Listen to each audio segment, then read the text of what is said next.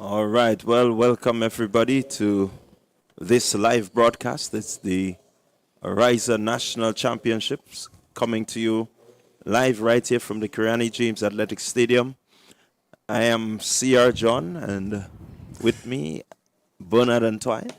Yes, Bernard Antoine. And it's a wonderful morning for track and field. The weather forecast is it's quite interesting. It speaks to mostly cloudy throughout the entire day. But what is of concern to the athletes would be the humidity. The humidity is supposed to be fairly high of 78% right throughout the day. Well, it does make for, as you rightly said, an interesting day. The athletes will have to acclimatize to the situation. It just may be an advantage for some, while some, they may just have to work harder to keep calm, keep cool, and get their events done. But we are here. We're going to be bringing you all the action in this, the 2025 edition of the Ariza National Championship. And it's really a packed program over these 2 days, Saturday today and Sunday. Real packed programs. We have 18 clubs participating today, 11 schools, and we should have some unattached athletes, and Guyana should be here with us also. So we, as you heard it, some 18 clubs along with the schools, and they are going to be putting on a show for you here today at the National Stadium. And we do hope that you stay with us as we bring all the action. And we want to say hats off to TNR Communication again for this production and doing all that they can do and to ensure that, the stream that you're getting is one of top quality. In fact, quality has been the unanimous consent with these broadcasts. They drone shots and they actually get into the event itself. So a wonderful job has been done and continue over these next 2 days. Of course, we are talking about the Ariza National Championship 2025 here at the James Athletic Stadium. So as we said to you, we have quite a packed program. And so we will be bringing you coverage of as much of these events as possible. So, John, what we have seen is a growth in the number of clubs, track and field clubs. So that to have 18 clubs participating today speaks really good for the growth of track and field in Grenada. Yeah, I want to agree with you there. Definitely the number of clubs registered and participating always indicates to you what is happening, on the ground in terms of the development of the sport. And so having these clubs, the quality that they would bring, definitely we look to see the competition. Many of them may be competing at the school level against each other, and maybe joining forces at their clubs. Some of them may at one time be competing at the club level but joining forces at the school level. So it makes for really good, interesting running and jumping and throwing. And that's the essence of competition. Good, friendly rivalry, and that's what we expect today. The Ariza National Championship is Grenada's way of selecting its national teams. Foremost, one can think about this as the first and foremost of the Carriacou trials, really. Yeah, definitely. These youngsters will be setting their sights on getting to the Carriacou standards and ensuring that they get themselves on that plane to Trinidad and Tobago. And speaking about Carriacou, we were just outlined to you very briefly, and we do that right throughout the 2 days, what the Carriacou standards are. And here comes the rain. A little drizzle right now. So if we have a brief look at the 100 meters, in the 100 meters, the character standards that the athletes are after today. 100 meters for female, it's 12.2 seconds. And for male, 10.8 seconds. Yeah, I do expect a few persons to make these standards. I think for looking at some of the sports meet that we had within the past few months, I'm expecting that we will see a few of our athletes at the under 17 category getting into that standard.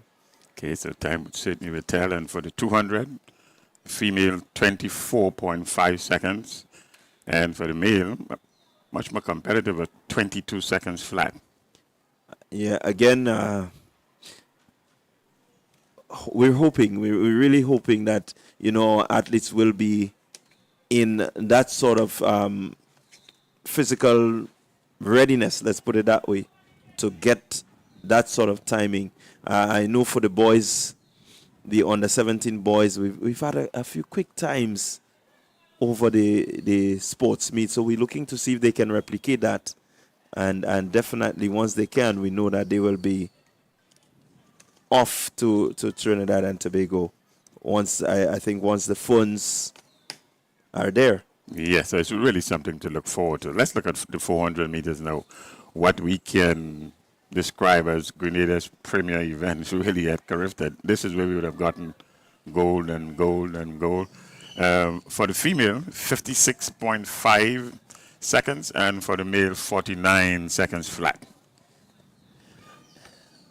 56.5. I'm trying to cast my mind back to the sports meetings that I visited, and trying to recall if I had anyone. I'm not certain, but I think as fast as we go through the days, I will look through my records and see, if there's anyone within that range, so that we can look forward to seeing them compete and maybe even lowering that standard.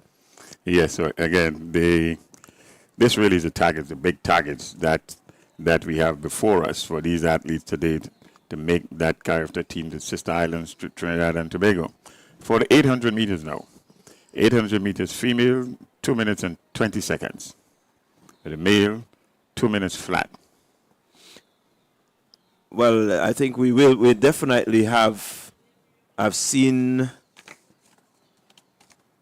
at the PBC Sports, young Mitchell, I think he certainly has that ability to get to that 2 minutes. And let's hope that he can do so, and maybe book his place. But I've seen him. I looked at him at the PBC Sports, and he was really strong in that 800 event. So we just may have an opportunity for one of these youngsters to travel to Trinidad to represent us at the Carifta Games. And we're still looking at the under 17. Now we are taking a look at the 1500 meters. It's 4 minutes and 55 seconds for the female, and the standard for the male is 4 minutes 16 seconds. Well, you talk 1500, and one name that comes to mind right away is Annalisa Brown. And so we're going to be looking forward to see Annalisa on the track in that event, the 1500. I think this is one of our pet events. Very much so. And then we go next to the 100 meters hurdles. It's an event that is gaining popularity in Grenada. So for the female, it's 15.8 seconds, and for the male version of it, it's a little bit higher. We use the bigger hurdles, or the higher hurdles. It's 110 hurdles, and the standard time is 14.5 seconds. 14.5 will be competitive. It will be a bit dicey, but I think, as you rightly said, the hurdles have gained popularity within the clubs, and definitely I'm going to be looking forward to see a few athletes, make that standard. I think I've seen quite a few of them working diligently, trying to make sure that they perfect the art, because it is an art. It's not just running, but you have to, have the technical competence to make sure that you get through the hurdles as fast as you can. And so I'm looking forward. This is an exciting event for me, because I think there are quite a few young men who have seen, over the past months, really trying to attack this event. And so it's going to be an interesting one. And quite rightly said, it's a real skill sport, the high hurdles. And 400 meters hurdles for female, it's 63.5 seconds, and for the male, it's 56 seconds. Again, hurdling at the 400, we have quite a few natural 400 athletes. Introducing them to the hurdles, again, they have to have the technical competence, but I think it's an area that we as Grenadians can really, try to push our athletes, because I think we have quite a few really outstanding 400-meter athletes, and if we can get them to compete within the hurdles with the sort of speed that they've been exhibiting, then you never know. We may just be able to look forward to medals, not just at national champs, not just at CARIFTA, but maybe even on the world stage. You are absolutely correct. And arguably, the 400 meters hurdles was one of the star events at the Paris Olympic. Wright Benjamin, and it was an absolute doozy. Really, it was. Let's have a look now at the field events, the standards. The javelin, the female, 38 meters. For the male, we're still on the 17. For the male, 58 meters. That's Grenada's event in CARIFTA. Yes, another of the events that we really do well at CARIFTA, at the CARIFTA Games, and I'm really looking forward. I'm not certain how this year will pan out for Grenada in terms of the javelin, but I do know that we have quite a few youngsters who, are trying. They're pretty close to that 58 meter. Maybe the level of competition here at the Ariza National Champs may just get them to get over that 60 meter barrier, and definitely look to put themselves amongst the names of the good and great javelin throwers that we've had over the years. Yes, you're not missing anything on in live action. We anticipate that momentarily we would officially start. We are going through what the standards are to make the CARIFTA team.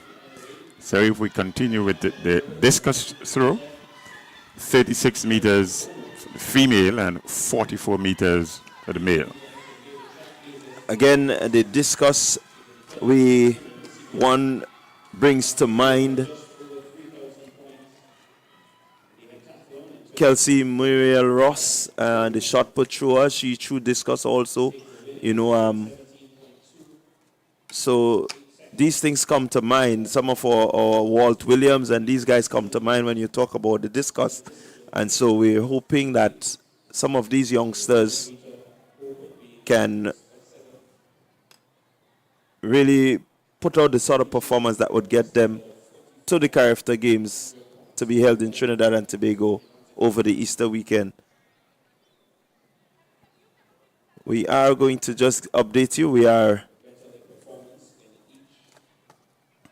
looking at what is here, and for the day, we can tell you so far the Heptathlon girls, they are in action, and what you want to understand is that their first event of the day, the 100-meter hurdles open, and we've just had some results in that. So the HEP is taking place presently. And as we know, they have the 7 events, and these girls, they will compete in these 7 grueling events, not easy events. And so far, the 100 hurdles, the girls have competed, and we have the first set of results coming in for that event.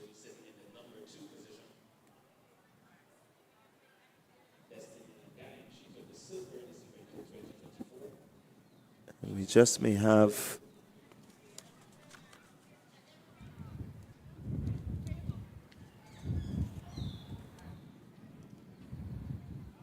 So we can look forward to a few of the young ladies competing in the heptathlon. We will have the likes of Talia Desant and Shantae Augustine and these young ladies, quite big names that we've known over the years in track and field here in Grenada. They will be competing in the heptathlon.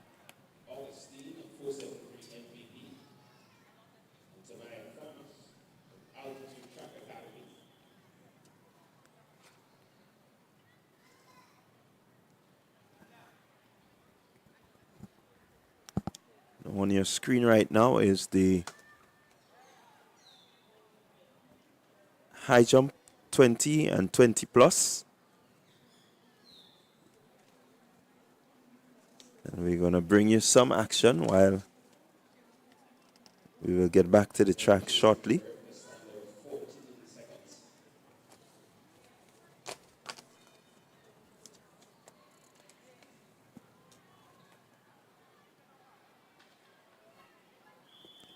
So you're viewing Neil Peters. He's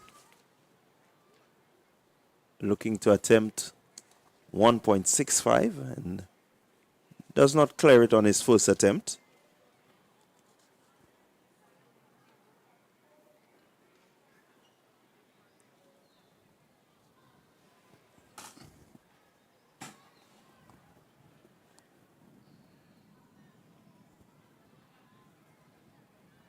And that was the athlete there from the South City Rising Stars.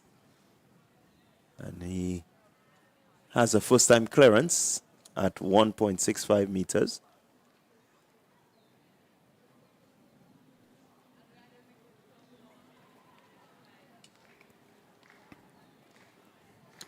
So we are going to witness this heat number 2, or flight number 2.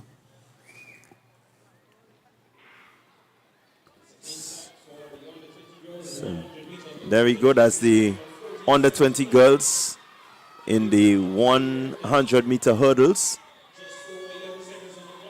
And really, MVP Shantae Augustine looking really smooth and going through the pieces there and completing that event in, I must say, we look forward to the time of that event, but she executed well. Well executed, and it's the second of the 14.52 seconds for Shantae Augustine of the MVP Track Club, completing in the 100-meter hurdles on the 20 girls. I think she has gone faster than this previously, and so maybe she will want to, just look at, maybe reflect on that run. So back to the high jump.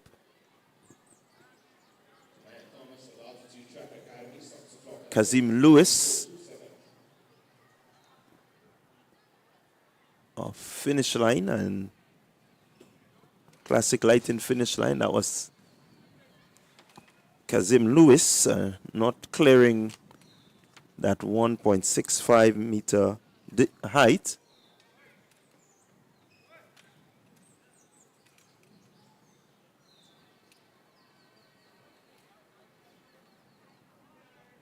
Second attempt there for Michael Modeste of the St. David's Catholic Secondary.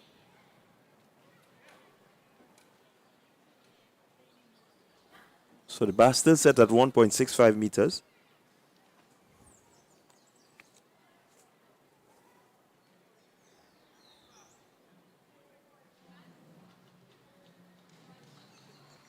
And we've just witnessed a clearance there for Neil Peters. So Neil Peters clearing 1.65 meters on his second attempt. So he can look forward to the next round.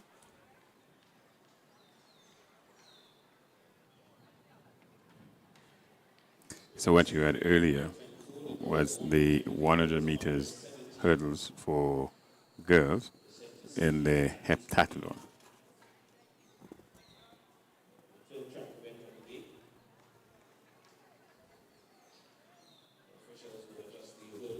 So again, another clearance.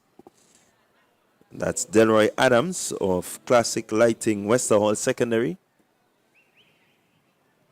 making his clearance on their second attempt.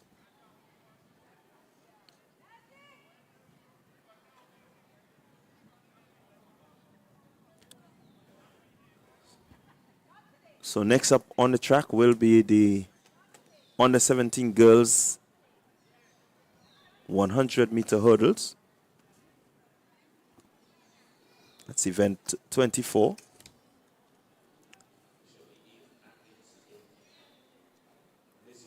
Marlon Thomas, Classic Light in Westerhall, with his clearance there of 1.65 on his second attempt. So he's all set to compete at the next round.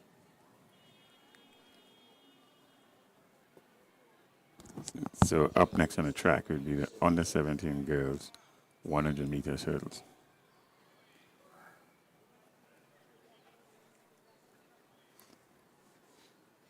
So now Lewis with his clearance.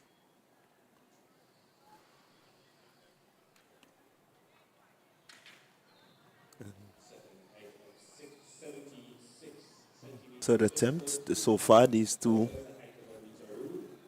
young men have cleared the height of 1.65. They cleared it on the third attempt.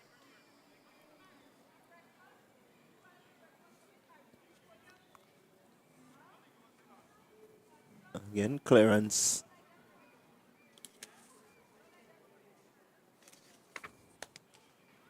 For that athlete out of the GBSS.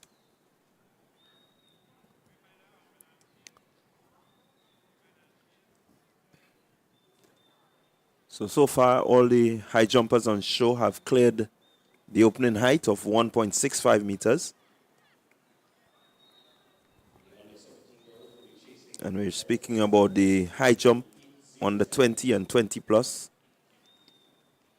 We have some 13 athletes registered in this one.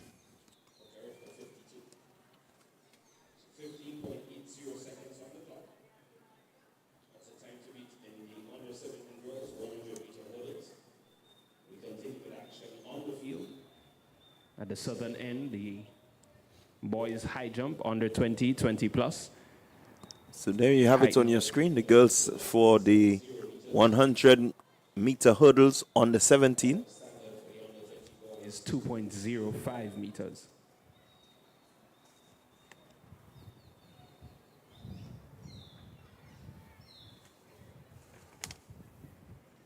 At 2.05 was enough to earn Timothy Greenwich the silver medal in this event at Carifta 51, right here at the Granny James Athletics.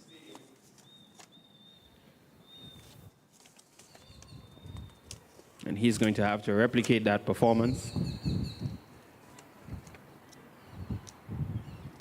if he's going to book his ticket to Trinidad.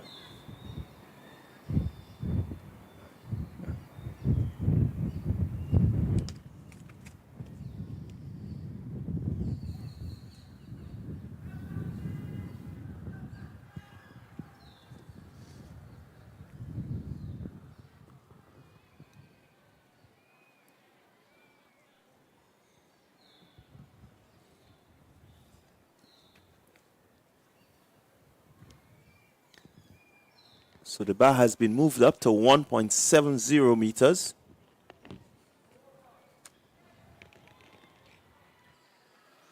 Easy clearance there for the athlete from SAS.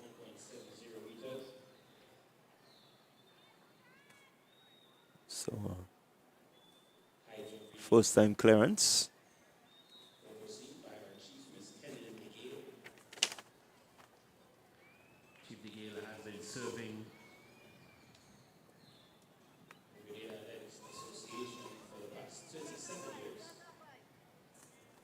Athlete there from the St. David's Catholic with also first time clearance at 1.70.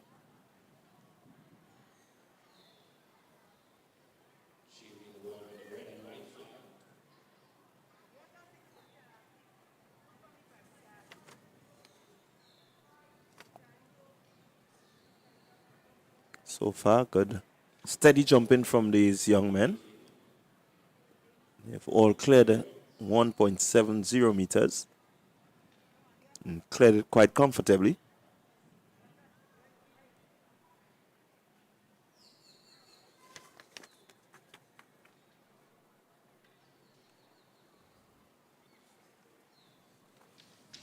And that was Adams of the Westerhall Secondary School, first time clearance also.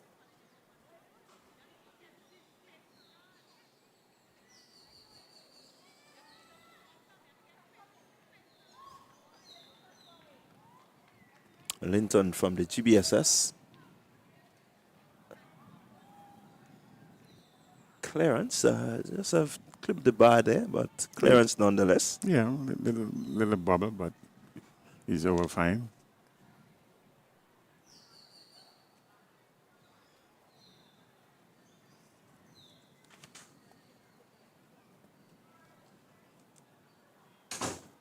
It's Daniel up next. That's 8 on Daniel. Aidan Daniel, classic lighting finish line. First time clearance at 1.70.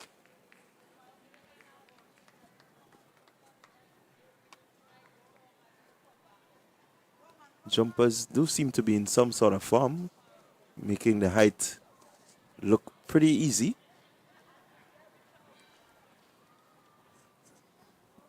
Yet another first time clearance.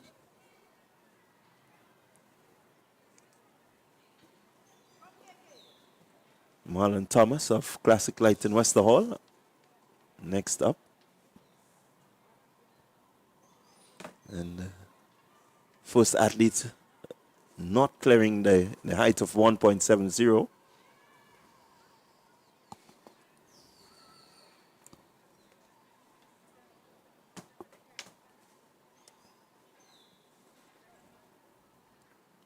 Next.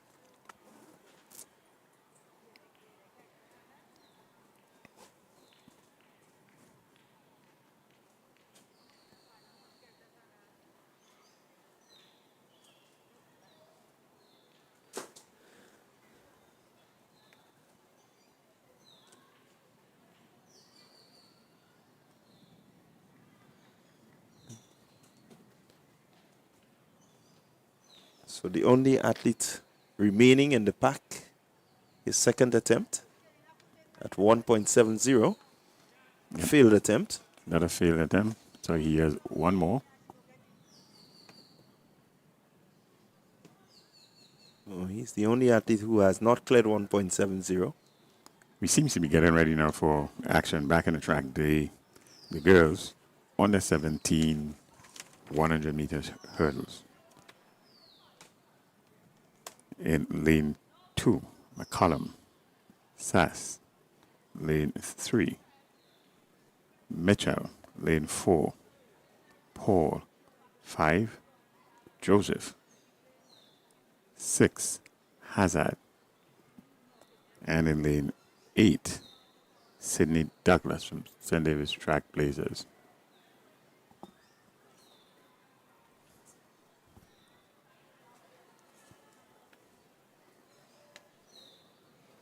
So it's lane 2, 3, 4, 5, 6, and 8 that's occupied. McCollum from Sass, Mitchell, Paul, Joseph, Hazard, Douglas, all facing the starters. Back to some action on the high jump momentarily.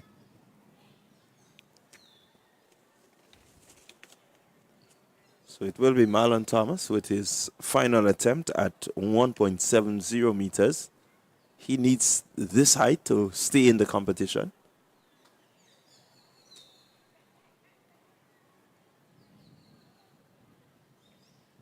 And unfortunately, he does not clear the height.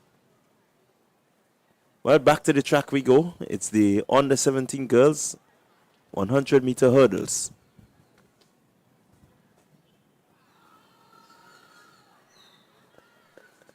We just had an infringement there. Yeah, lane 3, Kashanti Mitchell.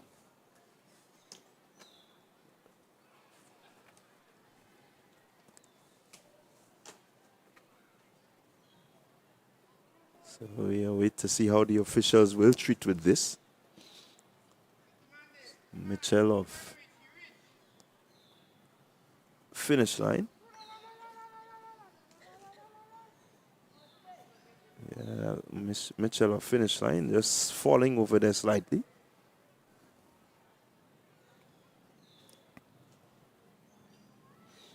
Bar now being set at 1.75 meters.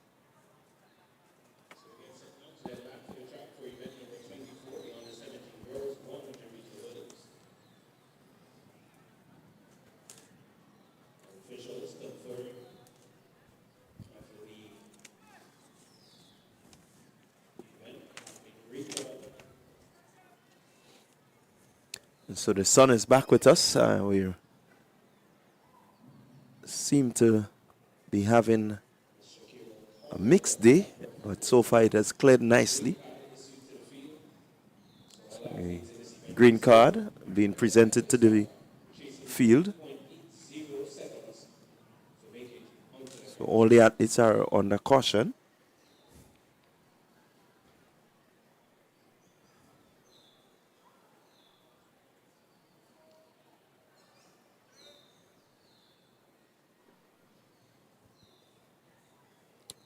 meters hurdles.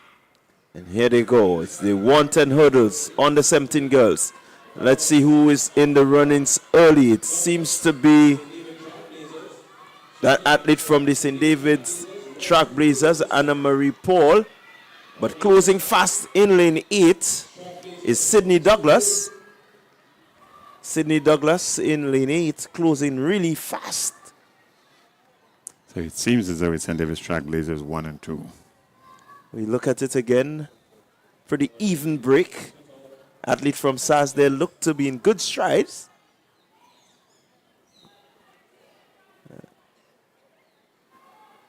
But in the middle of your track, looking good. But here comes Douglas, closing really quickly and picking up the win there from the St. David's Trailblazers.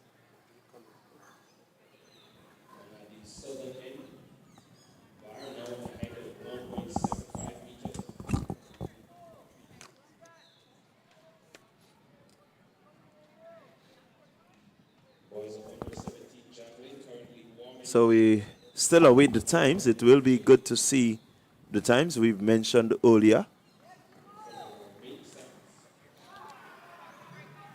And it's 17.28 seconds. Sydney Douglas from St. David's Trailblazers. It was a clean sweep. St. David's Trailblazers 1, 2, and 3. Hazard, it was in second position at 17.44. And Anna Marie Paul in third position, 18.84. Quite a long way away from the standard. Standard is 15.8 seconds. So we're back to the high jump for boys 20 plus. Clearance there for that athlete out of the... It's a height 1.75 meters. We are some ways away from the Carriacou standard of 2.05 meters. And let's see how this pans out for the rest of the day. Target is 2.05 meters.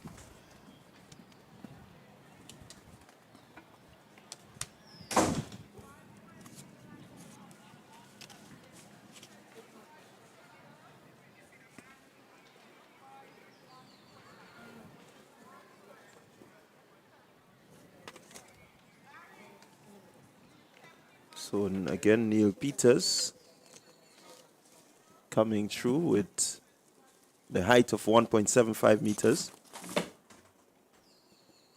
First time clearance.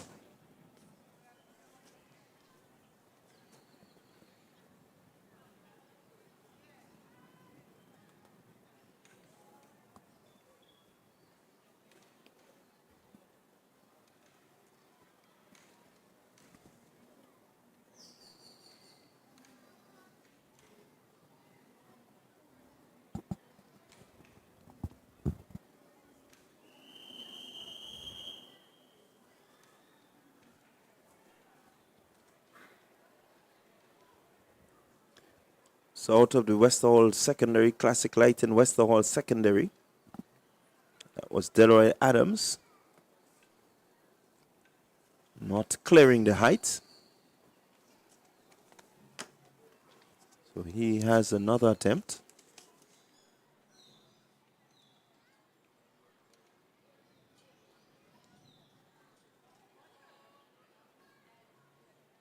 Linton from the Grenada Boys Secondary School with another clearance. Just dabbling around the bar a bit. But nonetheless, he's able to get over.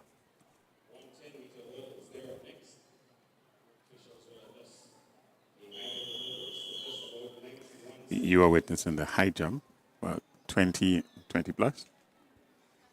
And the character standard is 2.05 meters. We are at height of 1.75, opening height of 1.70.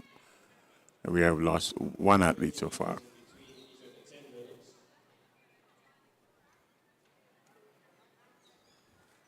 Again, easy clearance there for the athlete from the Finish Line Sports Club.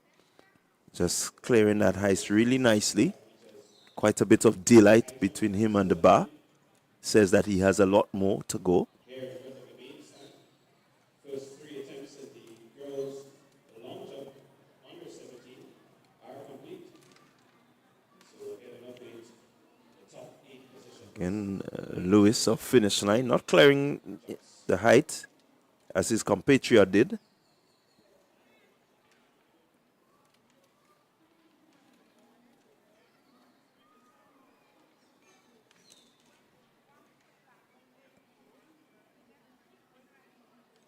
It's going to be Modeste of the St. David's Catholic.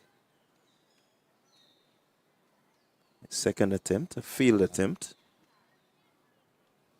The 1.75 meters seems to be posing a bit of a problem to some of the jumpers right now.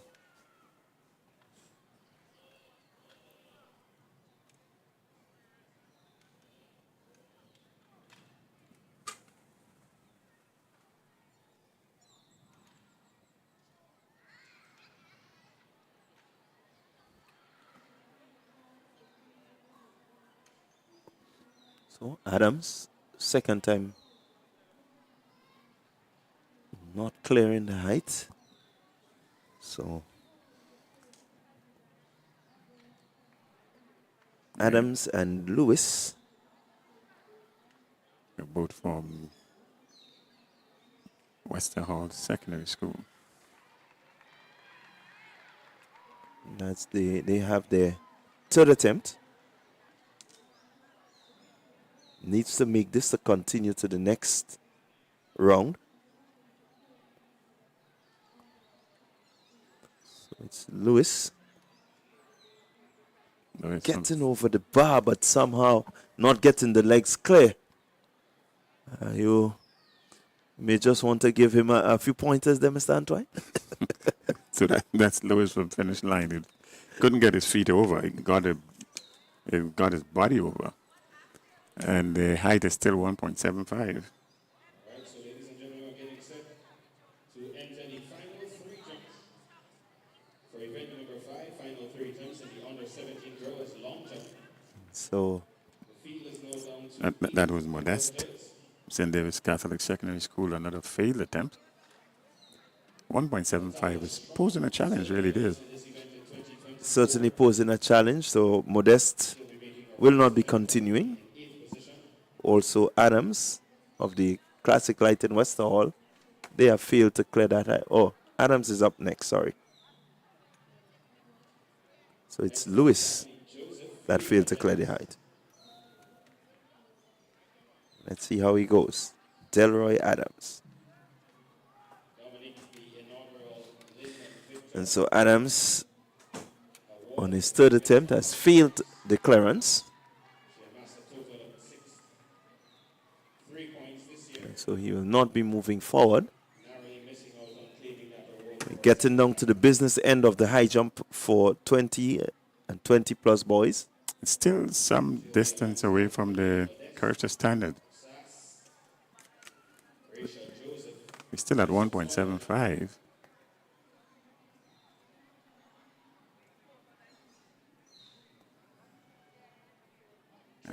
Now they will change the height to 1.80. So the new height of 1.80. 4.86 meters. She's in third position.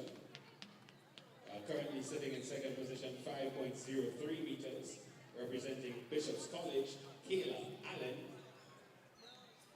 Currently leading So the bar the altitude track being set with the new height. this event in 2023. So she's your defending champion, 5.63 meters. She's already made the character standard of 5.50.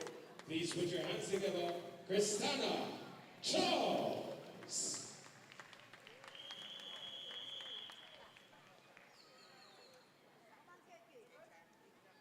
So it's 1.80 meters, the new height.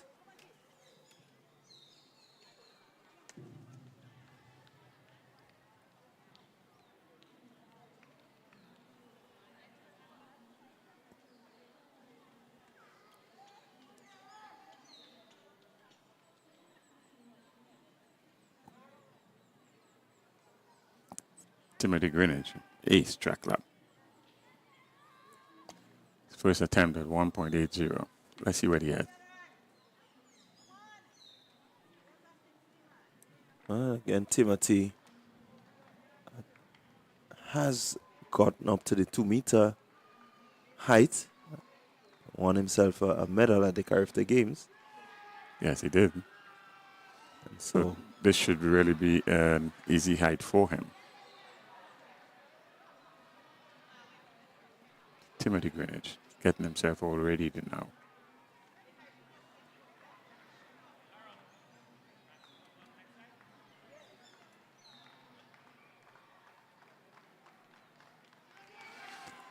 It's beautiful, easy clearance. If ever you want to see an easy clearance, that is one right there.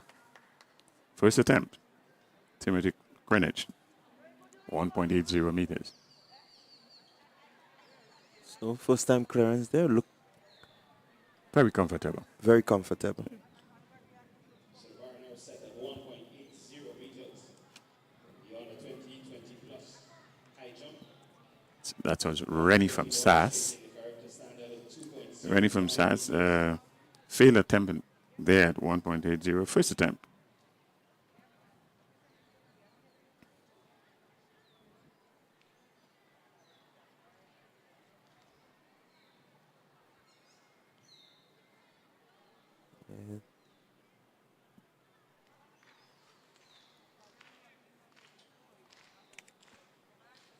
Here's Neil Peters. Classic Lighting, South City Rising Stars. That's another easy clearance.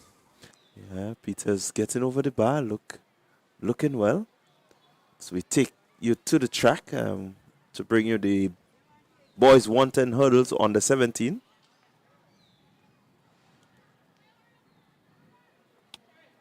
You can look forward to the likes of Deshaun Oliver of SAS in lane 3. So we get set for the 110 meter hurdles on the Noah Coutain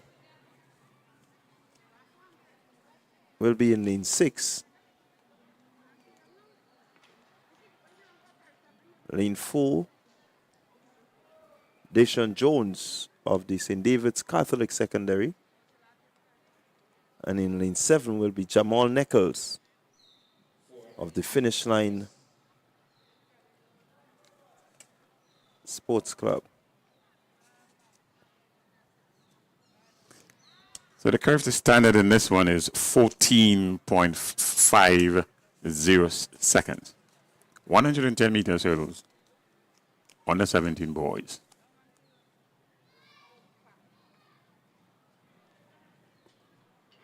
And here they go. 110 hurdles out early. Athlete there from St. David's Catholic Secondary in Jones. Has a little stubble there, but has the strength to clear.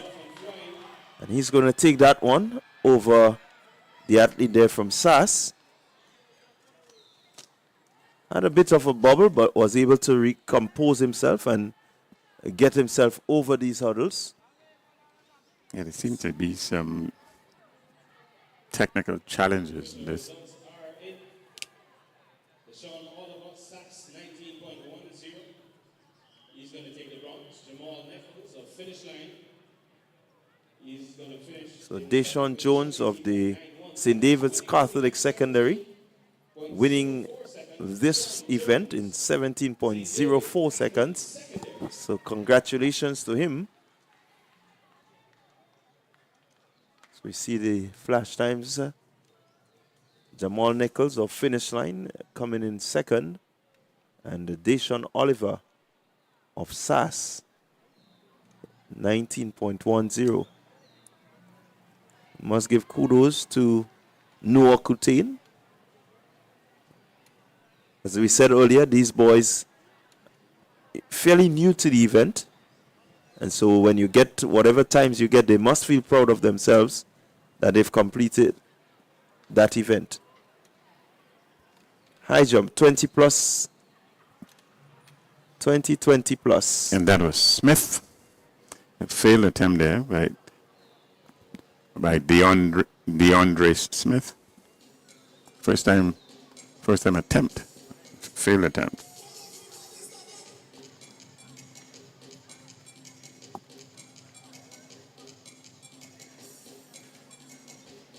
Height of 1 meter, 1.80 meters.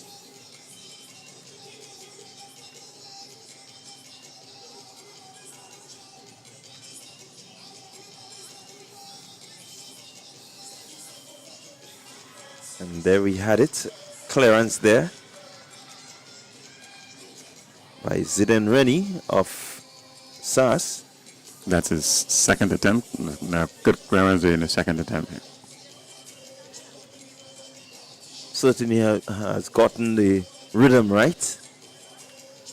And he cleared that with some height to spear, really. Says to you that he has something left and he can compete as the bar goes higher. Linton from GBSS is up next.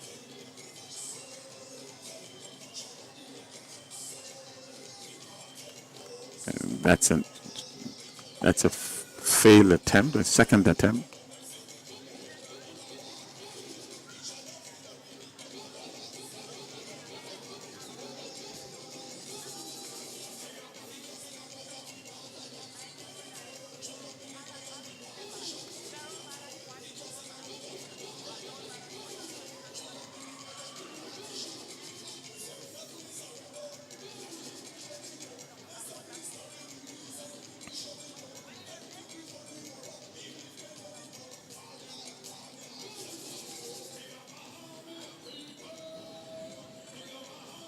So Adon Daniel of the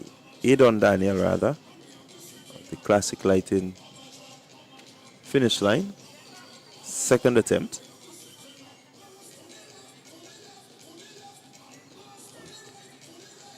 Goes out, not really feeling the rhythm there. I think he's done for the day in this event anyway. He just give an indication that there's something seems to be off, is it? No, he's going to try again.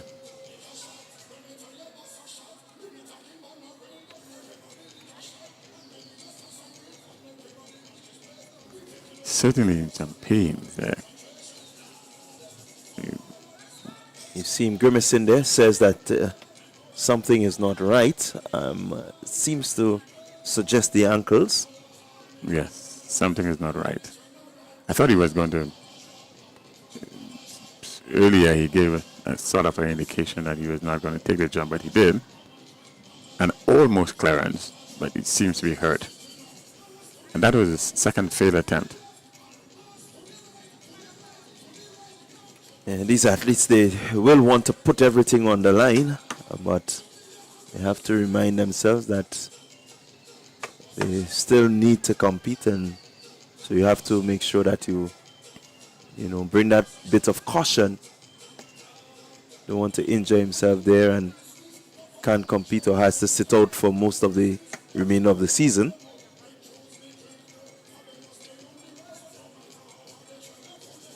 DeAndre Smith, finish line.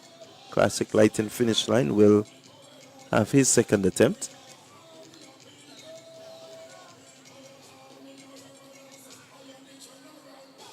Fairly easy clearance for Smith there. He had some height to spare. Looks quite comfortable there.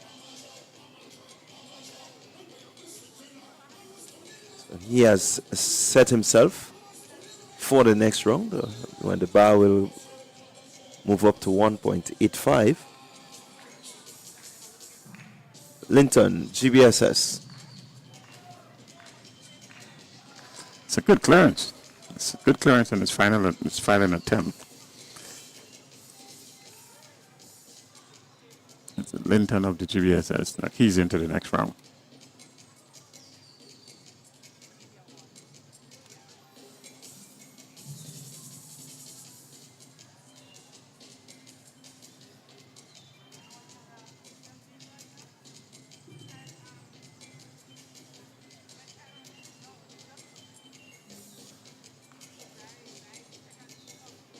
So it's the 20 and 20 plus boys high jump. We still have a few hurdling events to come on the track.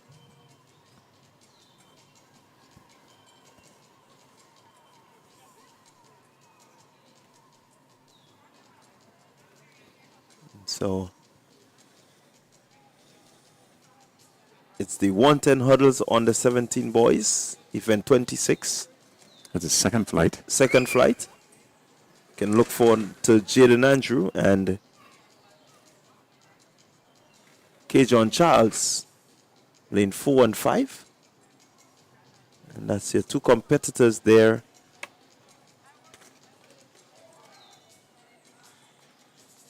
And they're representing the Altitude Track Club.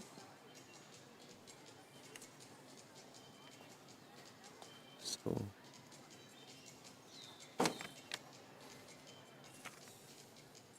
and this is a final event. The final of this event will certainly be based on time.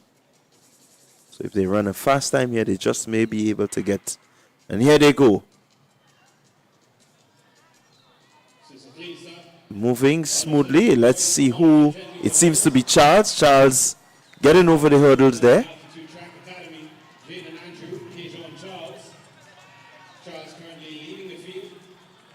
Not the most technical, but he did the job. Yeah. Like the other hurdles events before, there are some technical deficiencies. Yes, certainly. As we would not fault them much, we know that it's new to many of them. And so, as time goes by, the technique will be refined. And we're hoping that we can see quite a few of them on the world stage competing for Grenada. So there you had it, K. Charles, Altitude Track Academy, 20.76. Your winner, Jaden Andrew, in second. So again, the crowd, as we look at the crowd, just building up slightly. It's the Ariza National Championships 2025. And with the bar at 1.85 meters, that was the first time clearance for Timothy Greenidge, sorry. Timothy Antoine. It seems like the ECCB is running into my mind.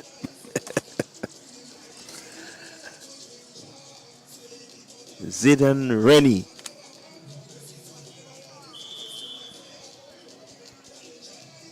That is the first time failure for Rennie. 1.85 meters. Next up on the runway, Neil Peters, classic lighting subsidy rising star. And that was his first attempt.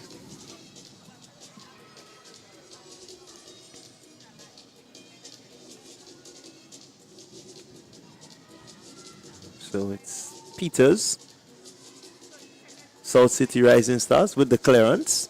Good first time clearance for Peters there.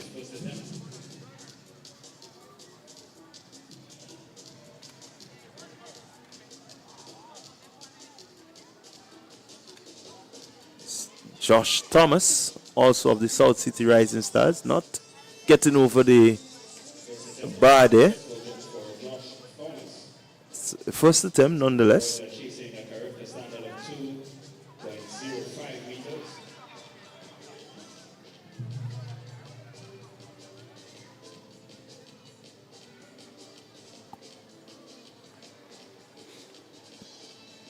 There's the Linton of the GBSS now with his attempt.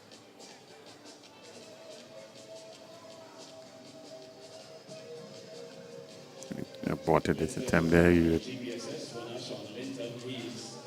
rhythm seemed to be a bit off there. It hasn't have to find that rhythm that can carry you around and up over the bar. Here's Linton.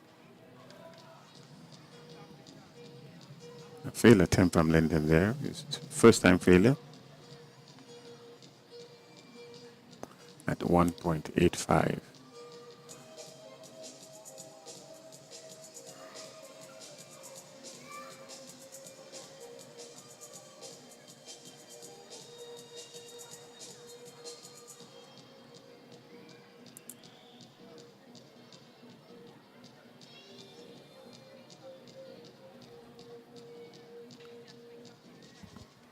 So DeAndre Smith of Classic Light in finish line on the runway.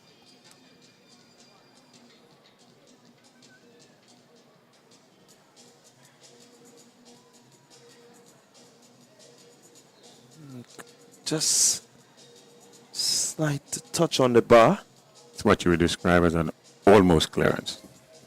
I quite agree with you. It's an almost clearance. He was just about there. So that was Smith with his first attempt at 1.85. First fail attempt.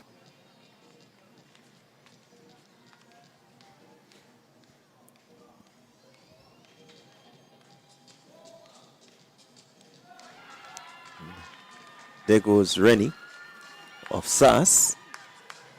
Good clearance there. Good clearance by Rennie there. Still not the smoothest of run-up, but did the job. I think if he refines that approach, he certainly can be a threat to that 2.2 meters. Oh, Thomas. Another good clearance there. And that was Josh Thomas of the South City Rising Stars clearing the height. He came into this meet with a standard of 1.85 being his best.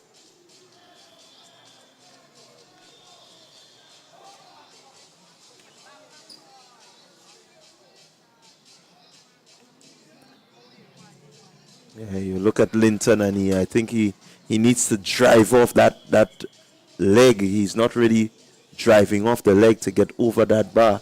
Yes, he seems to be out of sorts. So the rhythm is not there. And that's his second failed attempt at this height, 1.85 meters. And here is Smith now.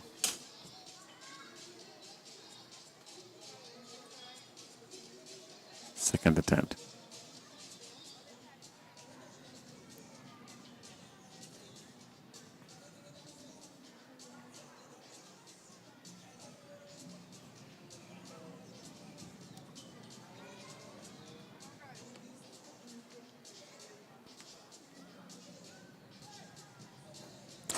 Smith with a clearance there.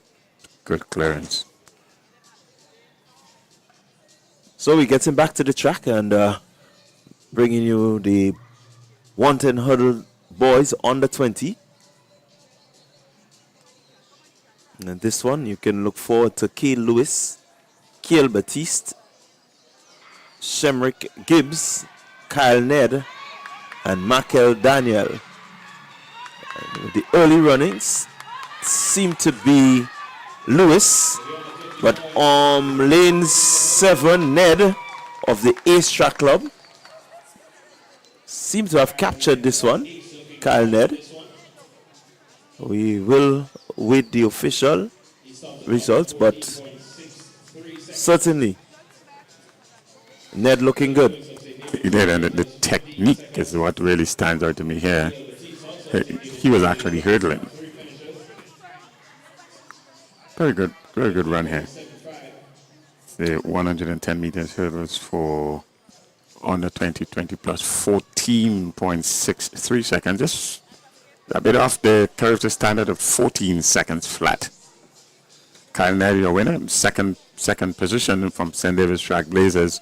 Cade Lewis at 15 seconds and 15.75. Another athlete from St. David's Track Blazers, Cale Batiste. Yeah, certainly a good run there by Ned. Just a few seconds off. With quite a few events to come before the Carifta Games, one may hope that he can, set him sights on that 14 seconds barrier. Has the technique. You can see the technical competence is there. Maybe just needs to refine a bit more. Yes. Work on getting over there, keeping the body low, coming off the hurdle. And it's a rhythm event, really. You have to get everything right on the day and on the jump, on the event. You have to get everything right. It's 1.90, the new height in the high jump, and up first will be Timothy Greenidge, Ace Track Club. Timothy Greenidge from Ace Track Club is up next. The boys are chasing back a Carifta standard of 58 meters. Greenidge just... That's his first miss. That's his first miss, yes. And he was over the bar, but again, the failure to get the legs out the way.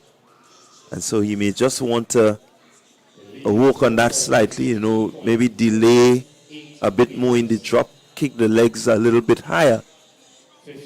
No, it's Rennie from SAS.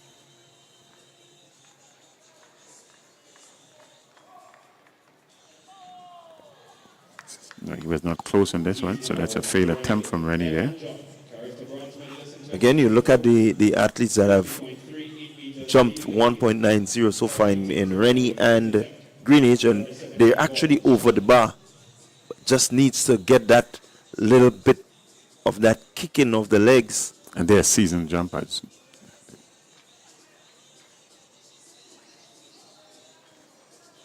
Peter's next. Another failed attempt, another almost. That was Peters there.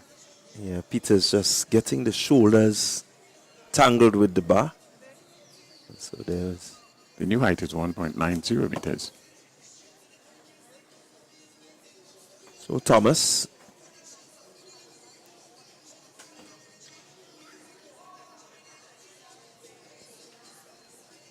No, I don't think he was close in this one.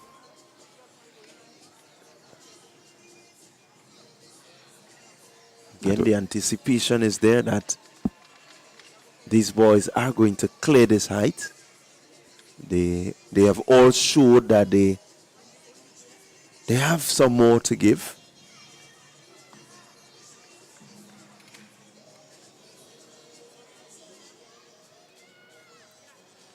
So of course, you're witnessing the Ariza National Championship here at the Karani James National Stadium. Bringing you the boys 20 and 20 plus high jump.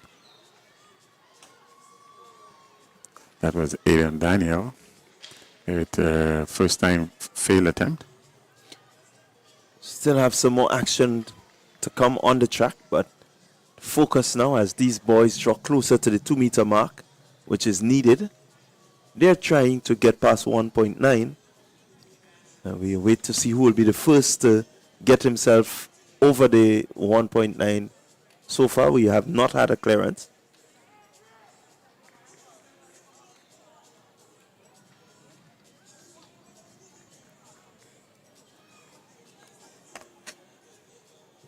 And coming up shortly on the track will be the heat for the 100-meter boys open. Yeah, this is Smith. It's first attempt at 1.90 meters.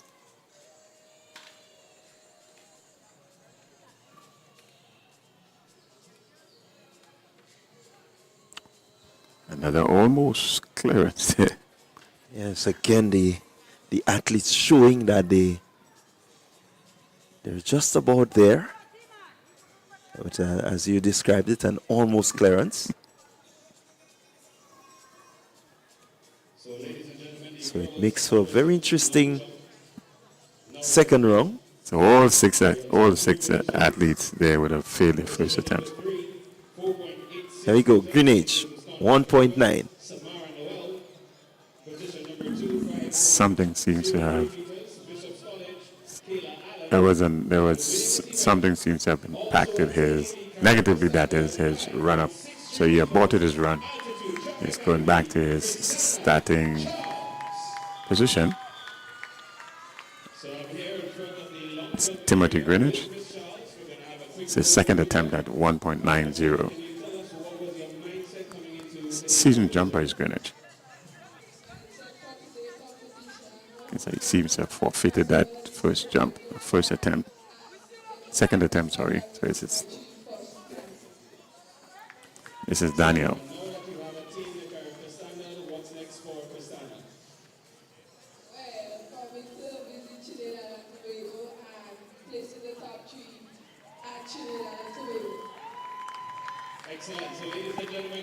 So that was Daniel, and that was his first attempt.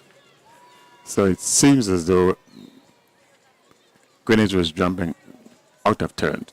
That's what it seems. So he was called back. Now here's Greenwich, second attempt.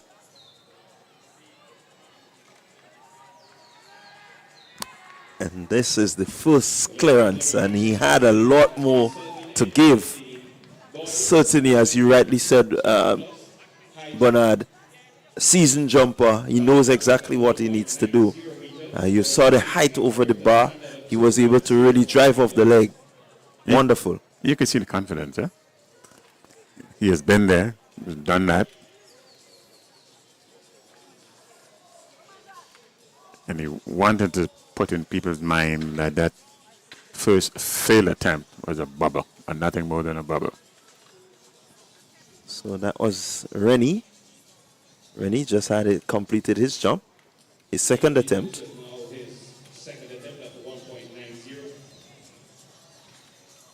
So he has one more attempt at this height, 1.90. He's another seasoned jumper already. Peters, South City Rising Stars, looking to get over the 1.90 bar that is set.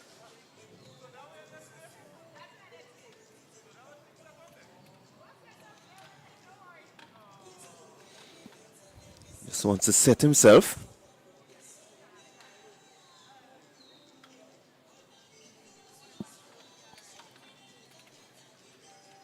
He didn't look comfortable in this one. So it's a failed attempt for Peters. That's his second failure at 1.90. Yeah, you look at the attempt there, and he was driving for the bar very early, not looking to really get up, but he was trying to get himself towards the bar. Josh Thomas, second attempt. Again, feeling to cross 1.9. It will be a good achievement for him. His best coming in was 1.85. He just would have equaled his best in his last successful jump. So this is new territory right here for Josh. And that's what these meets do. They bring out the best in you. They challenge him to go past that 1.85 for the first time. So Adon Daniel finish line with his attempt, looking to clear 1.90. Look at the approach. So that's his second failed attempt, Daniel. Yes, you will have one more shot at this. Thus far, we have had a single clearance at this height. That's Timothy Greenwich.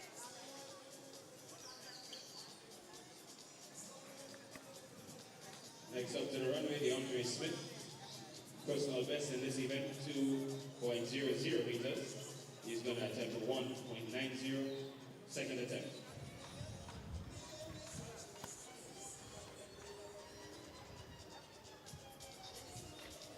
So Smith looking to clear 1.90. Just looking to compose himself, get the mind ready.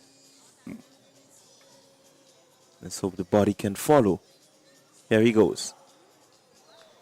And another successful clearance. He's a 2-meter jumper.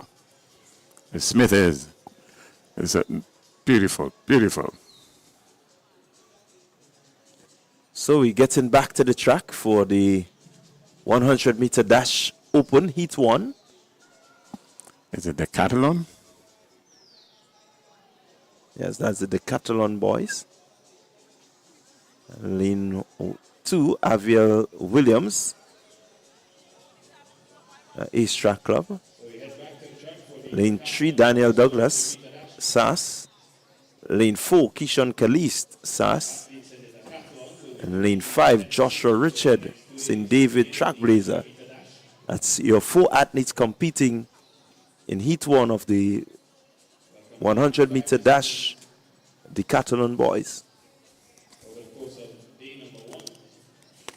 So again, just a reminder of viewers, these boys will be taking part in 10 grueling events over the 2 days. So it's heat 1 of 2.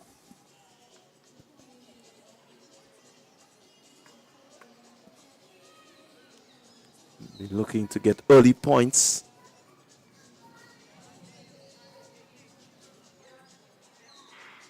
And here they go. 100-meter early running, Ace in Williams. But on the outside, it seemed to be Richard of the St. David Trackblazers. He really did what he had to do. Looked rather smooth coming to the end of his run there. Just seemed to be clipping Aviel Williams of Ace Track Club. 11.28 the flash time. Look at him there, Bernard. Let's go through the pieces as you look at him. Nice upright running there. The center of gravity is well positioned. It's a good run, 11.28 seconds. You will get some points for this. 11.34 is the runner from Ace Track Club. That's Aviel Williams. And third position, 11.86, Daniel Douglas. Of course, these are points, so they all add up. So every time that you would have posted goes towards some score, 12.04 seconds, the athletes from SAS. We back with the high jump. So that was Josh Thomas there of the South City Rising Stars, failing to clear on his third attempt, so he will not be moving forward.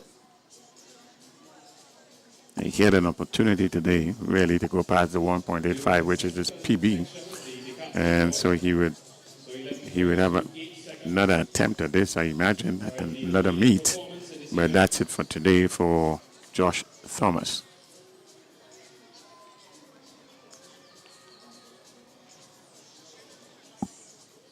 Up next will be DeAndre Smith. No, DeAndre Smith. No, that's Adon Daniel, rather, of the Finish Line Track Club. That's his final. Well, that's his third attempt at this height. Third attempt. Still seem to be struggling with the ankles somewhat. He's giving it his best. And he does go over in a bit of pain. He's grimacing, but he's doing the job. Good jump, but it's a successful jump. It's a good height, 1.90 meters. So Aiden Daniel, Timothy Greenwich, and DeAndre Smith. These are the three athletes who have successfully cleared this height of 1.90 meters.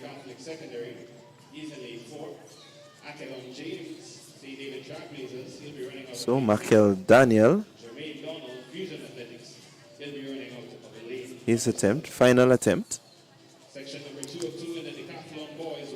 Again, another almost clearance. Close, but not successful in there.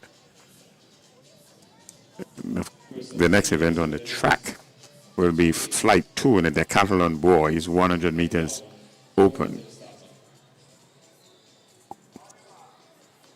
So we getting ready. Lane 3, Lyndon Archibald, SAS.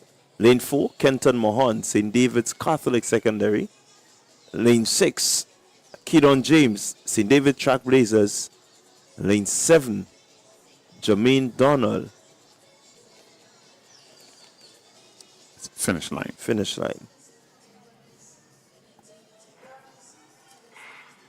No, Fusion Athletic rather.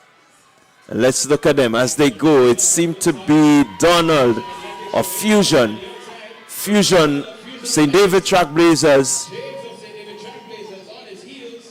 Right there, but Fusion Athletic in that of Jermaine Donald taking this seat in the boys decathlon, a 100 meter. So that's the first event.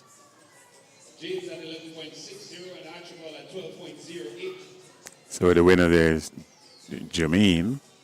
Fusion, 11.33 seconds. James at St. David's Trailblazers, 11.60 seconds. Archibald from SAS, 12.08. And Kenton Mahon from St. David's Catholic Secondary School, 12.86 seconds. That's the first of 10 events in this grueling event over 2 days, the Decathlon boys. Yes, certainly these boys have started the day and started well. As they go along in the event, the points will accumulate. You want to make sure that you have enough strength, enough willpower to complete 5 grueling events today and come back tomorrow and get another 5 in. These are the strong men in track and field. Yeah, they call them the Iron Men of track and field. The Iron Men. Back to the high jump, though. It's turning out to be rather competitive, this. Antoine. It's good first-time clearance for Greenwich there. Greenwich with clearance of 1.93.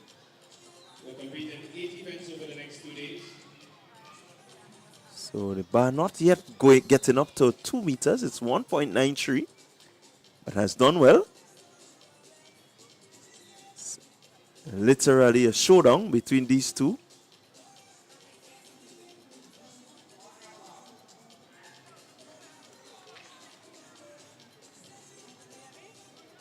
Neil Peters.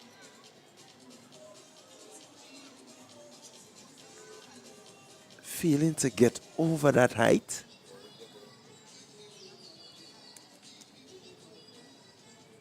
So we go back to the track. It's the heat 1 of the Heptathlon boys. One under 17. Here they go. 100 meter dash. Heptathlon boys. It seems to be Dante Oliver, but look at the middle of the track. It is from MVP. It seemed to be Javid Noel taking this one.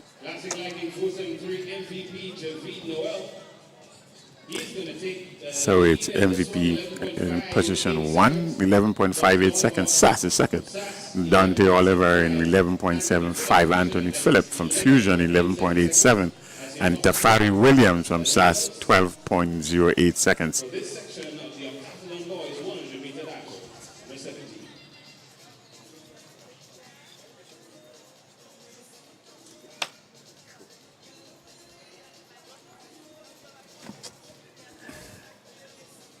So heat one of the boys Heptathlon, that's the under 17 boys.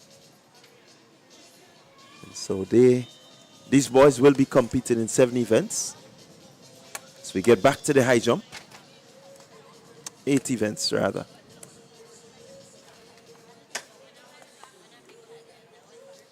As we see a clearance there.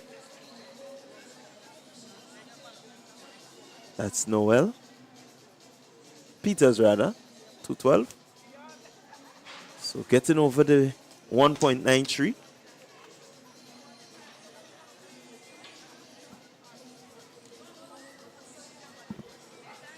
So thus far we have Greenwich and Peters would have cleared his height.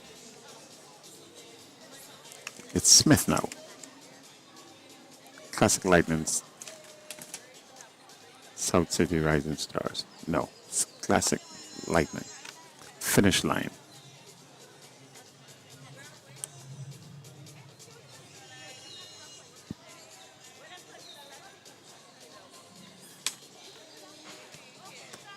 As I say, good afternoon to you wherever you are viewing this live broadcast of the Ariza National Champs 2025.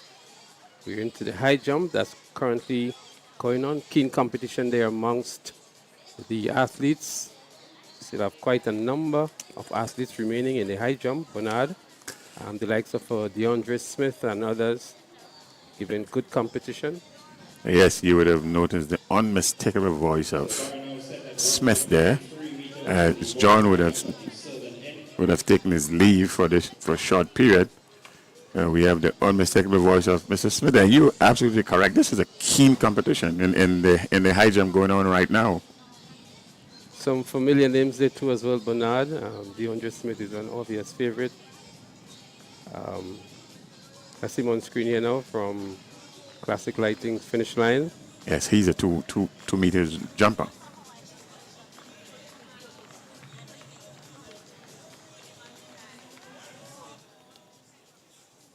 Didn't look technically sound on that attempt.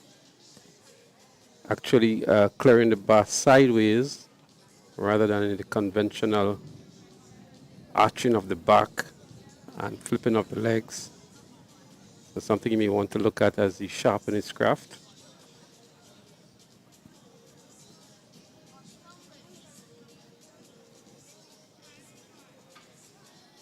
It's good to see too, Bernard. We have the Heptathlon for the under 17 as well. And we saw the first of the 100 meters for the boys in the Hep under 17.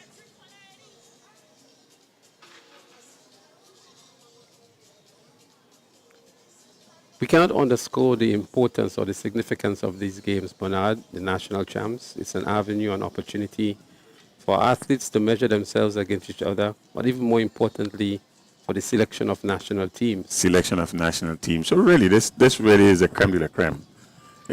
All things track and field in Grenada. I'm sure there are many, many viewers and pundits who are here just to gauge the secondary schools. Some of the secondary schools have entered as secondary schools. Some of them are, the majority of the athletes are part of the clubs, especially those schools in St. George's. You're absolutely so correct. there are 11 schools registered and 18 clubs, and there are still some athletes that are unattached. So, for example, you may have gained accustomed to seeing the Tantin Bullets. There is no Tantin Bullets. But I can tell you the students or the athletes from the Anglican High School and the GBSS that form the core of Tantin Bullets would be part of the 473 MVP, South City Rising Stars, Velocity, and all the other clubs that are in St. George's. A plethora of clubs in the St. George's area. But it's also good to see a number of clubs in the outer parishes. We see Western Rockets from the western side. There are 2 clubs from St. Andrews, so there's ACE and there's Altitude, and there's also SAS participating as a school.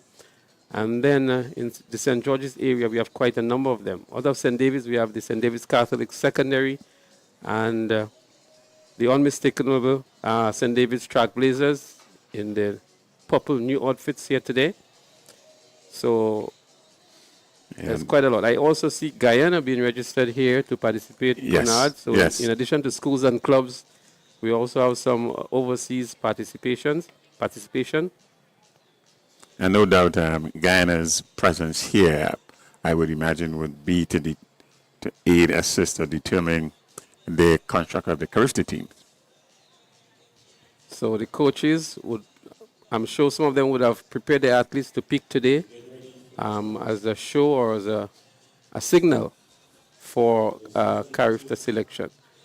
So we're still in the high jump, and there's going to be an attempt here now by the athlete from ACE, and that should be Timothy Greenidge. So Timothy Greenidge is out of the St. George area, but he's now been coached by Wayne McSween of ACE Track Club.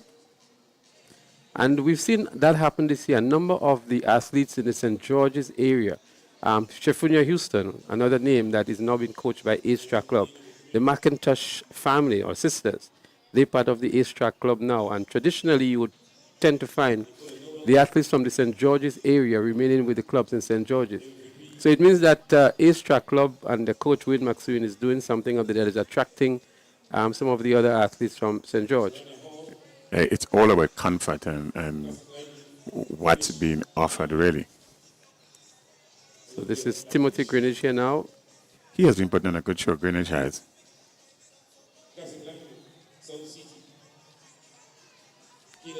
Nice clearance indeed, a comfortable clearance as well.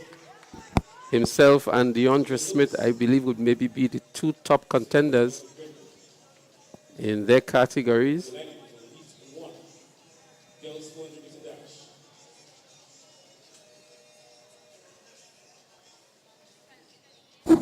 In a moment there, we're going to have the 400 meters for the under 15 girls.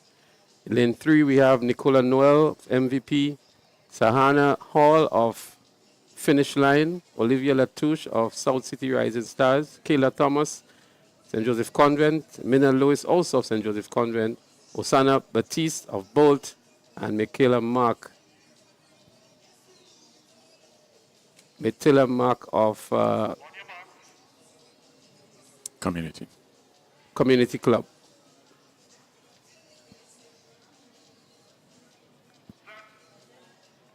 They're up and running. It's a nice clean start to the girls 400 meter dash on the 15 heat 1. And making up the other stagger, we see South City Rising Stars, Olivia Latouche. She's gone out in a flash. Latouche for South City Rising Stars. That's the classic lighting South City Rising Stars.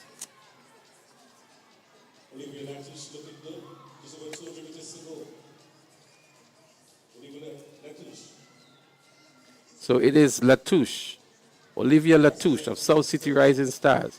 And making a move is Sahana Hall of Classic Lighting Finish Line. But these are the two contenders for this race, Latouche and Hall. Latouche for South City Rising Stars, trailed by Sahana Hall of Finish Line. Just about 30 meters remaining in heat 1 in the 400 meters for the under 15 girls. Sahana Latouche now in the lead, a slight lead over Olivia Latouche, and Finish Line in the likes of Sahana Hall wins this first heat. Olivia Latouche picks up the second position. Time of 67 seconds, 67.46 seconds. Latouche in second, 68.12. And Minel Lewis of SJC, 68.89. The top three finishers in this heat. And it really, Smith, it has gone according to the billing or the seeding, because Hall came into this meet with a best time of 64 seconds flat. And in next best time was in fact Latouche, Olivia Latouche, Classic Lightning. She came in with 62.17 seconds. And Noel is 64.26 seconds. So this went according to the form books, really. Well, this is the under 15 category. So if they are making a challenge for the Carifta, they're very, very far away from the standard. In the girls under 17, the standard is 56.5. We're getting ready for Heat 2. Heat 2 would see Gavia Walker of SAS in lane 2. Colin Ned of Classic Lighting South City Rising Stars in 3. Ariel Edwards of Classic Lighting Finish Line in 4. Aria Mitchell, she's out there in lane 5. She's from Sprinters Athletics Club.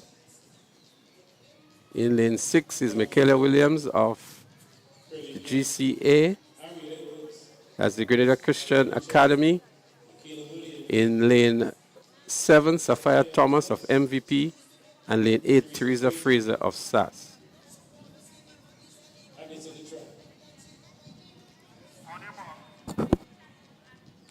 We've been called to the starters orders here now. Heat 2 in the girls 400-meter dash under 15. They're up and running. It's a nice, clean start to this one. And making up some early starter here is Gavia Walker of SAS. But also looking good is the athlete from Sprinters Athletics Club.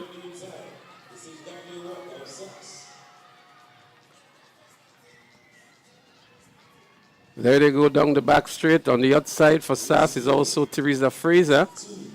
Fraser is in a good position. So too is Gavia Walker of SAS. SAS in lanes 2 and lane 8 at the moment. The top 2 in this event. MVP in the likes of Sapphire Thomas is making some good grounds. But it is in lane 2. Gavia Walker of SAS. Very impressive performance at the school sports this year. As a matter of fact, she, I think, broke the record in the 400 meters. But it is Walker of SAS, followed by Teresa Fraser, also of SAS, to pick up the top 2 positions in Heat 2 of 4 in the girls under 15 400-meter dash. It's a very dominant run by Walker there. 62.70 seconds. And so it's SAS 1, SAS 2. Fraser in second position at 64.60. And South City Classic Finish Line with 6 in third position. That's Edwards at 67.07 seconds. So a good representation there for SAS 1 and 2. Ariel Edwards, as you mentioned, in third. And it's just the second of the 4 preliminaries. The top 8 times would contest in the finals later on this afternoon. The high jump continues. And it's DeAndre Smith. Sorry, it's Aidan Daniel of Classic Lighting Finish Line.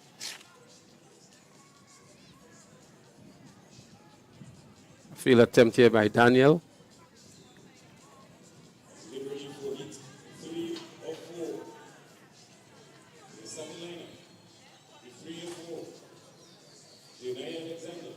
We're going to go trackside now for the lane assignments for the third of the 4 heats in the 400 meters. Lane 4, Emma Frederick. Lane 5, Samaya Andrew. Lane 6, Shaquanda Paul. Lane 7, Chilina Palchu. And lane 8, Eliza Rose Benjamin. Your starting lineup for Heat 3. Well, there you have the starting lineup for Heat 3 or 4 in the girls 400-meter dash under 15. Alexander, Fernandez, Frederick, Andrew, Paul, Ponchu, and Benjamin. There they go. Good start, although the athlete in lane 4, Emma Frederick of McDonald College, a very slow start. But making an early run here is Dwayne Alexander of the Grenada Christian Academy. Up front from the St. David's Track Blazers, Eliza Rose Benjamin with a good lead. Alexander of Christian Academy in the second position as they go down the back straight, running for a good time to get into the finals. Eliza Rose Benjamin continues to lead over Dwayne Alexander of the Grenada Christian Academy. And then we have Jelana Panchu also doing well. But it is still Eliza Rose Benjamin But now on the inside, Duenia Alexander emerges into the lead as she comes around the turn to head into the home straight. Alexander of the Grenada Christian Academy. McDonald College making a good run back for it too in Emma Frederick. And then Shakunia Paul of the St. David's Trailblazers also making a good push for a second position. But it's Duenia Alexander of the Grenada Christian Academy. And then Shakunia Paul of St. David's Trailblazers picks up the second position. McDonald College Emma Frederick picks up the third position. Bernard. Alexander taking this one a well calculated run with she had to reel in really Eliza Rose Benjamin, who did all the early running. So it's Alexander, Grenada Christian Academy, 62.47 seconds, a good time. In second position, Shaquanda Paul, St. David's Trailblazers, 63.62. And in position 3, 64.17 seconds, Emma Frederick. Well, the girls in the under 15 category making a stake for a position in the finals later on. The high jump is still in progress. The bar is now at 2.0 meters. So this is where we say it's the money end of the competition. This is where you do the separation of the boys from the boys. Well, we can tell you for the high jump, all of the categories were jumping together. So they just have one event in the high jump, but they would distinguish or separate the different categories to come up with the overall winners for the categories. So I believe we have still remaining the jumpers in the 20-plus category, or maybe the under 20 category, in the likes of Smith, Daniel, and others.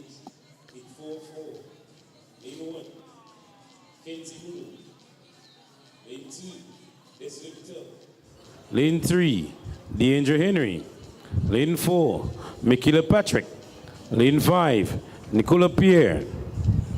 Lane 6, Jenny Alexander. Lane 7, Makila Abraham. And with the lane number 8, Jada Calder. Well, there you have it, the lane assignments for the final of 4 hits in the girls 400 meters in the under 15 category. SAS, Community Combined. And they're up and running. 400 meters under 15 girls. The final heat here. In lane 1, Kenzie Mudu of SAS. Destiny Baptil is also there in lane 2. On the outside, we have from St. Joseph Convent, St. Andrew, Makelia Abraham. Jada Cowley also from South City Rising Stars. And Janae Alexander of Southern Pros. These are the top 3 there at the moment. Convent Grenville. And the likes of Makayla Abraham. So it's Abraham of Convent Grenville. Making a move now is Janae Alexander of Southern Pros. In the white and black with a very nice lengthy stride is Janae Alexander of Southern Pros. As they rounded the turn now to head into the home straight. It's a very close one. Convent gets into the wrong lane, is it? The 2 athletes in the same lane. I think there's going to be some disqualification of the sort here. But it is Janae Alexander, it is Makayla Abraham of St. Joseph Convent over Janae Alexander of Southern Pros. We may just see a disqualification here, Bernard, as 2 athletes ended in the same lane. Yes, there has been a bit of a lane infringement at the top of the 100 meters. So it was exactly where the lines crossed over. So the official results as posted now has Makayla Abraham of SJC in 64.86, Janae Alexander of Southern Pros in 65.59, and the Collier pair of Sprinters Athletics Club in 3rd. This was the final of the 4 hits, Bernard, in the girls 400 meters. And we have not really seen anybody challenge for the under 17 character standard. Not yet. But these are just the under 15. The character standard is set for the under 17s. And I believe when we get to that category, we may see some times coming much closer to the character standard. It's a good indication of what might happen at Intercall, though. All of these young ladies would be at the Intercall, I would imagine. Well, young Abraham from St. Joseph Convent, St. Andrew. But we go trackside now for the lane assignments for the under 17 category. Starford. Lane 7.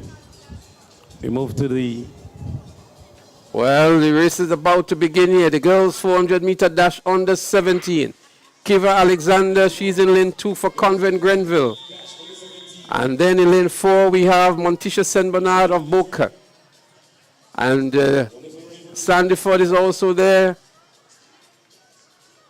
Ronika Joseph of Grenada Christian Academy out there in lane 8. But making a good run on the inside is the athlete, looks like from Bishop's College, St. Bernard. It's actually Bishop's College from St. Bernard from Bishop's College, who's in the lead at the moment. It's good to see carriacou in the house. They had the track and field meet sometime last week, and they're here ready to go and ready to represent.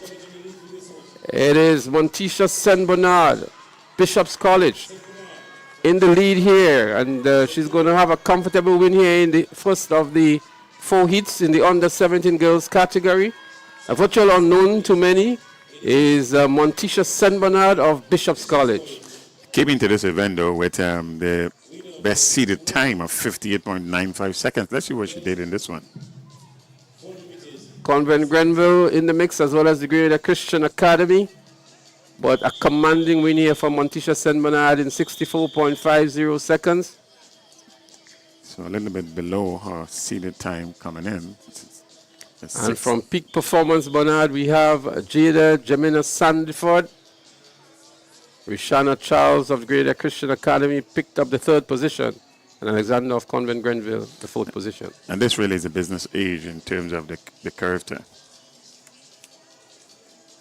The character standard at under 17 is 56. So it's going to be some fireworks later on, Bernard, as these athletes look for positions into the finals.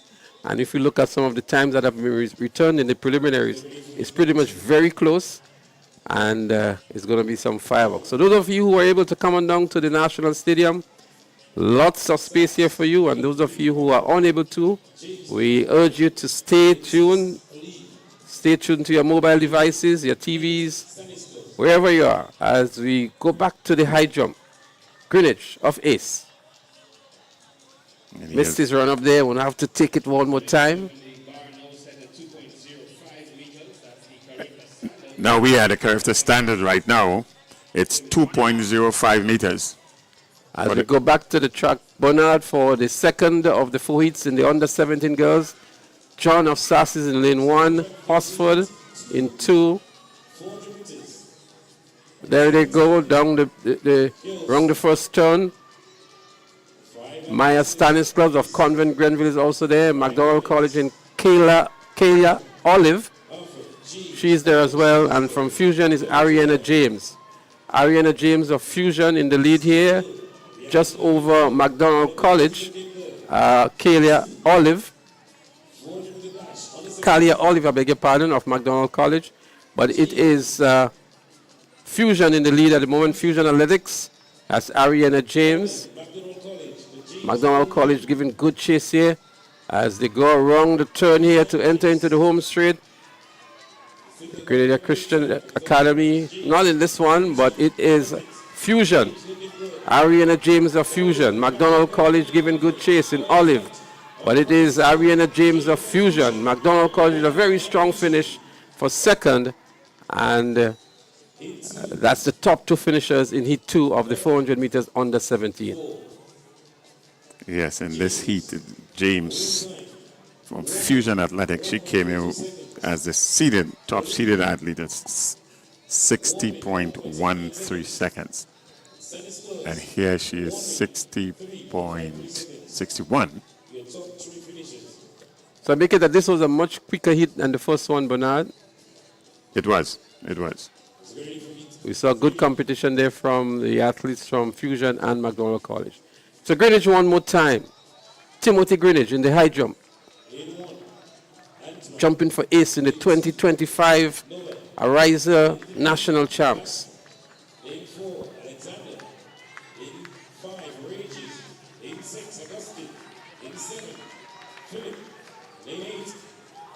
Almost cleared here by Timothy Greenwich.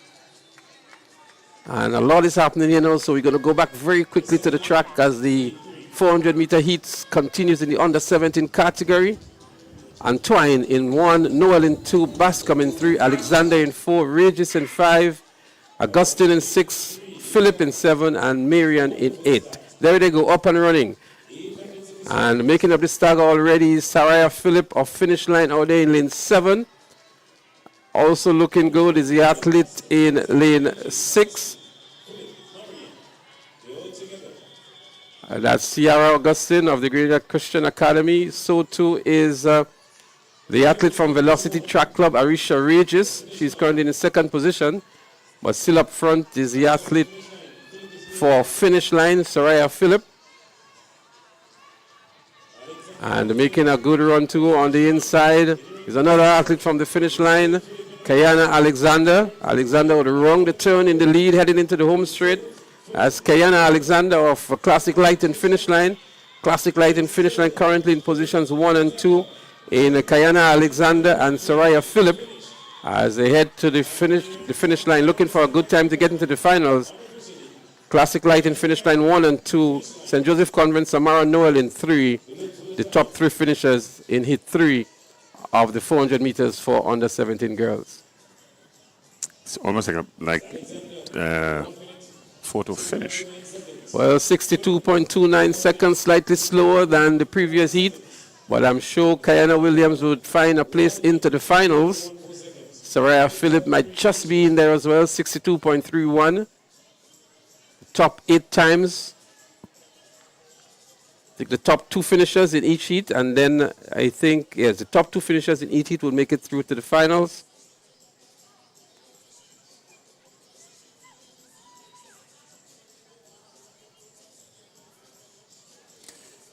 Nice conditions for track and field here at the Kirani James Athletic Stadium. The breeze is not too strong, not compared to what we saw on Thursday when the private primary schools had the championships here. Yes. So wind speeds in excess of 3.3 meters per second. Mini storm, you might say. So the high jump has been concluded. And We'll try to get the results for you momentarily, but what we can tell you, Bernard, is that the conditions are cool. We had a slight drizzle earlier on. It's not very, very hot for this time of the year. Pretty much overcast as well. We see some blue skies, we see some clouds, but good conditions for track and field. yes, the forecast really for the entire day, the morning and afternoon session, is that it will be cloudy. The concern really was the humidity. The humidity, as the forecast as was forecasted early, was 75%, 78% actually. But it seems to be Michael cool right Thomas. Lane 3, Tarek Thomas. Lane 4, Kamal Joseph. Lane 5, Ethan August. Lane 6, Calvin Prasad. Lane 7, Zian Blackett. And lane 8, Rishon Hall. So there you have it, the lineup for the boys 400-meter dash in the under 17 category.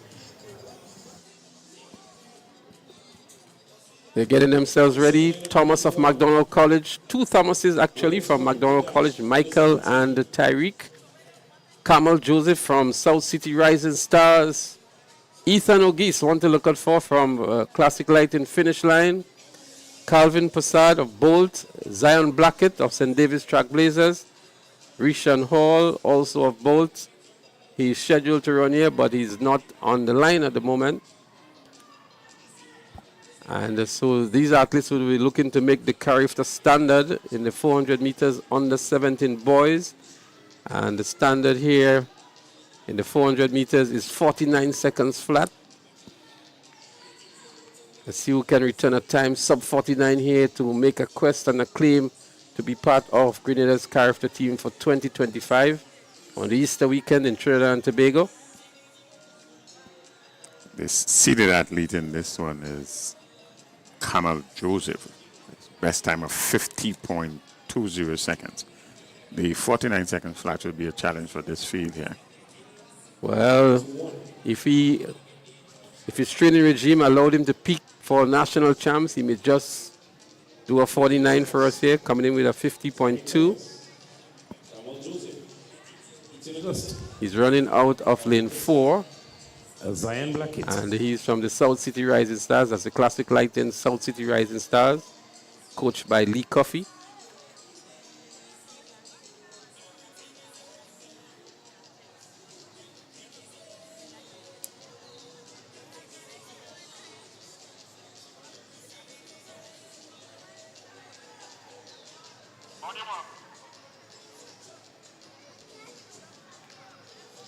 The call to the marks by the starters. Looking to go sub 49. Let's see what happens here. Thomas, McDonald College, 2 and 3. Joseph in 4. Auguste in 5. Passad 6. Blackett 7. And Hall in lane 8. It's a false start. Not very often, Bernard, we see a false start in a 400 meter. Very rare, actually. Very, very rare. Somebody's anxious, or it may just be a faulty start. Let's see what the officials determine. What we know for sure is that the false start rule is in full effect. We also have the video referee here, synonymous to what we have in football, the VAR, and Cyril Cox is there manning that position, ably assisted by his technical aide. And they're reviewing every race that happens here, looking for infringements or impediments to the race. Let's see who is the guilty party here. Lane 3 seems to have had a bubble. So the starters already had their little conference, and they're onto the track now to indicate where the false start came from. Let's see who's been credited to the false start. Seems as though it's lane 1. That looks like, is it lane 1? Tyrick Thomas of McDonald College. Now complete. Boys will be led off the field by Chief Ken Endigale. Yeah, the rules are in fact, and everybody know what the rules are when you get into the. With a new personal best of 1.93 meters, takes the silver, winning this event 2 meters flat. Put your hands together from Ace Timothy Greenwich. So there you heard it, Timothy Greenwich winning the high jump at 2 meters. Neil Peters, he came in second, and DeAndre Smith came in third in the high jump. 2 meters, 1.93 for Neil Peters and 1.90 for DeAndre Smith, the top 3 finishers in the high jump on the 20. So we're still waiting for heat 1 in the boys under 17 400 meter dash. Just had 1 disqualification. That was Michael Thomas in McDonald College. He's out. So lane 2 is now scratched. McDonald College still has a presence in the race. And I'm sure he'll be disappointed in himself because you don't very often see a false start in a 400 meter. There is no need to attempt to jump the gun, so to speak. And I'm sure his coach would admonish him for that kind of performance here at the national champs. So it's Tyrick Thomas, Kamal Joseph, Ethan Auguste, Calvin Passard, Zion Blackett, Michael Thomas. Disqualified. There they go. Up and running, a nice clean start. And it's the first of 4 hits in the under 17 boys 400 meters. South City Rising Stars. Kamal Joseph looking good. He came in with the best seeded time and takes the lead very early as they go down the back straight. McDonald College is also looking good in the like of Tyrick Thomas. So it is Joseph and Thomas at the moment, the 2 top positions. Kamal Joseph of the Classic Lighting South City Rising Stars. McDonald College in second. We see finish line, Ethan Auguste making a push here now. But it is still Kamal Joseph of South City Rising Stars. McDonald College is still in there and pumping hard to his McDonald College. Running down the finish towards the finish line. Kamal Joseph is going to hold form and win this one. We're going to give you the flash time for Kamal Joseph. Flash time of 52.06. We are with the official time on this one. Not maybe the fastest races for these. 52.73 the official time. Tyrick Thomas of McDonald College, 53.19. And Ethan Auguste of the finish line, 54.36. The top 3 finishers, Bernard. Yes, good competitive race at the end there with Thomas and Joseph fighting for position at the end. slightly off the Carifta standard time, but we will see what holds for the finals a little later on this evening. Well, we expect also the under 17 boys, Bernard, to be a little faster than that, maybe a 50 point. Yeah, they're about 52 is maybe a little bit pedestrian for under 17 boys at this level. Yes, it is. It is. But it's just the preliminaries. It's heat 1 of 4. Yes. And we're getting ready for heat 2. So what we're going to do, we're going to go track side for the lane assignments. While they get themselves ready, we expect to see... There we go for the lane assignments. Jaldo, lane 3. Rishan Daniel, lane 4. Chavoni Green, lane 5. Taj Thomas, lane 6. Janik Felix, lane 7. And Jamel Ross, lane 8. So there you have it, the lineup for the second heat in the boys 400-meter dash under 17 category. Giovanni Green, a familiar name, he's in lane 5. And he comes in, Rishan Daniel of Classic Lighting 473 MVP. He's seated at 52.75. And he's running in lane 4. So we don't have seated times for all of the athletes, but we do have for Rishan Daniel of MVP, 52.75, and also for Javid Jaldu of McDonald College, 53.09. So Jaldu is out of lane 3, Daniel in 4, Giovanni Green, who came through the private primary school ranks, and is making a name for himself at the secondary school level. He is in lane 5. Taj Thomas of Bolt in 6. Janik Felix of SAS in 7. And Jamal Ross of Runners Athletics Club. He's out there in lane 8. So we can expect this one to be just as competitive as we saw in the previous race. Again, these athletes are looking for a place into the finals, and so times and position is critical here for them. And really, there's no distinction where you make the time, but it seems as though they're still holding back something for the finals. We go track side. They're on the mark. Jaldu, Daniel, Green, Thomas, Felix, and Ross.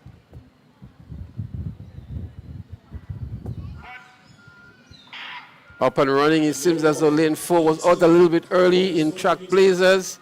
But there they go. Down the back straight. Close one to call, but Janik Felix is out there. So too is Taj Thomas of Bolt. And also from finish line, Giovanni Green, nicely positioned. McDonald College making a run on the inside in lane 3. And Rishan Daniel of MVP is lagging behind at the moment. But Sass and Bolt, Taj Thomas of Bolt, coming around the bend now and heading into the home straight. 473 MVP Rishan Daniel emerges ahead of the pack. It's Daniel from MVP. It's actually Giovanni Green of finish line. Giovanni Green of finish line. And in lane 6, Taj Thomas of Bolt picks up the second position. Didn't look too much of a fast race. We expected Giovanni Green to win, and he did just that. It's actually Taj Thomas, it says here, the winner on 53.46. And we predicted it's going to be a slow one. It was, it's actually Green, that's right. Giovanni Green of finish line, the winner, 52.72.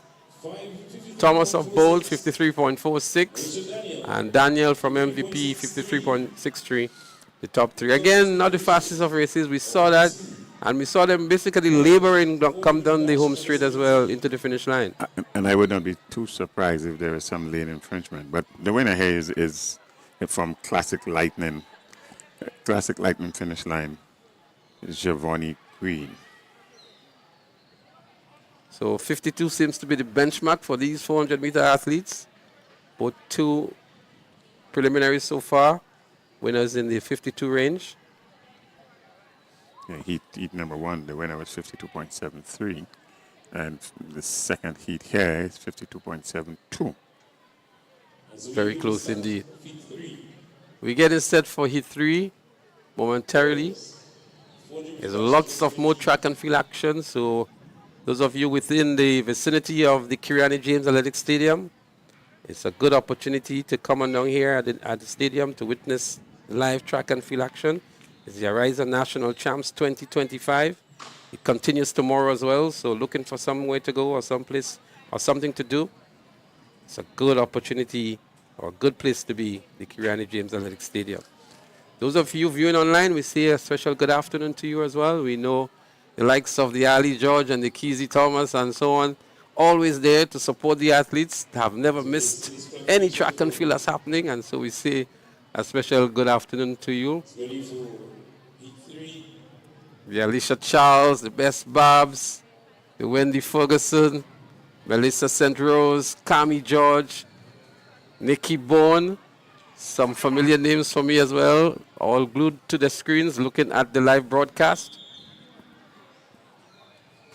Heat 3 is about to be started. Andre Fletcher, St. David's Trailblazers, is scheduled to be in 3. Keon Jackassel of Fusion Athletics in 4. Relani Bascom of Velocity is in 6. And they're up and running. And from the St. David's Trailblazers, we also have Ethan Edwards out there in lane 8. So we have 4 competitors in this one. From Fusion, Keon Jackassel, looking good going down the back straight. St. David's Trailblazers, Andre Fletcher is there. Also is Ethan Edwards. And then we also have from Velocity, Relani Bascom. But it is Keone Jackassel of Fusion Athletics out there in the lead. Jackassel coming around the bend now to head into the home straight with a nice lead over the rest of the field. It's Relani Bascom trailing, but it is Keone Jackassel and Ethan Edwards of St. David's Trailblazers. Jackassel wins, Edwards second, and I believe Andre Fletcher will pick up the third position.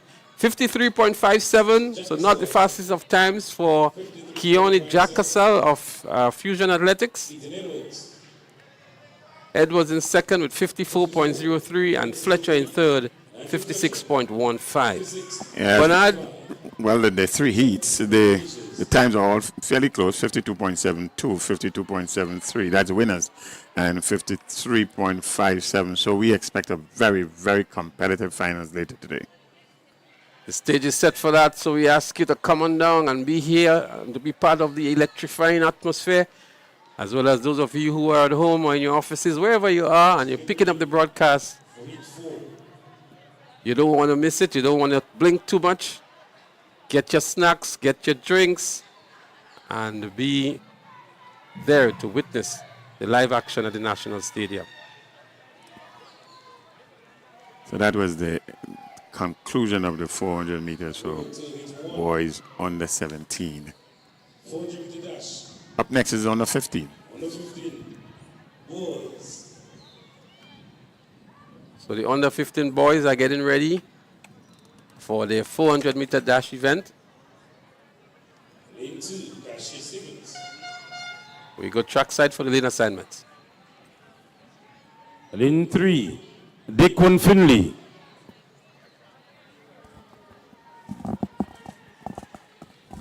Lane 5,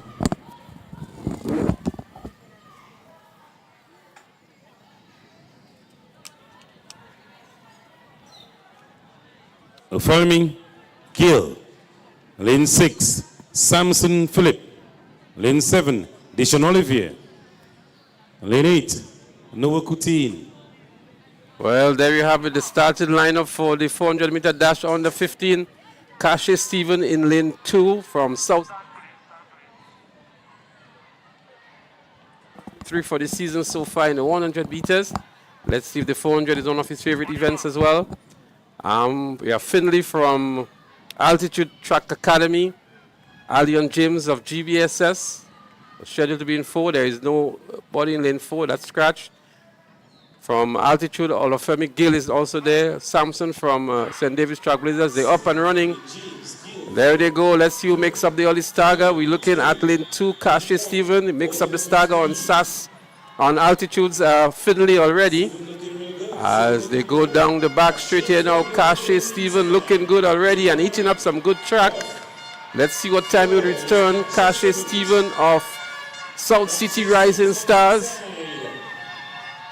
He's already in the lead, going around the bend. It's going to be difficult to catch Cache Stephen. The winners would automatically qualify, so you can just turn it off now and coast home. But Cache is still motoring on nicely here for South City Rising Stars with a good lead over the rest of the field. St. David's Trailblazers, Samson Phillip is currently in second position. But Cache Stephen of the South City Rising Stars came in as a favorite and delivered. Secures a spot into the final. A fast finish here for Samson Phillip from the St. David's Trailblazers as the rest of the field comes in now. But a good run indeed as we welcome back John to the commentary position. John, a good run by Cache Stevens. Yeah, Cache Stevens, a name that we know very well, has put in some really good performances in the 400 meters and definitely showing that he has what it takes. Again, not too much of a fast time. You're looking at these athletes, this is only the first round. They want to make sure that they get the position in, and I think later on in the finals it's going to be a cracker. Well, it's a pretty decent time here for Cache Stephen in the under 15 category. At the secondary school level, Cache is actually a sub-junior. And not a bad time for a sub-junior, 54.69 in the 400 meters. Yeah, I quite agree with you. The timing for most of them, they're well-paced. And so it will bring that level of excitement, I think, that the crowd is waiting for, that even the viewers online will be looking at. You know, come and see these boys really give off their best. Well, I know a lot of people are taking notes of these times and these athletes to have their own predictions and own analysis for some of the other events coming up later in the season. We know of the big ones. Yeah, certainly a lot of excitement in the air. You want to make sure you take note of the important things because when the showdown comes, you can say, well, I knew it, or you know, you may just feel that bit of disappointment. And so that's why some people are sort of up in arms that there is no Tantin bullets, so they could have gauged some of the schools that make up Tantin bullets, the Anglican High School and the GBSS. But these athletes are now positioned in some of the different clubs in St. George. And so if you're not familiar with them, you may not know which school that they're attending. But we're getting set for event 61, the second of the heats in the 400 meters under 15 category. Isaiah McLeod, Kaim Simon, Rondell McQueen, Alion James, Job Samuel, primary school, he's here. Trishan Langdon, Jermaine Williams, and Jensen Mitchell. There they go. Going down the back straight now. South City Rising Stars, Alion James in a good position. So too is Jermaine Williams of the Altitude Track Academy. But Alion James of the South City Rising Stars in a very good position here. From St. David's Trailblazers, Jensen Mitchell. But going around the turn now, James moves into another gear. That's Alion James of South City Rising Stars. He will come off the turn in the lead. Going into the home straight, SAS, or Jermaine Williams of Altitude Track Club, and St. David's Trailblazers Mitchell. But it is Alion James of South City Rising Stars. St. David's Trailblazers in second, Altitude in third. But it's Alion James who win here on a flash time that looks like about 58.6 seconds, 58 seconds there, but we wait for the official time. 55.73 for James, Jensen Mitchell 56.66, and Jermaine Williams 59.21. Yeah, again, another athlete from the South City Rising Stars looking good, looking to, you know, just get themselves through the heat round. And definitely come the finals, you will see something better.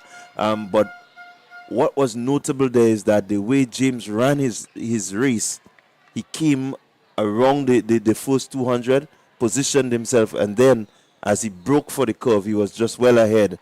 And that says that he understands his event. A noticeable inclusion in that race was Job Samuel. He is actually a student in the private primary school who ran on the sports on Thursday, but it's good to see him here at the national champs, Job Samuel. We go trackside now for the lineup for the second heat, the third heat. Lane 3, Shakel Bascom. Lane 4, Nathaniel Braffett. Lane 5, Christian Thompson. Lane 6, Kindon Hilaire. Lane 7, Chabari Bonaparte. And lane 8, Philon Sinclair. So there you have it. The lineup for the boys 400-meter dash in the under 15 category is the third heat. Boys, 400-meter dash, under 15. And there are only going to be 3 heats, and so the top 2 finishers would automatically qualify. So we have St. Louis, Mitchell, Bascom, Braffett, Thompson, Hilaire, Bonaparte. And again, you look at the lineup and you can recognize that there are a couple of primary school students still in there. And you have, this is under 15, so they're Form 1s, grade 6 of the primary schools. So Christian Thompson, South City Rising Stars. He comes in with a time of 60.63. Nathaniel Braffett of Sprinters, 58.67. Shaquille Bascom comes in with the fastest time from Southern Pros, 57.05. Let's see how they line up against each other. They're up and running. A nice, good start here. It's heat 3 of the boys 400-meter dash under 15 category. And making the early stagger, Philip Mitchell from SAS, looking good. Going down the back straight. It's SAS in Philip Mitchell, also SAS in Kindon Hilaire. But making a good run on the outside of Hilaire. On the outside of Philip, it's Bascom of Southern Pro. So it's going to be a good one between Bascom and Mitchell of SAS. But it's Mitchell of SAS in the lead now. Philip Mitchell in lane 2. SAS also looking good out there in lane 6. Going around the bend now and heading into the home straight with about 80 meters to go. Philip Marcel still has a lot in him. He may well want to concentrate for the finals. But it is Philip Mitchell of SAS who is going to win. And he wins now a flash time of about 55.07. We await, it's actually 55.11. The official time for Philip Mitchell. Kindon Hilaire also of SAS, 56.68. And Bascom of Southern Pros on 58.02. Again, a strong finish by the 2 athletes from SAS. Yeah, really good, strong finish, 55.11 at flash time. And I mean, you look at how he came around, you look from the onset, he didn't allow the runner on his inside to phase him. He stood his ground, he made sure that he kept composed, and he was able to just strengthen up himself coming around that 200-meter bend, and definitely somebody that you could look forward to in the future, Philip Mitchell. Well, there you have it. So the likes of Akash Steven will know where the competition is going to come from. He had a better time in the first heat. And there are only 2 heats in the under 15 boys 400. So we go into the girls now. The girls 400-meter dash under 20 and the 20 plus. Get ready for the drugs again, 400-meter dash. So we see only 2 athletes line up here. McDonald College and St. Joseph Convent, Grenville. Girls, 400-meter, only 2 athletes in this event. So there will be Peaches Panchu from McDonald College and Elisha McDonald of Convent, Grenville. It will be interesting to see how Peaches run without much competition.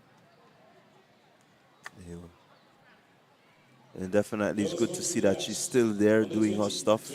You know, many athletes, after they've completed at the secondary school, maybe the TAM CC, you don't see them. But it's good to see that she's still here. And we still have this void of participation in the 400 meters for the females. But let's see, this is just heat 1. Panchu versus McDonald. McDonald College versus Convent Grenville. Still the qualifying round. They're up and running, and they're going to take the time about it. I think they will both secure a position into the finals, irrespective of the outcome. But it is Peaches Panchu of McDonald College who makes a quick and fiery start to this 400-meter heat one in the under 20 and 20 plus category. So Peaches definitely expected to win this one, and she's showing good form still, John, as she approached the 200-meter mark now. Peaches Panchu running against the clock, so to speak. Still looks in good form. McDonald College's Peaches Panchu. And then we have McDonald of Convent. But it is Peaches Panchu who is going to win this one very comfortably indeed. A good run indeed by Peaches Panchu. Elisha McDonald of Convent comes in now to pick up the second position. Well, tell you what, Leslie. 62.86. It looked a lot faster than that to me. Well, 62.86 seconds for Panchu. Elisha McDonald, 72.48.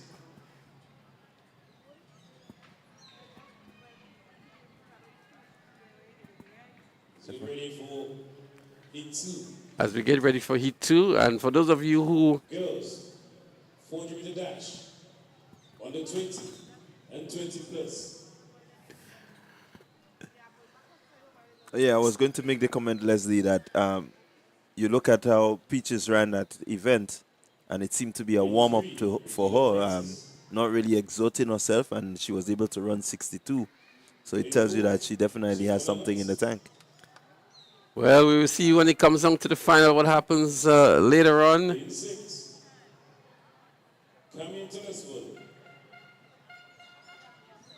Lane 7, Shabina Lewis. The starting lineup for Heat 2 in the girls 400 meter dash under 20 and 20 plus. Michaela Francis, Convent Grenville, she's in lane 3. Shephonia Houston, one that we're very familiar with, running with Ace Track Club in 2025, part of Grenada's Carriacou team last year. Kamaya Telesford is also there from St. David's Track Blazers. And Shabina Lewis of the Grenada Christian Academy, she's out there in lane 7. Let's see how Shephonia Houston looks. We saw her in the relay meet earlier on this year. And she's now being coached by Wayne McSween of Ace Track Club, moving away from South City Rising Stars. And I'm sure there are many persons who are here just to see Shephonia Houston and how she does in the 400 meters. Yeah, certainly want to keep an eye on. Houston definitely wants to make that character standard. She's moved to the 20 plus. So I think she will have a shot at the character this year, or she doesn't. Oh, right. Character under 20, right? Yeah, so. They're on the mark. Set, and they're gone. Houston is there in lane 4. And up and looking good already. Making up the starter is the athlete from the St. David's Track Blazers over Shabina Lewis of the Grenada Christian Academy. Houston looking good, going down the back straight. Arms are pumping nicely, maintaining good form as well is Shephonia Houston. As she edges closer to Kamaya Telesford of St. David's Track Blazers and moves into the lead now is Shephonia Houston with 200 meters to go as she runs the turn now. Looking good, Shephonia Houston of Ace Track Club. And from St. David's Track Club is Kamaya Telesford. But Shephonia Houston, let's see what she got in her for the final 80 meters or so. She doesn't need to do all of that, but I'm sure she's running for a good time. Shephonia Houston of Ace Track Club, 40 meters over Kamaya Telesford of St. David's Track Blazers. And a good run of 58.14 on the flash time. Let's look at the official time. 58.24, the official time for Shephonia Houston. So much faster than the previous heat, John, and looking good too, Shephonia Houston. Yeah, looking good, really keeping good form. You look at her, she does show the sort of quality that we've known her to show. And so it says that she needs to just continue. It will be interesting to see where she goes from here, but definitely a name that one cannot leave off when you talk about 400-meter female athletes. So there you have it for Sheffield Houston, 58.24. And she'll be in the finals later on. The boys are getting themselves ready for the 400-meter dash under 20. We should expect to see some fireworks here, John. Already we see some familiar names in the lineup. The Cameron McLean from South City Rising Stars. Josh Thomas is also there. Yeah, certainly a good feel, Keston Thomas. And you have the Matlin, who we know. I mean, once you say 400 meters, you call the name Matlin, and the whole of Grenada will be on edge. What we can say about Matlin is that he was very, very impressive last year as a quote-unquote junior boy on the 17 category. And at the school sports this year, maybe not the best time in December. And I'm sure a lot of people are looking to see what Matlin can return today. Yeah, I think the school sports was quite early. And so he was more coming off the preparation stage, not really into competition that much. So it does have an air of anticipation as to what he would produce here. So let's see what's going to happen here. In 2, we have Theodore Neron from MVP. Josh Thomas of Classic Lighting, South City Rising Stars is in 3. Cameron Matlin, Classic Lighting, South City Rising Stars in 4. In 5 is Daryl Daniel of Altitude Track Academy. In 6 is Keston Thomas of Runners Athletics Club. Keston and then Amir Ellis is out there in lane 7. And Ellis is from Top Flight Athletics Club.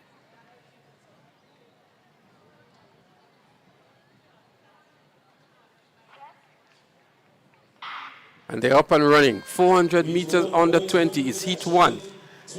Let's see, making up the early stagger seems to be the athlete out there in lane 6. Keston Thomas. But Matlin is making his move just about now. And we see the athletes out there on the outside. We still have Amir Ellis from... So not a big move made yet by Matlin. Matlin is just about to do so. Definitely that would not be a 47-48 that we know he can run. And they're coming off the turn evenly matched here. Matlin using his speed but has really, really good competition on either side of him from Josh Thomas and Daryl Daniel. But Matlin wins it in the end. A flash time of 49 plus. We await the official time. Didn't look like a very quick race to me. It's going to be 49.55 for Matlin. Josh Thomas 49.77. And in third was Daryl Daniel 49.83. I tell you what, Leslie, 49.55. You can see that he shut it down a bit early, just tried to maintain the first position. Even if he had the two athletes on either side of him, he was just able to keep composed, not really exert himself. And to get 49.55, it says that he can go a lot faster. But I would agree with you to a certain extent, but nothing close to the Matlin we saw in 2024. The leg speed, the power, the strength, the comfort. He was really pushed there, although he eased up towards the tape. Coming off the bend, it could have been anybody's race. Yeah, while I agree with you there, I think it was a measured run. He didn't try to really exert. This is only the preliminary run, and we know that the 400, you do not want to go all out in the early run-ins. You want to make sure that you position yourself because it does take, quite a bit from the athlete to run a 400. Well, what I know for sure is going to be fireworks in the finals. We had 3 athletes doing 49 here, and that is just heat 1 in the 400 meters under 20. So I'm sure a lot of people will be looking to see if there would be a Josh M. Sylvester. We know that he's been nursing some injury from Ace Track Club. And Ace is going to have Kyle Ned in this race. Diron Sincere will be running for Altitude Track Academy. Heat 2. Antoine Aline, he'll be in Under this race 20, as well. boys. But we go track side for the lane assignments.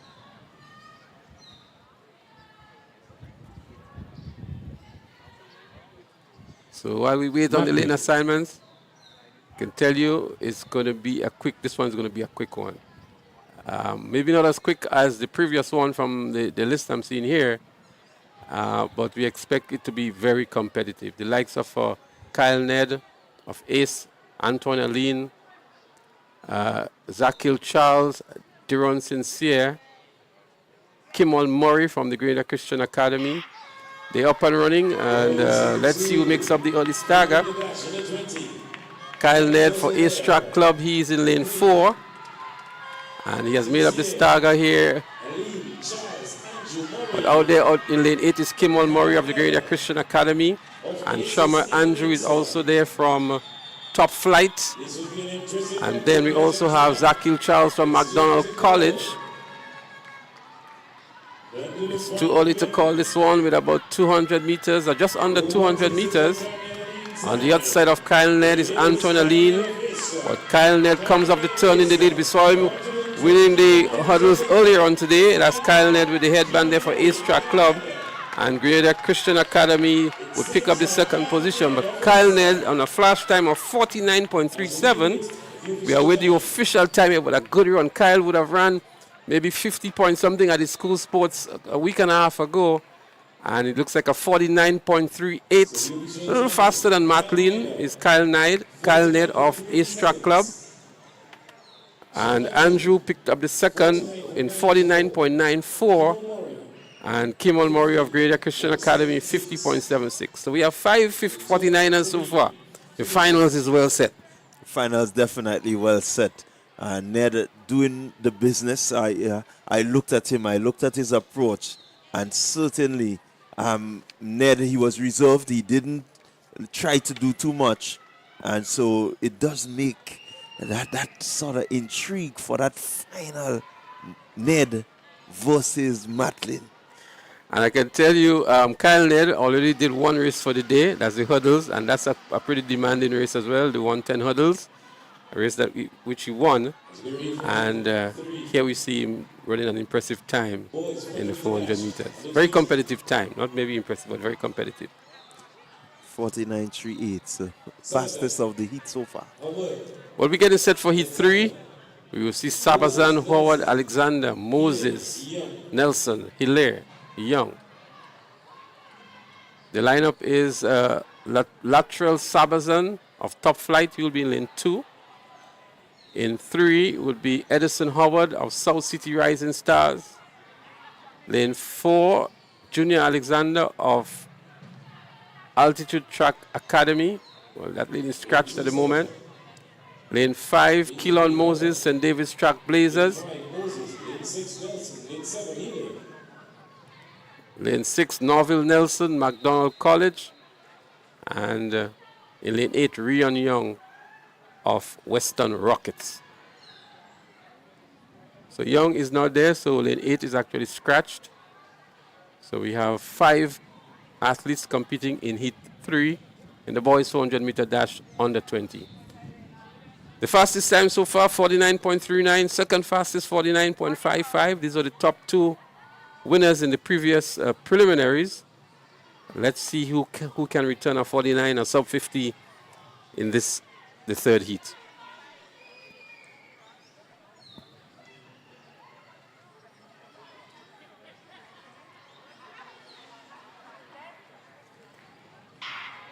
Nice start to the 400 meters under 20 boys, heat number 3. Nathan Hilaire of MVP out there and going good. So too is St. David's Track Blazers, Keelan Moses. So it's Hilaire and Moses at the moment. Hilaire for 473 MVP up front. Moses of Track Blazers. In second, South City Rising Stars in the likes of Edison Howard, making a good move as well.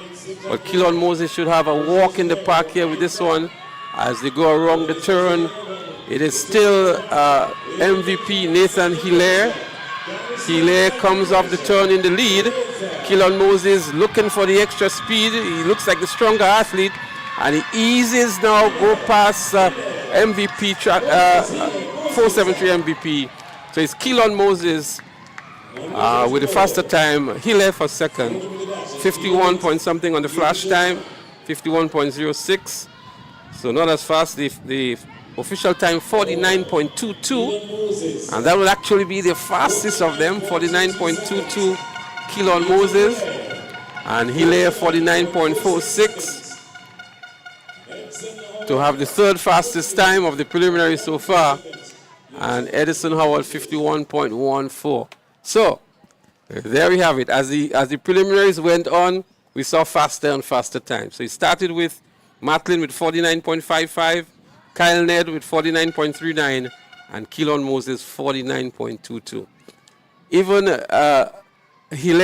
Nathan Hilaire had a very good time. His time was actually faster than Matlin's time. I tell you what, 7 athletes, 49 seconds. I'm telling you, it does make for a cracker. It has to be, I think, one of the more epic races to look of forward the day. to. So viewers, please stay tuned for this one later on this afternoon. The 400 meters under 20 boys is going to be a cracker. Hundredths of a second separates the top 7 athletes in this race. And so who brings the A game would be the eventual winner. Certainly, somebody has to bring the A game.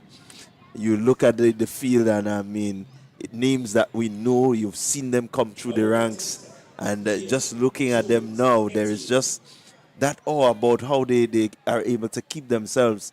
You know, as you rightly said, a few of them ran at the different sporting events, not really doing much. And mind you, we still have the final heat to come, so we might have something even faster as the heats went by. We see the likes of Ruben La Batista. Quinel Pierre is there as well. Can be some fireworks. Randy Jones, Jadel Etienne, Larry Williams, and Kareem Sampson. So Williams and Sampson are not here in 7 and 8. But they're up and running. And let's see what happens here. Quinel Pierre in lane 4 is an obvious favorite for 473 MVP in the yellow and black. But La Batista from Velocity is also there. But Pierre moves into the lead. Not quite yet. Randy Jones of the Bishop's College, a virtual unknown, is actually in the lead here. But Pierre is measuring him nicely. Quinel Pierre now, as they go around the turn, goes past Jones from Bishop's College. But Pierre looking to push hard, but Jones is giving him a good run here. Randy Jones of Bishop's College is giving good challenge to Quinel Pierre. Pierre is having to dig very deep, exerting a lot as well to win this one. The flash time, 49.67. Another fast and epic race. 49.65, the official time. Randy Jones of Bishop's College, 49.94. And La Batista of Velocity, 51.67. There we have it again, John. 9 athletes sub 50. Yeah, really, it says something about the 400 meters. I mean, we know that Grenada is known for 400-meter running, but when you have 9 athletes running sub 50, it says that there's really, an upsurge in terms of the competition among these guys. We look forward to I think Cornell was really, really taken for surprise here. A virtual unknown, Randy Jones of Bishop's College, really pushing him to the line, and we could have seen the exertion on Cornell's face, having to dig deep for the victory. Well, Randy Jones, again, a name that we've known in terms of the finals of national champs. So while he may not have had much said about him during the early part of the season, but now he's showing that he is in a good frame of mind and he's ready to bring this competition alight. Well, the under-9s will have their turn on the track momentarily. The girls' 80-meter dash under 9 is the next event on the track. But in the meantime, we want to say again kudos to Ariza Credit Union, the title sponsors of the Ariza National Champs 2025. Later on, we're going to hear from Ariza. And tomorrow we're also going to stage a nice little interview with the video referee. Mr. Cox is here, and he's doing a fantastic job. We don't want to take him away from that job. And so you're going to hear from him tomorrow during the broadcast. So there's a lot more in store for you. The jumps are in progress, and so the reaction you see in there is for the long jump that is currently in progress. We're going to try to get some of that for you momentarily. But John, so far we've seen some impressive races, national champs, and the stage is set for very, very good performances later on. Yes, certainly as big up the St. David's posse that we just had on the screen there. That's Well, they're St. always David's down posse. here, right, John? St. David's are fun-loving and track and field fanatic set of people, and they have reasons to be like that. St. David's Catholic Secondary, St. David's Track Blazers have been doing exceptionally well in track and field, and the support structure that they have there is tremendous.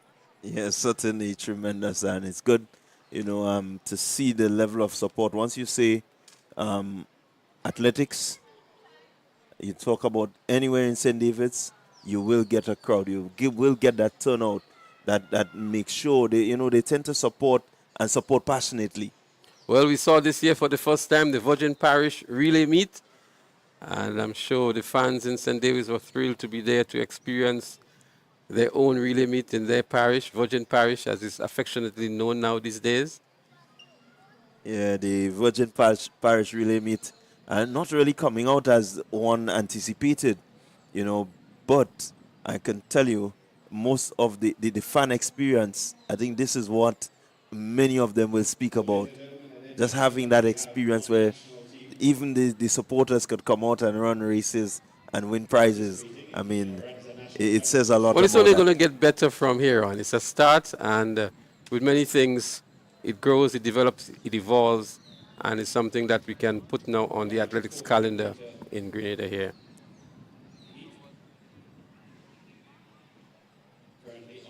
So it's the Ariza National Champs here at the Kirani James Athletic Stadium in the middle of the track and field season. Still have a lot of more track and field events. Some schools are still to stage their meets. The National Primary School Games also scheduled to happen in early April. And so TNR Communications would be here to bring you all of these sporting activities live. So those of you who are unable to make it down to the National Stadium, we encourage you to first of all come to the stadium. But if for whatever reason you're unable to do so, we are extremely delighted to bring it to you wherever you are.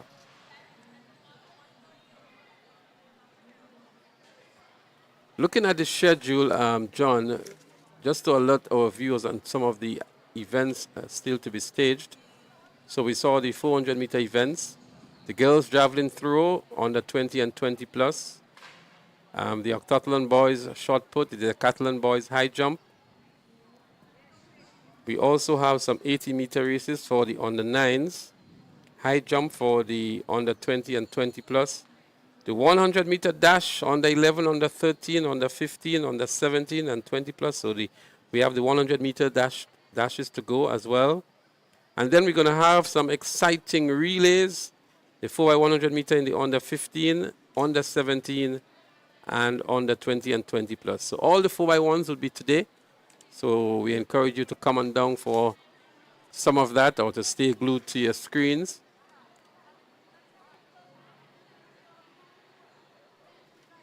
A lot more is in store for you.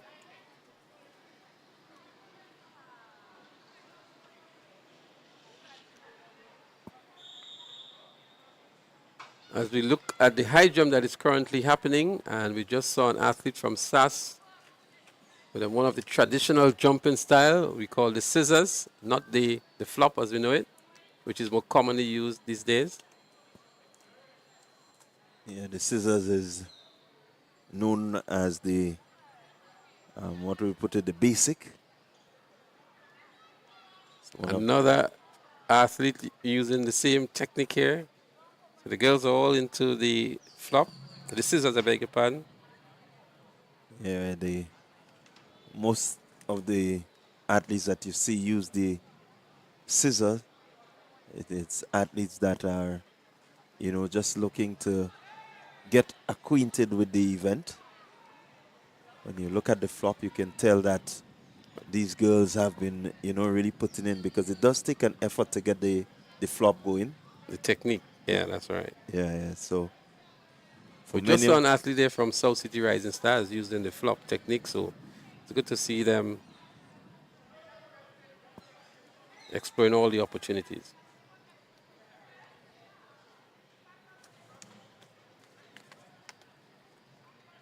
Finish line with a good clearance here. so again, it does take a level of confidence to do that flop.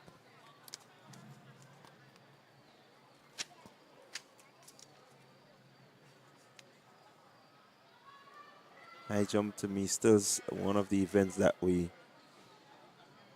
need to really work on as a nation.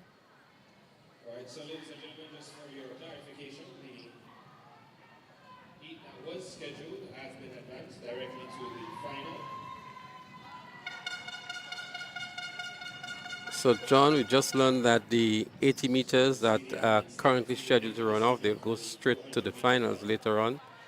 So there'll be no preliminaries for the 80 meters on the 9. Meanwhile, we're at the southern end of the Granny James Athletic Stadium. Girls high jump currently in progress. The bar set at the height of 1.32 meters. So we're not missing anything on track, but certainly looking at the girls in the high jump, the bar set at 1.35.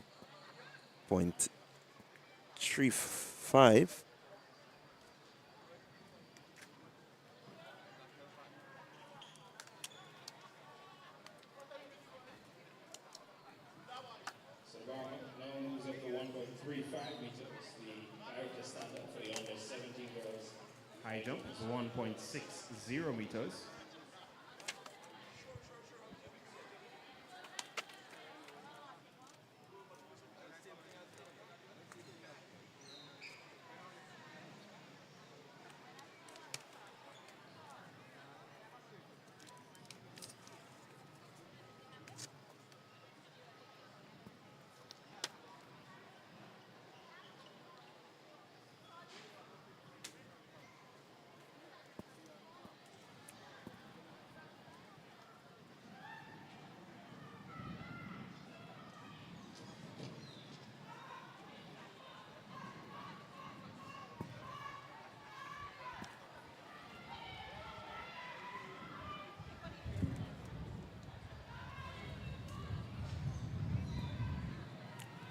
So we do have some results that we want to share with you for one of the field events already completed.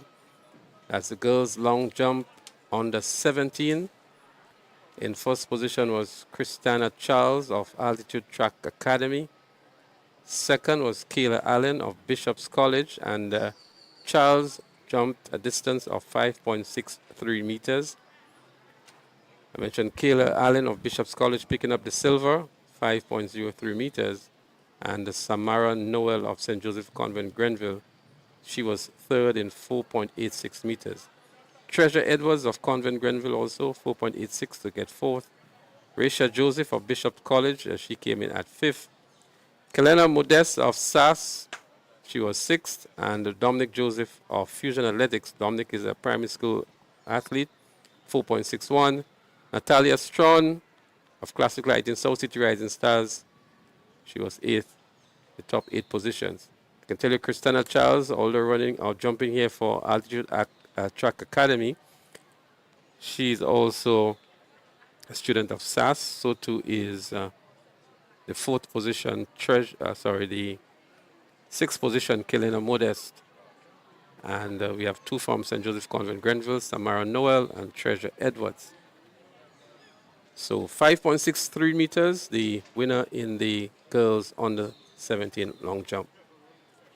And just to also let viewers know that the qualifying standard for Carifta for the under 17 long jump is 5.5, and so Charles has qualified for the long jump Carifta under 17. So good news to share with the folks out there from Altitude Track Academy. Christina Charles has qualified for the long jump in the under 17 category for Carriacou Games 2025.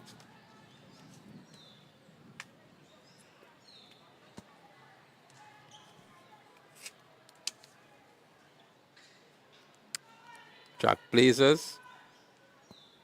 Field attempt there.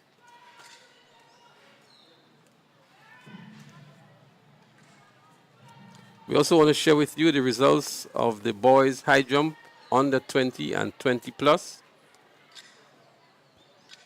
Timothy Greenidge of Ace Track Club was the winner in 2.0 meters. Second was Neil Peters of Classic Lighting South City Rising Stars, 1.93 meters. And third was Aidan Daniel, also of Classic Lighting Finish Line, 1.90 meters. DeAndre Smith was in joint the third, also jumping 1.90 meters. And Zidane Rennie of SAS was in the fifth position. And he jumped 1.85 meters.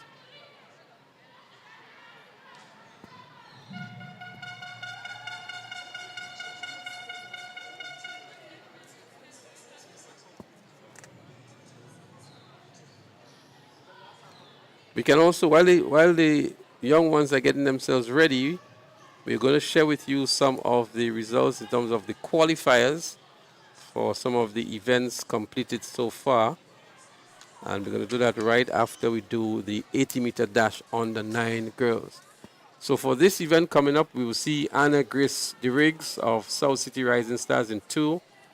Nyla Roberts, also of South City Rising Stars, she'll be in 3. Tanaya Gibbs Latouche will be in 4. Navia Samuel in 5 from Finish Line. Tia Livingston of Southern Pros in 6. In 7, Azaria Luzon of Combined Club and Azaria Luzon.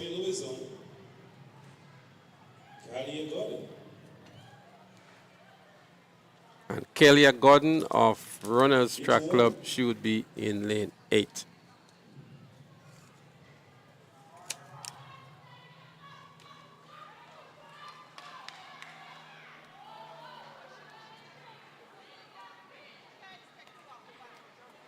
.80 meters, girls on the 9. There they go, up and running.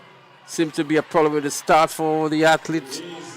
They're in lane 5, but looking good is the athlete in lane 3. Nyla Roberts of South City Rising Stars wins this one comfortably.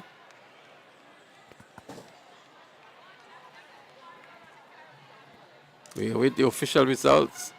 12.62. Tanaya Gibbs Latouche, the eventual winner in lane 4.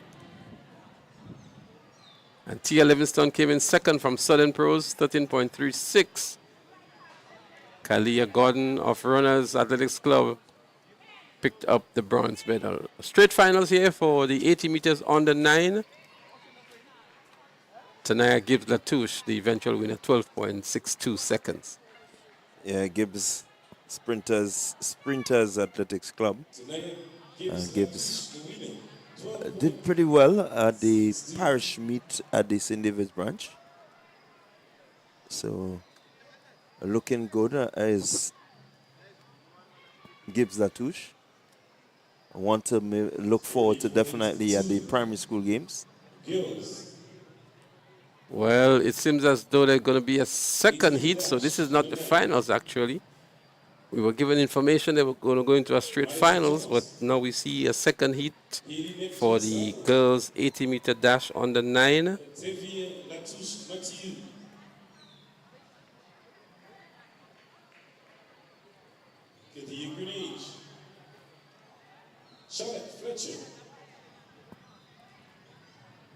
There they are. Madison Thomas in 3, Haley Neptune Simon in 4. Tavia Latouche Matthew in 5. There they go. Again, it is Sprinters Athletics Club here. Sprinters Athletics Club, Haley Neptune Simon with some challenge on the outside. It's a close one here between Simon and what looks like Fletcher. But in the end, it was Haley Neptune Simon, 12.88. Charlotte Fletcher, 12.91, and Carriacou Greenwich, 14.67. As we look South at it, St. George. As we look back here, as we look at it, Leslie, you look at Simon. She's going, but on her outside, Fletcher just closing so fast. Really good top end speed there displayed by Fletcher. indeed, maybe with a little bit more track, she may have caught up with Neptune Simon, but it's not a day for that. It's only 80 meters. And so Charlotte Fletcher from the Runners Athletics Club would have to settle for the second position in 12.91. That was heat 2. We have heat 3 now. We go trackside for the lane assignments. Eva Davis, Zoria Mitchell, Smith Wilson Lorizon, Zarina Mitchell, Sage Charles, and Syria Alexander. So there you have it, the lineup for the 80-meter dash under 9 girls, heat 3. Davis, South St. George, she's in lane 3. Mitchell, Wilson Louison. Well, we saw Nelson Wilson Louison in the private primary school games. If that's his sister, we can expect some fireworks. And she's from MVP. There they go, down the middle. South St. George looking good on the inside in Ava Davis. It's Davis of South St. George. Davis, South St. George. Wilson Louison. We'll have to settle for second, but it is Ava Davis of South St. George. Esme Wilson Louison of MVP in second. And there she is, the winner of heat 3. Yeah, Ava Davis, good start. Got out the blocks, and I mean, she knew. Look at her go. She knows that she's ahead. She's not looking around. She's just focused and executing a really, really good 80-meter run. Is Ava Davis looking good, looking strong. She knows what she's about at under 9 level. 12.76 seconds the time here. And South St. George is actually a powerhouse in track and field in the parish of St. George. And we're going to see some more of the athletes on show here today. Esme Wilson Louison, 13.53 from the 473 MVP club. Finish line here now as we segue to the high jump. Finish line attempting a height of 1.38, a failed attempt.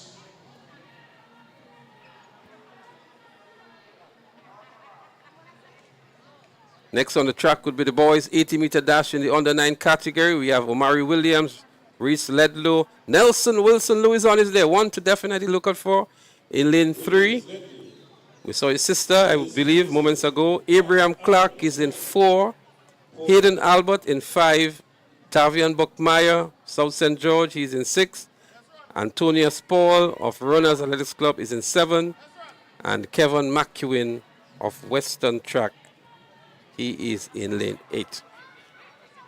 Western Rockets. He's not here, but Nelson Louison is one to look out for from the private primary schools. Let's see how he matches up against the primary schools. And there they go. There they go. In lane 4, Abraham Clark. South St. George looking good in Omari Williams. But on the outside, it looks as though it is South St. George in Tavian Buckmeyer. 12.33 on the flash clock. Let's see what the official result looks like. It was a very close one for us to call here. As we look back here now, South St. George always looking good in this one. And on the outside there in lane number 6, it was a good run indeed. Actually, Antonia Spall of Runners Athletics has been given the victory here. Antonia Spall, Tavian Buckmeyer of South St. George came in second. And Abraham Clark of Southern Pros to pick up the 3rd position. And that's just heat 1. So they're going to have a go at it again in the finals. Nelson Wilson Louison in 4th in 12.75.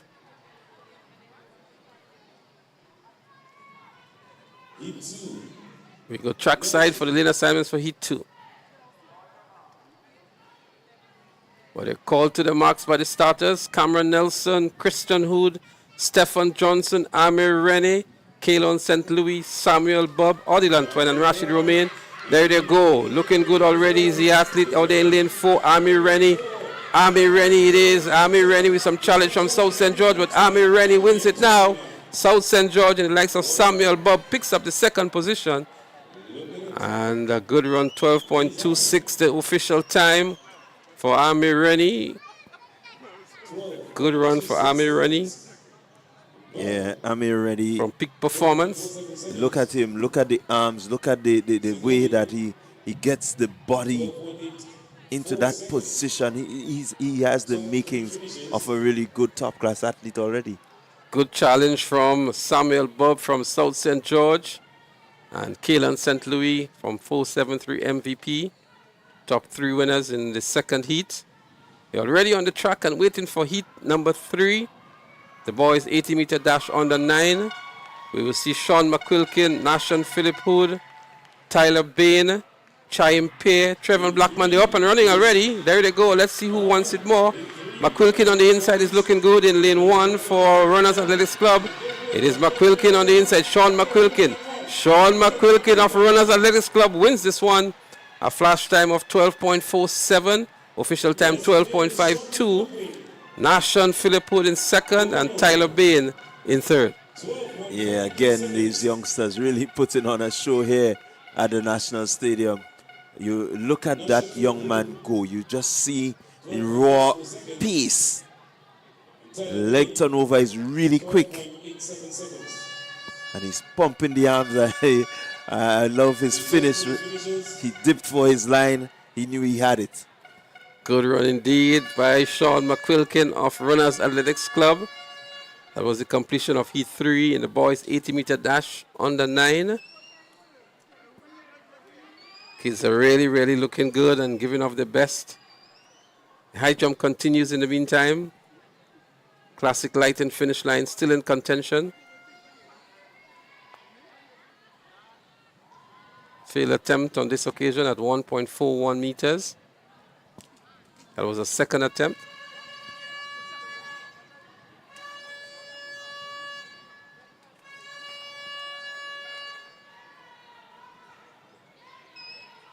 It's actually the girls' high jump open for the heptathlon that's in progress.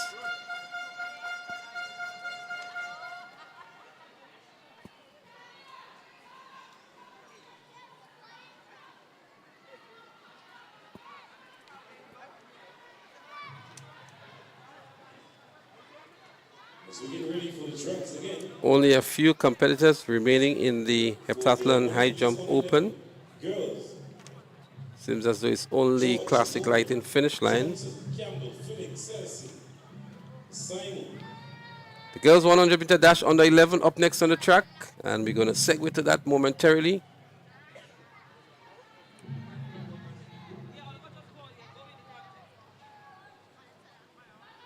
Classic light in finish line with a final attempt at 1.41 meters. Heptathlon high jump open for girls.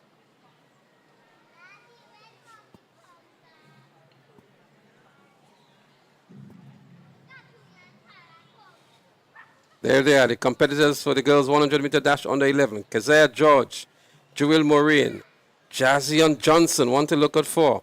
Jominia Campbell, Tavia Felix, Onaya Celestine, and Sanjay Simon. Jazion Johnson dominated at the private primary school games. She's the one there in lane 4 with the glasses. And she would come in here as a top contender for the 100-meter dash in the under 11 girls category. I'm not sure why it's looking as though two athletes are in the same lane. John, that's Jazion Johnson and her teammate next to her, Jemiah Campbell. They both seem to be in lane 4. I think the officials are... You're dealing with the dotted lines, the staggered lines, not the... So they just have to look straight ahead. They just have to look straight ahead. There they go. Up and running here now. Let's see what Jazion Johnson can do. Already she edges into the lead from South Seat, from Finish Line Sports Club. Jazion Johnson, a walk in the park for virtually as she eases past the finish line. 14.26 on the flash time. Jazion Johnson, a comfortable victory for her. 14.29 the official time. And Maureen from South City Rising Stars second. Tavia Felix from Runners picked up the third position. The top three finishers in the 100 meter under 11. Yeah, tell you what, a really good, powerful run. She looks powerful. She seems bigger than all her competitors, and just using that power that she has, you know, to blaze that track. 14.29, a good time for an under 11. Well, only 3 days ago, she was here at the Kiriani James Athletic Stadium and dominated the under 11 girls category in the private primary school games, and coming back here with another impressive performance. McQueen, Walker, Galeen, Joseph, Hamilton, McKilvey. As we see the competitors now for Heat 2 in the under 11 girls 100 meter dash, Natalia McKnight, Walcott, Glean, Joseph, Hamilton, McQuilkin, McEwen. Well, McEwen is not here. She was supposed to be in lane 3. Lane 1 is also scratched. Let's see what South St. George can do this time. We also see the athlete there in lane 4 from Sprinters Athletics Club. And of course, finish line is there in Jasmine Glean. As we wait the start of Heat 2. Girls, 100 meter dash under 11. So some final instructions been dished out to the athletes in the under 11 girls 100 meters. They want to mark one more time.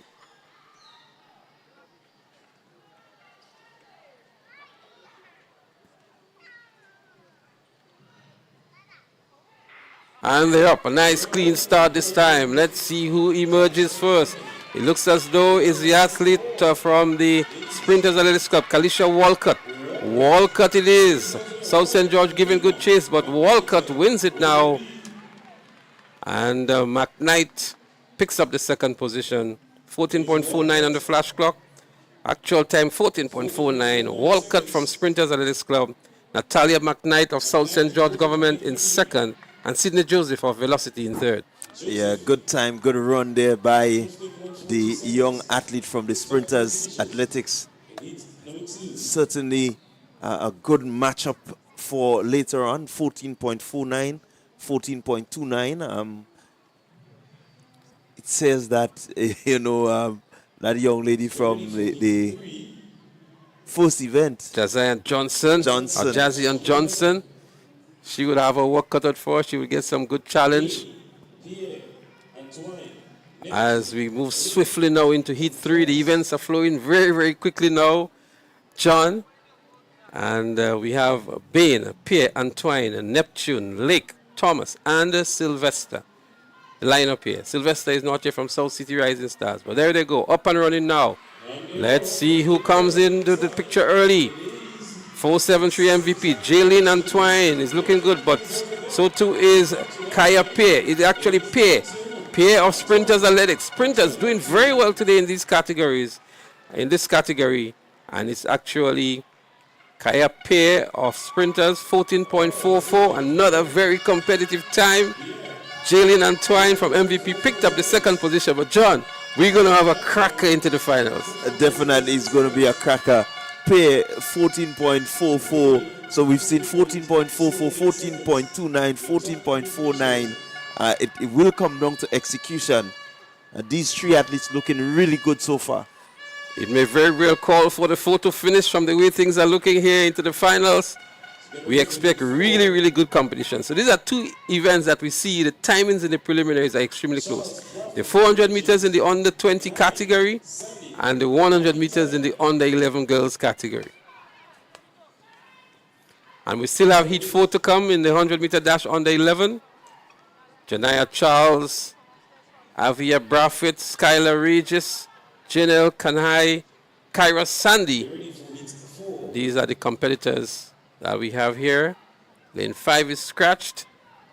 There is no Amia McIntyre. She was scheduled to be here. She's not here. The girls 100 meter dash, Heat 4 of 4. And they're up and running. Sprinters is also here again in Avia Brathwaite. They're doing pretty well. But on the outside in lane 7, Janelle Kanai of McDonald College. It's actually Kanai of McDonald College with a runaway victory here. And 13.55 on the flash time. The fastest we've seen so far. We will get the official time. But what a run here by the McDonald College. 13.59. Janelle Kanai. Wow. Definitely want to look out for. Wow. Blazing the track. Let's look at her. Just look at this. This child is fast. This is fast. You look at the arms. She came to make a statement, and she certainly did. Not with the track spikes, barefooted as well, but an impressive 13.55. The fastest of the qualifiers so far. Well, we still have another heat, so we're into the 5th one. Quite a number of competitors in the under 11 category, John. It's certainly quite a few, and primary schools. So they're up and running. MVP in Williams in 4. That's Zion Williams, MVP in 4. Has challenge from our own teammate Tavia Modeste. Modeste now in the lead. Modeste eclipsing her nicely. Tavia and Modeste wins over our compatriot Zion Williams, MVP 1 and 2. On the flash time, 14.51. The official time, 14.52. Tavia Modeste of MVP Track Club. Williams in 2nd. Yes, certainly good timings. 14.52 joining the 14.44, 14.29, 14.49, but the standout 13.55. Kanai of McDonald College sitting in a very comfortable position, but I'm going to tell you, they're going to be bunched closely together, but from the leg speed we saw from Kanai from McDonald College, she's definitely the one to beat in the finals. Definitely the one to beat. Well, the boys are already on the track. The officials not wasting any time at all, John. They're keeping us on our toes as well. Yeah, they really have us on the run here. You can feel the excitement. I mean, just the flow of the events have you anticipating some really outstanding run. Well, there they are. Ready to go. Marriott, Reddit, Cobb, Peters, Forrester, Noel, and Douglas. Up and running. The boys 100 meter under 11 heat 1. And who is looking good? Looks like lane 2, Avria Marriott of South City Rising Stars. But also his finish line, Kishan Cobb. Kishan Cobb on the outside. It's a close one to call, but it looks as though it's Avria Marriott in lane 2 from South City Rising Stars. Tell you what, that one was really close between Cobb and Marriott. Marriott. Well, Cobb is given the official victory at 14.08. And no, it's actually Cobb in 14.08, Marriott in 14.09. As we look back here, John, a good run by these two athletes. Yeah, really good run. Pushing each other. Not really letting up. Still a bit of refining. They're only on the 11. The legs really turning over nicely. Could do some work on the hands and hand positions. But really good finish there. Well, that one almost went to the photo finish. But in the end, it was South City Rising Stars. The boys are all again on the track for heat number 2. Davon Roberts, Colin Sandy, Daquan Desant, Hansel Sanderson, Christian Alexander, Kamal Jones, Dominic Gannis, and Raji Hamilton. So Jones, Gannis, and Hamilton not here, but Roberts, Sandy, Desant, Sanderson, and Christian Alexander of McDonald College in lane 7. If we get another repeat from McDonald College, then we know what to expect from them in the sub-junior category. They're up and running, and there they go. Who comes out first? It looks as though it's South St. George, Daquan Desant. Desant from South St. George, McDonald College on the outside in Alexander, but it is Desant of South St. George, the official winner here in 14.13 seconds. I'll tell you what. Christian Alexander, McDonald College picked up the 2nd position. I'm sure Randy Desant, his dad, is delighted on his son's performance. But Daquan Desant of South St. George winning this heat in 14.13. Tell you what, Leslie, National Primary School Games is coming. St. George's, St. Patrick's, St. David. Wow. It's going to be a good one. Don't leave us St. Andrew, the defending champions for 27 years. Well, we can't leave out St. Andrews at all. As we move to heat number 3 now, Malik Charles, Jaden Roberts, Karen Hostain, Shaquin Alexander. They're up and running already. Nathaniel Martin is also there. But look at that athlete from finish line, Karen Hostain. That's Karen Hostain for you from Classic Lighting finish line. Karen Hostain, a runaway winner here. A flash time of 13.93. An impressive run indeed. Yeah, that's my student right there, Kieran Houston. He's in my class. 13.97, the official time. Did you have anything to do with that, John? Well, yes, there is a little bit, but kudos to Mr. Charles at finish line. He does have him doing some pretty heavy running. Well, he gave off his best here to run an impressive time of 13.97. Jace Mitchell was second. He's not 100% as yet, Houston, because he is carrying a little injury, but he's looking pretty well. The boys for heat number 4 already on the track. Roger Thomas, St. Davis Track Blazers in 1. Rian Hall of Sprinters in 2. Travian Alexander, South St. George in 3. Agile Pascal, Kaylin Cotton, Cameron Strawn, Isaiah Douglas, and Jehu Roberts. One to look out for. We saw him dominating at the private primary school on Thursday. Let's see what Jehu Roberts can do here. He's running out of lane 4. Oh, Jehu is not here, it seems, but there they go down the track. St. Davis Track Blazers. Roger Thomas looking good, but so too is the athlete from Runners. But Roger it is that wins it. Roger Thomas, St. Davis Track Blazers. A flash time of 14.52. The official time for Roger. Gonna give you momentarily, but another good run from the athletes in the under 11 boys category. As we look back here now, John, take us through it. Yeah, Thomas just looking to assert himself. He has good competition on his inside, but there he goes striding away. And so we have the same time given, and just crossing the line at the same time there. Let's look at it. Really a photo finish, John. Really close. So cameraman, take us right there. Look how close that one is. Extremely close. Both athletes been given the same time, Pascal and Roger. Wow, the finals is well set again. We're moving to now the under 13 category. The girls 100-meter dash. Shamaya Kador, Rene Horsford, Chrisley Thompson, Michaela Pierce-Cyrus, Tamara Newton. They're up and running here. Let's see who comes into the picture early. Is the athlete in lane number 5, Chrisley Thomas? No, it's not Chrisley Thomas. It's actually from Velocity, from Rene Horsford. It's awesome. But on the outside is the athlete in lane number 8, Tamara Newton of Southern Pros. Again, this looks like a close one between Newton and Horsford. So Horsford is given the victory at 13.32 from Sprinters Athletics Club, and Newton having to settle for second, 13.33. Yeah, good run there by Horsford. 100 of a second separating the two of them. You look at them and look at the finish, and they're evenly matched at this point. It's almost a photo finish again, John. Look at them go to the finish line. 13.32 and 13.33. The official winner coming out of lane 4. Lane 8 looking across. We're going to have a cracker in this one here now. We have heat number 2 in lane 4, Leah Rose Charles. Keep your eyes on the screen. She's going to eat up the track. Carisha St. Clair is also there. Jemiah Horsford.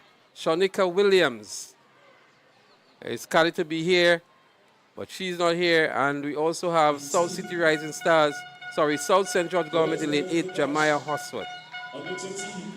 So we have 4 competitors. Leah Rose Charles, the only one with the starting block, and that's to tell you how prepared she is. She's going to eat up that track, I'm telling you. She's a familiar name from the South St. George Government School. extremely quick in her category. We also have from South City Rising Stars, Carisha St. Clair. She's in lane 5. Out there in lane 8, also from the South St. George, is Jamiah Hosford. And we have Shanika Williams from Runners Athletics Club in lane 2. Yeah, certainly Rose Charles, a name that is really known and well known in the St. George's area. As a matter of fact, one remembers her run even here last year. Absolutely. And by virtue of just with the starting block alone in the under 13 category, she's out for business.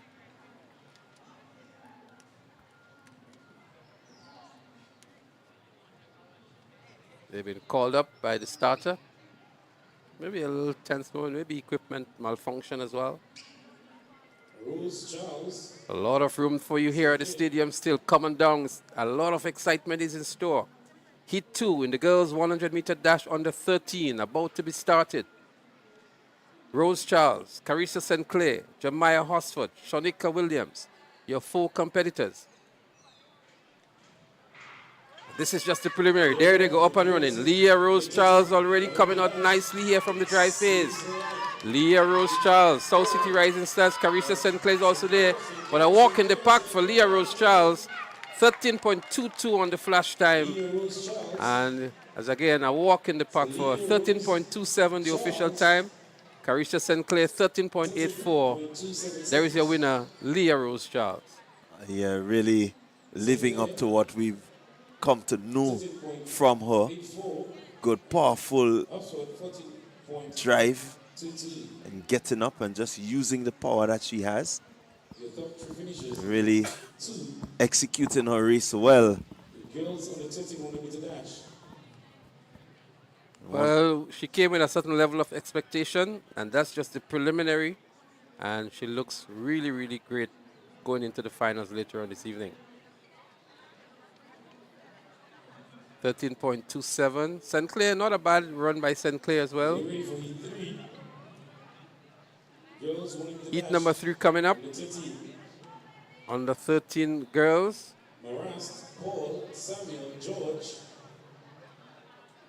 We will see in lane 2, Anika Marast. Christina Paul will be in 3. Aliyah Samuel in 5. And out there in lane 7 is Adania George from St. David's Trailblazer.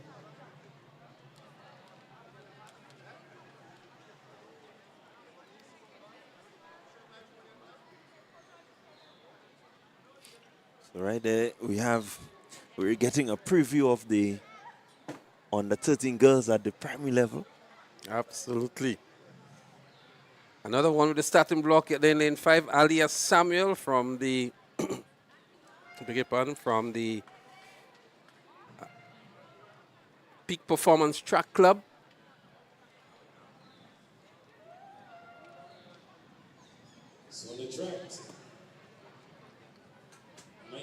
We saw some impressive times so far, and they're going to continue.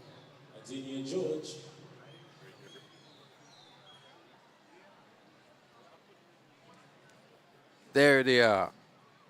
Heat 3 in the girls 100-meter dash under 13.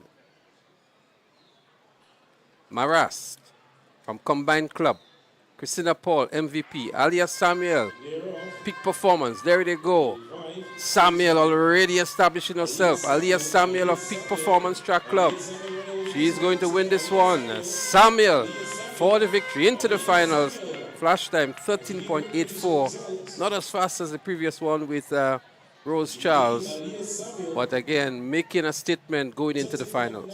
Yeah, certainly not as fast, but you look at her, you look at the powerful run that she has. Again, we have some work to do on them. They're pretty young, but certainly you can see she's built for speed. She has that ability to go a bit faster once we get some of the biomechanics sorted out. But good, powerful running from our primary students. I mean, I'm sitting here and I'm smiling. I'm happy because you can tell that, at the primary level, things are happening. It's a good signal for. There they go in heat 4. Adriel Grappy is there. Charlene Williams is there from South City. Rising Stars is Grappy, but on the outside, it looks as though Kenisha Callis is there. It's a close one here. It just seems to be Kenisha Callis there from Sprinters. It's actually Keisha Klein of Southern Pros, 13.69. Grappy came in second, 13.71, and Kenisha Callis in third. As we look back here again, the athlete there in lane 6, Keisha Klein, Southern Pros, the eventual winner over South St. George Government School.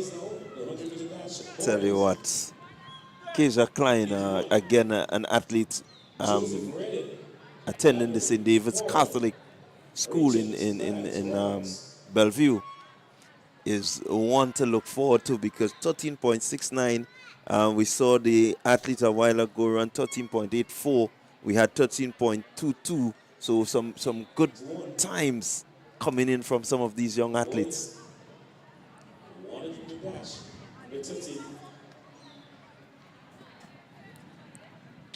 So the excitement continues here. I'm going to segue now to allow Bernard and Twine to continue with some coverage together with John as we take you through the preliminaries here before the finals.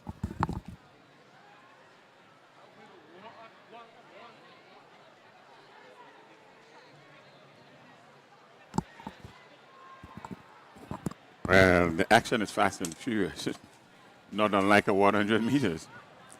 I certainly want to agree with you, Bernard. The action is coming. It's the 100 meter under 13 boys, heat 1.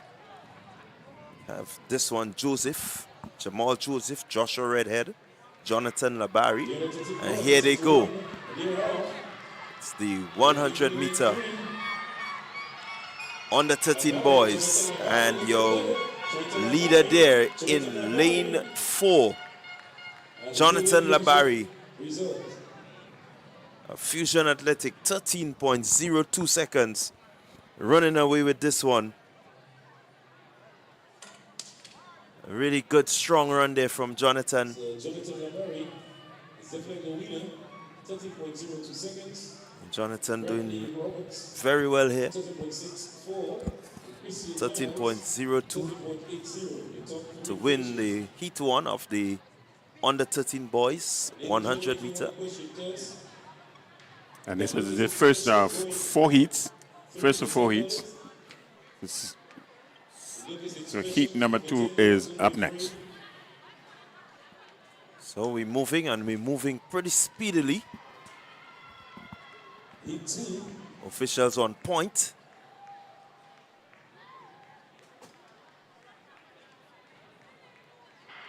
Here they go. Early running, Sprinters Athletics. Sprinters. Let's see how they go. It's Sprinters looking to close out this one. Just leaving the pack. Pretty easy run there by Sprinters. I like the word easy because it was a control run, 20, 25 meters to the end. He eased up, and it's Aiden St. Louis with a time of 13.69 seconds. Second place is a 14.50. That's Joseph, Rayon Joseph, and Sean Park from Velocity Track Club at 14.59 seconds. That's your first 3 places. So there you had it, your winner. We're getting ready. We have heat 3 coming up. We have 6 athletes in this one. South City Rising Stars, South St. George Government.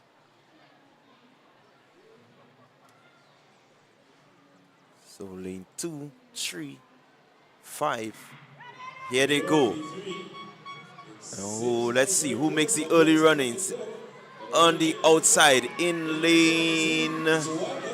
Wow, it's pretty tight, but here comes South City Rising Stars in the middle of the track. For a while there, you wondered actually who was going to take this one, but it's Keon Paulette of South City Rising Stars Your winner in a time of 13.73. 186. Aiden Filbert, 14.02. Had a slip at the start, but was able to power himself through. As we look at it on your monitors. So that's Paulette there, the eventual winner in this one. We're ready for Heat 4. Heat 4 is up next. McIntosh, Andrew, Blackman, Bain, Jones, and Leslie. It's under 13 boys. So McDonald College represented in McIntosh. Heat 4. Ronan Leslie St. David's Trailblazers is there. Devion Jones, Jaden Bain, Kendall Blackman, Jamie Andrews. McIntosh, Jamie Andrews, Kendall Blackman, Jaden Bain, Devian Jones, and Ronan Leslie.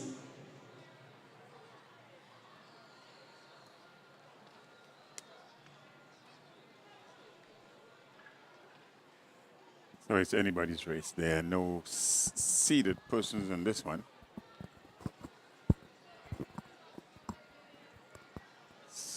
Preliminaries you can say for the National Primary School Games. Yes, certainly a good preview of the what's to come for at the National Primary School level. So it's lanes 2, 3, 4, 5, and 7 occupied, and 8. So it's 2, 3, 4, 5, and 7, and 8. And here they go. 100 on the 13 boys. Let's look, the middle of the track. In the middle of the track, it is Bain. Bain winning this one. It's Blackman rather. Blackman coming through to take this one.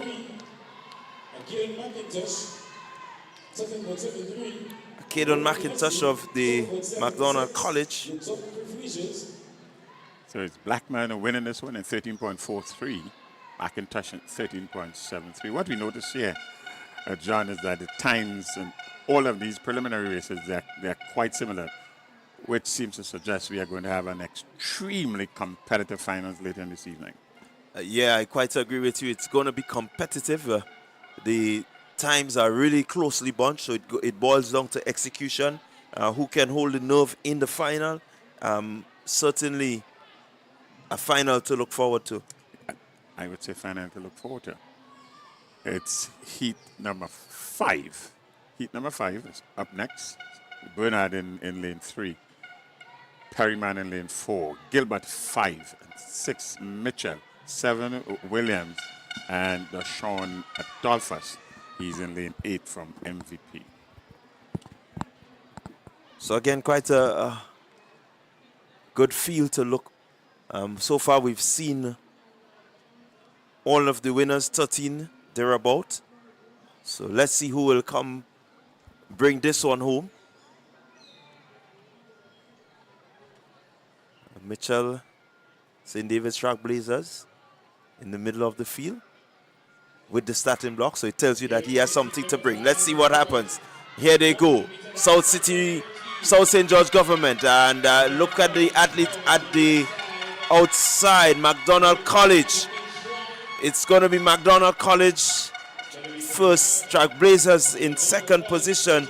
That's Kareem Bernard, 13.54, 13.66. Alonzo Mitchell, Rohan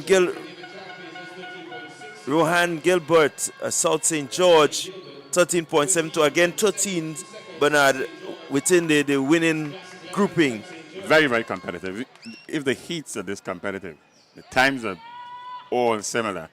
Again, we can only repeat that this is going to be a final you don't want to miss. So we are encouraging you to come down to the Karani James Athletic Stadium for the Ariza National Championship. We are witnessing the 100 meters.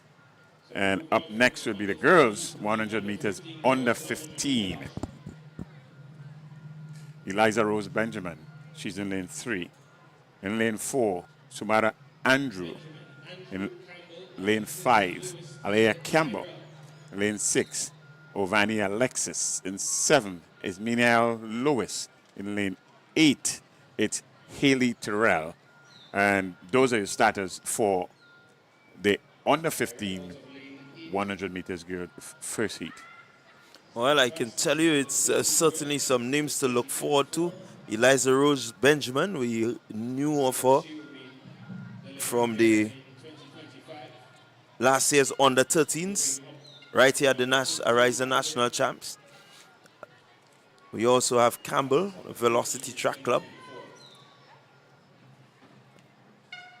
Alexis of South City Rising Stars in lane 6.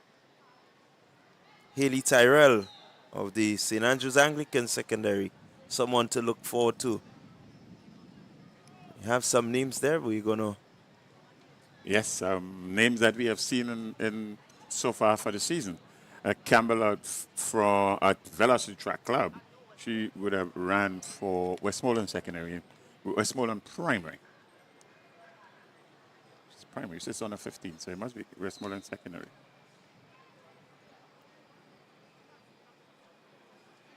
Five heats, and this is the first of 5 heats.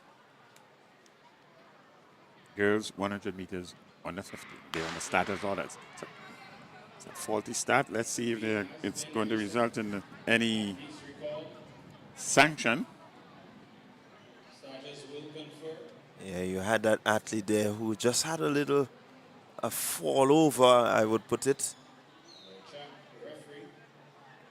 They will. Yeah, she just had a little Lane slip. 5. Yeah. Lane 5. Lane 5 seems to be the infringing one, and it's Campbell. Elia Campbell.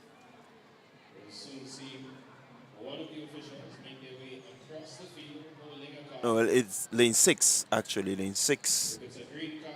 All athletes in the field will remain. So while in the set position, she just overbalanced. Well, they do have discretion for instances like these. If it's a false start, that is distinctly different from a faulty start.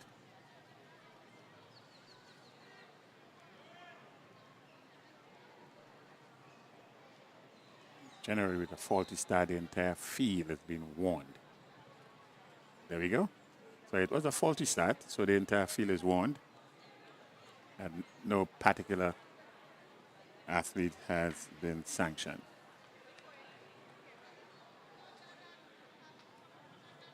They're back on the starters orders.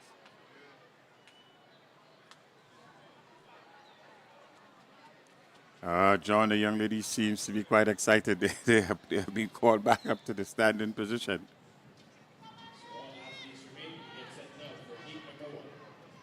So we're back at it again. They seem to have it right at this time. And here they go. It's the 100 under 15 girls, early run-ins. Let's look at the athlete there in lane 8. It's Tyrell, Haley Tyrell, St. Andrews Anglican Secondary. You're winning this one and winning pretty comfortable, 12.73 seconds. A really good, strong run there from Haley Tyrell. Aliyah Campbell of the Velocity Track Club coming in second. In third position, it's Eliza Rose Benjamin, St. David's Track Blazers. 12.73 is the winning time for Tyrell there for SAS. 12.73. Campbell for Velocity Track Club in 13.17 seconds. And Eliza Rose Benjamin from St. David's Track Blazers in 13.39. Yeah, certainly a good run there from Tyrell. Fairly brisk. Very, very brisk run. And she seemed to have just powered through and realizing no competition. She just may have held back just a little bit. It's all in the making for a good finals later in the day. We up next will be heat number 2. Remember, we have 5 such heats in this one. That's the girls 100 meters under 15 in lane 2. That's Rouse in lane 2. Kedisha Rouse, that is. In lane 3, Jada Paul. Sophia Stevens, she's in lane 4. In lane 5, Nicola Noel. She's in lane 5. And in lane 6, Kaya Swan, and Carisha Paul. Carisha Paul is in lane 7.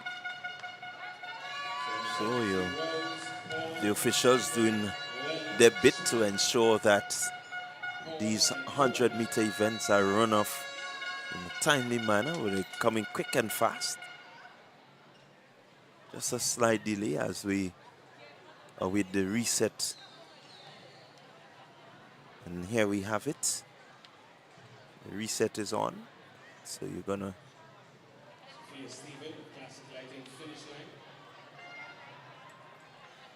here we go. On the 15 girls, 100.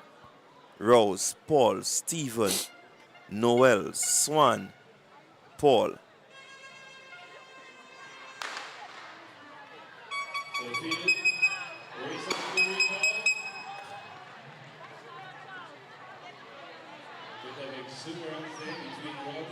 And it's a false start. So they have been called back.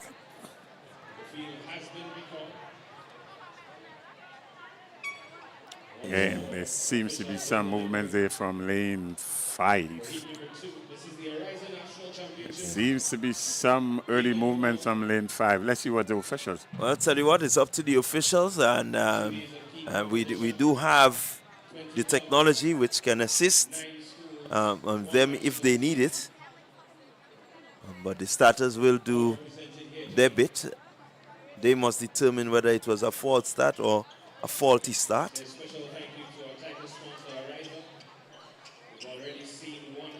But just to give you a breakdown of what is happening while we await the officials and their judgment in the first event of the boys decathlon. So the official now charges the field. And the field is given a green card. It's a 1 into all athletes in this one. Back on the starters orders. Heat number 2. So second time running, let's see how they go. 100 meter under 15 girls, heat 2. And there they go. With the early runnings, it seems to be finish line in the middle of the track. Sophia Stephen, finish line. Running away with this one. Fusion Athletics in Kaya Swan seem to be the person in second. We await the official timing. But take us through this one. A real control run there by Sophia Stephen from Classic Lightning finish line. 13.20 seconds. That's a good time. It's actually one of the faster times for the day in this. We're certainly faster than the last heat at 13.74. In second place is KS Swan. Well, there was a serious gap at 400 meters. You're talking about 25 meters, the gap there. So it's Sophia Stevens for Classic Lightning finish line, 13.20 seconds. And we on to heat number 3. Heat number 3 in lane 2. Kadisha Rouse in lane 3. That's heat number 3, sorry. Heat number 3. In lane 2, Isaiah George. Isaiah George, she's in lane 2. Sydney Douglas, she's in 3. Michaela Patrick in 4. Olivia Latouche, she's in 5. Jahdeen and Noel, she's in 6. In lane 7, Makaya George and Denise Mitchell, she's in lane number 8. Yeah, so it's the 100 meter under 15 girls, heat 3. Expected to be a quick one. Seeded athlete in this one is Michaela Patrick in lane 4.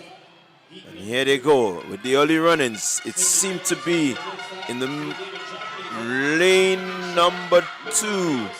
But closing fast, closing quick. Is that athlete out there, Denise Mitchell of SAS, really closing in quickly on Denise, that athlete there, Douglas from the St. David's Trailblazers, 13.32.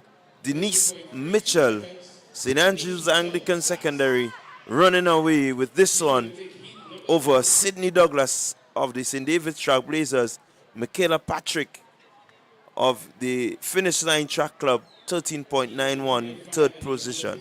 very powerful finish at the end there for Mitchell. Her drive phase was absolutely perfect. She would have caught the second place finish in Sydney Douglas and passed her with 10 meters to go. Very, very powerful running. Heat number 4. Well, heat number 4, we can tell you, under 15 girls, Deja Charles, we can look forward to Jadine John, Sarana Hall, Eva Plenty, Janae Alexander, Anaya Cumberbatch, and Shania Thomas. If there's anything to go by. Here they go. Let's see who makes the early run-ins. Look in the middle of the track. It shows it is moving ahead now in lane 4. It's pretty close, it's pretty tight, but Saharna Charles, 13.75 of Finish Line Sports Club, taking this one. Yeah, it's a good run there from Serena Hall, a classic lightning finish line, and the athlete there from St. Joseph Convent, Grenville, Deja Charles, in second position. Yeah, good run there from Deja Charles. Now, you look at Hall. What do you make of her? It's a good competitive run. She seems to be quite confident that she was going to take this one. The time is not as fast as the heat before. She did this one in 13.7.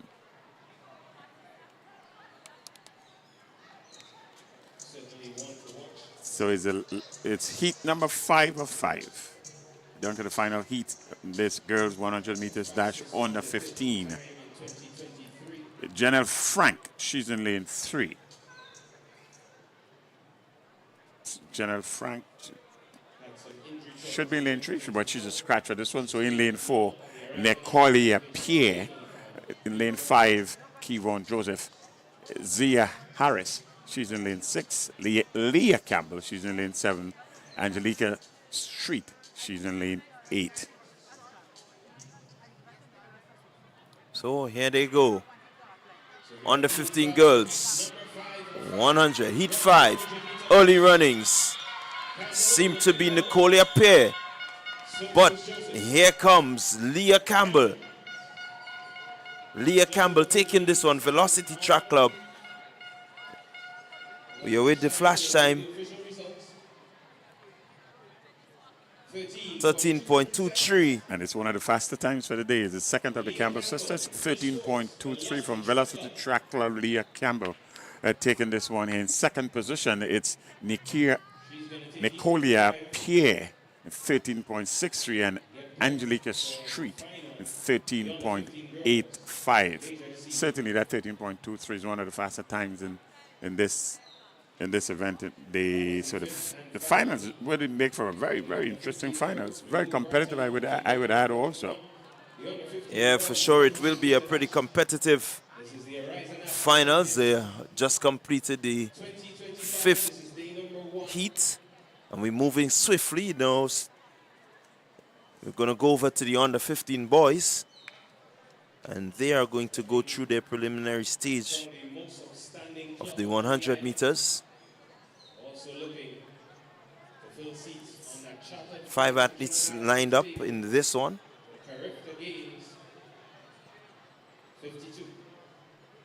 It's going to be very interesting. There are 4 heats, so this is the first of 4 heats. We are getting onto the business end of these 100 meters. So we should see progressively significant decrease in the time over these 100 meters as we go into the age grouping. There's under 15 boys, 100 meters. That's up next. Lane number 2, Lamar Lewis. Lane number 3, Aiden Klein. In 4, Cassius Stephen. In lane 5, Daquan Finley. In lane 6, Akel Briggs. Nathaniel Batiste, he's in lane 8. And Samson Phillip. Samson Phillip in lane 8 and Nathaniel Batiste, he's in lane number 7. So it's St. David's Track Blazers in 8, Ace in 7, Classic Lightning Finish Line in 6, Attitude Track Club 5, Classic Lightning Finish Line in lane number 4, Sprinters Athletic Club in lane 3,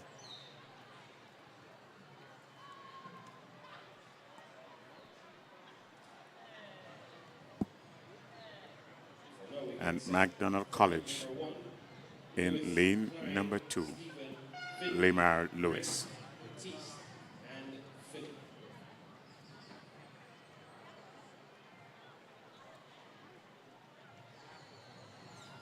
So we're getting ready.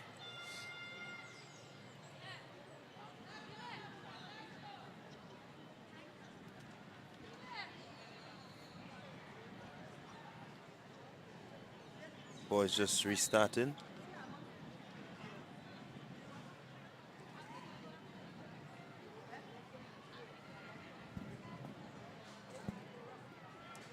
So we do have a bit of a wind. If you look at the boys, the wind just seemed to be fluttering a bit. So quite a bit of wind for the 100.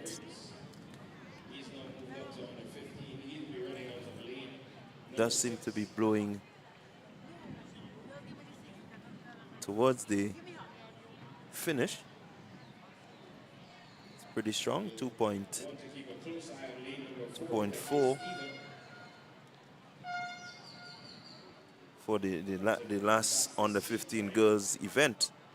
So it tells you that it has picked up compared to when we started.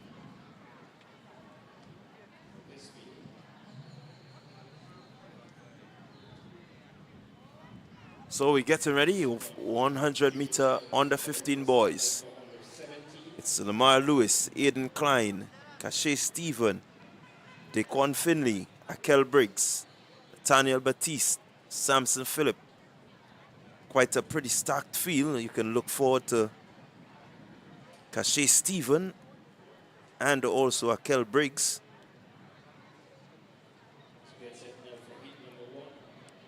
Cassius Stephen already running 13.30.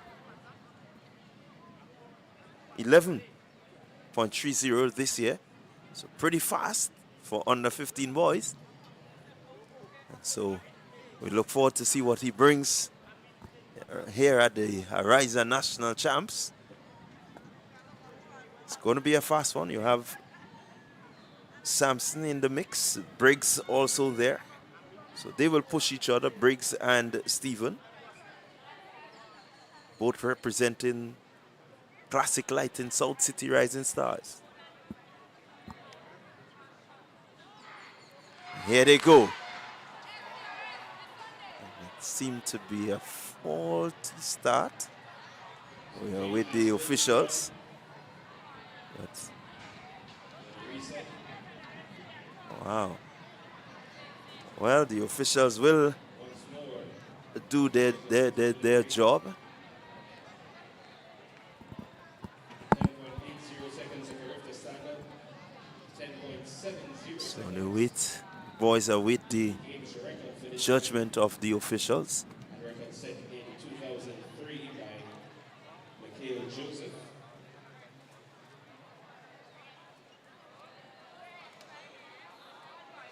And so we have a disqualification. Lane 6. That's Akel Briggs of the South City Rising Stars has been credited with the false start in this one. I think he knew the tension was on Bernard, coming up against Cache Stephen, you want to get ahead as quickly as you can, but he was just too much ahead. And these rules are applied because that's the rules that will be applied in bigger competitions. So it's credit to the organizers here for following the rules that international standards that's laid down. Yeah, quite agree with you. We have to start somewhere.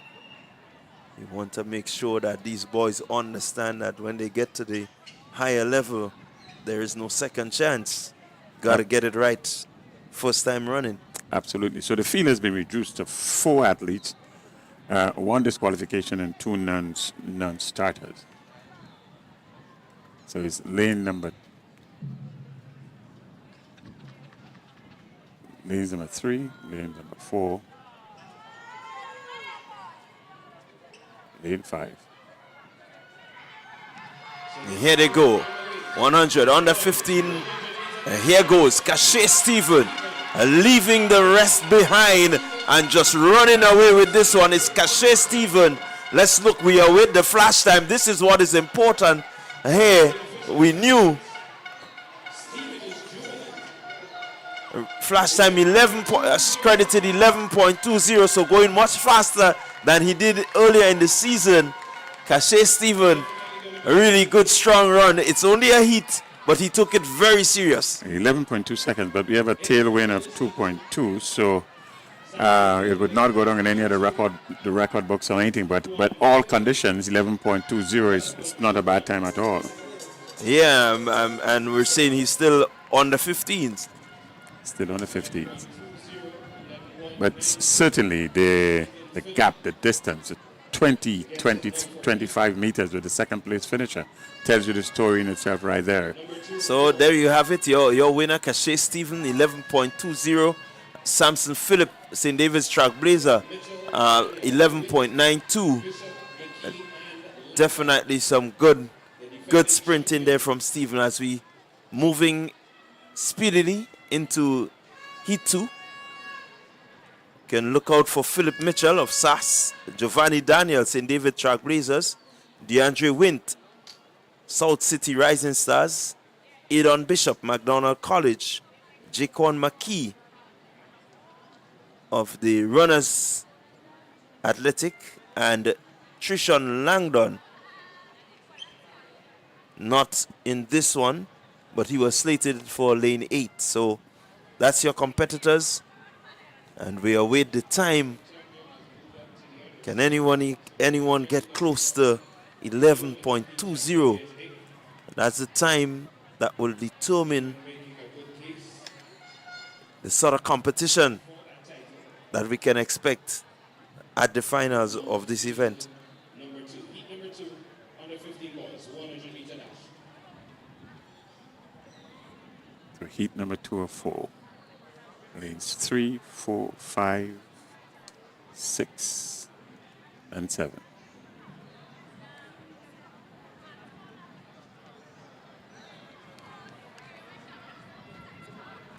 Would it be Mitchell from SAS? Daniel from St. David's Trailblazers. Classic Lightning finish line with Wint. He's in 5. Bishop, McDonald College in 6. Jaquan McKee, Runners Athletic in 7. Here they go with the early running. Let's see, who will it be? Seems to be Daniel. It's Daniel, it's Mitchell and Daniel, but here comes Mitchell running away with this one. Philip Mitchell, 11.34 the flash time, 11.38. So Mitchell over Daniel. A really good competition there, 11.38 as compared to 11.20. It says that we're getting there. We have a massive headwind not headwind, a tailwind of 4.7. So they get a lot of help in this one. 4.7 meters per second tailwind. So it would not record in the record books again. But all conditions time, it's all conditions time. And that was heat number 2. 2 more heats to go. So we're moving quick and fast. This heat 3, 100 under 15. Deshaun Smart, Sass, Ethan Mahon, Sprinters Athletics, and Nathaniel Braffett, Sprinters Athletics. 3 starters in this one. Here they go. Let's see. Early runnings.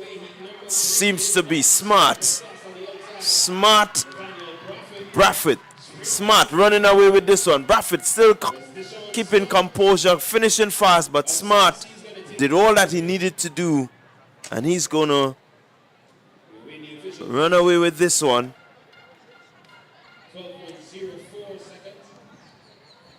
12.04. You thought Smart would have shut it down with 10 meters to go quite easily. Yeah, look at him there. Look at him go. He's pretty strong and doing the business. Ensures that he is in shutting down. So he has something in reserve. And so that was heat number 3. Heat 3, 12.04. We're moving into heat 4.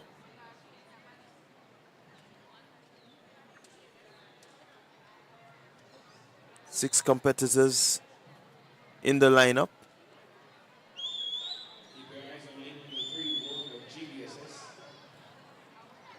So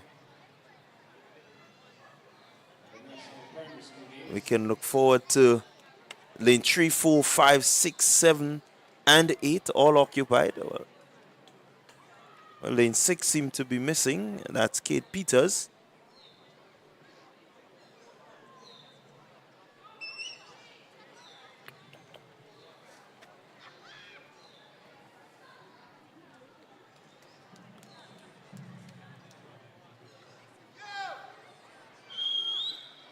So it's going to be the GBSS. It's going to be Southern Pros, the MVP. You need a Christian Academy, McDonald College.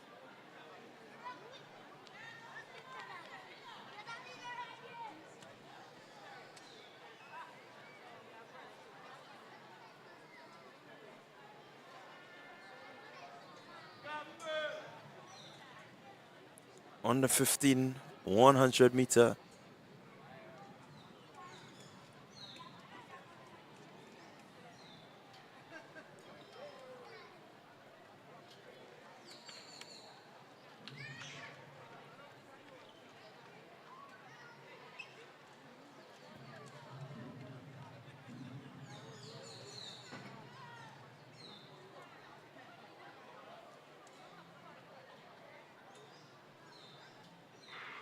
Here they go. Let's look. Early runnings. It seemed to be Bascom, but here goes Kendon Worm of GBSS. Kendon Worm, GBSS. He's going to take it. And taking it over Shaquille Bascom of the Southern Pros. Well, I tell you, there was no easing up in this one.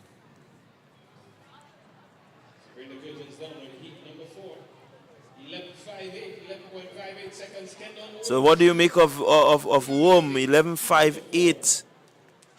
The time in this one. Again, with a tailwind of 2.8 meters, there's some good assistance there. But 11.58 is a good run. Kendall Worm from GBSS over Shaquille Bascom with 11.72. So there you had it, the completion of heat 4 in the 100 meter dash under 15 boys. Kendon Worm taking honors in this one. And so we still have a very fast time there of 11.20, setting the pace. And we go right into the 100 meters for under 17 girls. We're getting into the big girls now. 100 meters under 17 girls. 4 heats in this one. So we're going to preview the starting lineup for you for heat 1. Summer Batiste, Classic Lightning finish line in lane number 2. Lane number 3. Lane number 3, Kiana McIntyre, MVP, 073. Lane number 4, Corona Gelino, peak performance. Lane number 5, Rosemary Thomas, velocity. 6, Catonia Smart, St. David's Trailblazers. 8, Serena Charles, And we're going to have, St. Joseph Convent in Grenville. we're certainly going to have a ruling from the officials. Again, one of the athletes just falling over with anticipation. A bit eager to get out there and to showcase. From the information we have here, Corona Gelino, peak performance with a time of 12.73. Seems to be one of the athletes to look forward to. And it's a yellow card. No, that's a red card, and so we've lost one of our competitors, and that's Kirona Gelino. Well, just mentioned her name, and she's out disqualified. False start. So Lanes 2, 3, 5, and 6, and 8. they have to keep their composure on the starting block. And here they go. Clean this time, and let's see, early run-ins. It seemed to be South City Rising Stars. That's Summer Baptiste. Summer Baptiste looking to run away with this one. Just shutting down, just a few more. She has it in the bag. And so she's looking good, Summer Baptiste. Shut it down with 5 meters, with 15 meters to go. That says a lot. Summer Baptiste running at lanes 2 of Classic Lightning finish. Classic South City Rising Stars Classic Lightning, shutting it down. Summer Baptiste is the winner in this one at 12.94. That's her winning time. And in second position, Velocity Track Club at 13.32, Rosemary Thomas. And in the third position, Kiana McIntyre at 13.54 from MVP. Those are his top 3 positions.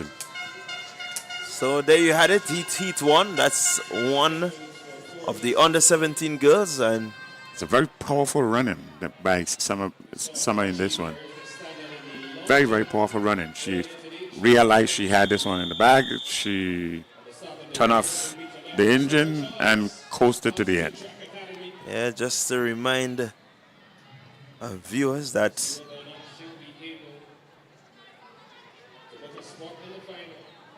the expected time for the standard, for the Carifta standard is 12.20 seconds. So they're some ways away from that. need to keep that in mind, these athletes. And this is only the preliminaries. They just may bring a bit more when it comes to the final. Just need to get through these rounds. So here we go. Heat number 2. Your long jump winner who has already qualified for the Carifta Games in Christiana Charles. She is in lane 2. Naima Charles in lane 3. Tashona Bascom, St. David Trailblazers in 4. Kashanti Mitchell, look out for that name. And Shashane McCallum, SAS. Rolanda Charles also. Well, Rolanda Charles is not there. Here we go.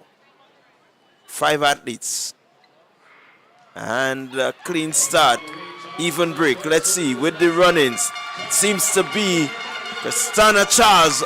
But here goes Bascom. Charles running away with this one. Bascom is not going to catch her.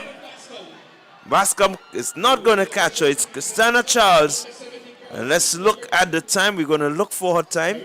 She's already qualified for the Carifta Games. So this will just be a double. If she gets anywhere close, but it's 12.58, a little bit off. She's running with a lot of confidence, this Charles. Altitude Track Academy is doing a good job. This young lady here, you can see her running with some assurance, and they're nice, long strides. she knew she had this one in the bag, and she, in the end, it was fairly easy.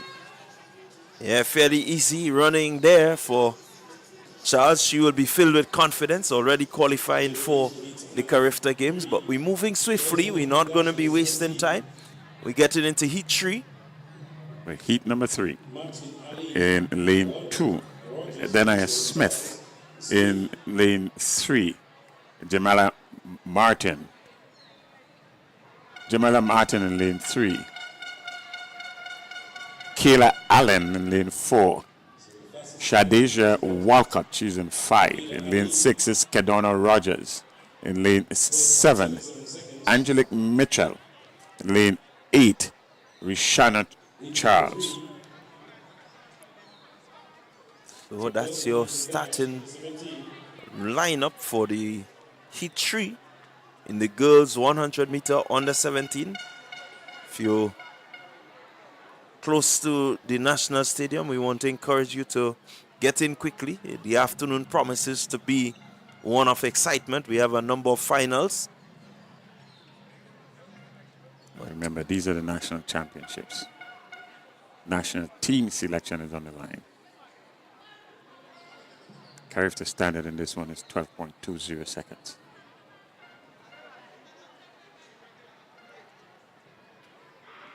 Here they go.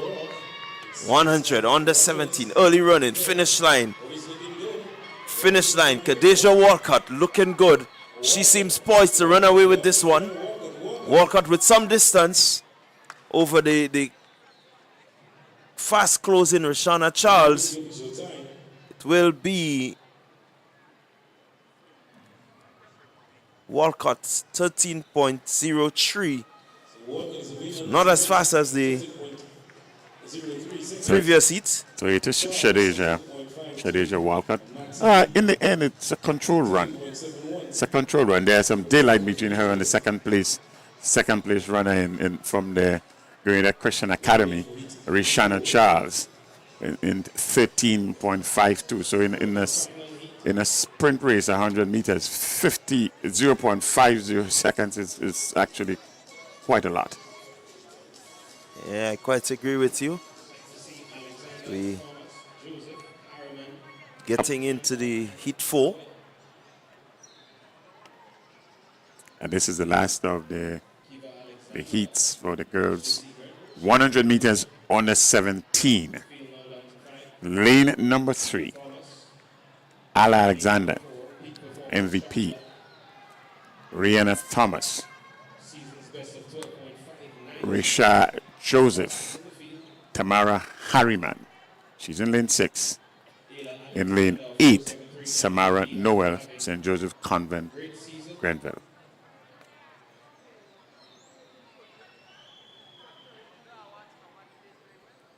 So we're looking forward to fast time in this one. And the athlete there in lane 5, Bishop's College.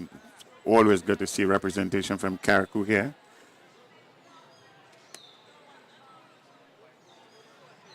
So it's Ella Alexander of MVP in 3. Thomas of Peak Performance in 4. And it seems to be Thomas of Peak Performance with a good start and looking to move away from everyone else as she does. And here comes the quick closing Noel of the St. Joseph Convent, but Thomas of Peak Performance had her race well structured, and she's going to run away with this heat, a time of 12.67 seconds, one of the faster heats that we've seen. One of the faster heat with almost a 0 reading for the win. So this is a genuine time of 12.67 seconds from Peak Performance athlete in Rihanna Thomas. Samara Joseph was some ways behind from St. Joseph Convent. She was finishing fast, but she was some ways behind in 13.24. So this is one of the faster heat in these girls, 100 meters under 17. So there you had it, 12.67, 13.24, 13.76, your top 3 for this, the final heat of the under 17 girls 100. We're going to move straight into the under 17 boys. Francis John, We're gonna. Daniel Baptiste, For the under 17 boys, there should be some speedy races, some fast races. After all, the qualifying time it is the qualifying time for the Carifans. Not qualifying time, but the standard for the Carifta Games is 10.80 seconds. 10.80 seconds is the target that these boys should be running towards. Here we have four heats in this one. And in heat number one in lane 2, Zaya Francis from Velocity Track Club. Deron John from Ace, he's in lane 4. Atnel Daniel, he's in lane 5. And here they go. It's the 100 under 17 boys. Delron John, Ace Track Club. Delron John, followed there by Daniel of Beacon Southern Pros. But out early and out quickly, 11.06 seconds. Delron John, Ace. This young man is always brings something to the table. We remember Delron from last year's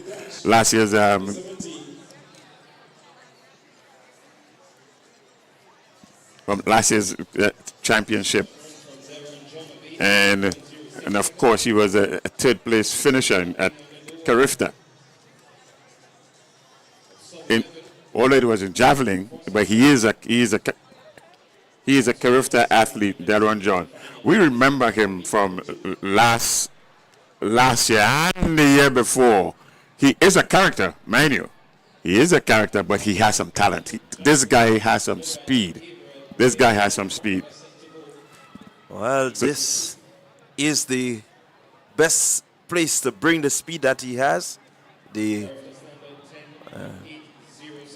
qualifying for the national championship. But remember, he has to run a 10.8 to get in there. We'll work on that. Certainly, he has the finals to come. Just may go a bit faster. Well, we're getting into heat 2 of the under 17 boys. Anton Alexander, MVP. Shondell Glenn, South City Rising Stars. Javid Jaldu, McDonald College. Dimron Gabriel, MVP. These are your starters. And they are looking for a time of 10.8. Here they go.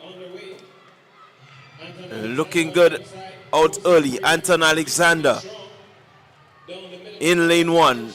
Looking pretty smooth. Looking pretty easy. Sorry, in lane 2. Time of 11.49 seconds. And incidentally, Delron John, that's what he ran at his SAS Sports, 11.49 seconds. So we know this finals, it's going to be something to behold. If you are anywhere close by the Karani James National Stadium, make your way in. We are witnessing the Ariza National Championship. So heat number 2 has just ended. The winning time of 11.49 seconds. So we're moving into heat number 3. And in this one, you can look forward to Prince Kutain, Anikel Paisadi, Jaden Pear, Nathaniel Alfred, Nathaniel Douglas, Jaden Andrew, Michael Aberdeen, and Keston Bailey. Full field. So on seed, we should be looking at Nathaniel Alfred in 11.20, as well as the fusion athlete in lane number 5, Nathaniel Douglas. So the two Nathaniel, one in lanes 4 and one in lanes 5. They are the seeded athletes in this one, 11.20 seconds and 11.4. Well, they have to chase 10.8 as the qualifying mark.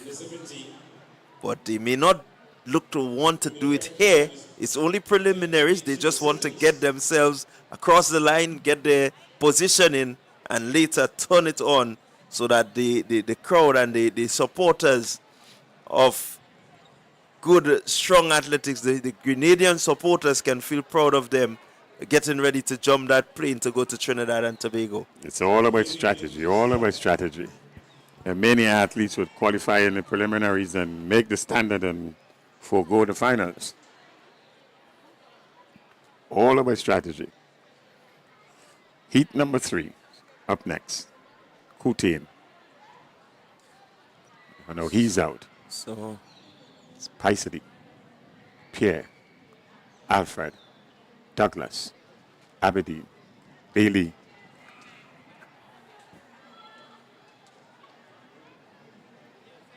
these are some of the faster under 17 boys in this heat. We're going to keep our eyes on lane 4. That's Alfred. And right next to him is Douglas. Here they go.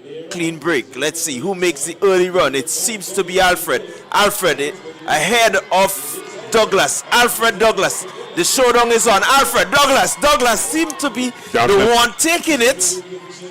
We were with the final time, but I can tell you 11:09, 11:12, 11:45. Your top 3. Nathaniel Douglas had that extra 11:09 seconds. Fusion Athletic over Nathaniel Alfred of the South City Rising Stars, and closing in lane 8 was Keston Bailey of the St. David Trailblazers. Wow. The win reading is 2.9, but notwithstanding the win reading, coming with 11.2 and to finish the race at 11.09, that's some running. Certainly tells you that he has taken a liking to this track here today. It means that the final of this event could be a lot faster. We just may be able to get our 10.8. We're moving. That's what we call championship running. We're Championship moving. running. I'm going to rely on the library here in Leslie, who we are expecting in this one. It's source of information in here. And I am told we should look at lane 4 in Christophe Caliste.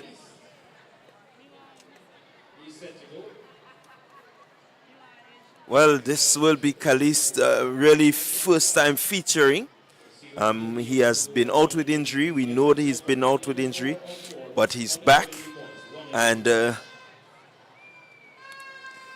Christophe is a character medalist. Not just a medalist, he's a character gold medalist 2024. And he has already qualified today for the triple jump. I said today, but overseas, he has already qualified for the triple jump. So all eyes on Christophe Caliste in lane number 4. well, this one will go. It will be a fast one. You have Hines, you have Andre Fletcher, you have Castle, Caliste, Giovanni Green is in this one, Jazim Fortune, and Keon George. So it's going to be another fast race. Have to really look to see who are the competitors that will come out in the top positions. But I can tell you it will be a fast one. Championship running. A number of things online. Finals later today. Qualifying for the Carifta, 10.80 seconds. All on the line today. Keep your eyes glued to lane number 4, Christophe Caliste. Here they go. Early runnings. Let's see. There's no one really breaking away yet, but here comes Caliste. Caliste striding away, looking easy, but he's being pushed there by Green. But from my vantage point, it will be Caliste just nicely in, not really exerting himself, just wanting to get across the line. You look at him just ease through the paces. Good, nice, strong, powerful stride. I think he has it. 11.10. I'm telling you, it's going to be a cracker. You don't want to miss this. With a legal reading. The reading is 1.2 meters per second in the wind. So this is the fastest time for the day. 11.10 seconds.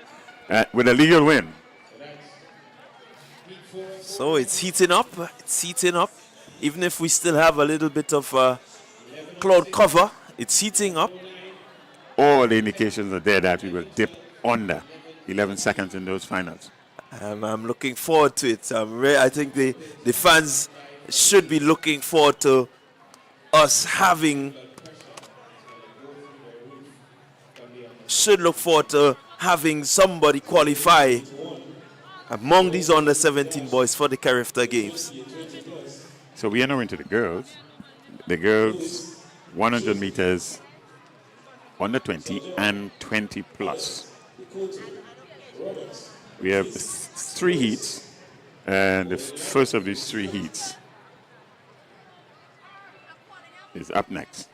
Well, just to give you a quick run through, you have Lewis, Joseph, Chandler, Adams, Decoto, Roberts, Batiste, and Lewis. That's your start. With an international flavor in the midst, in Savannah Adams. She is from Guyana. And Adams, she's in lane number 4. So we welcome Savannah to our national championships. It's a little flavor of what Carriacou would look like, maybe. And it's a good addition. Our girls will be looking to make a statement to Adams to let her know that, hey, we have some Grenadians here that are pretty quick. But she is coming here with a seeded time of 11.08 seconds. That's a quick time. That's a very quick time. That's a competitively quick time.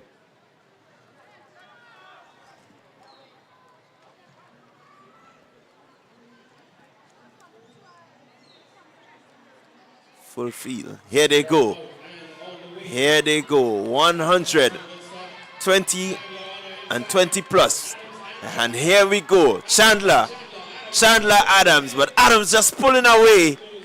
It's good run there by Adams. She kept her composure. You can see that she knows what she's about. She was not flustered. But Chandler really got her to the line.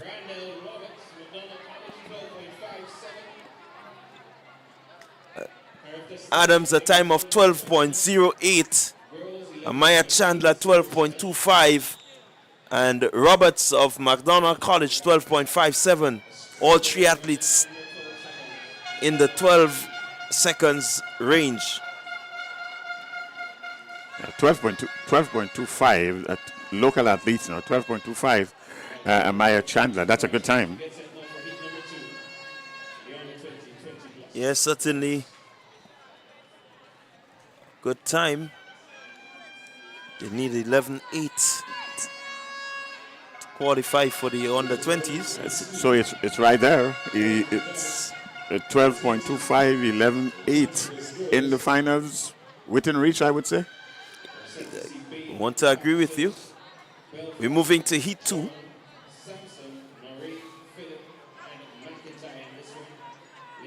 Heat 2.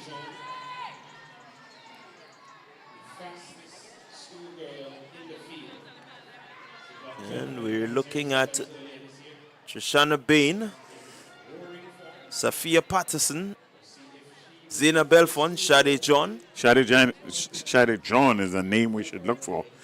Carriacou athlete last year.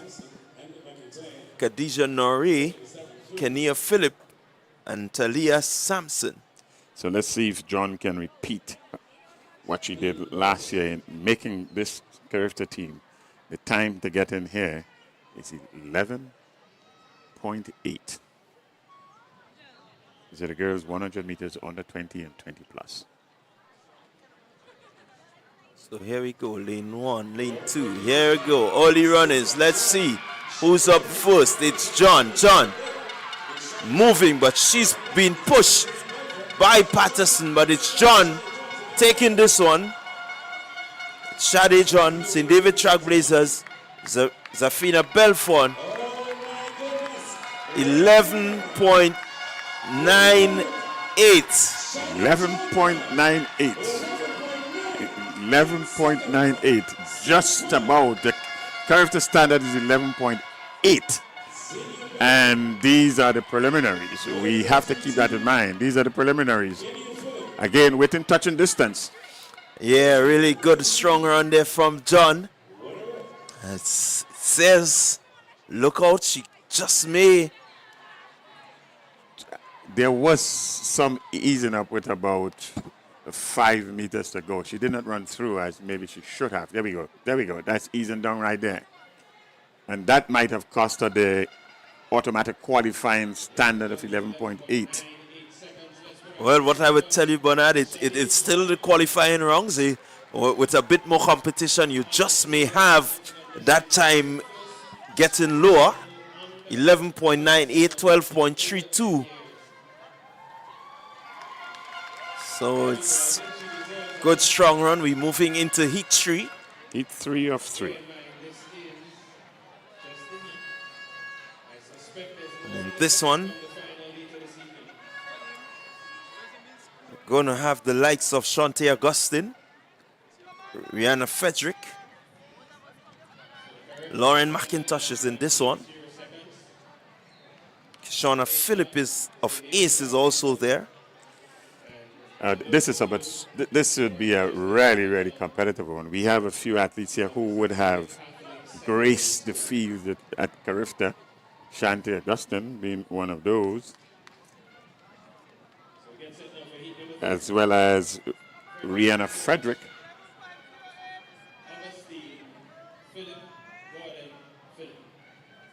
And Lauren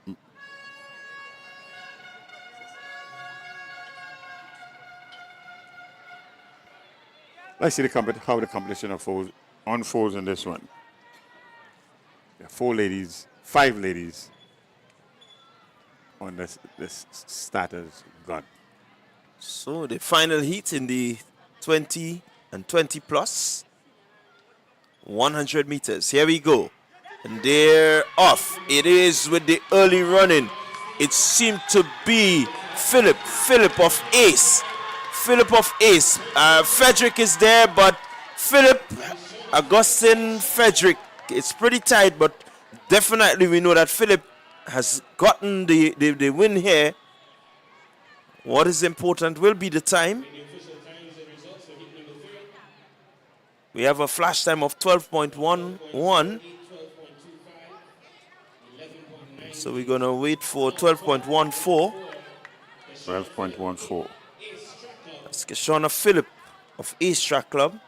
Rihanna Frederick has been credited with the second position of 12.42. And Shantae Augustine, 12.44. Lauren McIntosh, 12.53. So 4 athletes under 12 seconds. Under 13 seconds, rather. So that was the last of the 100 meters preliminaries for girls under 20 and 20 plus. The big boys are up next. The 100 meters under 20. We have 4 heats. And we are looking for some serious fireworks in this one. We have Bishop. We have... So we're going full complement. Lanes 2 to 8. Let's see what Bishop have this year from peak performance. Is seeded time of 10.48.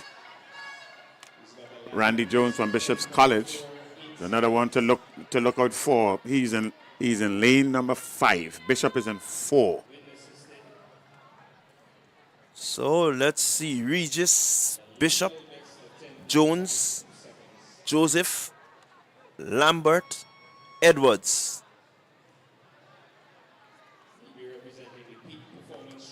Nationally, you are getting a peek of what carriacou is going to look like. And in And an athlete here, and another one of his athletes represented in Grenada here, these national championships. See what Randy Jones has to offer. Randy Jones, he's in lane number 5. Athlete number 6666. Well, we saw Jones earlier in the 400 qualifying, and he did pretty well. And let's see how he transitioned into the shorter sprints. He does have the makings of a pretty powerful athlete, though he's short in stature, but he does seem to possess a bit of power. And just to remind you, the qualifying standard, Carifta standard here is 10.60 seconds. 10.60 seconds.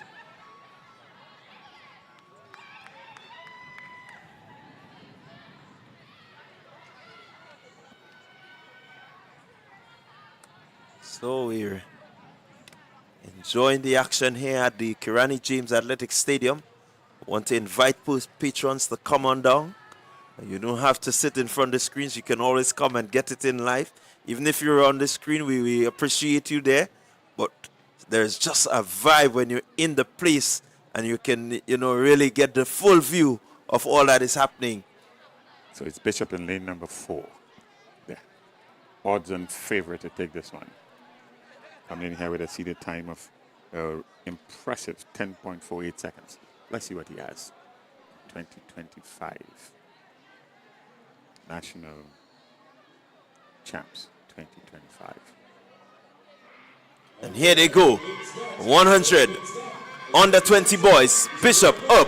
Moving. It's Bishop. Bishop over Jones. And he will take it.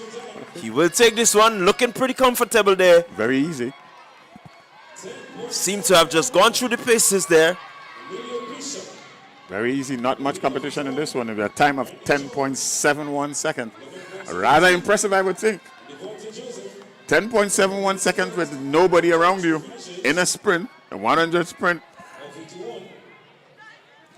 And a legal win also, 1.7 meters per second. This is a good run. Yeah, it's really a good run. And definitely the finals will be one that can draw him a little further.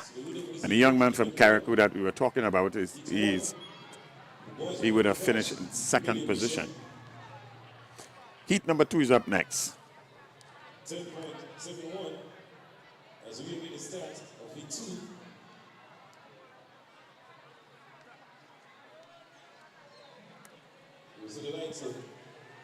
So we're getting ready for heat 2 in the under 20 boys 100 meters. The 4 competitors in this one. Stanislaus from Fusion seems to be the odds-on favorite for this heat. Let's see what Stanislaus has. Yes, coming here with a seated time of 10.49 seconds.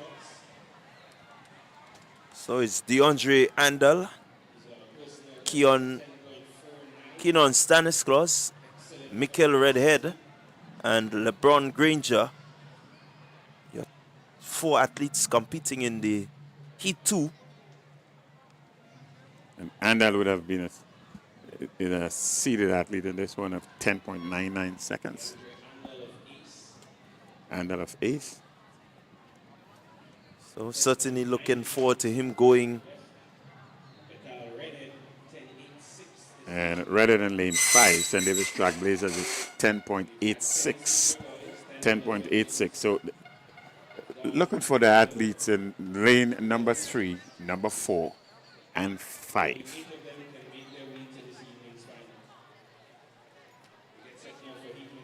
So we're getting ready for the start of heat 2 in the under 20 boys 100 meters. The expected action should be in lane 3, lane 4, and lane 5. But this is sprinting, anything goes. Redhead 10.8 seem to be the favorite here. I can tell you Andal will have something to say about that. So too will Stanislaus.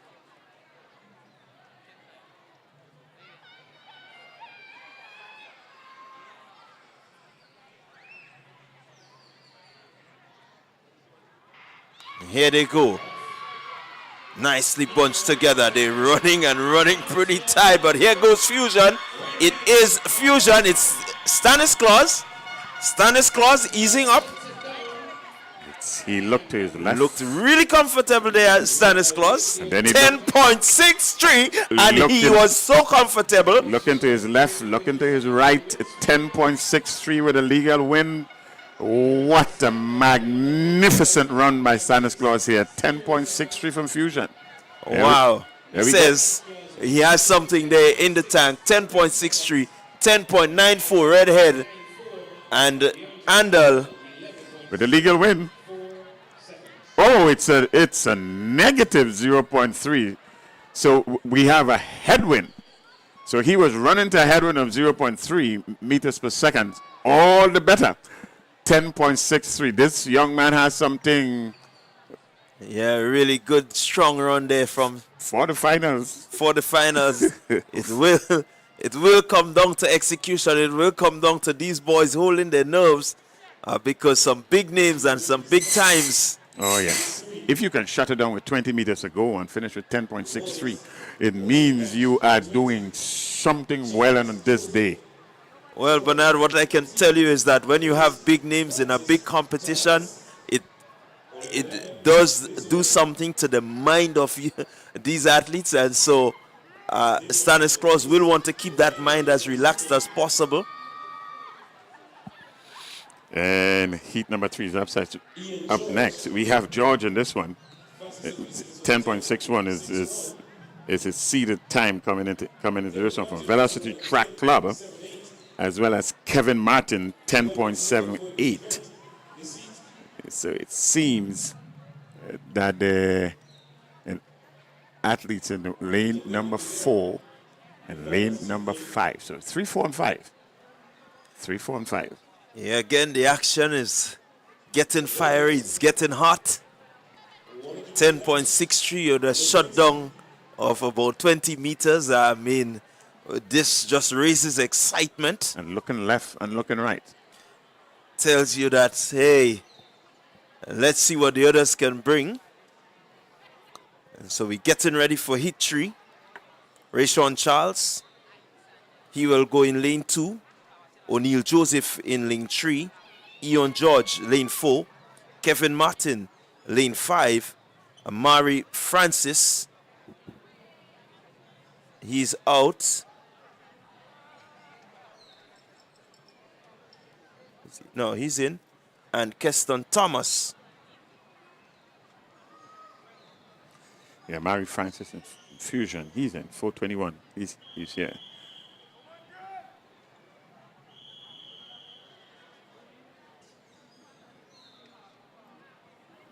Lane number 6 is scratch. Yeah, Tevez Lewis should be in lane 6, so he's out. So we have 2, 3, 4, 5, 7, and 8.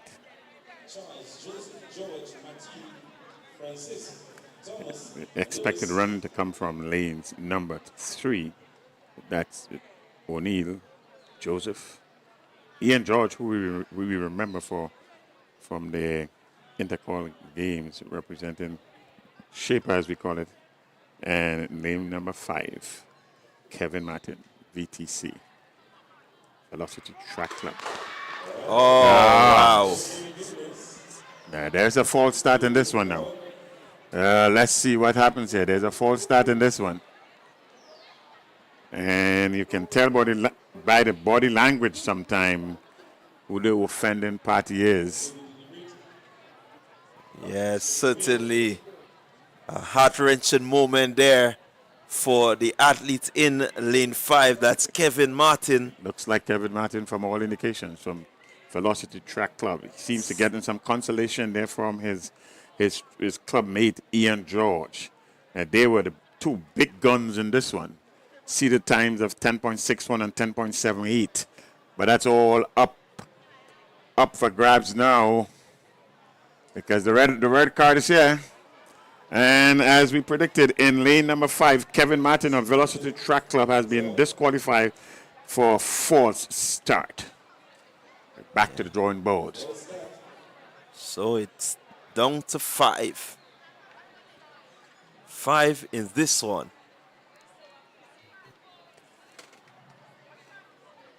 They all want to get past the 10.60 seconds. Get close to it as possible for the finals. So it's Charles, O'Neill, George, Lewis, Francis, Thomas. Here they go. Clean start. It's George in the middle of the track with the early runnings. George looking good, looking strong. Running away with this one. Powering through. It's Ian George shutting down. Just shutting down. Shutting down slightly. We flash time of 10.85. Let's see what the official time will be. 10.89. It's a legal win. And so it's Ian George. 10.89. O'Neill Joseph of Ace 11.56 and Amari Francis of Fusion 11.69. So this one, Ian George, would have taken this one. 15 meters ago, he was finished running in this particular heat, waiting for the finals. And so there you had it. The conclusion of heat 3. And we have another heat to come. Bernard, I was telling a few of the students at my school, they're not quick. There isn't any quick athletes before because they don't run behind the rollers. They don't push the tires, you know. Certainly things that we did in our days that made us as fast as we were. And strong. And strong. So certainly we're still looking for those guys that can, you know, bring the heat. But I tell you something, it's not even just the work in the gym and they work on the track or on the field. Diet. Nobody's dashing anymore. Nobody eat yam anymore. Oh, this is the big one. This is the big one here. Heat number 4. This is the big one. This really is the big one. We have Ethan Sam in this one. We have Kanik Nixon in this one. We are going to see some fireworks. So heat 4 of the under 20 boys 100, lane 2, Johnson Louison, lane 3, Toba Abe, lane 4, Ethan Sam, lane 5, Kanik Nixon, and lane 8, Kareem Sampson. That's your competitors in the 100. So Sam is an odds-on favorite here. Carifta athlete, Carifta medalist, national champ, and with a time of 10.45 in 2025. So the running will come from lanes 3 and lanes 4. Sam versus Nixon. So we inviting you to come on down to the National Stadium. And there's a hush as the starters are here. Here they go, clean break. Early runnings, it seems to be Sam. Sam looking to stamp his authority over Nixon. It's Sam Nixon. It's Sam just closing it down. Flash time of 10.68. And finishing with a time of 10.71. 10.71 legal time, and Nixon 10.90. It really does make for interesting finals where you have the big names in the under 20 boys category looking to put on a show. We are going to give you a breakdown of what the finals will look like, and with the times that the finalists would have recorded in these preliminary rounds a little bit later, just before we get to those finals. So certainly the finals is shaping up to be a very heated contest. So far, the first two positions, they're all under 11 Well, in all 4 heats. we expect this when you have a quality field of this nature. And so it says that the finals will be epic. It's something that these athletes will relish. They will push each other to go as fast as they can. But the qualifying time is important that they get to that 10.6. That 10.6 would loom big, large, heavy. That's the mark that ought to be in focus in these finals. Next event on the track will be the 100 meters 20 plus boys, men. Well, we're getting ready. Heat 1.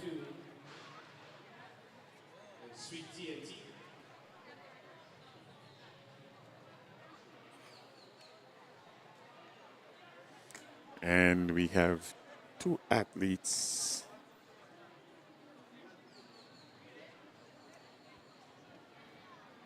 So it's certainly heating up here at the Kirani James Athletic Stadium. It's national championship. It's the Ariza National Championships 2025.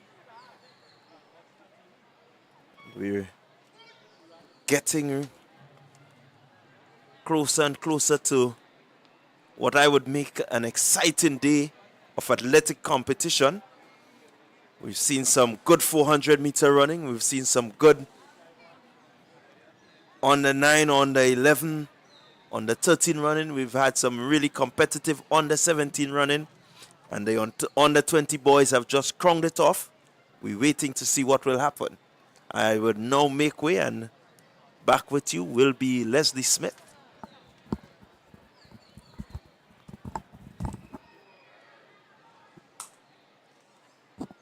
I think I'm going to rechristen Leslie the Library Smith. So we're back here live at the Kirani James Athletic Stadium. Is the Ariza National Championships 2025. I just want to share with you some of the results of events completed so far. So we do have the results of the girls shot put under 20 and 20 plus.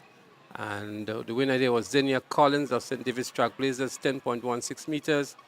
Christina Bartholomew of SAS was second in 9.72 meters. And Alina Gludd of St. David's Trailblazers, she was third in 9.10 meters. Also completed is the girls long jump under 17. Carifta athlete who represented Grenada at Carifta in the long jump last year, Christiana Charles of Altitude Track Academy. She was first in 5.63 meters, also qualifying for Carifta in 2025. Kayla Allen of Bishop's College was second, 5.03 meters, and Samara Noel of Convent Grenville was third in 4.86 meters. We continue with some more results in the boys javelin throw under 17. In first position was Delron John of ACE. He got a bronze medal at Carifta last year in the under 17 category. And on his second attempt, he threw 50.38 meters to win the gold. Dishon Smart of SAS was second in 49.87. And Jelani Coffey of Southern Pros, he was third with 46.84 meters. So Delron John, the favorite, winning here, picked up a bronze last year at Carifta Games. The boys Decathlon 100-meter dash, well, that has been completed.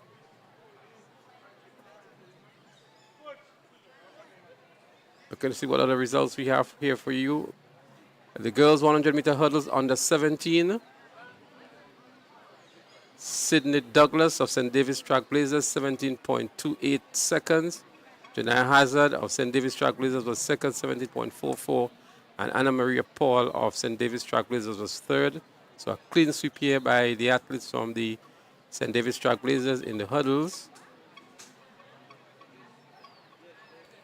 In the boys under 20, in the girls under 20 hurdles, Shante Augustine of 473 MVP with a personal best of 14.52. And in second was Tamaya Thomas of Altitude Track Club, 22.42. So congrats to Shante Augustine on achieving a personal best in the 100-meter hurdles for under 17, for under 20 girls. The 110 meters for under 17 boys hurdles. Dishon Jones of St. David's Catholic Secondary, he was first in 17.04 seconds. Jamal Nichols of Classic Lighting Finish Line was second in 18.91. And Dishon Oliver of SAS was third in 19.10 seconds. I want to share some more results with you with the under 20 boys hurdles 110. Kyle Ned of ACE 14.63 was the winner. Cale Lewis of St. David's Trailblazers, he was second. And Kiel Batiste of St. David's Trailblazers, he was in the third position.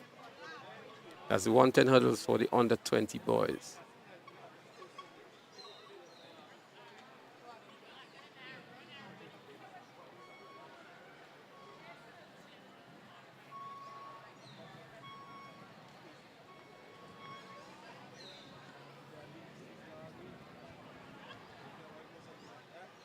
So these are the results that we have here for you so far. We're going to try to give you the update on the points in the heptathlon and decathlon that is also going on. A number of the events have already been completed. We'll try to give you the team scores as well. So for what we have here so far, Classic Lighting South City Stars on 11.5 points. Classic Lighting Finish Line on 11 points. Ace Track Club on 10 points. SAS is on 3.5 points. Grenada Boys Secondary on 2. St. David's Catholic Secondary on 1. And that's in the men category. Try to give you, that's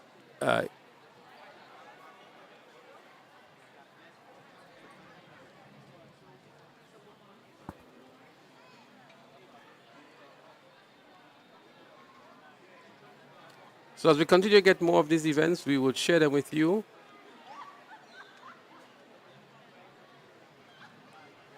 Well, that's all we have so far. So you're not missing anything on the track. We did not have any preliminaries in the 20 plus 100 meters. So I think we may go to a straight finals for that. And then next on the track would be the preliminaries for the relay events, the 4x100 meter relays. So that's the next event on the track. We will see 4x100 meter relays in all of the categories. Under 15, under 17, under 20 and 20 plus. And of course, we also have the under, yes. So these are the lineups for the relay events. The first relay would be the under 15 girls. We will see 5 clubs participating in that one. MVP, Finish Line SAS, Velocity, and Southern Pros. So the officials are getting that ready, but Bernard, what I can tell you is that we've seen some very, very exciting and interesting preliminaries, and we anticipate that this is going to be a very, very closely contested finals. Particularly, we saw in the 400 meters for the under 20s.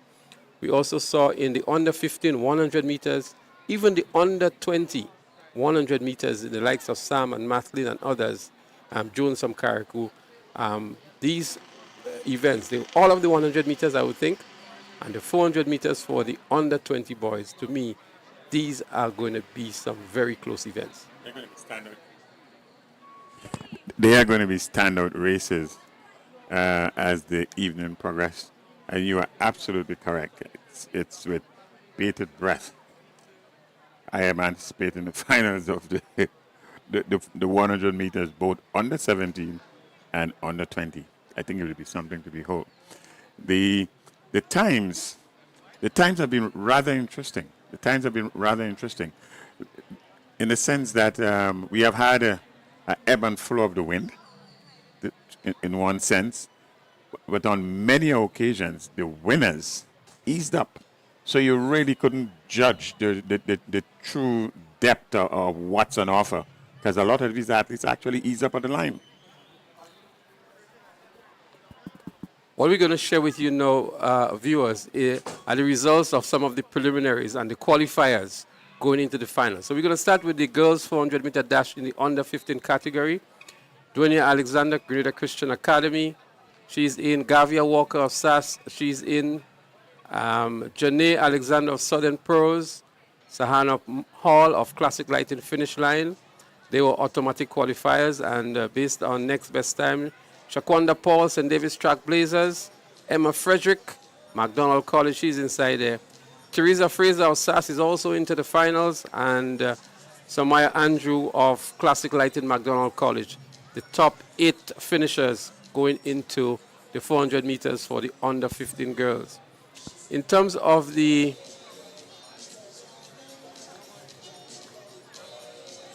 This 400 meters for the under 17 girls, Bernard, you were saying? I would say that if in fact you had an under 15 athlete make the Carifta standard, they are going to run at Carifta at under 17. So we have to keep that in mind. Once the standards are met. In the girls under 17 400 meter dash, the qualifiers are Ariana Jones of Fusion Athletics, Kiana Alexander of Classic Lighting Finish Line, Montisha St. Bernard of Bishop College, Soraya Phillip of Classic Lighting Finish Line, and Jada Gemma Standiford. These were the automatic qualifiers. As a matter of fact, Jada Gemina Standiford had a personal best of 67.71. Samara Noel is also there from Convent Grenville. So too is her teammate Maya Stanislaus. And that rounds up the 8 for the finals going into the 400 meters for the under 17 girls. We move now to the 400 meters for the under 17 boys.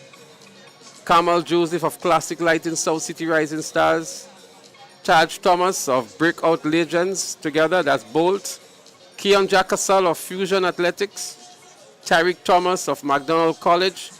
Rishon Daniel of 473 MVP. And Ethan Edwards of St. David's Trailblazers, the automatic qualifiers. And the next two were Janik Felix of SAS and Ethan O'Geese of Classic Lighting Finish Line. These are the finalists going into the 400 meters under 17 boys. If we look now at the 400 meters for under 20 boys, 400 meters for the under 20 boys, Keelan Moses, St. David's Trailblazers, Kyle Ned of SAS, of ACE, I beg your pardon, Cameron Matlin of Classic Lighting South City Rising Stars, Cornell Pear of 473 MVP, Nathan Hille of 473 MVP, Josh Thomas, Classic Lighting, Daryl Daniel of Altitude Track Academy, and Randy Jones of Bishop's College, rounding out the top 8 in the boys under 20 400 meters. And I can tell you, all of these boys ran sub 50. The fastest time was Keelan Moses of Trailblazers, 49.22. And the slowest going into the final is Randy Jones of Bishop's College, 49.94. So they were going to be tightly bunched there. It's going to be a real dash It makes for the tape. good competition. If we look now at the 400 meters dash under 20 and 20 plus in the female category for the girls, Chefonia Houston with the fastest time from Ace Track Club, 58.24. Peaches Panchu, who was on the Carriacou team last year as well, running for McDonald College. She's also in there. Kamaya Telesford, St. David's Trailblazers. Elisha McDonald, Convent Grenville. Shabina Lewis of Grenada Christian Academy. Rikella Francis of Convent Grenville also. These are the 6 finalists in the under 20 and 20 plus 400 meter finals later on today. Let's see what else I can share with you from the preliminaries.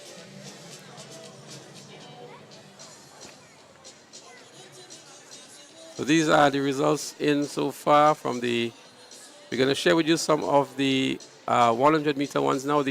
Let's go to the 80 meters under 9 girls. The finalists, Tanaya Gibbs Latouche, Sprinters Athletics Club. Ava Davis of South St. George. Haley Neptune Simon, Sprinters Athletics Club. Charlotte Fletcher, Runners Athletics Club. Tia Livingston, Southern Pros. Esme Wilson Louison of MVP. These are the automatic qualifiers. Sarge Charles of Classic Lighting Finish Line is also a qualifier, and so too is Kalia Gordon of Runners Athletics Club.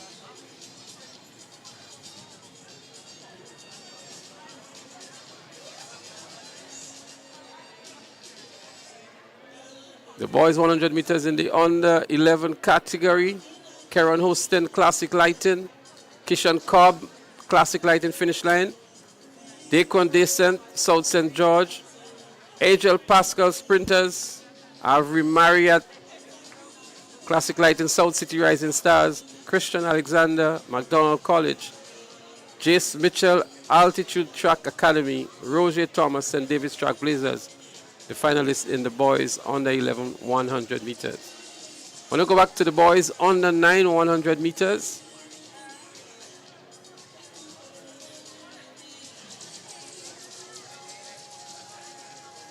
The boys under 9 100 meters, the finalists are Ami Rene Peak Performance Track Club, the personal best of 12.26. Antonius Paul of Runners Athletics, so too is Sean McQuilkin of Runners Athletics. Tavian Buckmeyer of South St. George. Samuel Bob, also of Classic Lighting South St. George. Nashon Philip Hood from Classic Lighting Finish Line, the automatic qualifiers, and Abraham Clark from Southern Pros, and Nelson Wilson Louison of MVP into the finals of the boys under 9 80 meters. If we go to the girls under 17 100 meters, girls under 17 100 meters, Sydney Douglas of St. David's Track Blazers. Beg your pardon, that's the hurdles results. I want to give you the 100 meter results.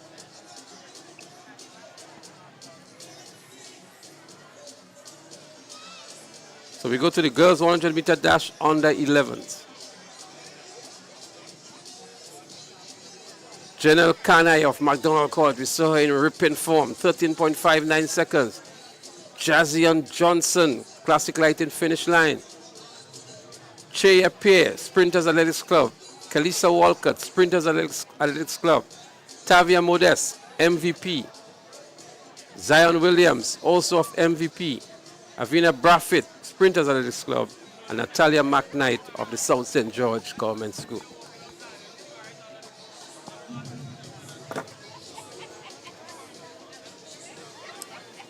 Some more results to share with you. Going into the finals. Let's now look at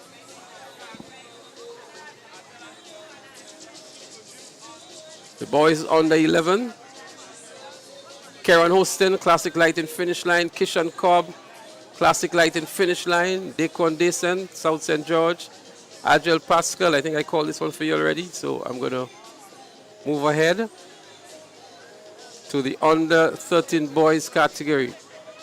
Jonathan Labari, Fusion Athletics. Kendall Blackman, Sprinters. Karim Bernard, McDonald College. Aiden St. Louis, Sprinters. Kian Powlett, Classic Lighting. Brantley Roberts, Altitude Track Academy.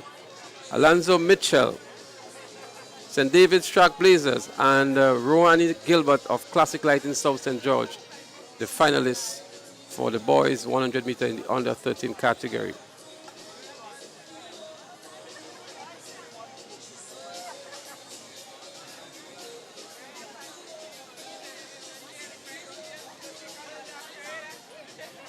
We move to the boys.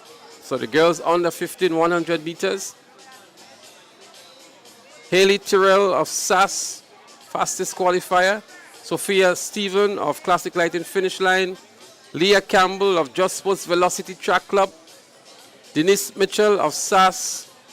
Sahana Hall of Classic Lighting Finish Line. Alia Campbell of Just Sports Velocity Track Club. Eliza Rose Benjamin, St. David's Track Blazers. And Sydney Douglas of St. David's Track Blazers, the qualifiers for the girls under 15 100 meters.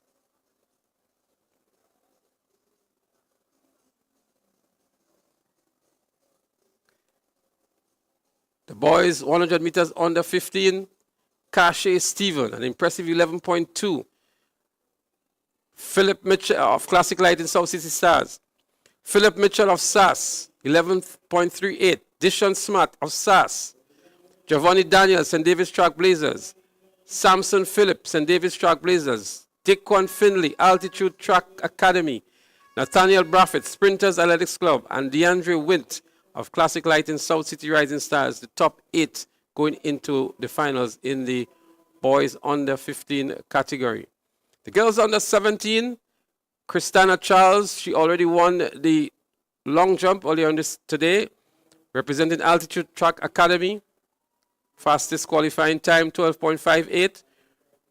Rihanna Thomas of Peak Performance with a personal best of 12.67. Summer Batiste of Classic Lighting, South City Rising Stars. Shadeja Walcott of Classic Lighting Finish Line. Tishana Bascom of St. David's Track Blazers. Kashanti Michelle of Classic Lighting. Sashin McCullen of SAS. And Samara Noel of Convent Grenville. Your automatic qualifiers in the girls under 17 100 meters. In the boys under 17 100 meters, the finalists Delram John of ACE 11.06, Nathaniel Douglas of Fusion 11.09, Christoph Callis of Altitude Track Academy 11.1, Anton Alexander of 473 MVP, Nathaniel Alfred Classic Lighting South City Rising Stars, Giovanni Green Classic Lighting Finish Line, Keston Bailey St. David's Track Blazers, and Jaden Pay of Classic Lighting South City Rising Stars, the automatic qualifiers. I'm just going to give you maybe two more in the under 20 category. Let's look at the girls first. Shade Johnson and Davis Track Blazers, 11.98. Savannah Adams from Guyana. Kishona Phillip Ace. Amia Chandler, Classic Lighting Finish Line. Zania Belfon of Ace. Rihanna Fredericks and Davis Track Blazers. Shante Augustine, Classic Lighting 473 MVP. And Lauren McIntosh of Ace, the qualifiers. Shante Augustine with a personal best of 12.44. She gets in as one of the fastest qualifiers going into the finals.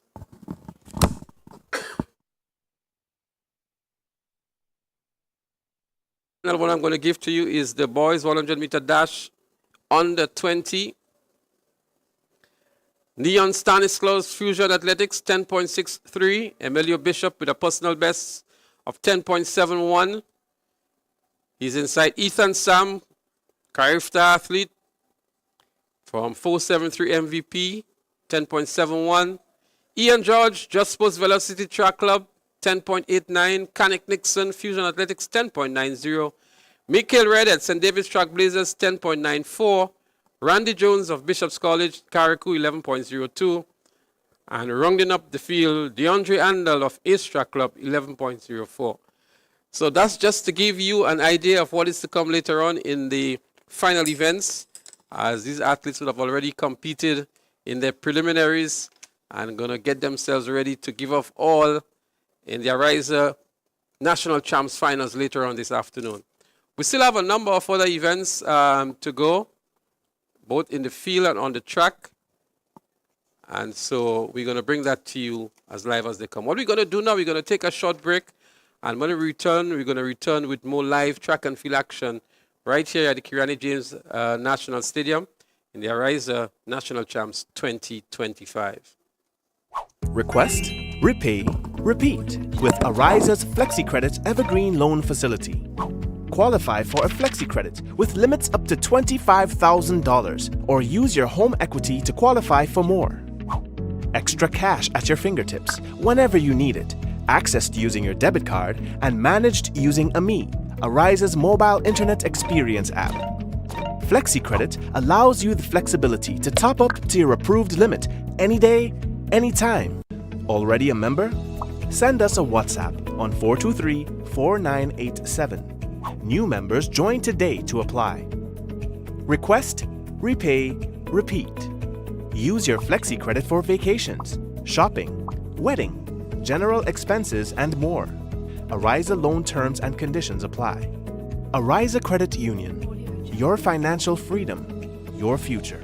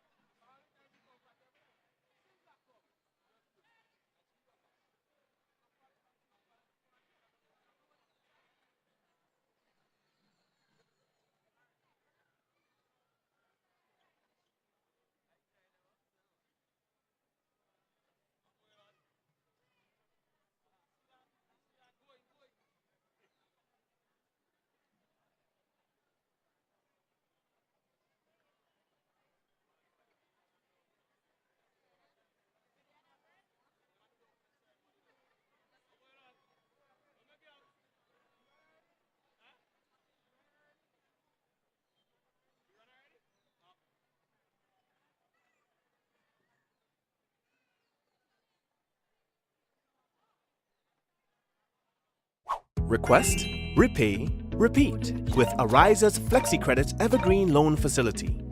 Qualify for a FlexiCredit with limits up to $25,000 or use your home equity to qualify for more. Extra cash at your fingertips whenever you need it, accessed using your debit card, and managed using AMI, Ariza's mobile internet experience app. FlexiCredit allows you the flexibility to top up to your approved limit any day, anytime. Already a member? Send us a WhatsApp on 423-4987. New members join today to apply. Request, repay, repeat. Use your FlexiCredit for vacations, shopping, wedding, general expenses, and more.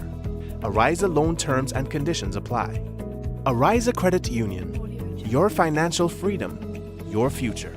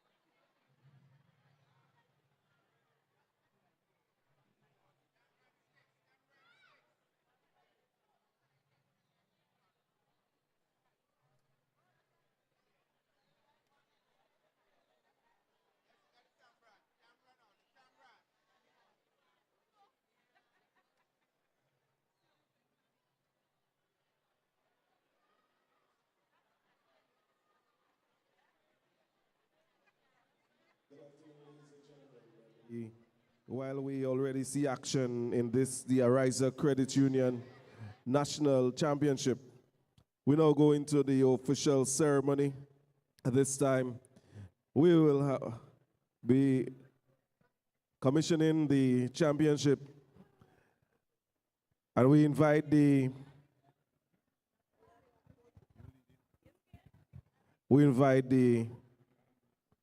party, the ceremony party.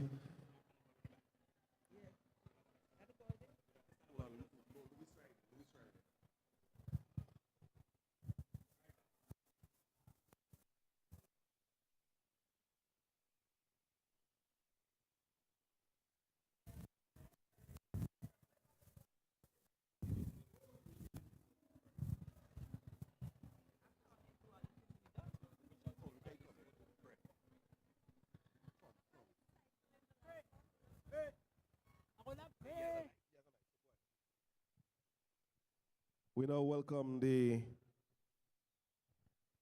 ceremony party for the official ceremony.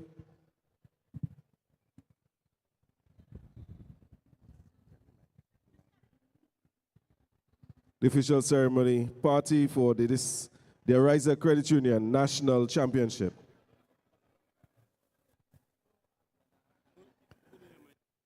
Permanent secretaries of the various ministries, Ms. Josephine Walters, Marketing and Communication Officer, Board of Directors of the Ariza Credit Union, Ms. Desiree Stevens, General Secretary of the Grenada Athletic Association, and other members of the Board of Directors of the Grenada Athletic Association.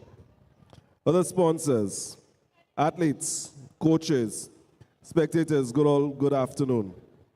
We welcome you to this, the official ceremony for the Ariza National Championship. At this time, I invite you to stand as we invite the coaches representative on the Grenada Athletic Association's board, Ms. Denise Williams, to invoke Lord's presence on this championship for this today and for the rest of the weekend.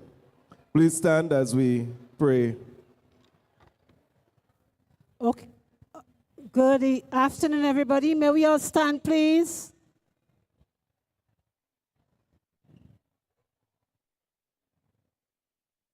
Let's give God all the praise that he deserves. This is the day that the Lord has made. Let us rejoice and be glad in it. So we bow our heads in reverence, showing our humility to God who have created us. And I'm going to read to you from Luke chapter 8, which reads, "Blessed are those who, with a noble and a generous heart, take the word of God to themselves and yield a harvest through their perseverance." And so, Father, we thank you for your goodness, your love, and your mercy. We thank you, O Lord, for this day, O Lord, that the athletes were long awaiting, where they can showcase their talents as they try to make the Carriacou team. We thank you for their perseverance and not giving up, dear Jesus. We pray, Father, that you will continue to strengthen them, continue to bless them. Pray, O Lord, that they will not be injured, but at the end of the day, they will give their very best. We thank you for the spectators who have been here with us year after year. We give you thanks and praise. We pray, O Lord, that as they support the athletes, they will do so with positivity, irrespective of the club or the school, that they will cheer each athlete on, giving them some positive words as they compete. The organizers, we pray that you will bless the Grenada Athletic Association as we continue to move ahead, as we continue to strive forward. We thank the sponsors and all those who are here today, all the officials who have given up their time day after day, meet after meet, to be with us. We give you all the praise and we give you all the thanks. We pray, Lord, that we will all continue to persevere. And at the end of the day, O Lord, we will yield fruits, fruits in plenty. Bless us, O Jesus. In your name we pray. In your name we pray. Amen. Let's hear it loud. Everybody say amen. God is good. And we invite you to remain standing as we pay homage to the great nation, the state of Grenada, as we have the national anthem.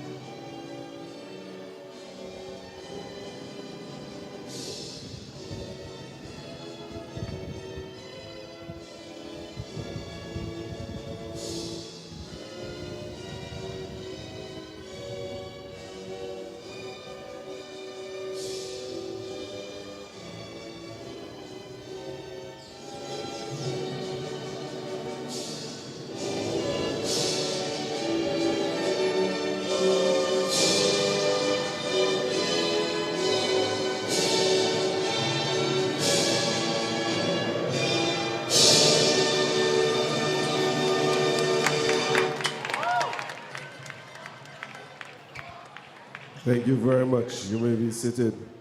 At this time, we welcome the first Vice President of the Grenada Athletic Association and today's Meet Director, Mr. John L. Mitchell, to bring you welcome remarks. Thank you, Mr. Chair. Permanent Secretaries, Mrs. Josephine Walters, Marketing and Communications Officer, members of the Board of Directors of Ariza Credit Union, Ms. Desiree Stevens, General Secretary of the Grenada Athletics Association, and other board members of the Grenada Athletics Association, sponsors, athletes, coaches, patrons, all, good afternoon. Today we are indeed heartened to be hosting yet another national championship. And again, we've partnered with the Ariza Credit Union, who've been doing that for over the past 10 years or so. Today's championship prepares our athletes for selection in our national events. And most so, one of the events that's coming up in a very short time, next month, is our character games. Already, we've seen some remarkable performances, and so we already applaud these athletes who have demonstrated the ability to meet the standards that we've set out. Today, we have some over 870 athletes registered for this meet. So that tells you how significant this meet is for the athletes of our nation. So I believe this is something that deserves a hearty round of applause. Let's give it up for our athletes. Now, as an organization, we have been putting on a number of meets throughout the year, preparing our athletes for today. And throughout, we've seen massive participation. So that shows that athletics in Grenada is in a good place. If you are to pass around our playing fields on a regular basis on the afternoons, you will see the coaches out there coaching and doing their thing to ensure that we get the best coming from our athletes. And so today, we are heartened to host such a beautiful event, the Ariza National Championships. And to you, the patrons, you've been there with us throughout the year, from all our developmental meets, and even today, you have represented yourselves well. So as we continue with the rest of today's activities, we do give God thanks for all that He has done, and we know that our athletes are get up and they are ready, and we know as we move into the second half of today's events, you are going to be seeing some spectacular events on the track, some races where you're going to see some great times. In the field, we're going to see some great heights and distances being achieved. So once again, on behalf of the board, we just want to say welcome to each and every one of you, and may you have a fruitful and enjoyable Ariza Championships 2025. Thank you very much. Thank you, Mr. Mitchell. And certainly, we continue to see and meet our mandate of more participation, more people, more fans. And at the same time, we've been partnering with the Ariza Credit Union for a number of years to ensure the successful hosting of these championships. And so we invite Ms. Josephine Walters, the Marketing and Communication Officer at Ariza Credit Union, to bring you remarks. Let's put our hands for Ms. Walters. Good afternoon to officials of Ariza, officials of the Grenada Athletics Association, members of the sporting fraternity, members of the ministries, government officials, the PSs here. I think I just saw our board chairman, Mrs. Alana Tumbarima, just arrived, so I will single her out. To all of our officials, to you, the patrons, the athletes, it is indeed a pleasure to partner with the Grenada Athletics Association to enable this staging of the National Champions, Ariza National Championships 2025. The one thing I think that stands out for us at Ariza, and I continue to say, is what happens when students leave school? What happens to their abilities on the track and the field? And this is where it happens. This is what happens for them. They are able to participate in this meet and still be able to qualify as a result of this for the character games. And sometimes you wonder, when is an athlete going to really peak? So an athlete may not peak in secondary school, but they may peak shortly after. And this meet affords them the ability for the scouts to see them, for them to reach their best, do their best, get to the character, and of course they can take it from there. And I see the little ones and the big ones and the in-between ones, and we pride ourselves at Ariza on being the credit union for everyone. So it is our distinct pleasure to be able to afford all of these athletes the opportunity to participate in this meet. So we thank you, the patrons, for supporting them. We thank the Grenada Athletics Association for the vision to stage this meet.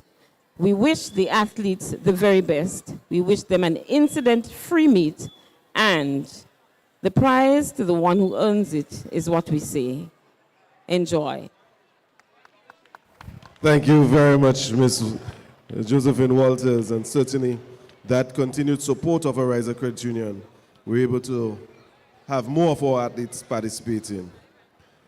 And so, ladies and gentlemen, so on behalf of the 800 odd athletes at the Ariza Credit Union National Championship, we invite Mr. Christophe Calise, an athlete, a student of the St. Andrews Anglican Secondary School, an athlete of the Altitude Track Academy, to do the athlete's oath. In the name of all competitors, I promise that we shall take part in this Ariza Credit Union National Championships, respecting and abiding by the rules which govern athletes, committing ourselves to a sport without doping and without drugs, in the true spirit of sportsmanship.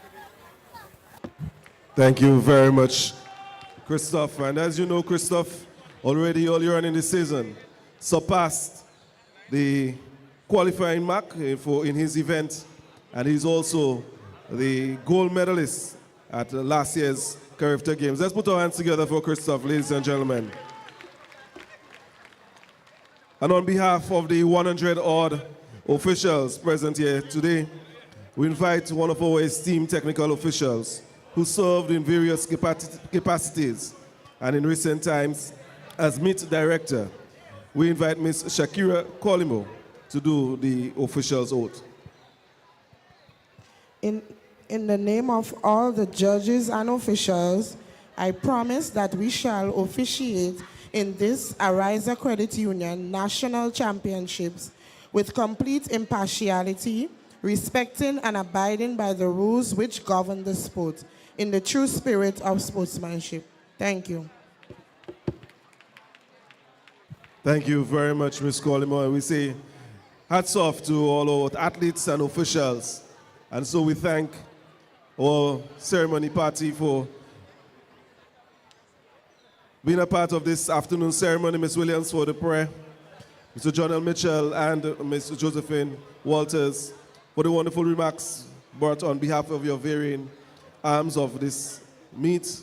Christophe and Ms. Kolimo, thank you very much for the oath. Ladies and gentlemen, this brings us to the end of the official ceremony for the Ariza Credit Union National Championships. And so we thank you, and we look forward to increased participation. We look forward to the times, the distances, the heights that the athletes will do later on today in the finals of most of the events. We thank you very much, and we look forward to an evening of excitement, fun, and outstanding performances. We thank you.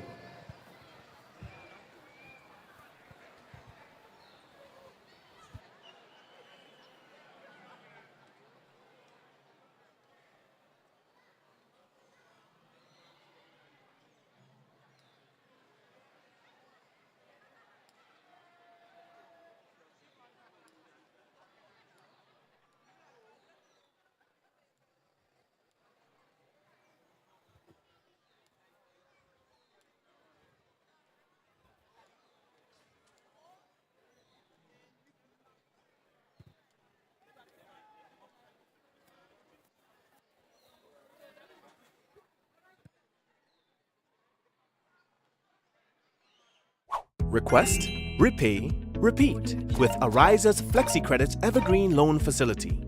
Qualify for a FlexiCredit with limits up to $25,000 or use your home equity to qualify for more. Extra cash at your fingertips whenever you need it, accessed using your debit card and managed using AMI, Ariza's mobile internet experience app. FlexiCredit allows you the flexibility to top up to your approved limit any day, anytime. Already a member? Send us a WhatsApp on 423-4987. New members join today to apply. Request, repay, repeat. Use your FlexiCredit for vacations, shopping, wedding, general expenses, and more. Ariza loan terms and conditions apply. Ariza Credit Union. Your financial freedom, your future.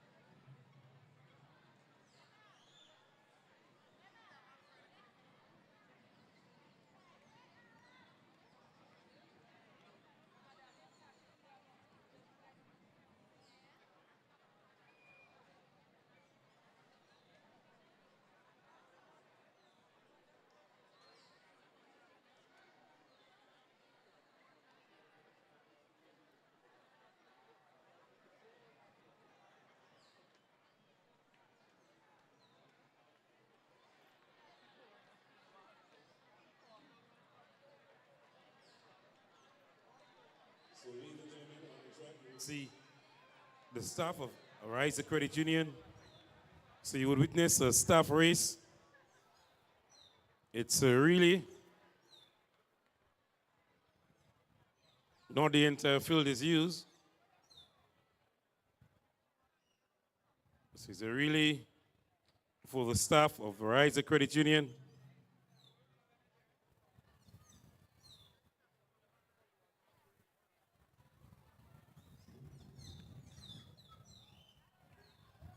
So we'll witness a staff race of the Ariza Credit Union.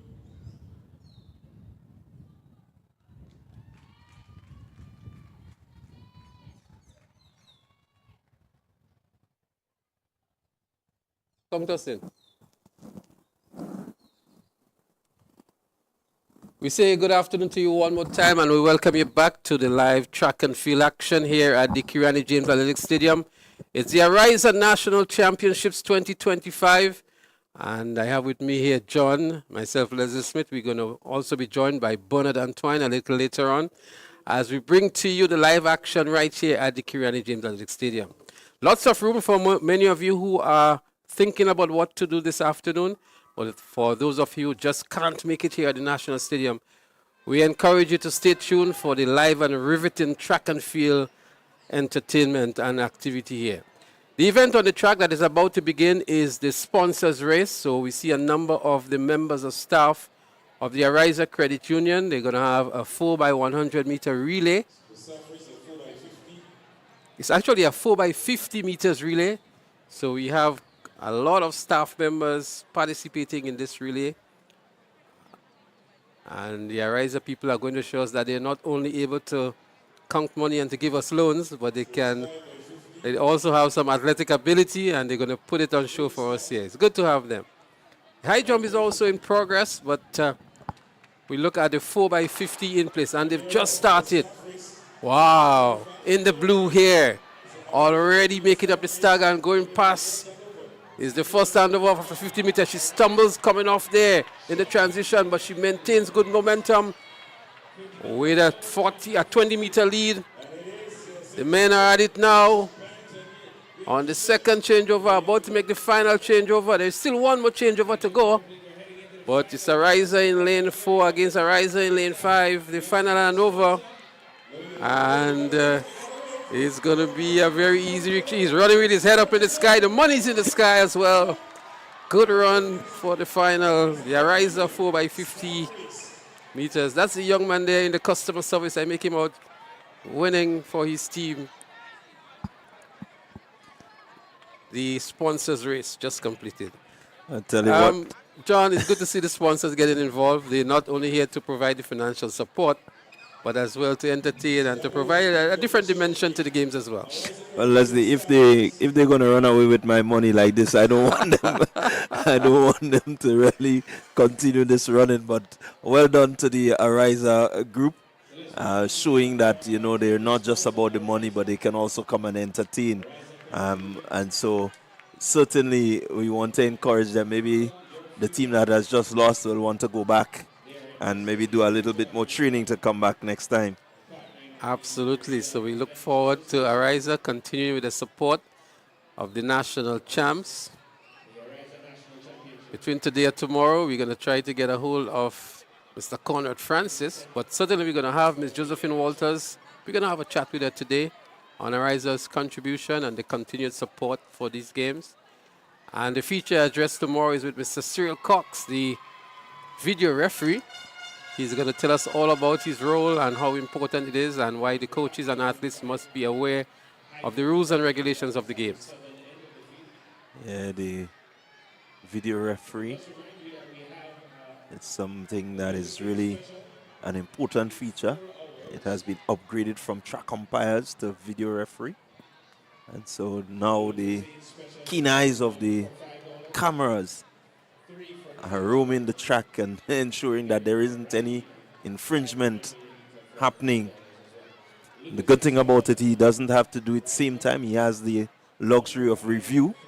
And so he can slow down, he can speed up and do all that he needs to do to make sure that his decision is sound and correct. Well, the boys high jump under 17 is currently in progress. An athlete from SAS and a failed attempt here. We will try to get this like Dishon Oliver.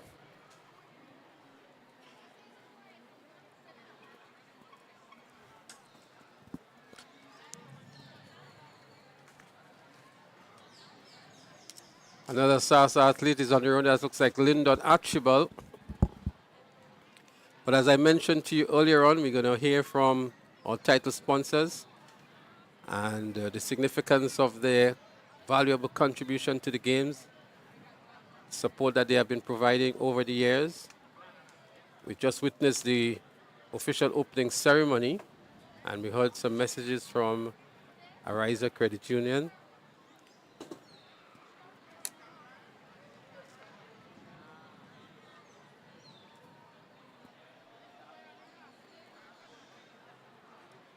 And as soon as the track events resume, we're going to bring it to you live again. So a lot of exciting events remaining before the closure today. Remind you that we resume tomorrow at 10:30 a.m.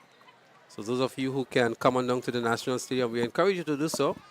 And for those of you who are unable to, we say we're going to be back with some more of the live broadcast. So I have with me in the commentary position none other than the Marketing and Communications Officer at Ariza, Ms. Josephine Walters. And I say, Josephine, welcome to the broadcast position, and good afternoon. Thank you. Good afternoon to you as well.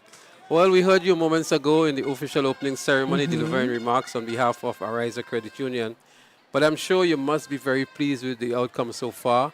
We know that this would have taken a lot of preparation, not only from the officials, but for Ariza. We saw your presence downstairs with your little table with all of the services that you offer as well. Tell us about the preparations and what you've seen so far today. Well, preparations for this really begin when the games end, because truly, you're looking back, you're doing a post-mortem and planning going forward what happens come 2025. So once 2024 is over, you know it's on your calendar of activities and you have to get ready for it. So in the lead up to it, though, we had a couple of interviews, because we do interviews on GBN, GBN mornings. And so we interviewed a couple of the clubs and the coaches, athletes, and they were brilliant, I must say. And kudos to the GAA as well, because Mr. Kwame Hippolyte, the PRO, was also in attendance at some of the interviews, sharing their side of the preparations. Obviously, without the GAA, this cannot happen. So it's a healthy partnership, and it was a blessing to see the athletes. They were not just athletes; they were articulate. They knew what they wanted. They knew why they're participating in such an event, and they were very focused. So to see them today is truly thrilling. It's a delightful thing. Well, you mentioned that the games cannot occur without the GAA, but I want to also tell you that many of us feel that these games cannot happen without corporate sponsorship. And so Ariza has been there for that purpose. But tell us a little bit more. How long has Ariza been a partner with these games? This is our 12th year. 12th year. 12th year. Congratulations on that. Thank you. And if you made the value of your sponsorship, or in addition to the financial support that you give, what else does Ariza do to enhance these games? Well, we do cash and kind, and as I said, some of our slots for the publicity will be used for the publicity of the games. And so it's hard to quantify what we do, but to say that we increased this year by $10,000. Wow, so that's tremendous as well. Yeah, well. And I'm sure the GAA is much delighted with that, because that will go a long way in the execution and implementation of the games. Yes, well, they did express their gratitude. And as I said, these games, one of the things that we like about the national champs, Ariza national champs, is that the athletes who are no longer in the school system have hope. Through the clubs, they are able to participate in this particular meet and still qualify for character. Let's remember that it's one of the character qualifiers. So it is very important to the athletes. Well, we're going to continue with Ms. Walters in a moment as we get ready for the 1,500-meter run in the under 20 and 20-plus girls competition. And allow me to say congrats to my Ariza team. At least no one fell. Somebody stumbled. They did well, yes. A stumble is not a fall. They did well. So we have Ocean Williams of SAS, Elisha McDonald, St. Joseph Convent, Grenville, Peaches Panchu, one to definitely look out for, Rashina Cato, McDonald College. Peaches is also running for McDonald College. Kashonia Williams McQueen, Bishop's College, Carriacou, Raquela Francis, St. Joseph Convent, Grenville, Alian Gidhari of St. David's Track Blazers, Francesca Henry, McDonald College, Tiana Joseph, Grenada Christian Academy. As the lineup we have here for this event, I just want to double check to make sure that we're calling the correct one. But we can expect some good, keen competition in this one as well. Looks like the under 17 category and not the under 20. Indeed, the under 17 category. So just to give you the lineup one more time, Gloria Richards, Western Rockets, Fatona Filbert, Convent Grenville, Sana Said, St. Joseph Convent Grenville as well. Shaquanda Paul, St. David's Track Blazers. Shanti Gibbs, Sprinters Athletics Club. Josel Antoine, Just Sports Velocity Track Club. Annalisa Brown, Classic Lighting Finish Line. Definitely want to look out for. Carifta, bronze medalist. Gabriela Davis, Classic Lighting Finish Line. Abiola John, SAS. Nyla Bailey, Convent Grenville. Annie Logie, Classic Lighting Finish Line. And Shania Nelson of Peak Performance Track Club. So while they get themselves ready, Ms. Walters, what can we expect from Ariza moving forward? We've known you've indicated the value of your contribution. How long do you intend to remain with these games, and can we expect anything different happening in the near future? Well, I don't. I can't say how long we intend to remain with the games. That's that's probably an RTP, right? But just to say that we will continue to support education, sports, culture. And I've said before, it's one thing to say that our young people are not doing well or complain about those who are deviant, or, we can stand on the sideline and say these things. But as responsible corporate citizens, if we would invest in them, then I think we'll see a lot less deviant behavior. I will never forget speaking to Coach Denise Williams, St. David. Of course, Denise's name is synonymous with athletics. And she spoke from the heart about the athletes that they rescued, really. And when I sat on the interview with MVP, and this is no easy thing, the clubs. It's not easy to do. The effort that they put into what they do is really commendable. So it's just a commit to our efforts to assist Grenada's young people to grow and develop holistically. So I just want us to labor on this point a little more, because this is the premier event of the Grenada Athletics Association for selection of national teams. It is. But let's look at the value that these games have for young people, as you were lamenting earlier on. How you have seen, or Ariza have seen, the development of these youngsters who have gone on to represent Grenada nationally and internationally. And that must resonate well with Ariza. Yeah, and last year I think it really hit home because, of course, we staged character here. So that gave us in Grenada, gave the Grenadian athletes the opportunity to compete, more athletes the opportunity to compete, because, of course, you didn't have the expenses associated with travel. So you had that many more. And I heard a parent, she was standing right behind me on the second floor, and she said, I think it's the last time I might see my son. He is 19, so obviously he's under 20. And he did wonderfully well. And when he was finished, he came to embrace his mom. And that was a really touching moment. So obviously he could have been doing anything else. But he chose to be with the club and participate in national champs. Now, he's not in the school system. What was he supposed to do? And he's a great athlete. Wonderful. That's a great testimony right there.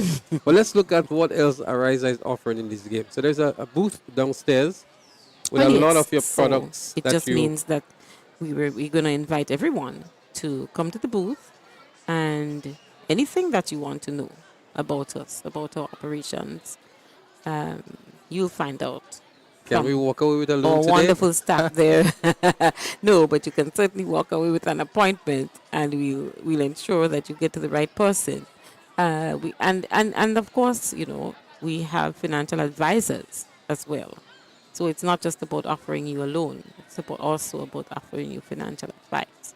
And that is so critical. It is. So we're going to ensure that we connect you to the right person, so that you walk away with the answers that you need and the solutions that we need, because we are solutions oriented. And are you in a position to share on any special promotion that Ariza is currently running that person may be interested in? Well, I know for a fact that persons are always very interested in our flexi loan. And that's the loan where you can actually top up. So you have a loan, the maximum you can take is $25,000. So let's say you're offered a loan of 25, you're issued a loan of $25,000. Of course, it's a healthy loan, you're paying the loan. And so you can actually use via the app, the AMI app, you can actually top up as you go. As you pay, you reduce your balance. And if you should you need more money, then you can top right back up to that 25,000 if you so desire. Well, that's a fantastic offer that you have there, because we understand and we know that sometimes we do the business plan and we do all of the calculations and we recognize we're just short. Yes. So it means that we can go back into As that the children would say, and still the math's not matching. But yes, that is a very unique product. It's a favorite. Absolutely. And just to encourage our customer base as well to download the app, go on to AMI, Ariza mobile internet experience, because you're able to manage your money there in the palm of your hand. You do not have to come into us to transfer funds, to check your transactions, your balances. A neat feature of AMI is that if for some reason you misplace your card, you think your card is lost, you can freeze the card right there. So if you're at the games and for some reason you put your purse down, you walk away, you can actually freeze your card. So you don't have to panic because you can't reach someone in Ariza on a Saturday. And can you unfreeze it, Can or would you you need to go in?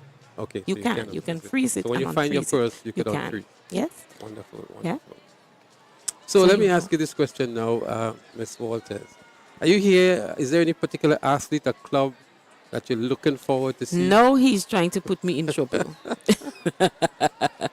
No, but Track Blazers are the defending champions, and they have won this for the last so many years. So obviously they're a club to look out for. But I'm looking at South City Rising Stars as well. I'm seeing so many great athletes from that club. MVP 473. Okay, so we're going to get right back into it, Mr. Walters. Stay right here with us. It's the start of the 1,500-meter run in the under-17 girls category. Gloria Richards from Tonya Filbert side is there. Shaquanda Paul, Tashanti Gibbs, Josel Antoine, Annalisa Brown, the favorite, of course.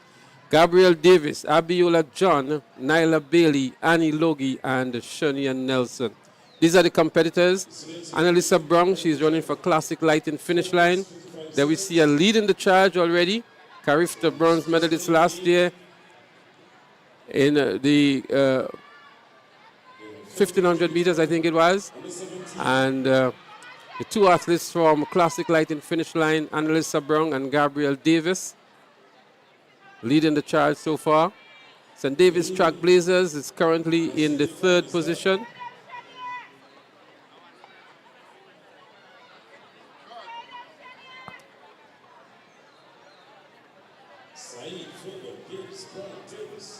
I'm sure they'll be looking to see if they can meet this qualifying standard as well. A lot to run for here. I'm going to tell you what the qualifying standard is. In the under-17 girls, it's actually 4 minutes 55 seconds. And Annalisa Brown, although she's running here today for finish line, we know her as a student of the Boca Secondary School. So 4 minutes 55 seconds, the standard for Carifta.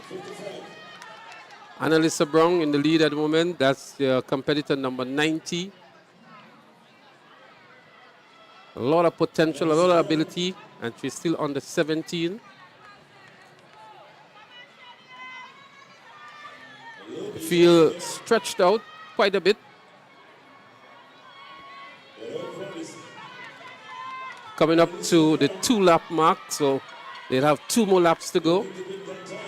And Annalisa Brown is beginning to pull away from the rest of the field.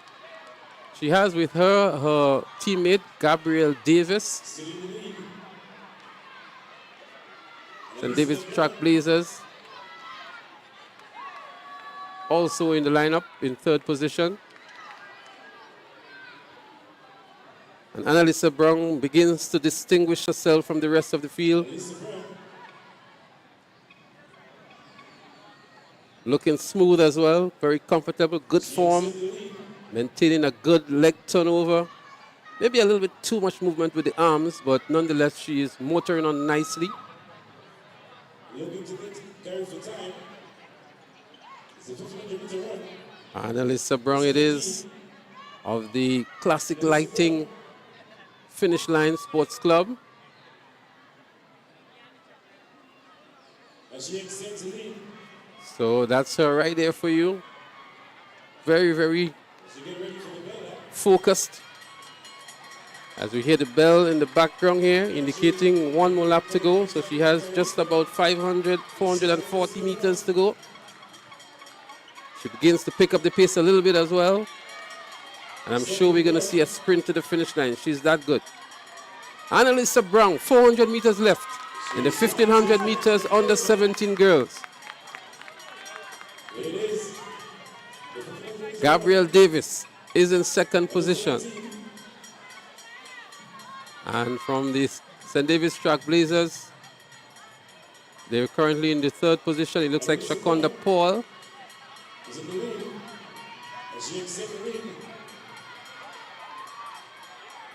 That's the leader of the race here, Annalisa Brown, national athlete. Looking again to make the Grenada national team for Carriacou 2025. Really needs a little bit of competition because she's running all by herself, running for a good time. 200 meters to go. 4 minutes, 24 seconds gone. She's looking to make 4 minutes, 55 seconds. Annalisa Brown picks up the pace a little bit here with 120 meters to go. Annalisa Brown, she enters the home straight now and heading for the finish line. Annalisa Brown, she's going to lap the athlete from the St. Joseph Convent, Grenville. There she goes. 4 minutes, 46 seconds on the clock. Annalisa Brown looking to beat 4 minutes, 55 seconds. She's powering 4 minutes, 52 seconds. Just outside of the Carriacou standard is Annalisa Brown. 4 minutes, 56 on the flash time.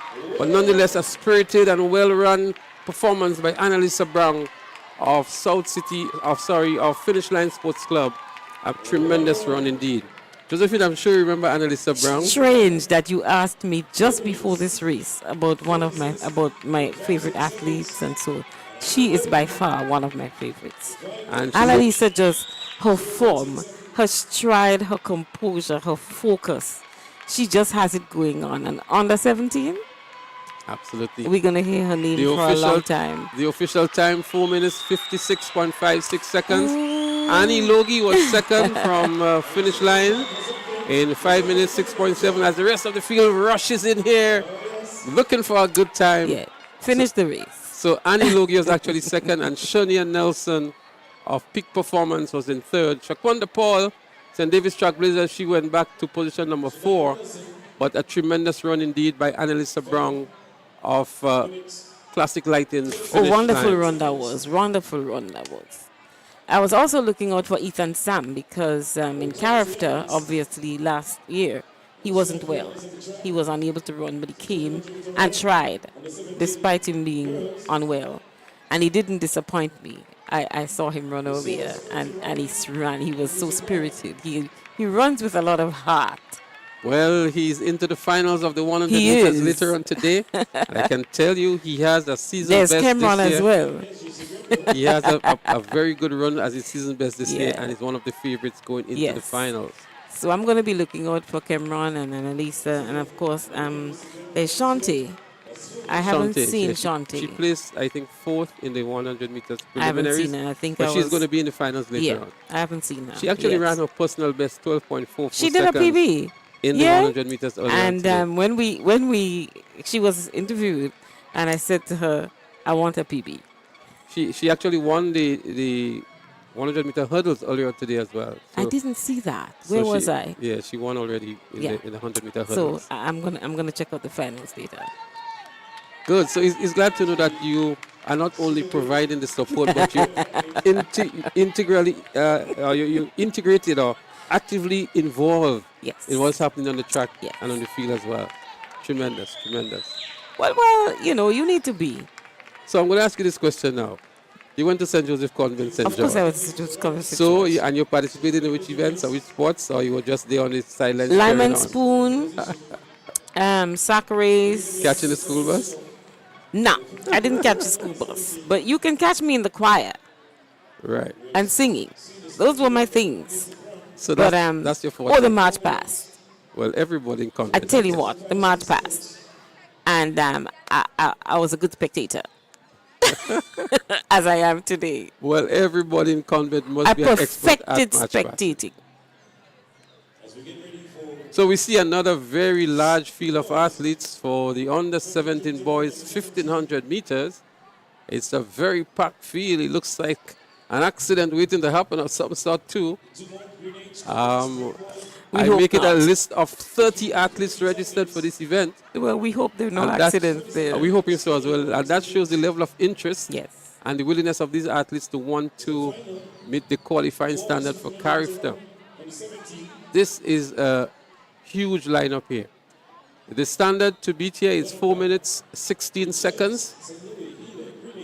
So let's see who are the ones that are gunning for that.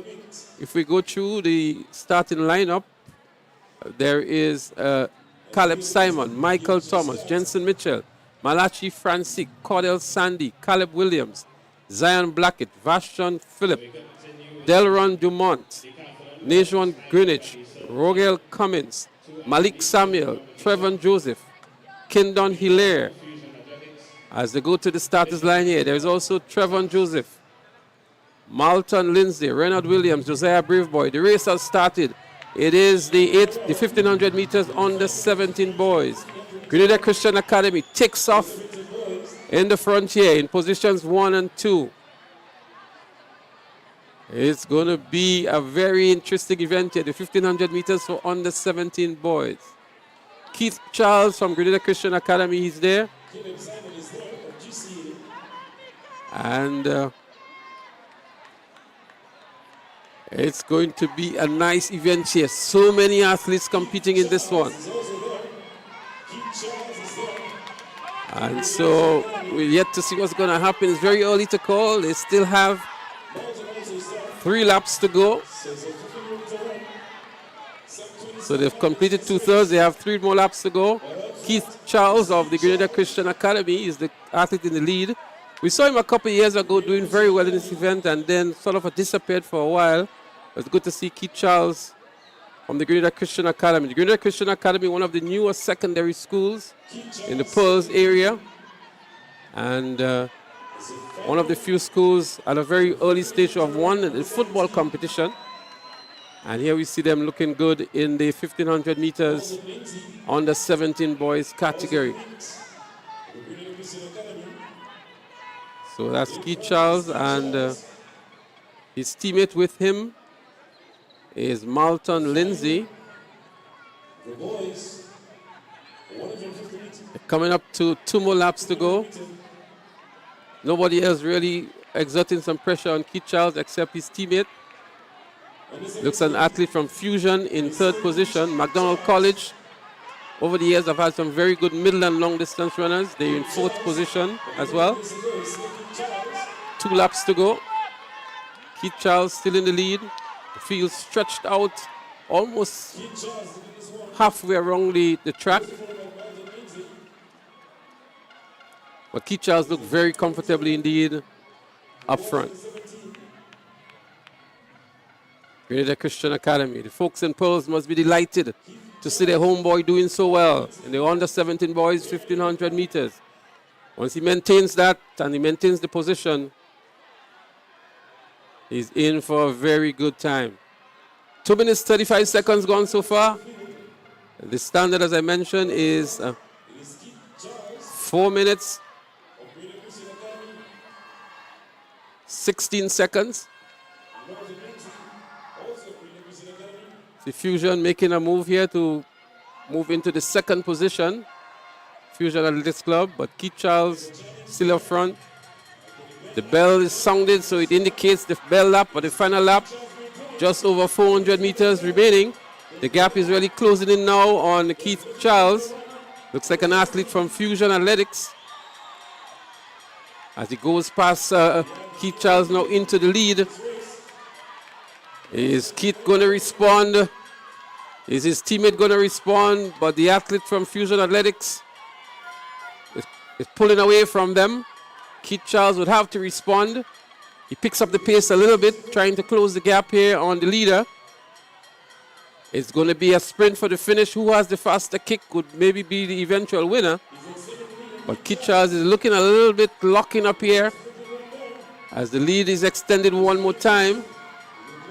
Maybe he went out too early, but a well-paced and well-timed race by the athlete in the lead at the moment.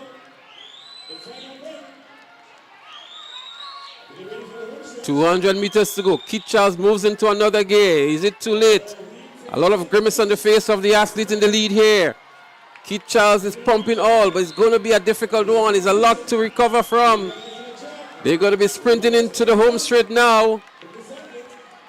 But it looks like the athlete from Fusion is going to take this one. Keith Charles may have to run really hard to maintain the second position because his teammate is closing in on him. But we see here the result of the winner, Keith Charles on the line for the second position. A flash time of 4 minutes, 33.3 seconds. It looks as though within the character standard time. And we may just see one or two athletes making that character standard. 4 minutes, 29.5 for Michael Thomas from McDonald College it is. And Keith Charles from Grenada Christian Academy, 4 minutes, 33. Both athletes, and even Malton Lindsay of Grenada Christian Academy, qualifying for the character standard. So the top three are within the character standard. Yeah, you very seldom see the... Matter of fact, the character standard is 4 minutes 16, so they're out of it.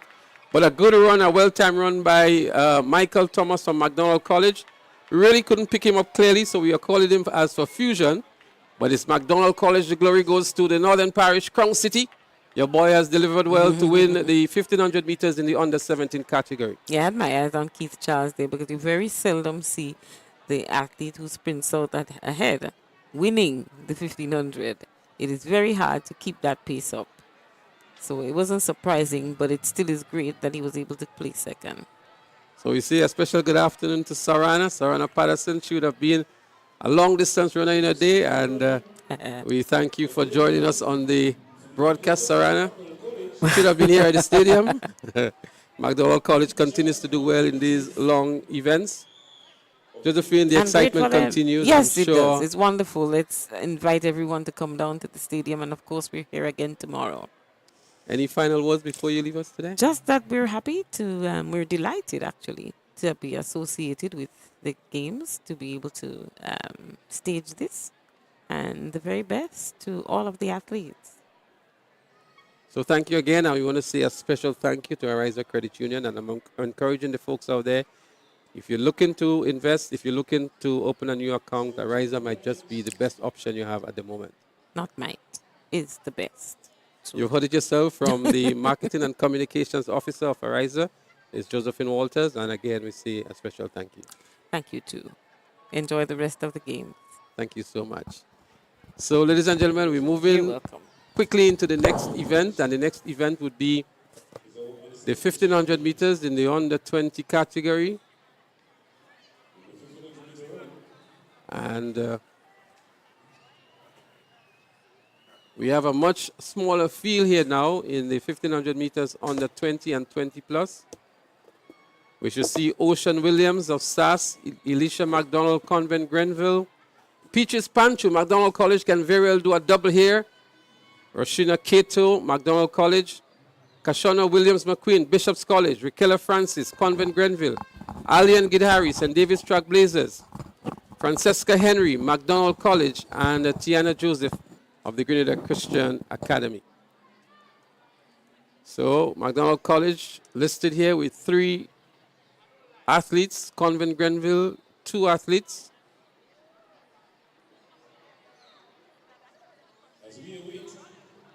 As we welcome back John into the commentary position. John, a good run by McDonald College in the 1,500 meters for the under-17, just outside of the character standard, but a well-paced and well-timed race. Yeah, I must agree with you. It's well-paced,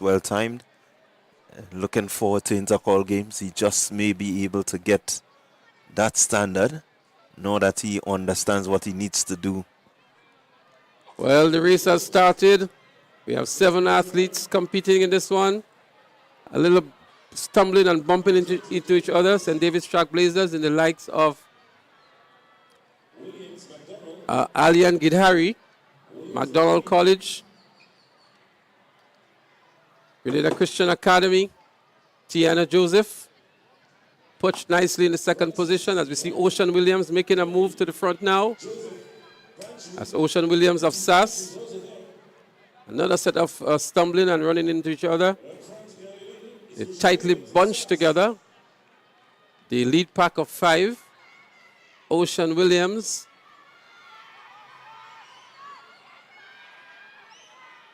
St. David's Trailblazers, Alian Gidhari is also there. But now in front is the Grenada Christian Academy's Tiana Joseph. In the previous race, we saw the Grenada Christian Academy leading for most of it, picking up the second and third positions. And here we see them again leading in the 1500 meters for the under 20 and 20 plus. Yeah, really looking to stamp the dominance. This is an event that we know that they've really done well over the last few years. Looking at how they pace themselves, you can see that a lot goes into it.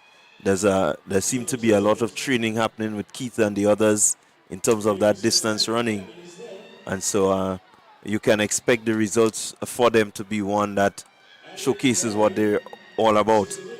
Well, Alian Gidhari moves into the lead and has a 5-meter lead. We see Bishop's College moving in nicely into third position. That's Kashana Williams McQueen of Bishop's College.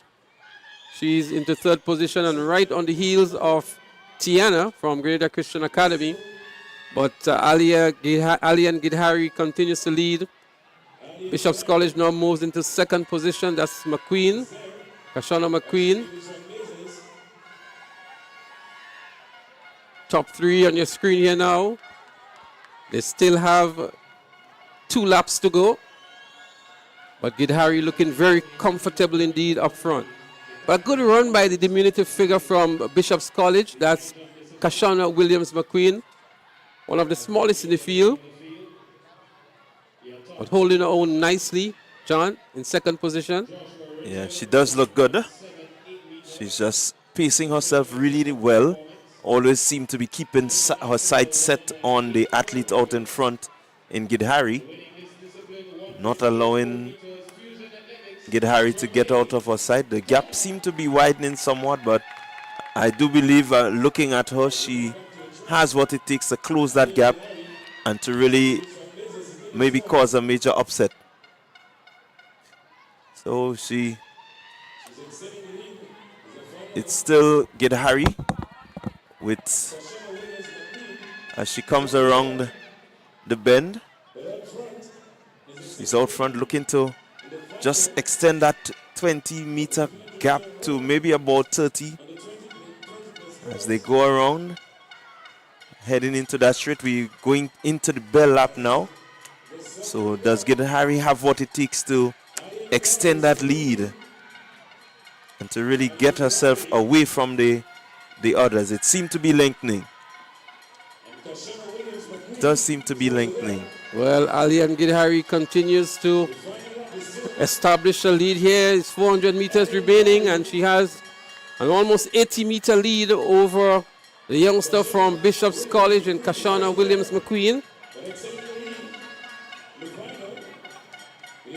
There they go, Alian Gidhari McQueen, and I think it's Tiana Joseph of Grenada Christian Academy is outside of the shot now.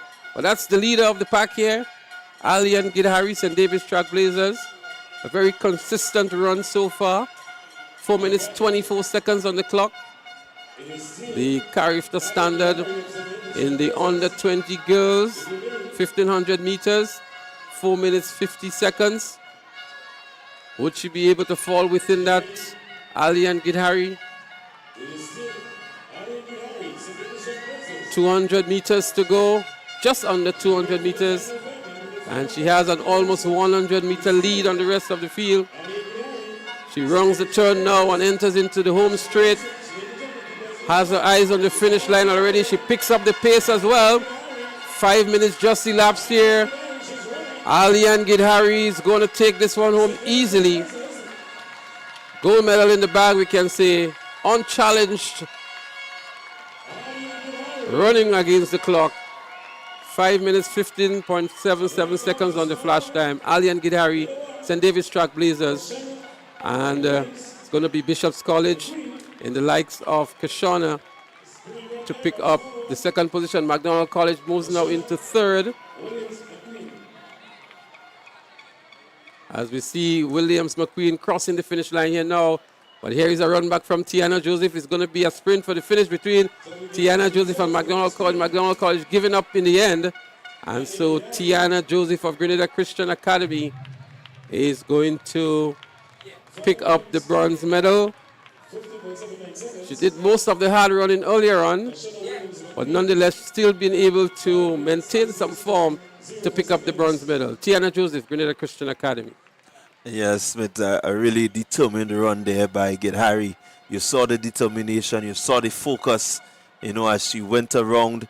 She didn't panic when the athlete there in Williams, Joseph rather, got out at the front, you know, and really did the hard running. She kept her composure. She knew what she wanted, and I think you saw that level of determination coming in from her. An absolute good run here from all of the athletes, especially Alian Gidhari, the official winner in 5 minutes, 15.79 seconds. Kashana Williams McQueen of the Bishop's College in second in 5 minutes, 36.04 seconds. And Tiana Joseph of the Grenada Christian Academy, 6 minutes, 4.18 seconds. The top three finishers of the 1500-meter run for the under 20 and 20 plus. Yeah, certainly you think about Gidhari and the way she executed. You think about Annalisa Brown. You know, you can compare their composure, the way the level of maturity to which they bring to the event. You know, it's just that one hopes that we can work on getting these times lower, and I do believe we will have some world-class athletes. Well, I can tell you in the girls' 1500-meter run, Annalisa Brown ran 4 minutes, 56.56 seconds, much faster than Alian Gidhari in the under 20 and 20 plus category. But we know the class of athlete that Annalisa Brown is, and so that made a huge difference in the both athletes. We're getting ready now for the under 20 and 20 plus boys 1500 meters. The athletes already on the track, and we're going to see the start of that one shortly. The lineup, we have Joshua Cadet, Josiah Simon, Zazim Welsh, Akido Redhead, Kyle Alexis, Tyrone Jacob. He's in the 20 plus category. He's one to look out for. Jamel Nicholas, J. Phillip, Shakim Cox, Nikhil John, Devante Healy, Jonathan Noel, Darian Telesford, Dajon Samuel, Antoine Blackett, another one to look out for. Delani Patrice and Adriel Mitchell is also here from Fusion, one to look out for. The ever-present Shakim Williams, he's also here. So there they go. Let's see who's going to make the early running in the 1500 meters combined on the 20 and 20 plus. Some veterans inside there, that's Tyrone Jacob, Shakim Williams, but Adrian Mitchell from Fusion Athletics has been in good form. Also, we have the Antoine Blackett, and that's Blackett from Fusion in the lead at the moment. Blackett with his traditional headband. You can always make him out with his headband. For Fusion, St. David's Track Blazers is also in there.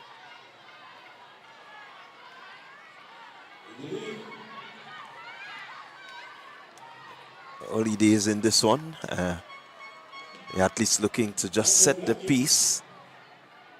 Jonathan Noel it is for St. David's Track Blazers, currently in the second position.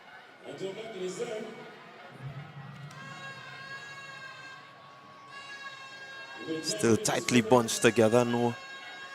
Apart from Blackett out at the front, I think they're all nicely bunched. There they go. Jonathan Noel, Antoine Blackett, Tyrone Jacob in third. Grenada Christian Academy is also there in the fourth position.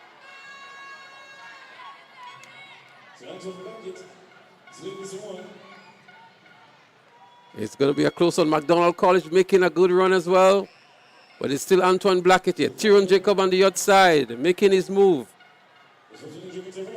Tyrone Jacob would have won many of these races here at the National Stadium. From his secondary school days into his post-secondary school days. But Antoine Blackett is looking good for Fusion. Currently in the lead and coming up to 2 more laps. So they have 2 more laps. 1 minute 55 seconds on the clock. Blackett pulling away from Tyrone Jacob. Jonathan Noel is there in the 3rd position for Track Blazers. But it's Antoine Blackett who's looking very well composed and up front at the moment. Tyrone Jacob is within striking distance and really closing in the gap now on Blackett. These two are going to battle to the finish line, John. Tyrone Jacob now on the shoulders of Blackett and looking to go past him, but Blackett responds and remains in the lead. These two are measuring each other. Well, it's going to come down to who has the grit, who has the determination. They're going to go into the bell lap.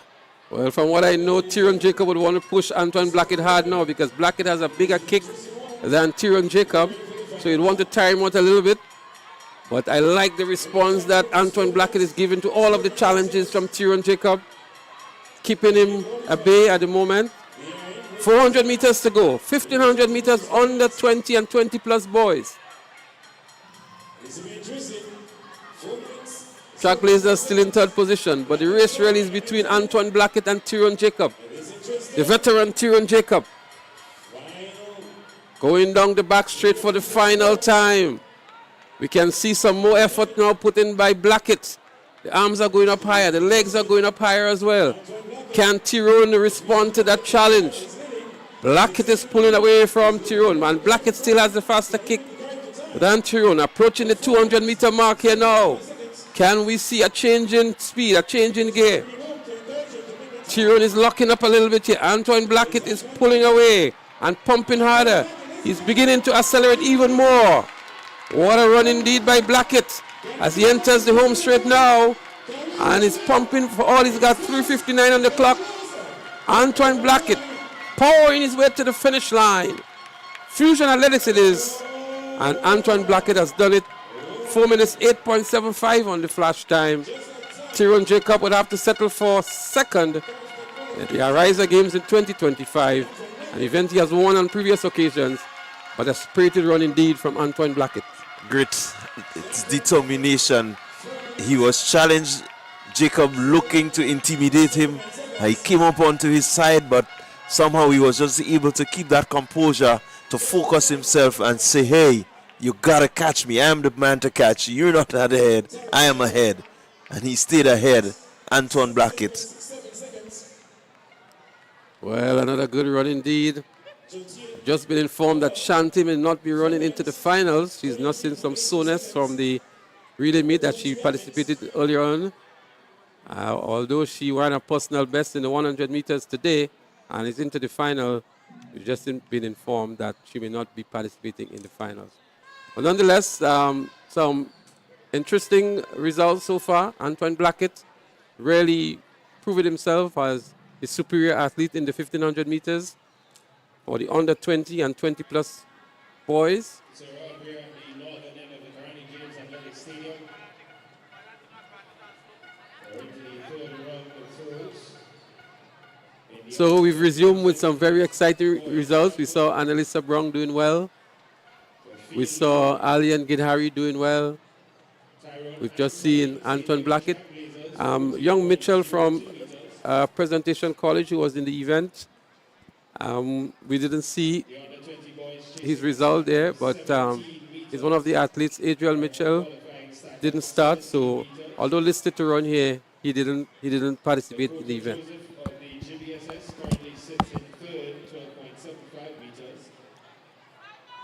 Telesford, St. David Track Blazers, 13.27 meters. And your field leader into round 3, 14.02 So meters. St. David Track Blazers. we're continuing to bring you the action. Again, really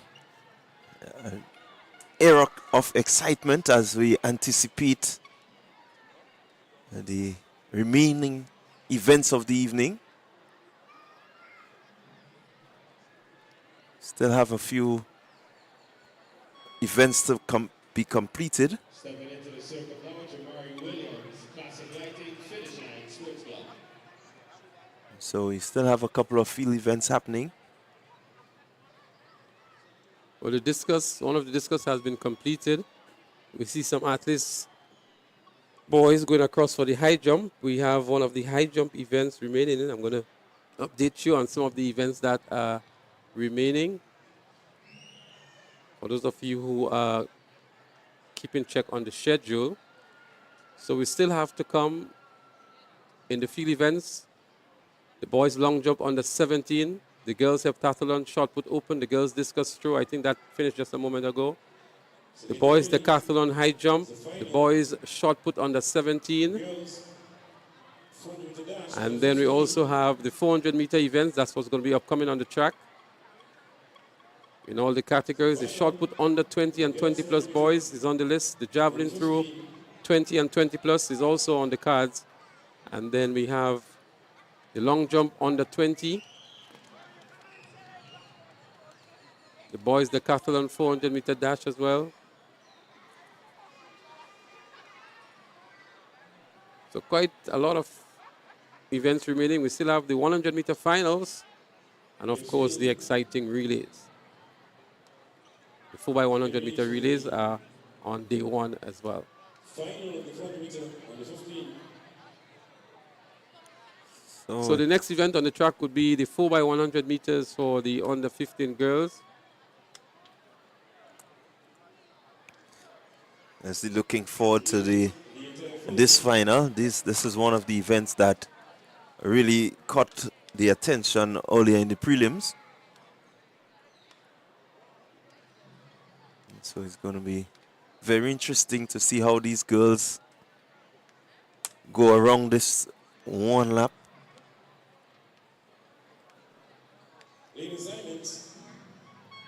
All the best times coming into the event. Bunched together. Lead number 1.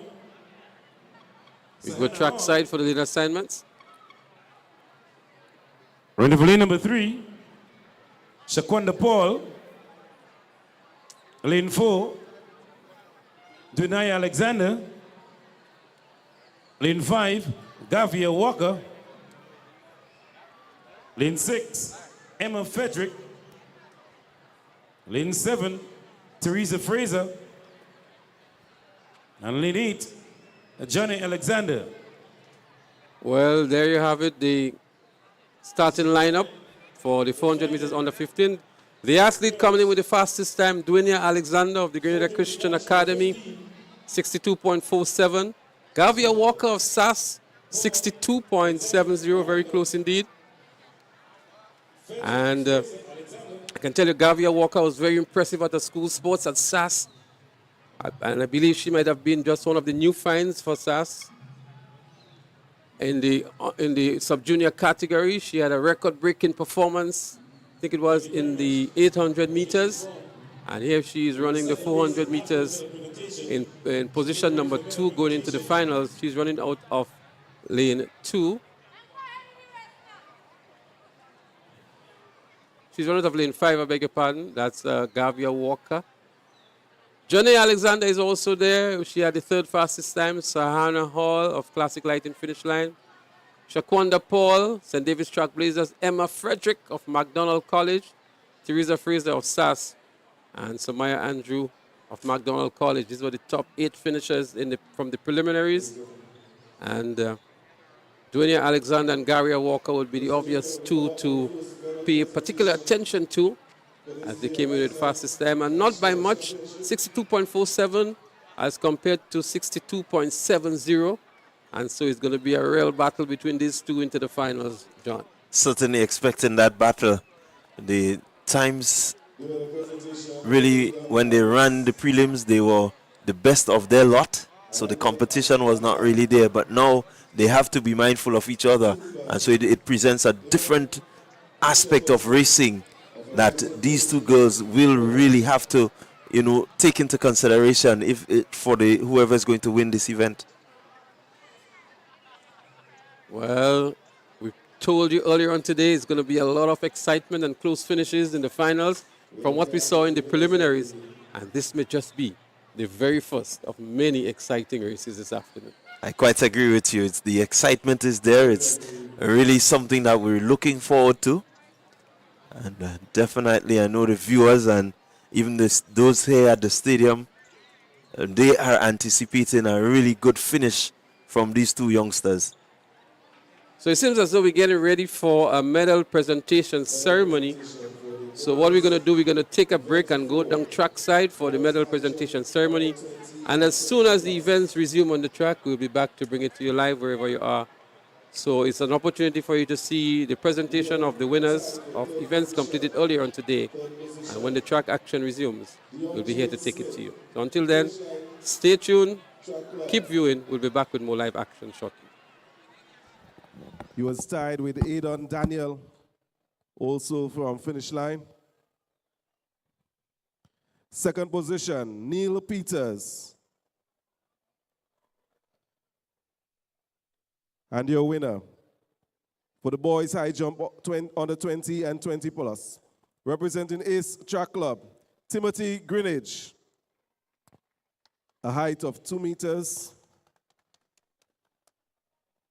Ladies and gentlemen, the winners of the boys high jump under 20 and 20 plus.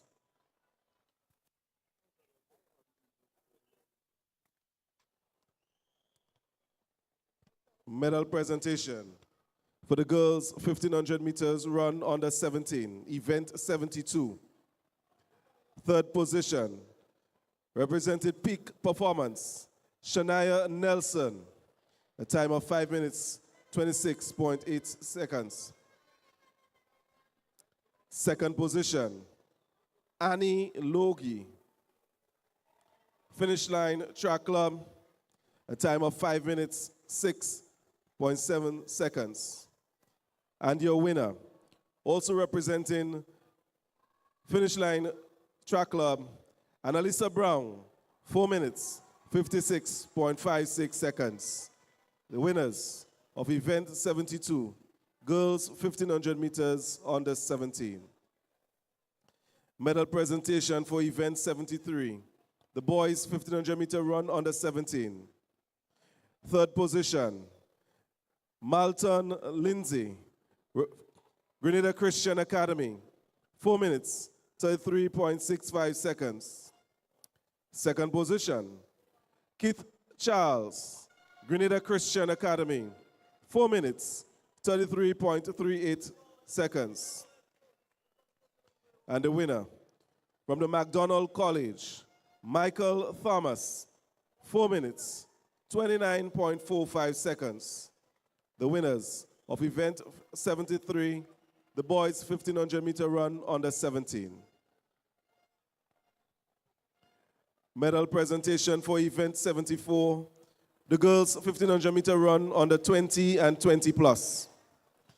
Third position, representing the Grenada Christian Academy, Tiana Joseph, in a time of 6 minutes, 4.18 seconds.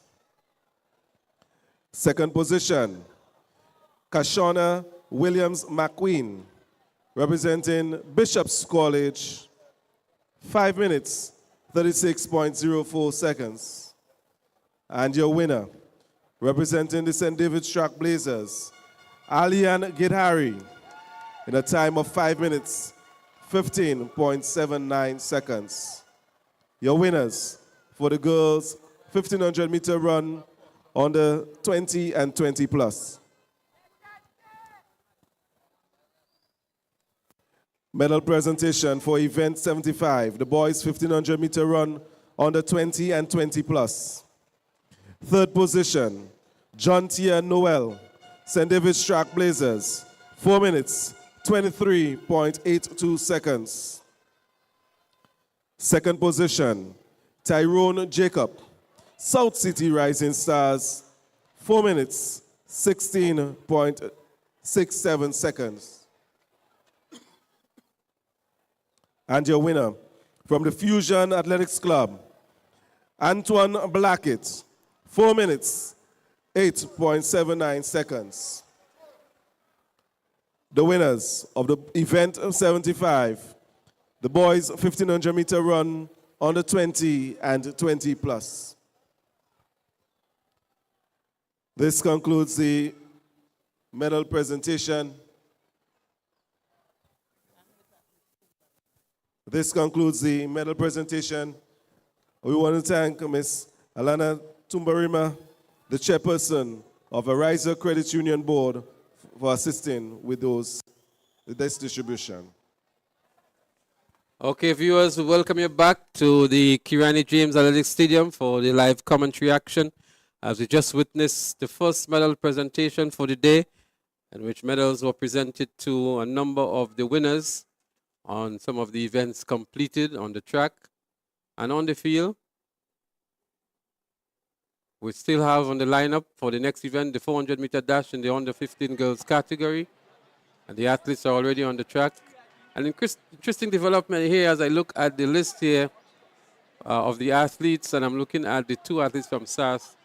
Teresa Fraser would have had the better of Gavia Walker at the school sports, but today I think Gavia is in better form and returning a better time in the preliminaries. She actually comes in with the second fastest time. And so it tells you some athletes are maybe better on the bigger stage than others. And it's two different surfaces as well, so one may be more adjusted to the surface than the other. But these two would have had reverse results at the school sports. But it is Dwayne Alexander of the Grenada Christian Academy, not too far away from SAS, who came in with the fastest time. And so Johnny Alexander from Southern Pros would be in contention as well. It's who brings the A game to the finals. And the finals is about to start. In the girls' 400 meter dash under 15, Hall, Paul, Alexander, Walker, Frederick, Fraser, Alexander, and Andrew. There they go. Nice, clean start. And a lot of the action will come from the middle of the track in lanes 4, 5, and 6. But Grenada Christian Academy in Dwayne Alexander already looking good and making up the stagger nicely. But Gavia Walker is right there with her. In the light blue, it's Alexander of the Grenada Christian Academy, and in the navy blue is Gavia Walker of SAS. These two are in the lead at the moment with 200 meters to go. Alexander, Walker, that's the two in contention here. Walker is making a move on the outside, but Alexander is giving good chase. But Walker is in the lead now as they enter into the home straight. Can she maintain that lead? It is Gavia Walker. The tables are reversed. McDonald College is coming in nicely too, in the likes of Samaya Andrew. But Gavia Walker seems to be going to be taking this one. Gavia Walker, a run back here by Alexander, but Walker wins it. 62.41 on the flash clock. She came in with the second fastest time, but what a run indeed here by Gavia Walker of SAS. Yeah, really very determined run. She did what she needed to do, and really you can see composure. She knew that once she got around the 200 meter mark in that position, she had the strength to bring it home, and so she was not flustered at all. But a really good, outstanding run from Gavia Walker. Well, she's actually an 800 meter runner. She broke the 800 meter record at SAS Sports. I'm sure the whole of Telescope, her mom, Gavia Walker, and all others are delighted at the performance. Dwayne Alexander came in with a faster time, but only returned 63.09 seconds to pick up the silver medal. And Emma Frederick of McDonald College, a good run back from Emma Frederick to pick up the bronze medal in this event. Yes, good run there. Frederick not giving up, but Walker really setting the pace. She came in with the second fastest time, and she had what it takes to just ensure that she does the business and win this final of the 400 under 15 girls. Well, the next event on the track, the 400 meter dash under 15 boys. And that one is going to be an interesting one as well. We will see the likes of Akashi Stephen. He had the fastest time coming into the finals. Philip Mitchell of SAS, second fastest time.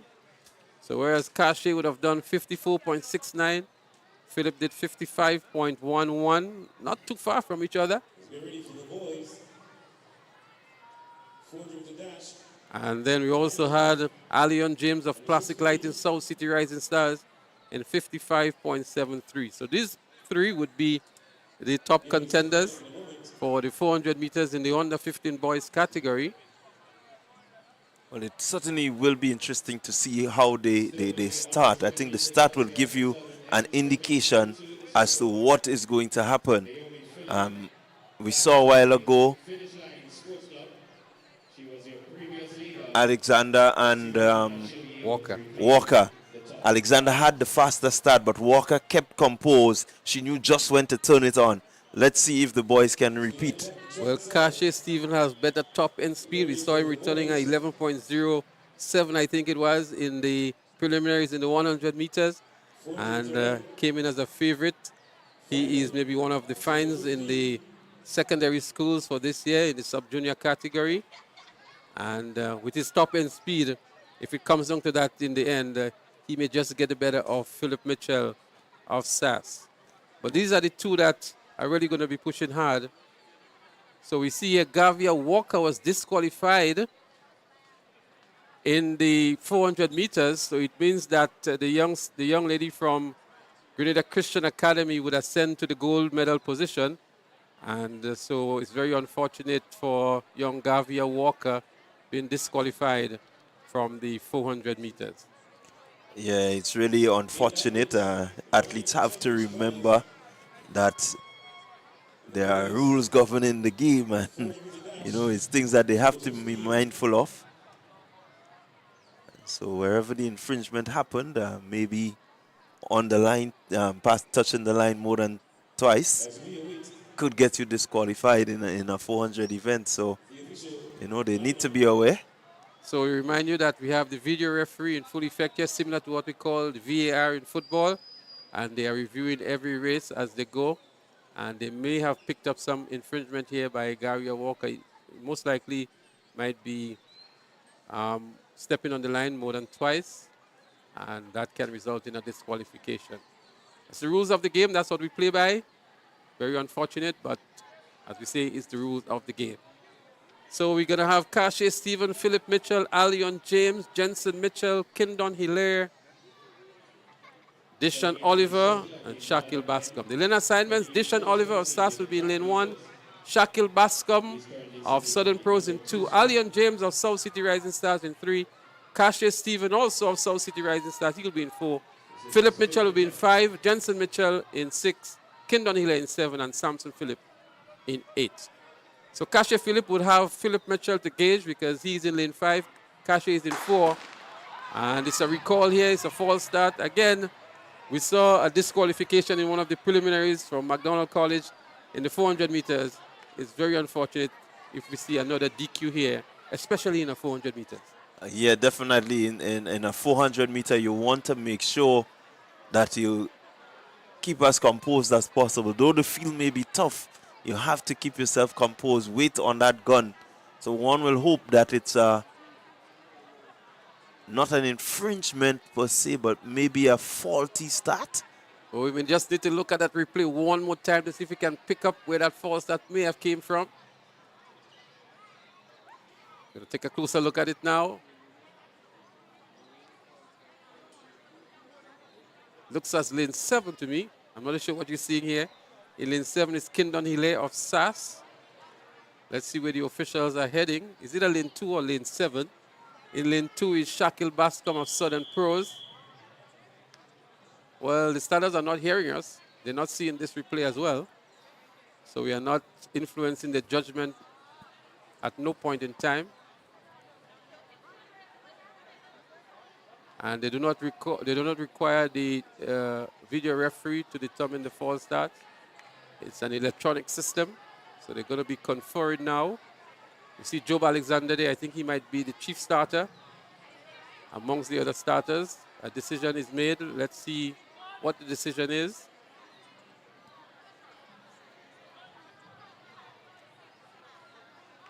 One of those tense moments the athletes have to go through, waiting to see where that false start will be credited. Every athlete, I'm sure, will have butterflies in the stomach here.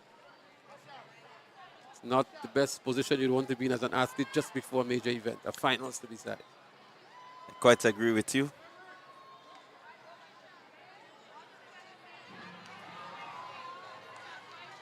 Actually, lane 7 indeed, Kindon Hille of SAS been disqualified. Young man, we can see the emotions all over him, the disappointment as well. But as we say, a 400-meter event, there is no need for you to want to gain an advantage on the start. Something the coaches would have to embed in their athletes, you know, getting them well prepared for these kinds of events. But nonetheless, his teammate, Philip Mitchell, is still in the race in lane 5.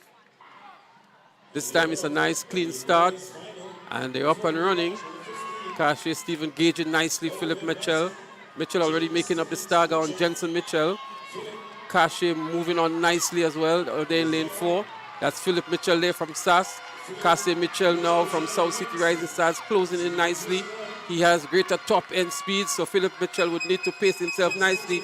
But Kashe goes past him now. With about 200 meters to go, it's Kashe Stephen. Can Philip Mitchell respond? Kashe Stephen it is. Philip Mitchell leaning and looking for some strength, but it is Kashe Stephen. South City Rising Stars moves also into second position in the likes of Ali and James. So Stephen and James, 1 and 2 for South City Rising Stars. But it's Kashe Stephen powering to the finish line. A flash time of 53.76. We are with the official time on this one. But 1-2 for Classic Light in South City Rising Stars. Well, we did say that he's the favorite, and he showed himself to be the favorite.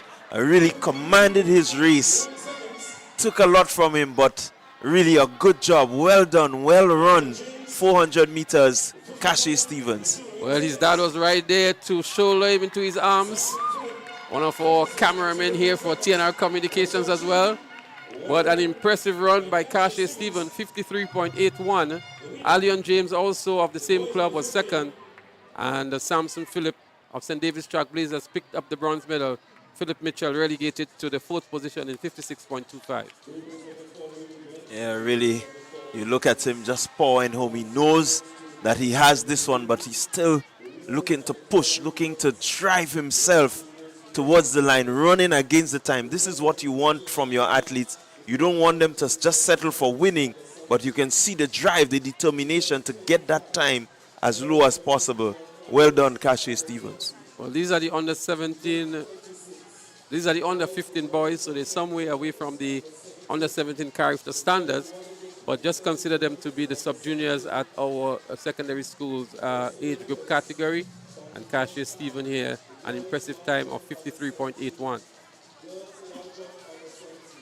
The character standard for the under 17 boys is actually 49 seconds. So we'll look to see what the under 20 boys can do. Again, a really interesting event, the 400 under 17 boys. Meantime, we're going to the girls. Girls under 17 400 meters. We're getting ready for that one. And I can tell you we're going to have Ariana James of Fusion Athletics. She came in with the fastest time of 61.42. Kayana Alexander of Classic Light in finish line with the second fastest time. Montisha Senbonard of Bishop College, third fastest time. Kayla Olive of McDonald College with the fourth fastest time. Saria Phillip of finish line. Jada Jamina Sandiford of Peak Performance Track Club. Samara Noel of Convent Grenville. So too is Maya Stanislaus of Convent Grenville, rounding up the top 8. But Ariana James of Fusion Athletics, she's in lane 4. Kalia Olive of McDonald College in 5. And Kayana Alexander of Finish Line in 3. The top 3 contesting for the gold medal here. Yeah, it will be interesting. Another nail-biting race.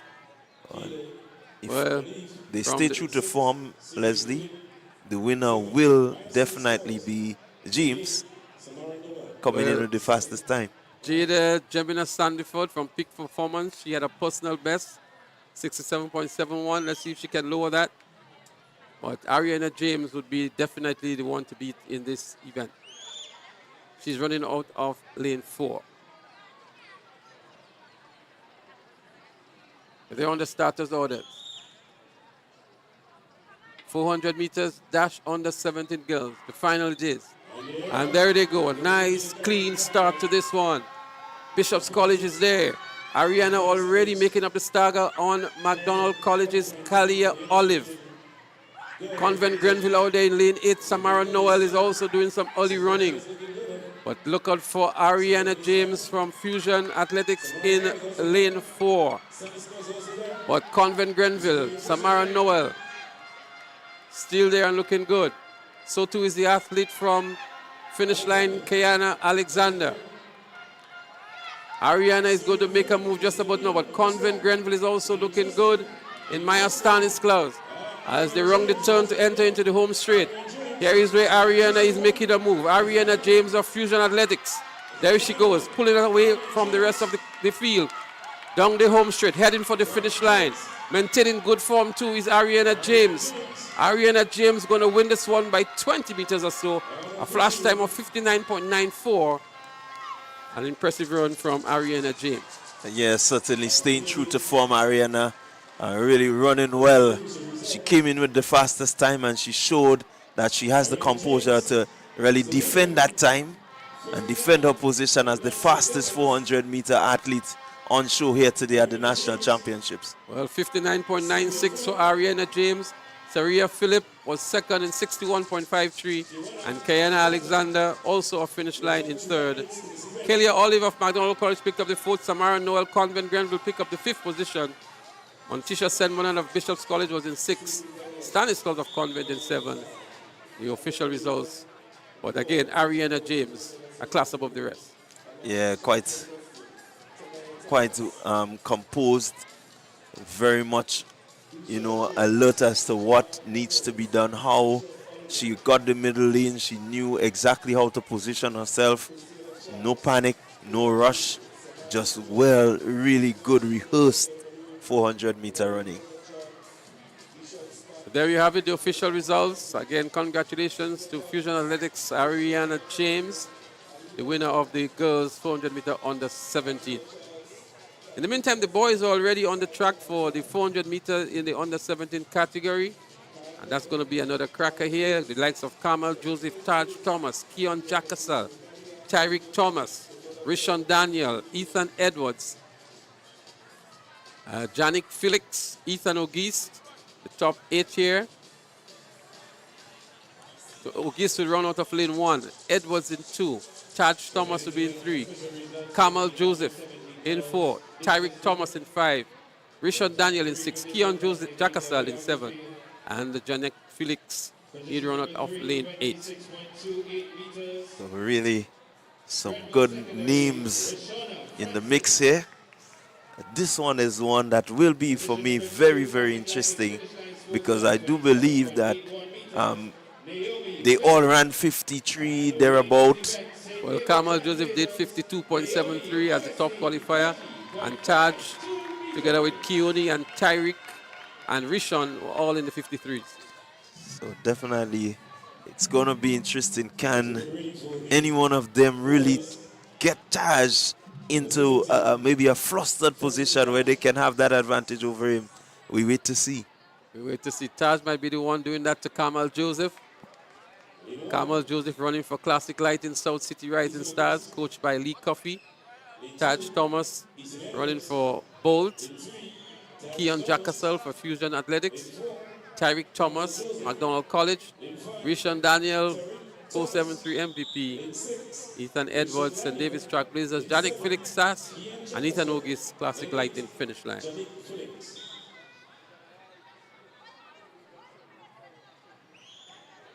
So there they go. On the starters orders, 400 meters dash under 17 boys. It's a false start. They've been called back. We will tell you who that false start will be credited to. The character standard here in the under 17 boys category, 49 seconds flat. From the preliminaries, nobody came close to that. So we do not expect to see a character qualifier coming from this. As we look back here to the start. The athletes are trying to beat character time of 49 seconds flat. It looks as though either lane 1 or lane 2. Could be lane 1, is it? It looks like Ethan Ogis of Classic Lighting finish line. Again, the starters would confer.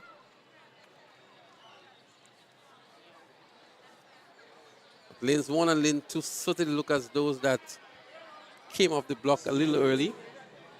As Ethan Ogis and Ethan Edwards. So the Ethans are a bit eager.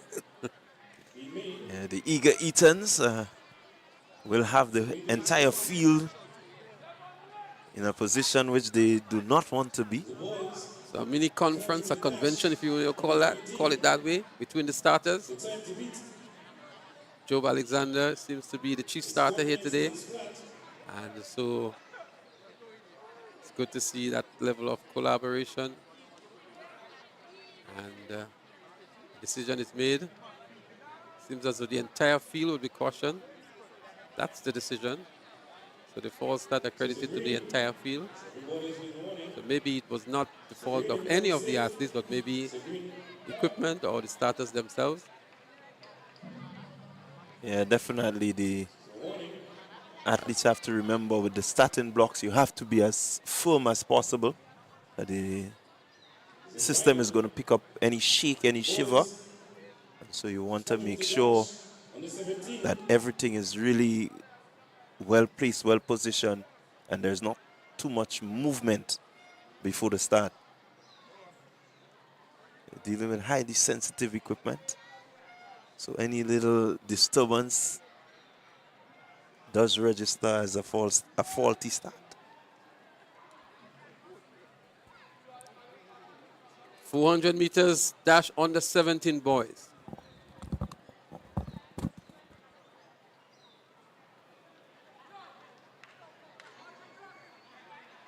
As we wait for the initial start.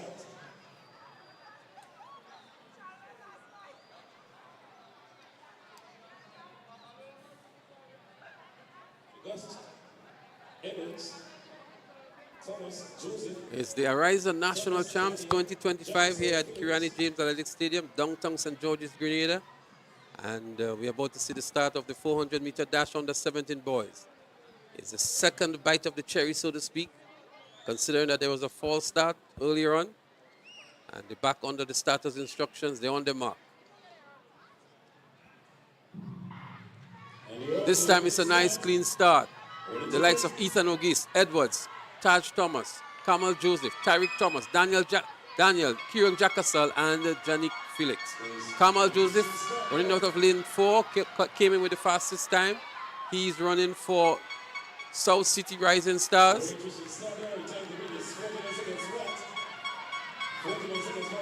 Is Kamal making his move just about now, coming into the shot. That's Kamal Joseph from Classic Lighting, South City Rising Stars. Athlete number 205 enters the home straight in the lead. MVP is giving good chase at Rishon Daniel. The rest of the field is chasing down Kamal Joseph. It's going to be a close one for second and third, but I think the winner has been determined already with 20 meters to go. Kamal Joseph on a flash time of 49.94, and I believe it's going to be Rishon Daniel of MVP to pick up the silver medal. But a good run from Kamal Joseph here. We're going to give you the official time. That's your winner there, right for you, Kamal Joseph. Came in as the favorite, 49.98, just outside of the character standard. I'm sure you'll be giving a pick to the team. The character standard been 49 seconds flat, but Kamal Joseph, 49.98, a good winner indeed.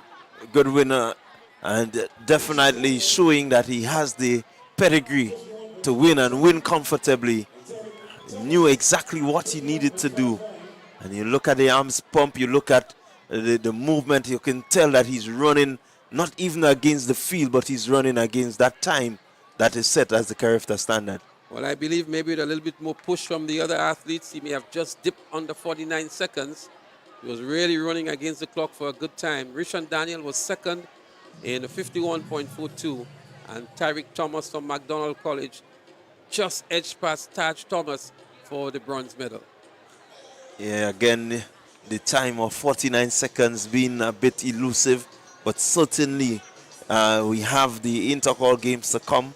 These guys may just want to put it all out there at that time just to make sure that they get the qualifying standard for the Carifta Games.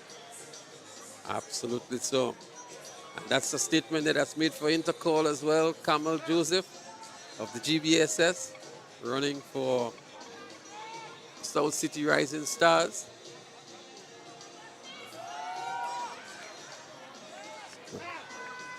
The girls are on the track now, and we're going to see in the under 20 category, the 400 meters, under 20 and 20 plus.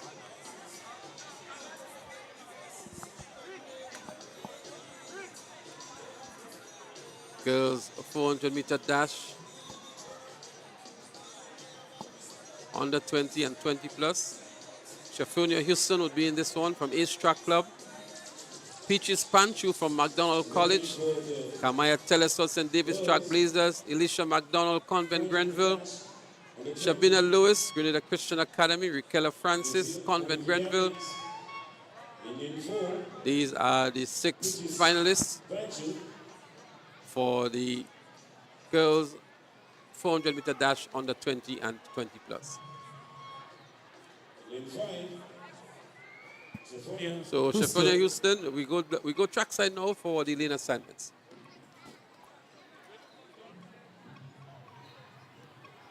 And lane 6, Kamaya Telesford. Only 3 athletes in the final. So we're down to only 3 athletes competing for the final. That's Peaches Panchu in 4, Shafronia Houston in 5, and Kamaya Telesford of St. David's Track Blazers. She would be in lane 6. Yes, One thing we show on everybody here is guaranteed a medal in the finals. It's a race with a clock right now to see what sort of a time they would post, because everybody's guaranteed a medal. But I would love to see Peaches Panchu give Shafronia a run for money here tonight. Shafronia Houston comes in with 58.24. Peaches Panchu with 62.86. So there is some gap between them in terms of the time. But I would love to see her give her a good run for money in the finals. There they go, up and running. Shafronia Houston of Ace in the pink. From McDonald College, it's Peaches Panchu in the burgundy and white. And we have Kamaya Telesol of St. David's Track Blazers also there. But Shafronia Houston already establishing command of this race, motoring down nicely down the back straight, heading towards the 200-meter mark. Peaches Panchu somewhere behind at the moment. And so Shafronia Houston has a run against the clock. As she goes around the bend here now, Shafronia Houston of Ace Track Club, formerly of South City Rising Stars. The Carifta team in 2024, a bright prospect indeed. She powers down the home straight now. Peaches Panchu really tired. And so it is Kamaya Telesford of Track Blazers who will pick up the silver, but a good run by Shafronia Houston, a flash time of 56.87. Much faster than she did, 56.91 the official time, much faster than she did in the preliminaries. And Kamaya Telesford picks up the silver in 59.30 seconds. And very little competition, really. She was running by herself against the clock. Well, a much faster time she ran in the finals than in the prelims.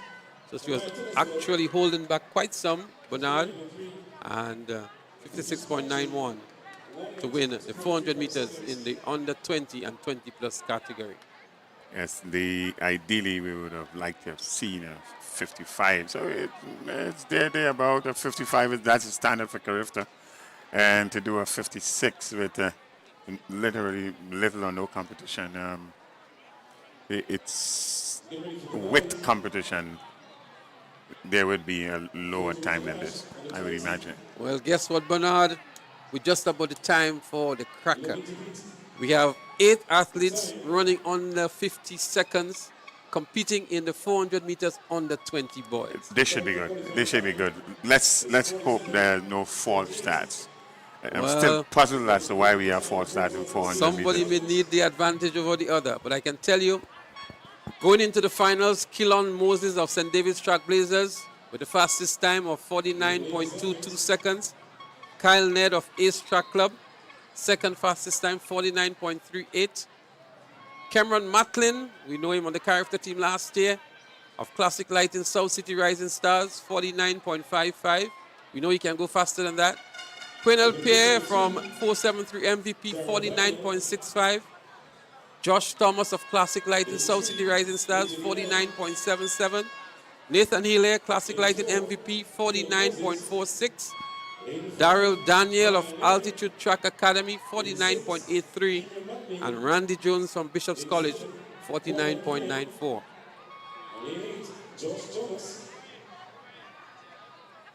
So Randy Jones is scratched. He's not participating. A disappointment maybe for the folks in Carriacou. He really did give Matlin a good run in the preliminaries. He did, and one was looking forward to see his exploits in these finals. But he must have picked up some slight injury or something, and they're off. So they're up and running. It's the 400-meter dash under 20 boys. Who wants it more? Kilon Moses, Kyle Ned, Cameron Matlin, Nathan Hilaire. It's going to be a cracker. Keep your eyes on the screen. Keep your eyes on the screen. There is Matlin there for South City Rising Stars. Kyle Ned is moving up nicely there in the pink for Ace Track Club. This is going to be a sprint to the finish line. There goes Matlin. Matlin is looking good. So too is Kyle Ned with the headband. And MVP is also there in the likes of Quenel Pierre. But Kyle Ned looks as though to be in the lead at the moment. Matlin is there. Quenel Pierre is there. This is going to be a photo finish. Matlin is using his speed. Here comes Kyle Ned with his strength. Speed versus strength. There they go. His determination, his grit, his belly. It looks as though it's going to be Matlin. Matlin over Ned. And then Quenel Pierre. What a finish. What a finish. 49.99 on the flash time for Cameron Matlin of South City Rising Stars. A big hug from him from Kyle Ned of Ace Track Club. The official time 48.37 seconds for Matlin, 48.49 for Ned, 48.69 for Quenel Pierre. Kilon Moses, who came with the fastest time, 49.34. I'm telling you, Bernard, that was a cracker. This makes good for a 4x4. These 4 men, the first 4 at the finish line, they were there and jostling and strength and strategy. This is what you want to see at the finals. And we had a perfect setup for finals. All sub 49, the first 3, all sub 49. Well, in the end, it was a test of speed and strength.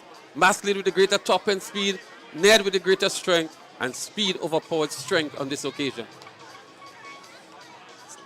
Just about that, 48.37 as against 48.49. And 48.69.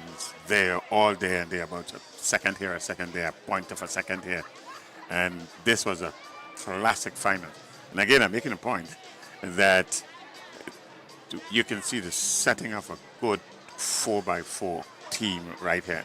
Well, the character stand at 47.80. They're just outside of that. But the point is well made that this quartet of guys can make an excellent 4x400 meter relay team for Grenada character game. But what was what really stood out to me in this race is the pure guts. Nobody wanted to lose. It was pure guts. And that's what you want to see in the finals. Any finals, this is what you want to see. Lay it all on the line. Well, the only person that was missing in that race would have been Josh M. Sylvester. Absolutely. And my understanding is that Josh M. has picked up an injury somewhere. Yeah, he's injured. He's recovering. He did not run at SARS. At least he attempted one of the events, couldn't complete. And he would have been scheduled to run in the 20-plus category in these games here. So the athletes for the 20-plus, we have 3 athletes here. Nicholas Dorr from Guyana, Romel Charles from TFA, and Kyle Victor from South City Rising Stars. These are the athletes that are scheduled to run in the 400-meter dash 20-plus. But again, this previous event left a really, really good taste in the fans' mouth here. I think it's a a tremendous race indeed. It's a prelude to what's going to come in the shorter sprints. No one to preempt anything, but this makes a good theater right here. Well, we anticipated that from the preliminaries, and the race really did live up to expectations.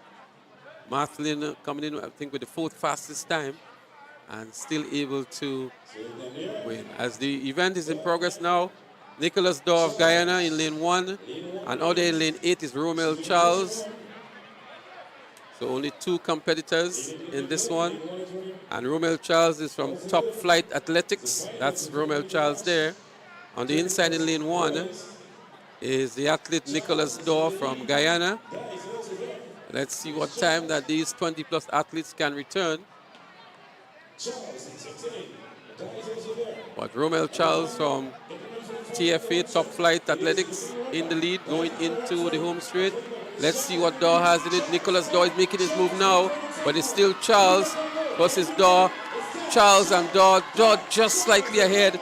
Daw edges him out here for the win. Flash time of 49.37. These two athletes rounding up the 400-meter dash for the 20-plus.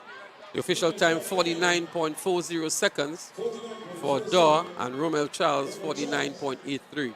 So they're both sub 50. For 50 plus, commendable. I don't quite agree with you there, but 50 plus, 20 plus athletes should be doing at least a 48 or 47 somewhere there. Well, with 2 athletes in the race, it's almost like running on your own. So a 49 for me is what I would expect from the under 17 boys. The under 20 did a 48 moments ago. The 20 plus should really be returning faster time. Nonetheless, it is Daw from Guyana, the eventual winner over Charles in 49 thereabout.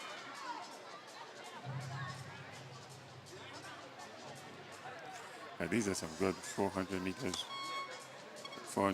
running here today. The next event will be another 400-meter event, and that is going to be for the Heptathlon boys in the under 17 category. And the competitors here, we have Javin Noel of MVP, Tafari Williams of SAS, Dante Oliver also of SAS, Anthony Phillip of Fusion, and Tishon Billy of SAS.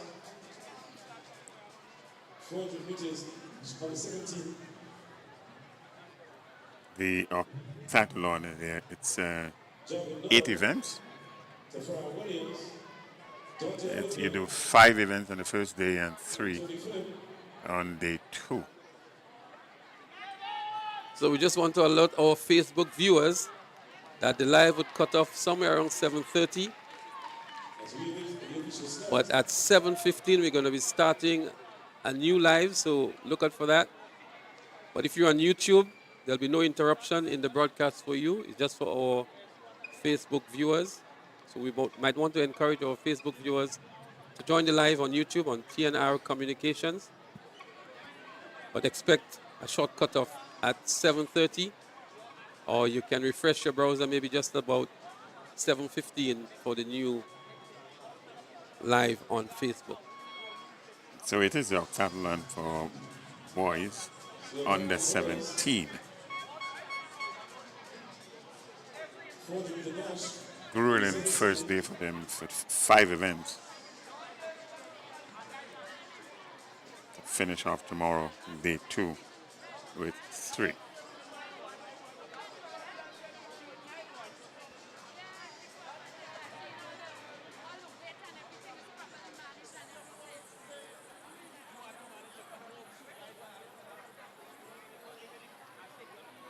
So Noel, Williams, Oliver, Philip. There's no Tishon Billy in this one. So 2 athletes from SAS, 1 from MVP and 1 from Fusion Athletics. They're running for points here.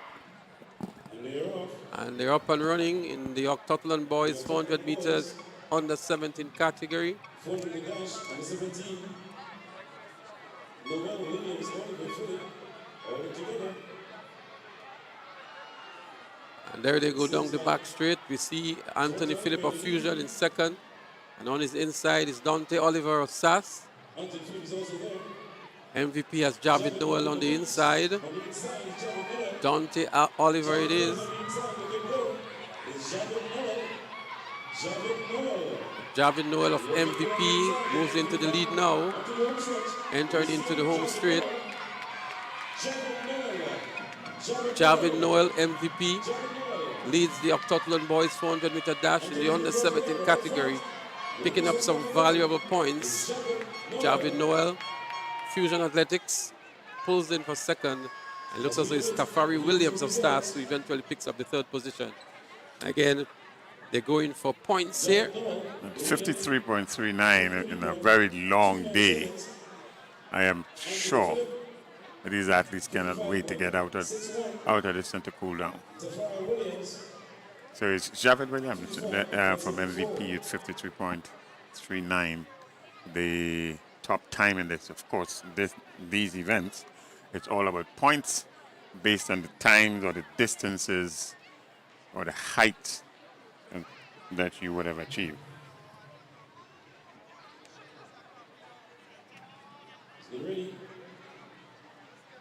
We still have the exciting 100 meters to come. The next event on the track is actually the Decathlon Boys 400 meter dash open. We will see in this event Lyndon Archibald of SAS, Joshua Richard of St. David's Trailblazers, Kenton Mahon of St. David's Catholic Secondary, Lennon Williams, Anthony Charles and Rennie Frederick, who are scheduled. They will not be competing. So it's just going to be three competitors, Archibald of SAS, Richard of St. David's Trailblazers, and Mahon from St. David's Catholic Secondary.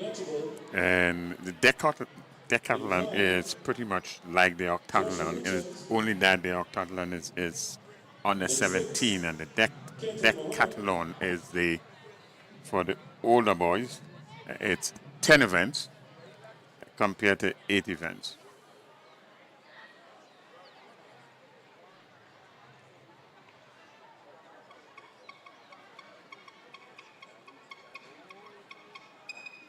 They have an even split of 5 events on the first day and 5 on the second day.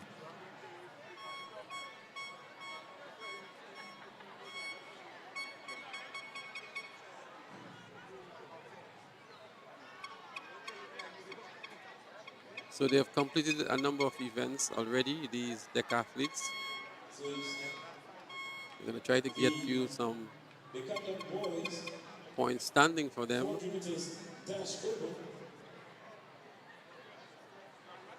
Archibald, Richard, Mahon.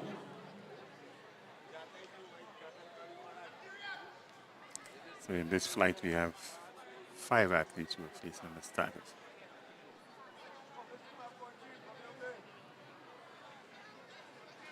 .400 meters.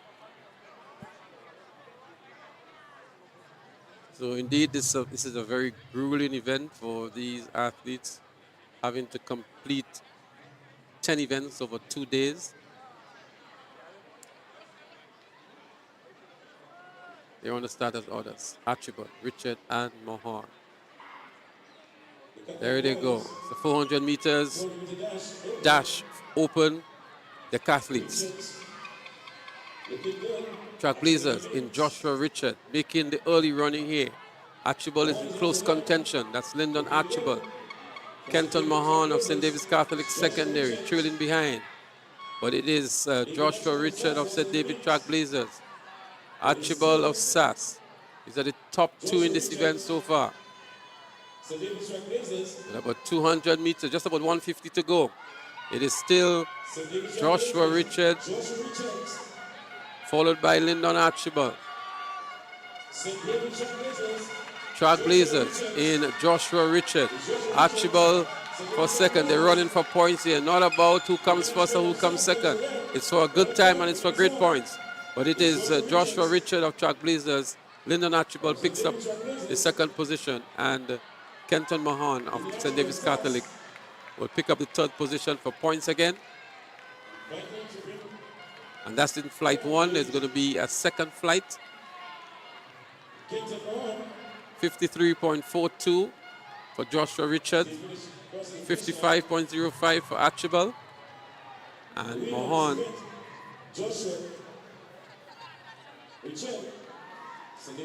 Mahon literally limped across the line there, so he must have picked up some injury. Leading Archibald, 55.05 seconds. So it's St. David's Trailblazers and Joshua Richard with 53.42 seconds in this one, followed by Lyndon Archibald of SAS at 55.05. And obviously injured Mahon from St. David's Catholic Secondary School in 67.6 and 77.63 seconds. So we have some updated points here in the Decathlon. Joshua Richard is currently up front on 2,070 points. Jermaine Donald of Fusion Athletics in second on 2,067. Aviel Junior Williams of East in third on 1930.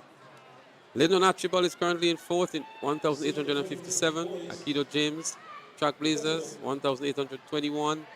Daniel Douglas of SAS is on 1,749. Kenton Mahon, who just limped over the line, is in seventh position on 1,189 points. And Kishon Kalis of SAS, 1,078 points, rounding up the top 8 in the Decathlon Open for boys. In 5, Jermaine Donald. And in 6, Daniel Douglas. So Calist, Williams, James, Donald, Douglas. So there you have it, the lineup for the Decathlon boys 400-meter dash. Open as the second flight. Decathlon boys 400-meter dash open. Calist, Williams, James, Donald, and Douglas. SAS, Ace, St. David's Trailblazers, Fusion Athletics, SAS. That's the lineup for this one. Two athletes here from SAS, one from Ace, one from St. David's Trailblazers, and one from Fusion Athletics.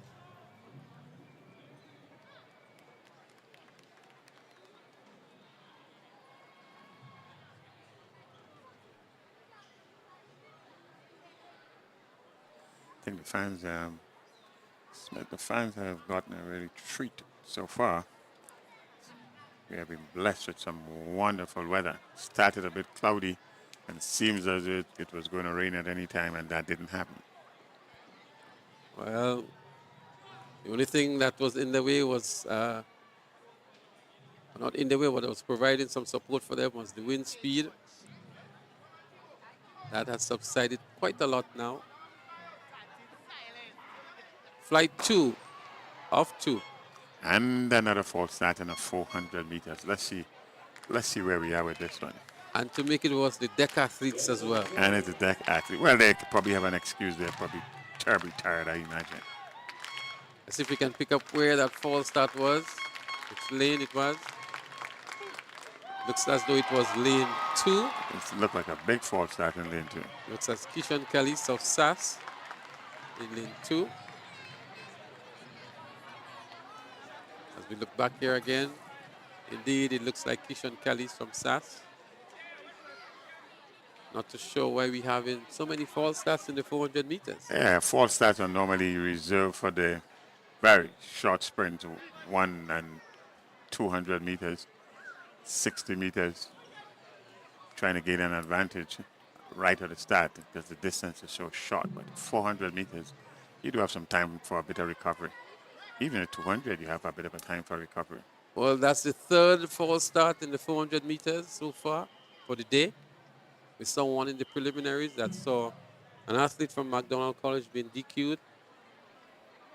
Saw one, I think, in the under 15 boys category, an athlete from SAS being DQ'd, and now it seems as though there's going to be another athlete from SAS. Let's see what happens here in terms of the judgment of the starters. Seems as though there's a reprieve. So it seems. So it's all good for the athletes on the track. Nobody's been credited with the false start. And so all the athletes would remain in this race. So it's Caliste in lane 2. Lane 3 is Williams, James in 4, Donald in 5, And in 7th, Daniel Douglas.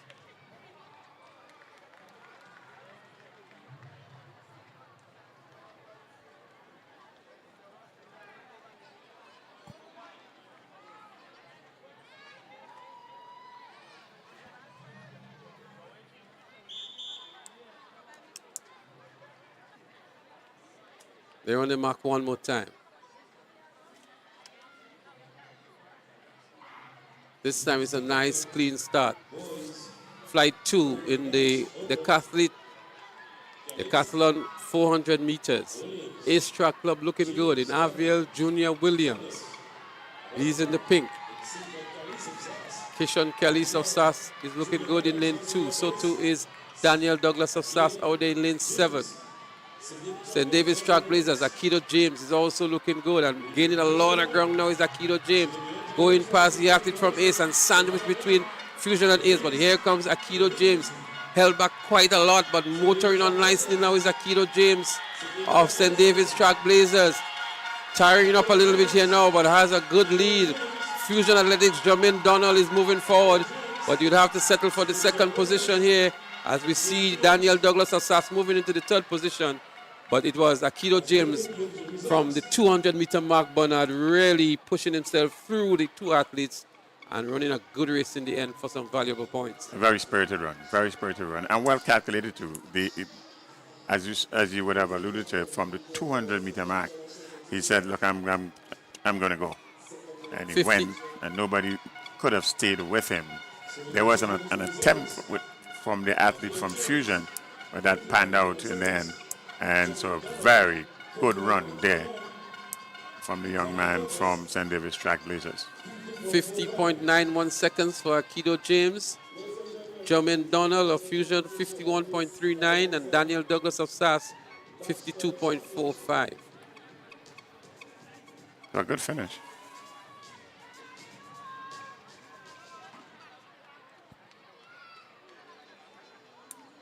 And I can tell you for the 400 meters, well, the points have not yet been updated for the decathletes, but Akido James, he is currently in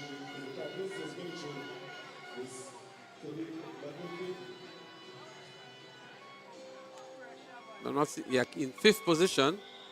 Akido James is currently in fifth position. He will gain some valuable points from the 400. As a matter of fact, he had the fastest time in the 400 meters, and that actually brought him to the fifth position. He gained some 773 points for his 50.91. So Joshua Richard is still up front. Jermaine Donald is in second. Aviel Junior Williams, he's in third. Archibald in fourth. And Akido James in five. Daniel Douglas, we just saw run there to pick up the third position. He is in the sixth position. We're going to have another medal presentation, and so what we're going to do, we're going to go down trackside again for the medal presentation and then resume with more live track and field action as soon as it starts. When we come back, Alexander, Grenada Christian Academy, 1 minute, 3.09 seconds. And your winner, representing the St. Andrews Anglican Secondary School, Gavia Walcott, 1 minute, 2.46 seconds. The winners of event 60, the girls 400 meter dash under 15.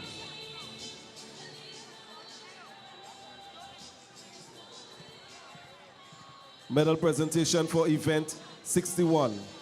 The boys 400 meter dash under 15. Third position, Samson Phillip, St. David's Trailblazers, 56.03 seconds. Second position, Alion James, South City Rising Stars, 55.08 seconds. And your national champion, Kashe Stephen, South City Rising Stars, 53.81 seconds. The winners of the boys 400 meter dash under 15.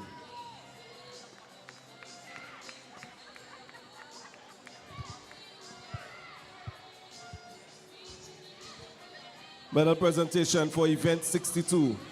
The girls 400 meter dash under 17. Third position, representing Finish Line Sports Club, Kiana Alexander. 1 minute, 01.92 seconds. Second position, Saria Philip, also representing Finish Line Sports Club. 1 minute, 1.53 seconds.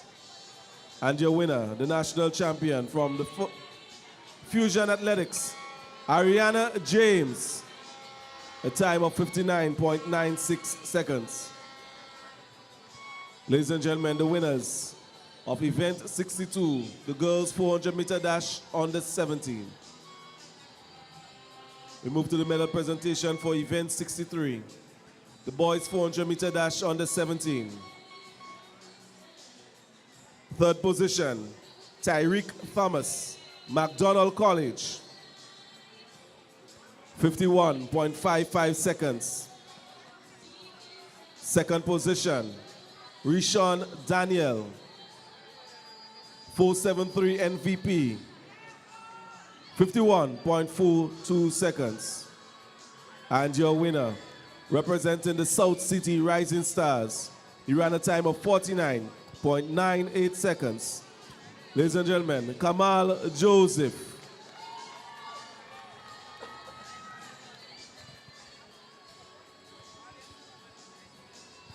The winners of event 63, the boys 400 meters under 17.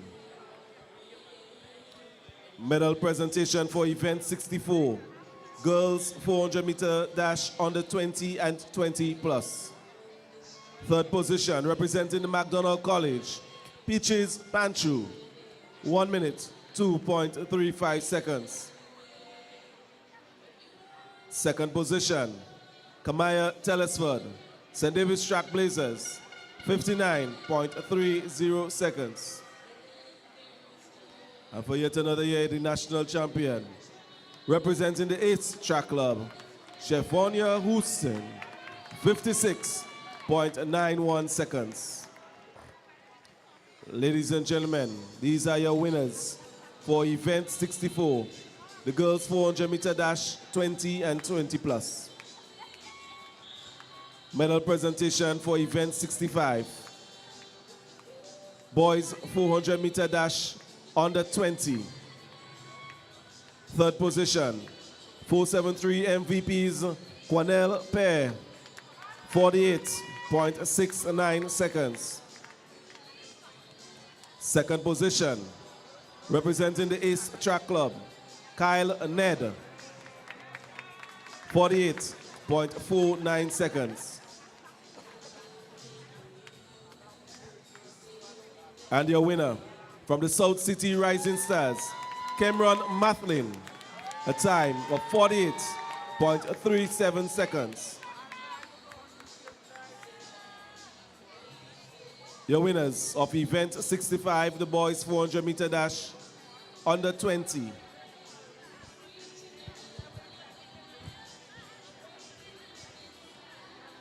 Medal presentation for event 66.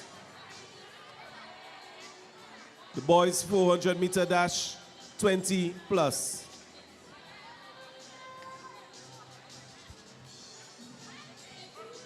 In second position, representing Top Flight Athletic Club, Romel Charles, 49.83 seconds.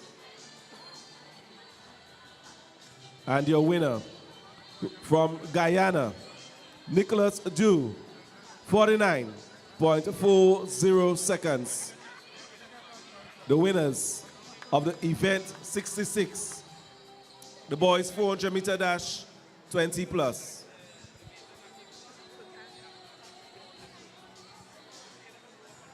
Ladies and gentlemen, the winners of event 66, the boys 400 meter dash 20 plus. We want to thank P.S. McWilkin for assisting with his presentations. And we invite from Ariza, Mr. Adrian Strawn, the member of the supervisory committee, to do the rest of the presentations. Medal presentation for event 5, the girls long jump under 17. We'll move to event 17, the girls shot put. Girls shot put 20 and 20 plus. Third position from the St. David's Track Blazers, Alina Glood, a distance of 9.10 meters. Second position, representing the St. Andrews Anglican Secondary School, Christiana Bartholomew, 9.72 meters. And the winner, representing the St. David's Track Blazers, Zania Collins, a distance of 10.16 meters. The winners of event 17, the girls shot put under 20 and 20 plus.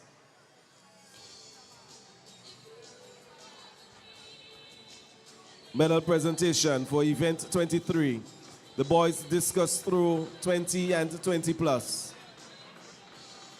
Third position from the St. David's Track Blazers, Tyron Antwine, 43.07 meters. Second position, also from the St. David's Track Blazers, Kadim Telesford, 43.20 meters.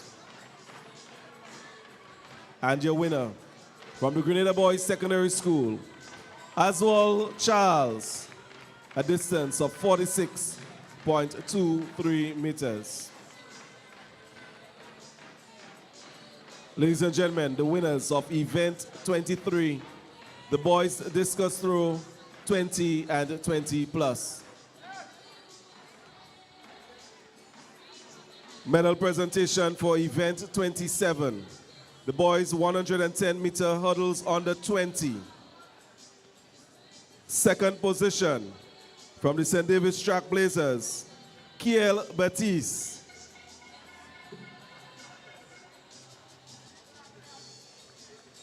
a time of 15.75 seconds. And your winner, representing the Ace Track Club, Kyle Ned, 14.63 seconds.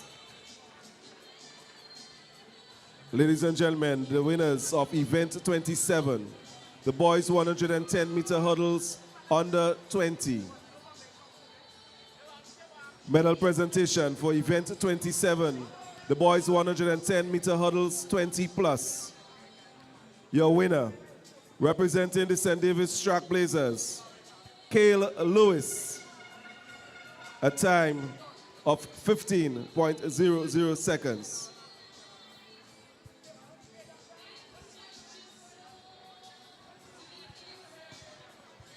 The medal presentation for event 27, boys 110-meter hurdles 20 plus. Medal presentation for event 24, girls 100 meters hurdles under 20. Third position from the Altitude Track Academy, Tamaya Thomas. And your winner from the MVP Track Club, Shante Augustine.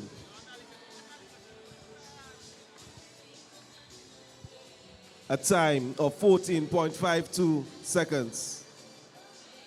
Ladies and gentlemen, your winner for event 25, the girls 100-meter hurdles under 20. Ladies and gentlemen, the event 20, girls discus through under 17, medal presentation. Third position, Rashona Francis, Grenville Secondary School, at a distance of 26.15 meters. Second position, Naomi Phillip, Finish Line Sports Club, 28 30.55 meters. And your winner from the St. Davis Track Blazers, Naomi Augustine, 30.52 meters.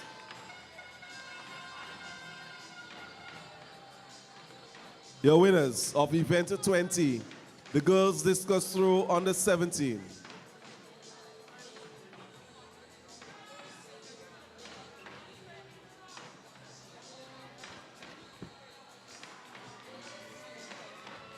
This brings us to the end of the medal presentation. We want to thank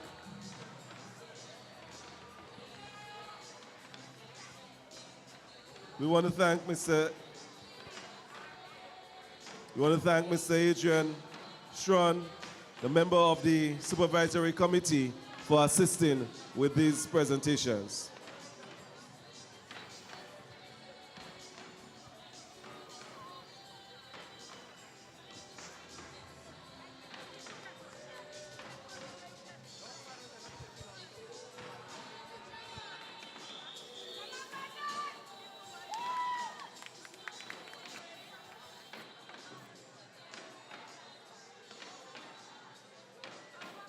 Let's get ready to return on the track for the Heptathlon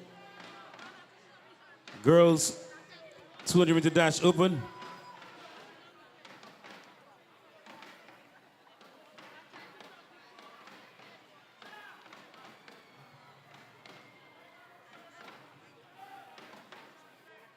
Lane 2, Janissa Mack. Lane 3, Denise Scott. Lane 4, Kemaya Alexander. Lane 5, Destiny Langain. Lane 6, Talia Decent. And lane 7, Azuri Isaac.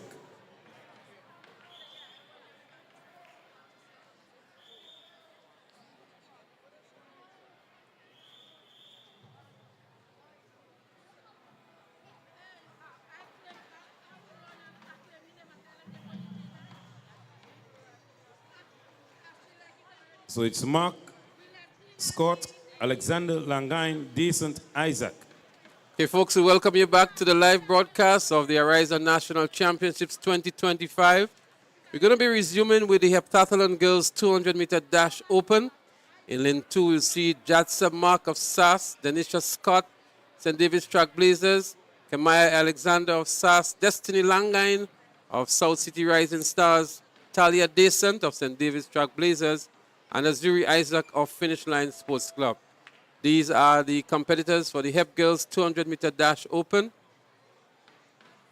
We're going to try to give you the point standing for this event as well.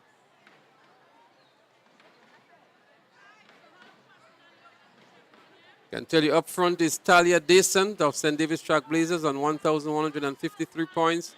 Kamaya Alexander of SAS is in second on 837 points. Destiny Langain of Classic Lighting South City Rising Stars, she's in third. Azuri Isaac of Finish Line in fourth. Destiny Scott, Track Blazers in fifth. And Jadsa Mark of SAS is currently in the sixth position. So it's 200 meters that's up next on the track. So again, they'll be running for some valuable points. So far, they have completed two events, I beg your pardon, the 100-meter hurdles and the high jump. So they'll have another 3 events tomorrow, the shot put, the long jump, and the javelin.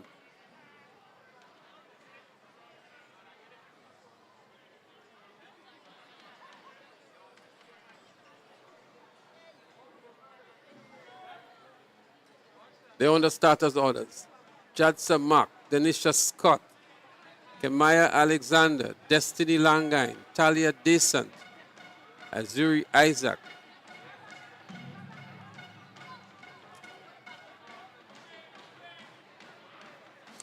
They're up and running here. 200 meters, Hep Girls Open. SAS is looking good in Kemaya Alexander, but so too is St. Davis Track Blazers' Talia Decent, the leader of the event so far. Rounding the bend now and heading into the home straight. It's Talia Decent of St. Davis Track Blazers. Kemaya Alexander of SAS is in second. And Denisha Scott is in third position. As they battle for the finish line now, it's Talia Descent of the St. Davis Trailblazers, followed by Kamaya Alexander of SAS and Denisha Scott of St. Davis Trailblazers to pick up the third position.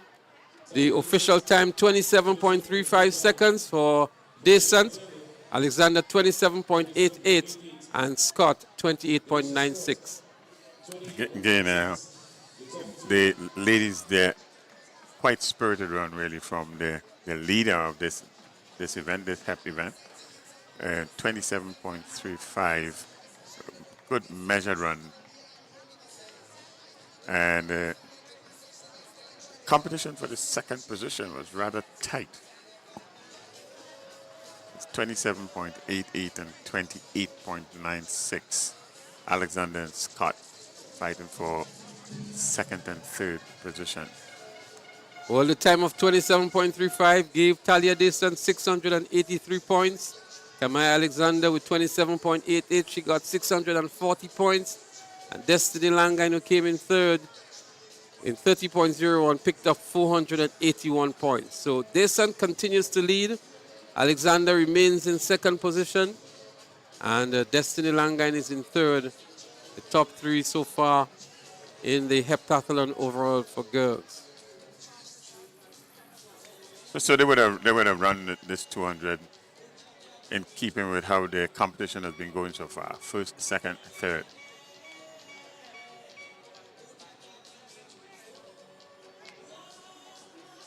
We still have the 80 meters for the under nines and the 100 meter sprints to come. The next event on the track would actually be the 80 meter dash in the under 9 girls category.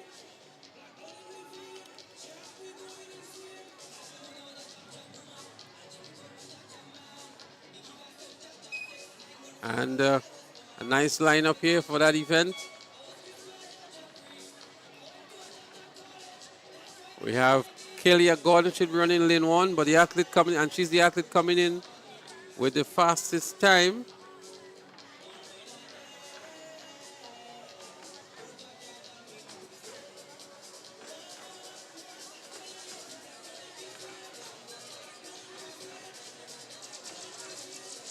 Sarge Charles would also be there. Haley Neptune Simon, Tanya Gibbs Latouche.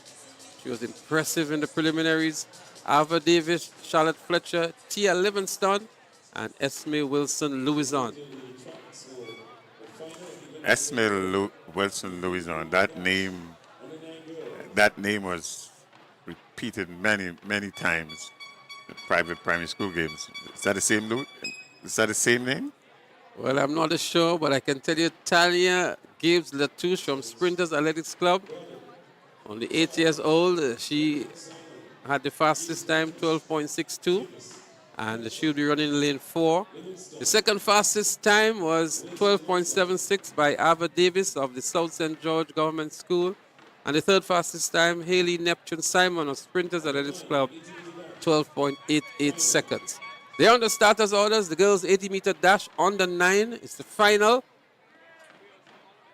And we have Gordon, Charles, Neptune Simon, Gibbs Latouche, Davis, Fletcher, Livingston, and Wilson Louison. There they go, down the middle of the track. Already it is Tania Gibbs Latouche. Gibbs Latouche pulling away from the rest of the field for Sprinters Athletics Club. She wins. It's a close one for second and third. It looks as though it's South St. George. Ava Davis for the second position. But a good run here by Tania Gibbs Latouche, 12.37 seconds to win the 80-meter dash under 9. And she did it rather easily. There was some daylight between the second position. Nice, upright running, good power. You can see the expression on the face. Very, very good spirited run here. Well, the battle was really for second and third. It was really, really close. It looks as though it was Ava Davis of South St. George in 12.88. And in third was Charlotte Fletcher of Runners Athletics Club, 12.88 as well. So second and third with the same time. They had to go to the photo finish to determine the winner here. And it was Ava Davis who picked up the silver medal from the South St. George Government School. Quite competitive at second and third. But a fairly easy win for first position. We have the Well, boys' version now. The under-9 boys are on the track. And we're going to see some more fireworks in the 80 meters.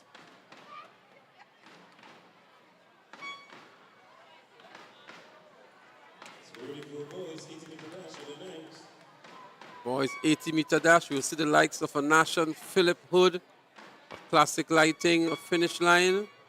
We'll also see Nelson Wilson Louison, Tavian Buckmeyer, Amy Rennie, Antonius Paul, Samuel Bubb, Abraham Clark, and Sean McQuilkin. The athlete coming in with the fastest time, 12.26 seconds. That's Amy Rennie of Peak Performance Track Club. And the second fastest time was by Antonius Paul of Runners Athletics and Tavian Buckmeyer of South St. George with the third fastest, 12.39. So Amy Rennie is in lane 4, Antonius Paul in 5, Tavian Buckmeyer in 3, Nelson Wilson Louison from MVP, he's in lane 2. And they're up and running. There they go. Down the middle of the track is Amy Rennie. But South St. George is looking good in Tavian Buckmeyer. But a good run back here from the athlete from South St. George. But it looks as though it is Abraham Clark, maybe. It's a very close one to call. Indeed, it's Antonius Paul from Racers Track, the eventual winner in 12.24. Amy Rennie had to settle for second in 12.28. But what an upset here by Antonius Paul, coming in with the second fastest time. Paul literally took this on the line. Literally on the line. He took this on the line. So Amy Rennie having to settle for second as we look back here in the finals of the 80 meters under 9 boys. Antonius Paul having to run from behind. At the moment, he was not in the race, so to speak. It was South St. George, but here is where he made his move. Edging pass. Amy Rennie just on the line. Antonius Paul of Racers Athletics Club. There we see him here leaning forward. A clear advantage at this point. And as it continues, it was Antonius Paul, and second was Amy Rennie. You see, this picture right there is coaching. This is putting into practice what you have been coached. So we get it now to the girls 100-meter dash under 11. Girls 100-meter dash under 11 finals. We will see here in lane 1, Natalia McKnight of South St. George. Avina Braffith of Sprinters in 2. Chaya Pei of Sprinters in 3. Janelle Kanhai, one to look out for McDonald College. She was blistering hot in the prelims. Jazzian Johnson, who dominated at the private primary school games, she's in 5. Khaleesi Walcott of Sprinters in 6. And Tavia Modest of MVP in 7, as well as Zion Williams of MVP in 8. The fastest time, as I said, was Kanhai from McDonald College, 13.59. Jazzian Johnson of Classic Lighting Finish Line, 14.29. And Kaya Pei of Sprinters, 14.44. So Sprinters with 3 in the finals here. As we welcome back John to the commentary position, we expect another exciting race. Yeah, definitely a very interesting race on hand. Sprinters with 3 athletes. MVP has 2. South St. George is also there.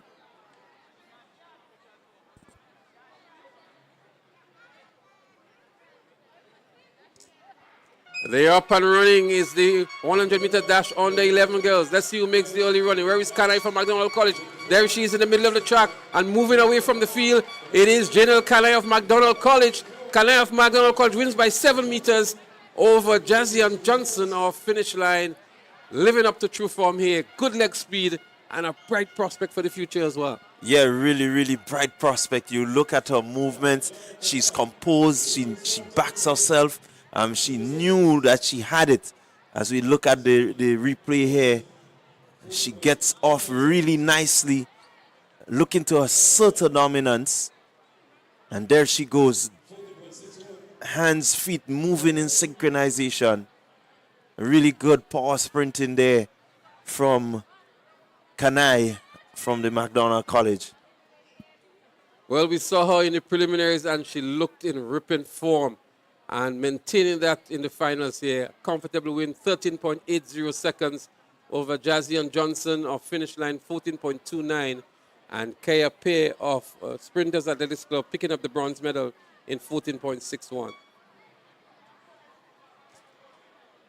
Well, the boys are getting ready. They're on the track. Ajay Pascal, Roger Thomas, Avery Marriott, Karen Houston, Kishan Cobb, Daquan Descent, Christian Alexander, Jace Mitchell. They're up and running here. And coming out fast is South City Rising Stars, Avery Marriott. But getting ground now are the two athletes in the middle of the track from finish line. But it's Marriott in the lead still. Marriott. But here comes finish line, dipping for the tip. It looks as though it was Karen Hostain of finish line to pick up here 13.87. It was too close to call. We definitely have to wait for the official result. But he looks like the winner. He feels as though he's the winner. That's he seems to be Karen Cobb. Hostain. But look at the start here for South City Rising Stars. Or South St. George, Daquan Descent. He was out in a flash. And a good run back here by athlete 131. It was Kishan Cobb from finish line who won it in 13.94. Kishan Cobb of finish line, as we see him here now, going past them. And Daquan Descent on the outside in lane 6, picking up the silver. And the bronze going to the athlete in lane 2, Avery Marriott, who had a blistering start from South City Rising Stars. Yeah, really good, strong run there from Cobb. He kept his composure. He made sure that when he got out and he got to through the drive, that he had enough top end to make sure that he can continue that acceleration. And certainly a good, really good, strong run there. They at about halfway, it was still even Steven, but he had what it took to just get past them right at the end. Well, the girls are on the track now.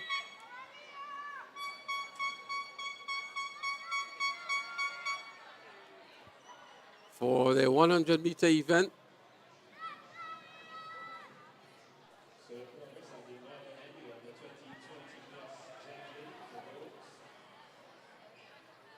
They're getting themselves ready. We see the starting blocks all out here now for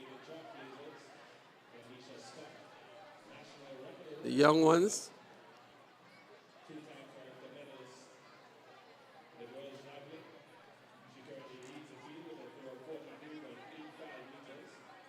Looks like the under 15 girls getting themselves ready for the 100 meters.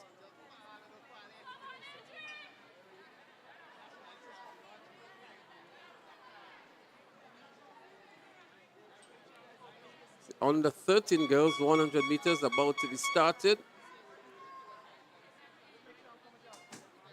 We have Kenisha Callis, Aliyah Samuel, Tamara Newton, Leah Rose Charles in lane 4, one to definitely look out for. Rena Horsford is in 5. Keisha Klein is in 6. Adrianelle Grappi in 7. And Carisha St. Clair in 8. Well, the race seemed to be between Rose Charles and Horsford.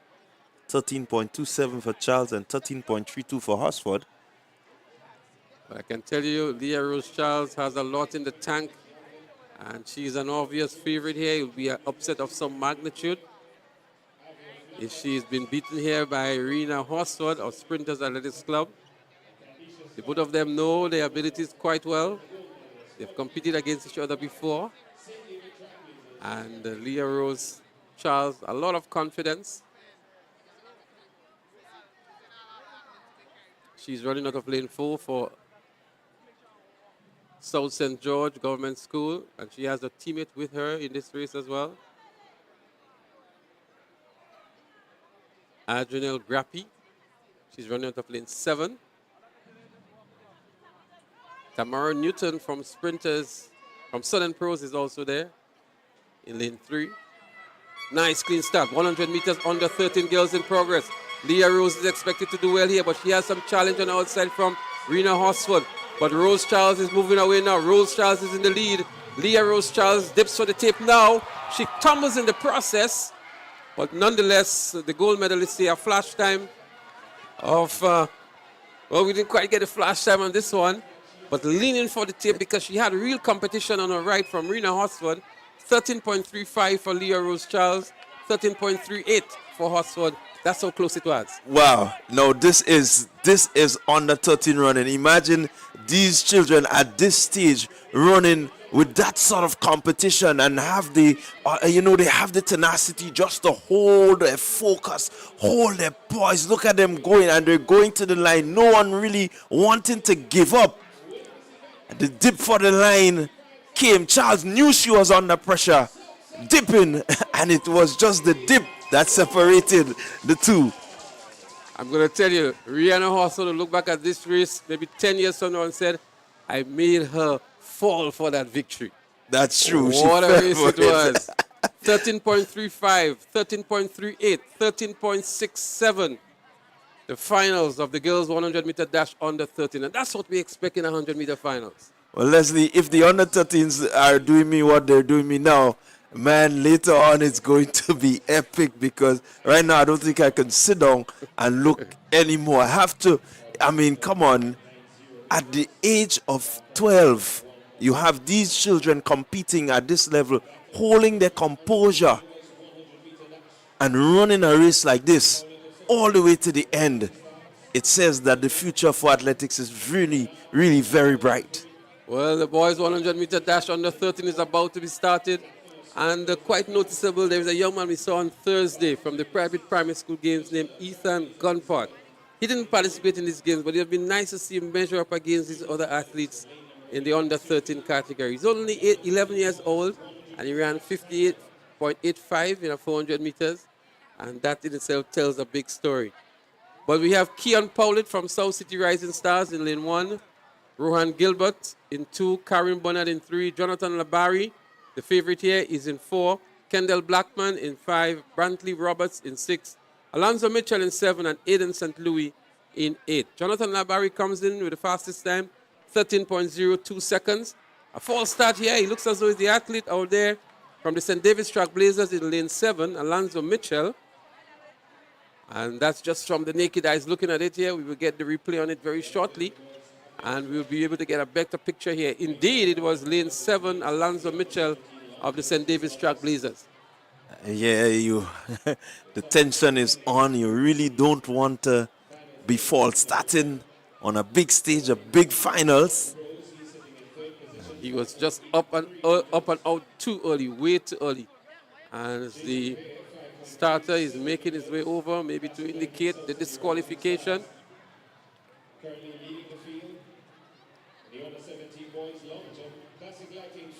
So we're going to indicate to you if there is any disqualification.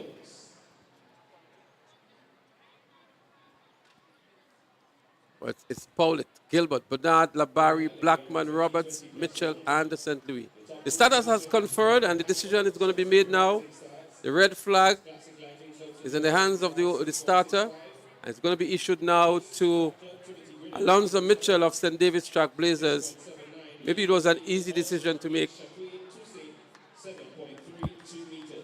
It was an easy decision to make here by the starting officials. And disappointment again for Alonzo Mitchell. It's always a hard decision when you get disqualified in an event. He came in with a time of 13.66. He'd have to come back again next year. This time is a nice clean start. 100-meter dash open under 13 boys. Let's see when Jonathan Labari is going to make his move for Fusion Athletics. There goes Jonathan Labari. A lot of daylight between himself and the second place finisher. Jonathan Labari, 12.78 on the flash time. A commanding victory indeed.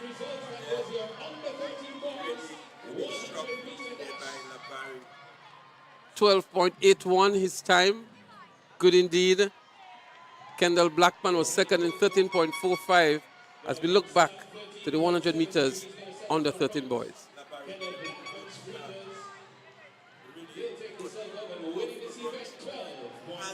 Acceleration down and just ensuring that he kept the composure, just falling slightly, but as we say, he's young, he's gonna get better. But a time of 12.81, really at under 13, this is good at sprinting. Well, 12.81 compares with second place 13.45. That's a lot of daylight there, some 10 meters or so between first and second position. Rohans Gilbert from South St. George Government School picked up the bronze medal in 13.73. And that's the story of the 100 meters under 13 boys. So Karim Bernard from McDonald College was expected to do well here. Didn't show up in the finals as we expected him. And so the next event on the track would be in the under 15 category, the girls 100 meter dash. And we will see in this one, Sarana Hall, Classic Lighting. The fastest time came from Haley Tyrrell of SAS, 12.73. Second fastest time, Aliyah Campbell of Just Sports Velocity Track Club, 13.17. Third fastest time, Sophia Stephen of Classic Lighting Finish Line, 13.20 seconds. So we will see Haley Tyrrell in lane 4. Sydney Douglas would be in 2. Aliyah Campbell would be in 5. Leah Campbell would be in 6. Denise Mitchell of SAS should be in 7. Eliza Rose Benjamin, she would be in lane 8. Well, Tyrrell, the clear favorite, coming in with the fastest time. I think everyone is expecting her to do well. What needs to happen now, the rest of the field, they need to push her as much as they can, hoping that somewhere along the line she may get flustered and may just lose her composure. Well, I can tell you at SAS Sports, Tyrrell did 13.26. The preliminaries here today, she did 12.73. So she has improved quite a lot from the grass to the synthetic track. 12.73, that may have been her personal best as well. And they're on the starters' orders. Douglas, Tyrrell, Campbell, Mitchell, Benjamin, there they go. Up into the dry phase already, and moving away from the field here now is Haley Tyrrell. Haley Tyrrell of SAS in the lead. Haley Tyrrell of SAS is going to win this one very comfortably indeed. 12.94 on the flash time.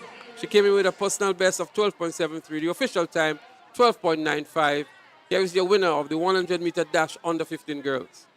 Yeah, got a strong run. Really no competition there. And so the time a bit slower than her previous time in the preliminary round. She really had this one from the onset. You look at her establishing her lead, pumping away, just keeping her composure, head steady, legs, arms moving, running away with this one. A clear-cut win from Tyrrell. And there you had it, the Campbell sisters. Campbell sisters, Leah and Aliyah, 13.29 and 13.36. Earlier, I think Aliyah came in with the faster time, if I'm not mistaken. She came in with 13.17, and Aliyah came in with 13.17, and Leah came in with 13.23.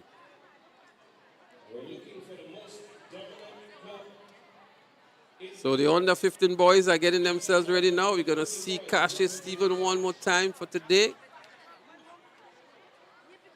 And the 100 meters for the under 15 boys. Kashi looking for a sprint double, 400 and 100. Coming up against a strong field.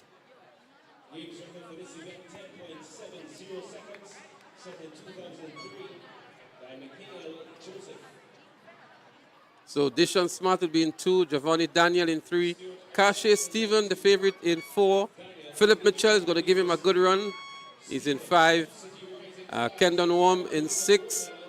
Shaquille Bascom in 7. And Samson Phillip in 8.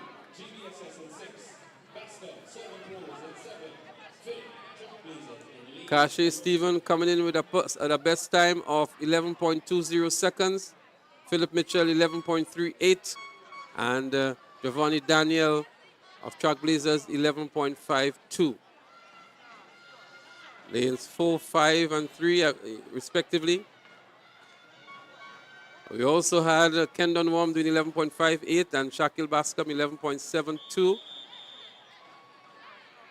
Kashe will have his work cut out here for him. He's the favorite, but he will receive some competition nonetheless. They're up and running. A nice clean start here. Kashe is pumping nicely. And it's a very tight line here. GBSS is also looking good. But Kashe is going to win comfortably. A real battle for second and third between GBSS and SAS.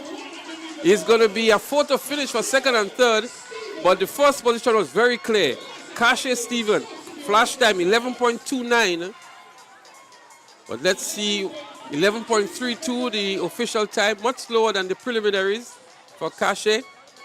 That's his dad right there with him on screen. And second, as I said, was going to be very close to call. The officials are still contemplating on it as they look back here to the finals. What a run. Clear favorite. He knew he had to execute. He did it really well. He didn't try to overrun.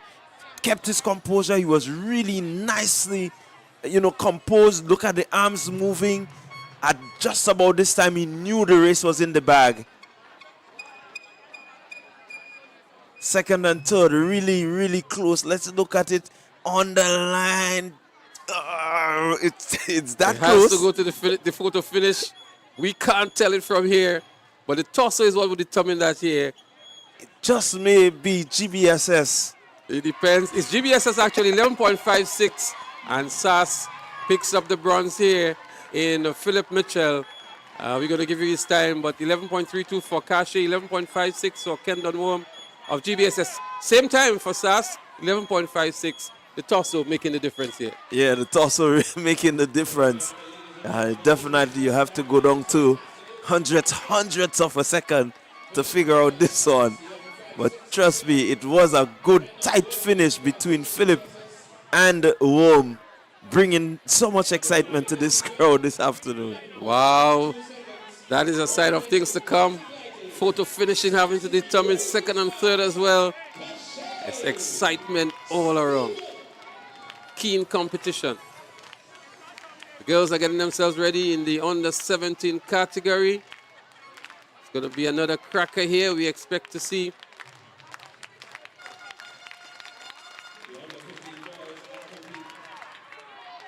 And the girls 100 meters under 17.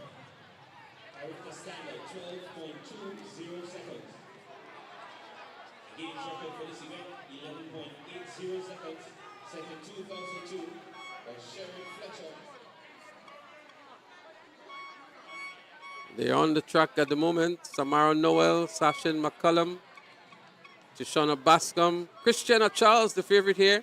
I'm going to tell you a story about her in a while. And she's expected to win this one here for SAS. Rihanna Thomas is there too, Summer Batiste, Chadija Walcott, and Kashanti Mitchell. Yeah, the four in the middle of the field from lanes 3 all the way up to lane 6. The ones you want to look out for. Well, Christiana Charles from Altitude Track Academy, 12.58. And Rihanna Thomas, 12.67 in lane 5. Tishona Bascom, 12.80. The story of Christiana, she was the most outstanding athlete at the SAS Sports. She qualified for the long jump for Carriacou this morning. She represented Grenada at Carriacou last year in the long jump. And here she is on the track, looking to get the gold medal in the 100 meters in the under 17 girls category. She's running today for Altitude Track Academy. Christiana Charles in lane 4. A nice clean start here. Charles comes up very early. She has competition on the outside in Rihanna Thomas. And Track Blazers on the inside in Tishona Bascom is also looking good. Christiana has a work cut out for her, but I think she's edged out by Rihanna Thomas from Peak Performance. Looks as the winner here in 12.35 on the flash time. And Christiana maybe just a bit tiring from all the events today.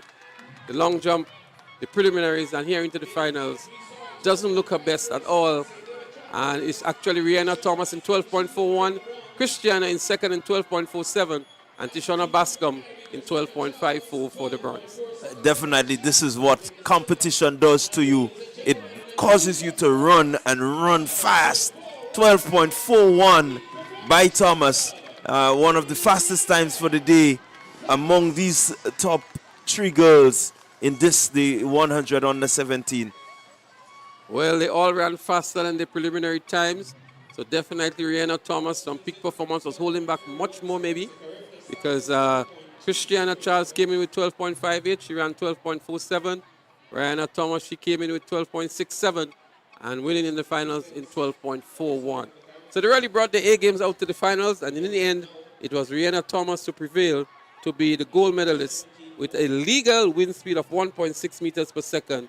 And so she takes home the goal for Peak Performance Track Club. Certainly taking home the goal. Good strong run there again. Charles running hard. Was the favorite, had the best time. But as we say, it's on the, when the moment counts, that's when you bring it. And certainly Thomas brought it. She may have reserved something, or maybe it's because Charles took part in the long jump. You know, that takes a bit out of you. But whatever the case is, she has done the job. And so the winner in Thomas, kudos to her. Well, the boys are on the track. We expect another cracker in this one here. The 100 meters under 17 boys. Coming in with the fastest time is Delron John of Ace. Delron John is a Carifta bronze medalist in the javelin. And he already won the javelin today as well. He comes in with 11.06. I can tell you he has made tremendous progress. At his school sports, he ran 11.49. But he is a former sub-junior champion at Intercall. He was featured in the top 3 last year at Intercall as well in the junior category, and comes in with the fastest time of 11.06. Nathaniel Douglas of Fusion, 11.09. And Christophe Callis of SAS, who was looking very good, Carifta gold medalist for Grenada last year, already qualifying for the triple jump. He's at 11.10 going into the finals. So it's going to be a close one. 11.06, 11.09, 11.10. The boys, 100-meter dash under 17. Nice, clean start indeed. Christophe Callis, Delron John, and we also have Nathaniel Douglas. Delron John looking good here for Ace Track Club. So too is Christophe Callis. It's going to be 1-2. Delron John and Callis. Callis looks as though he edges it out. Callis, indeed, edges it out. Delron John. Callis more known for triple jump, but coming here and seemingly winning the 100 meters for under 17 boys. These two athletes would be on intercall for SAS. As we look back, 10.97 for Christophe Callis. That's an obvious personal best. Now, looking at the preliminaries, I definitely saw this coming. I looked at him. He was not rushed. He was not perturbed. He just went through the phase. And at the finals, he has brought the gauntlet. He has set it down. And that's what you get. Christophe Callis winning the 100 under 17 male. Well, sweet revenge for Callis here. He was defeated by Delron John at SAS Sports. He came back to win the 200 meters over John. But at the national championship sponsored by Ariza, he brought his A game, already qualifying for the triple jump for Carifta Games. And now, for the first time in his career, 10.97 seconds, Christophe Callis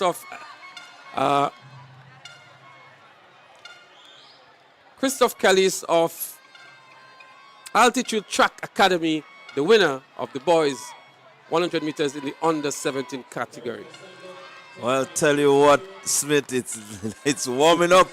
It's warming up here. It's warming up to that big final so far. There has been some upsets here and there. The favorites, they're coming in with some fast times, but the competition seems to be driving them into second position. So, I can tell you his dad, Corporal Callis, must be a very happy man. He's his #1 cheerleader. And I'm sure he's somewhere downstairs beaming in glory for the tremendous 10.97 seconds for Christophe Callis in the 100 meters under 17 boys. So the event now is the 100-meter dash under 20 and 20 plus. We have here Lauren McIntosh of Ace, Kishonna Phillip of Ace, Shade John, St. David's Track Blazers in 4. She's the favorite. Savannah Adams from Guyana is there as well. Amia Chandler of Finish Line. Zania Belfon of Ace is there, and Rihanna Frederick of the St. David's Track Blazers. They're up and running. Nice clean start. A little stumble here for Track Blazers. Guyana is looking good, but look at the athlete from Ace. In lane 2, Shade John is having to run back hard. Shade John is running back hard. She has challenge from Guyana, but I think it's Shade John in the end from St. David's Trailblazers. She had a terrible start. She stumbled out of the blocks and running back to win this one. Shade John, Carifta athlete as well, doing well. No, that tells you that she has a level of quality to her. That the start was awful. It really wasn't good. But she had the presence of mind to keep her composure, to really, just buckle down and get everything back in order. And she did that, and to be able to win here, it says something about her quality.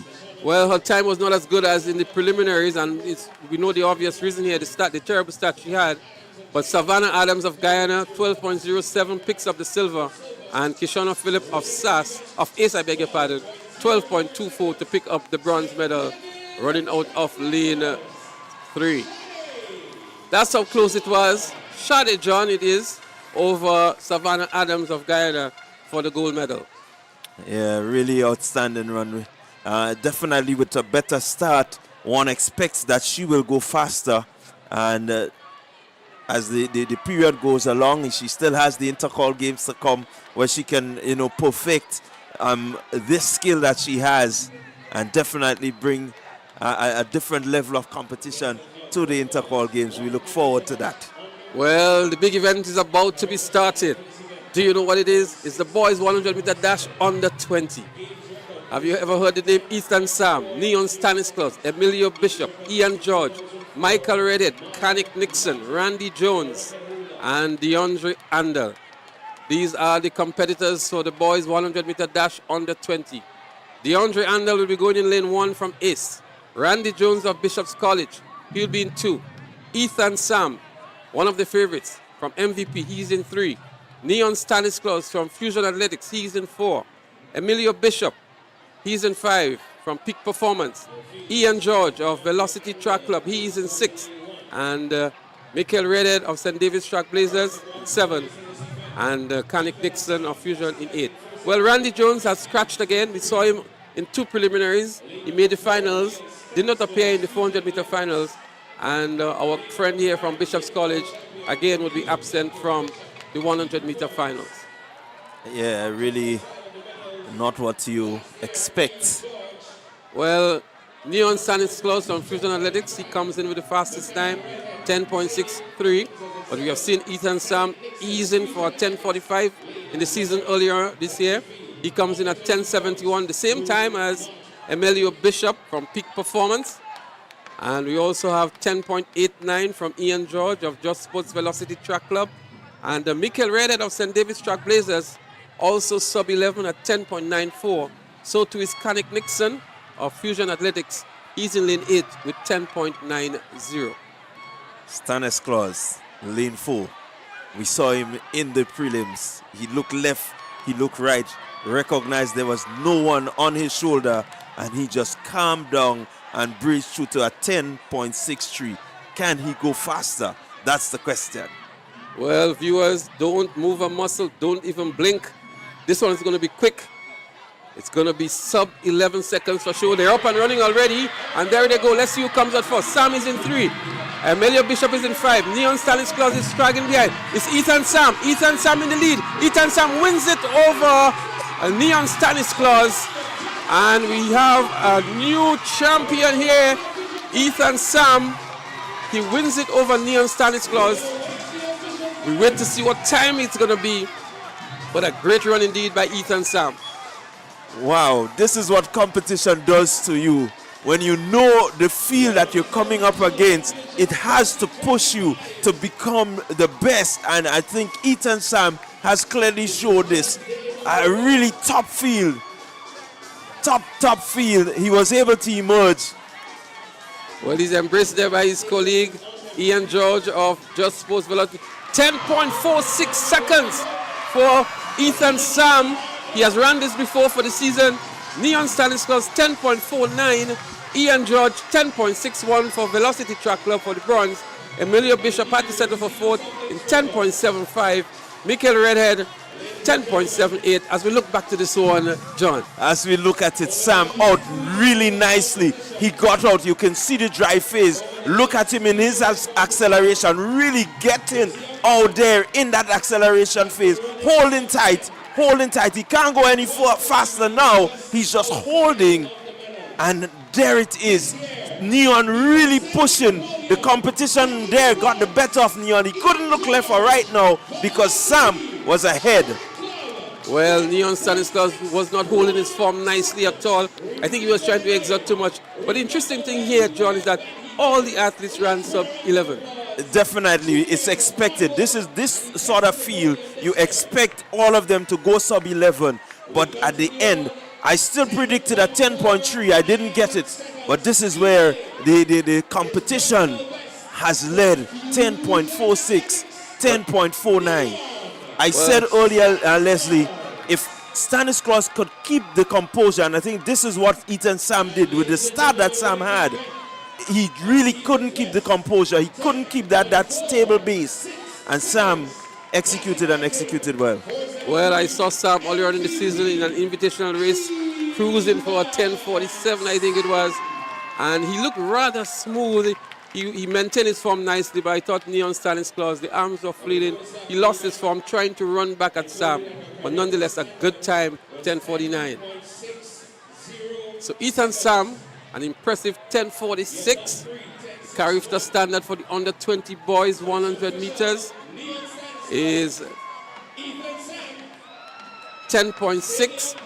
So we have Sam and Stanislaus making the standard. Ian George just outside of the character standard of 10.61, but two athletes within the character standard. Yeah, really good, good competitive running from these boys. And I mean, this is just the start for them. They still have to continue the season. They still have to rival one another again before the season ends. And so we look forward to seeing them. Well, Ethan Sam already have character experience with him in the under 17 category. He was a bronze medalist and was not at his best last year. As we get set now for the 100-meter dash for 20 plus, Cale Lewis, Shavin Charles. It's good to see Shavin Charles on the track. Samuel Green as well. It's good to see him. Shaquin Toussaint, Noelix Holder, Akim Stewart, Joshua Greenidge, and Dillion Richardson. Yeah, good tough field there. Some really good outstanding names in the mix. Well, I can tell you Samuel Green has run 10.51 this year. Shaquin Toussaint of Ace 10.87.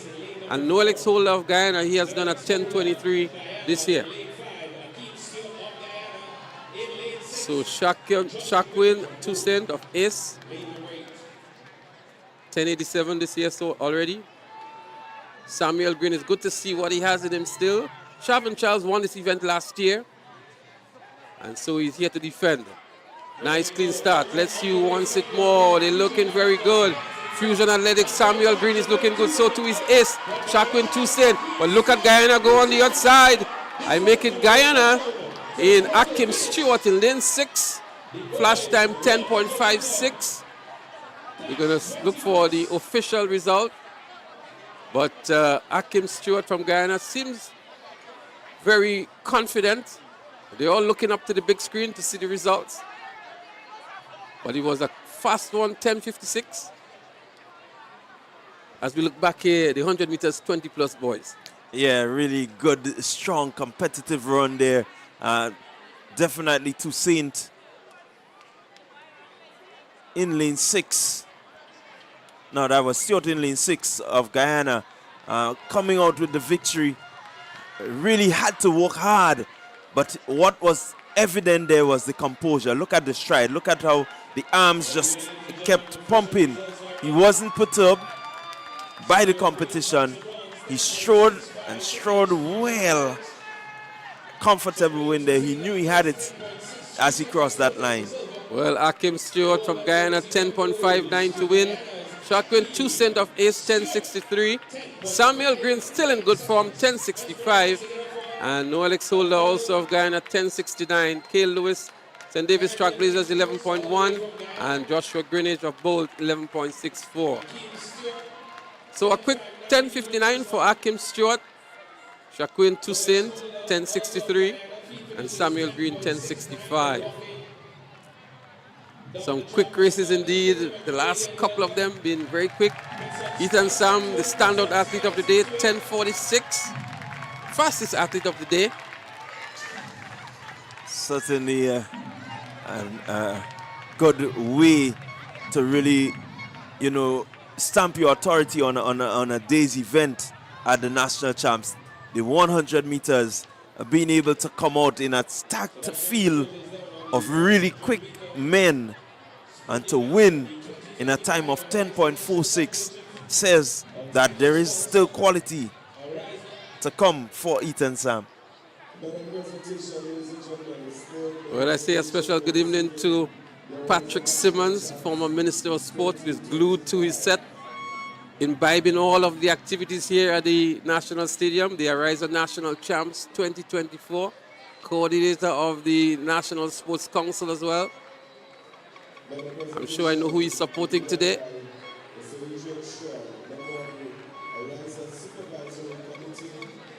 As the events continue here, we're getting ready for another medal presentation. And when we come back, we're going to try to give you a points update as well as to bring to you the exciting 4x100 meter relays. Don't go anywhere, we'll be right back. We're going to go downstairs now for another medal presentation, and we'll resume shortly with more track and field action. Third position, Charlotte Fletcher, Runners Athletic Club, 12.88 seconds. Second position, Eva Davis, South St. George Government School, 12.88 seconds. And your winner of the girls' 80-meter dash under 9, Tiana Gibbs Latouche, Sprinters Athletic Club, 12.37 seconds.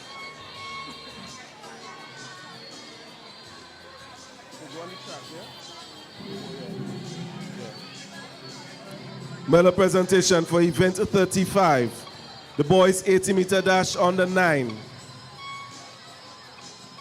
Third position from the South St. George Government School in a time of 12.34 seconds, Tavon Buckmeyer.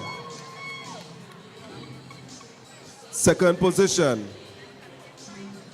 Amir Rennie, representing the Peak Performance Track Club. In a time of 12, he ran a time of 12.28 seconds. And the winner from Runners Athletic Club, Antonius Paul, he ran a time of 12.24 seconds. Ladies and gentlemen, the winners of the boys 80-meter dash under 9, event 35.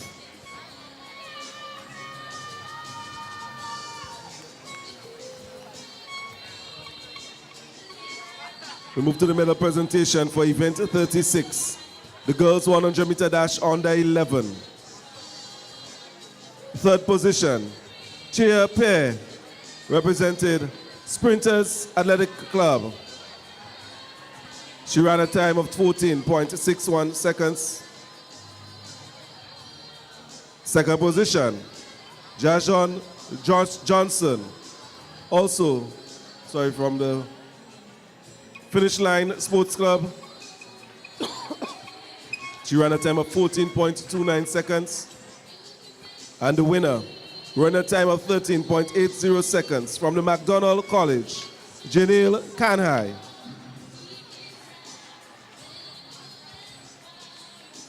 The winners of the girls 100-meter dash under 11, event 36. We move to the medal presentation for event 37, the boys 100-meter dash under 11.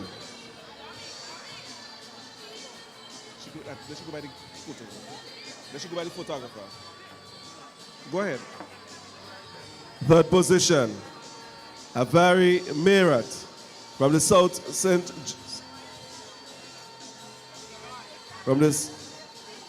City Rising Stars, at 14.03 seconds.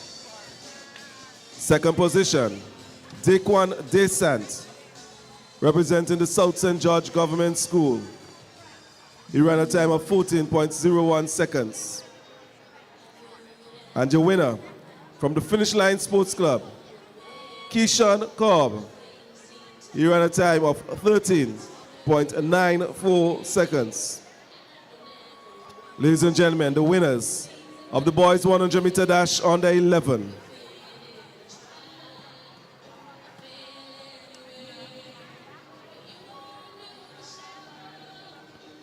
Medal presentation for event 38, the girls 100 meter dash under 13. Third position, Tamara Newton.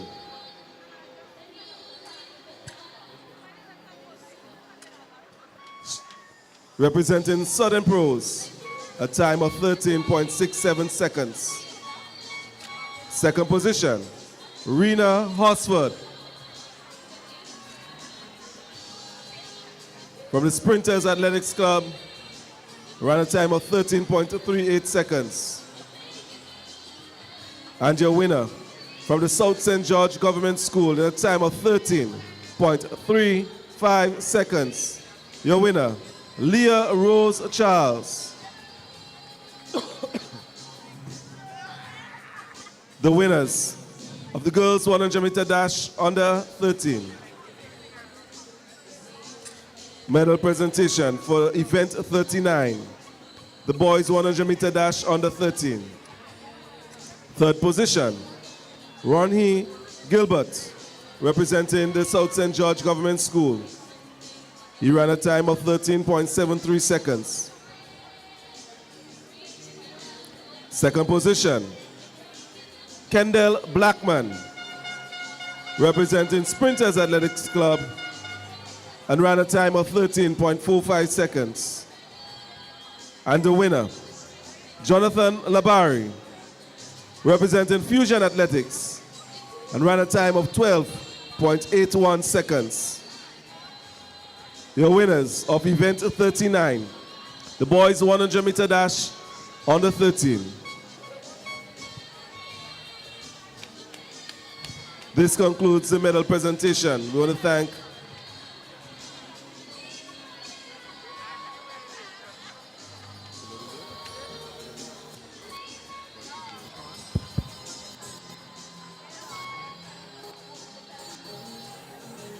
thank Mr. Strong, a member of the Ariza Supervisory Committee, for assisting with this presentation. And we want to congratulate the winners in the under 9, under 11, and under 13 categories.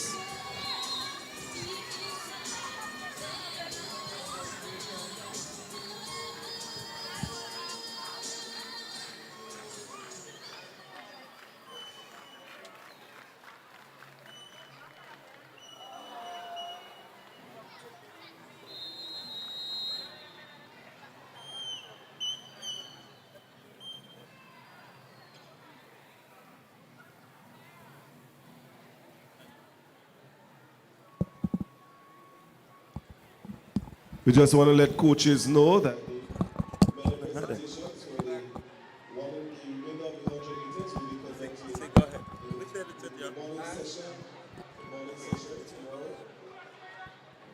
Welcoming back to the live track introduction here at the National Championships 2025. We're getting set now for the exciting relays, and we're going to start with the 4x100 meter relay in the under 15 girls category. They're already on the track. We're going to see MVP in lane 1, SJC Grenville in 2, St. David's Trackblazers A, they'll be in 3, Sprinters Athletics Club in 4, SAS in 6, in 7 will be the Just Sports Velocity Track Club. These would be the competitors in the 4x100 meter girls relay under 15. So John, the excitement continues here with the relay events, and the fans have a lot in store for them this evening. Yeah, these relays certainly to look forward Certainly something to look forward to. The teams are... Well, they're on the starters orders. MVP, SJC, St. David's Track Blazers. There they go. They're up and running. It's a final event here. The 4x100 meter under 15. Making up some stagger here. We see the athletes out there in St. David's Track Blazers in lane 3 looking good. The first handover. SAS is also looking good out there in lane 6. Convent Grenville is there too. Up front on the outside is the Just Sports Velocity Track Club. Second handover. SAS hands over first, but Convent Grenville is also looking good. SAS in the lead at the moment. And they have good competition here from Just Sports Velocity Club. Convent running back nicely here. The final handover. Nice, smooth batter passing here between Convent. SAS fumbling a little bit, but it's going to be tough to beat the athlete from SAS. She already won the 100 meters, and now she's sprinting away to anchor her team home for victory in the 4x100 meters. She celebrates ahead of the finish line.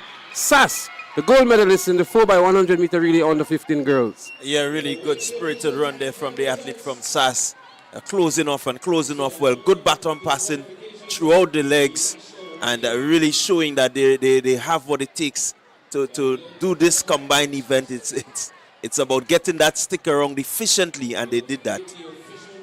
Well, SAS in 52.34. The Just Sports Velocity Club, 53.27 for the silver medal. The top two so far, but look at SAS go here. Good run indeed from the athlete from SAS to pick up the gold medal in the 4x100 meters under 15 girls. Certainly SAS making a statement. That's Haley Tyrrell there. We saw her winning the gold medal in the 100 meters. She celebrates her victory very early indeed. And that's to show you how comfortable the victory was. So SAS in 52.34. And Just Sports Velocity Track Club, 53.27. St. David's Track Blazers had to settle for the bronze medal in 54.34, the top three finishers. Yeah, good run back from the athlete from St. David's Track Blazers. At the point of the handover, Convent Grenville, they were ahead. And so Track Blazers doing really well to get back in, but kudos to the winners, the SAS girls dominating this one. The next event on the track would be the 4x100 meters relay for the under 15 boys. In lane 3 will be St. David's Track Blazers. Sprinters Athletics Club in 4. South City Rising Stars in 5. SAS in 6. And the Classic Light in McDonald College would be in 7. Well, McDonald College is not here. They've scratched. But it's going to be Track Blazers, Sprinters, South City, and SAS. The 4 teams in the finals here this evening. Yeah, where will it go? We wait to see. It's a team event. They need to get the baton wrong. Get it wrong efficiently, as quickly as possible. Known many teams to be in good position and lose because the baton passing was not efficient enough. Well, we've seen that several times, not only the baton passing, but the lane infringements as well has cost championships to certain schools and clubs. We never like to see disqualifications. So the under 15 boys are on the track and waiting to get the race on.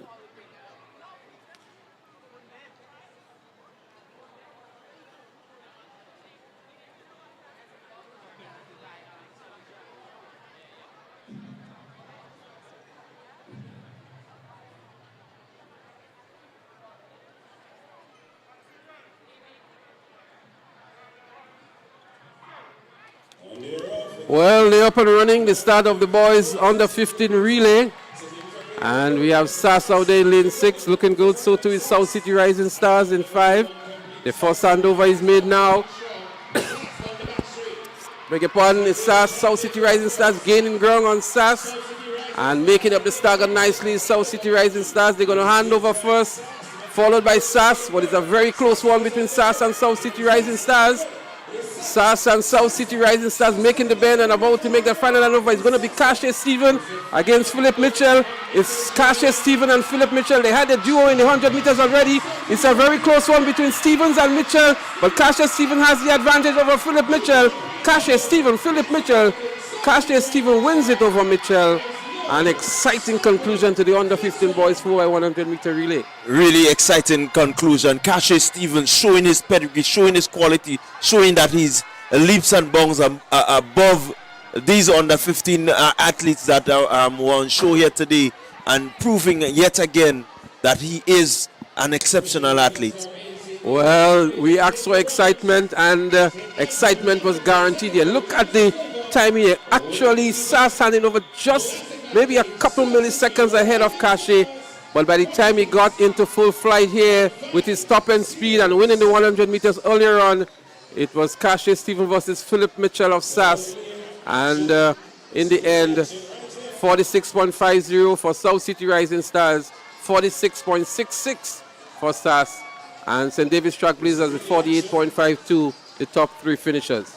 Yeah, really a good running there. Again, efficient baton passing makes it easy for you when you have the likes of Cache Stephen at the end of your anchor leg.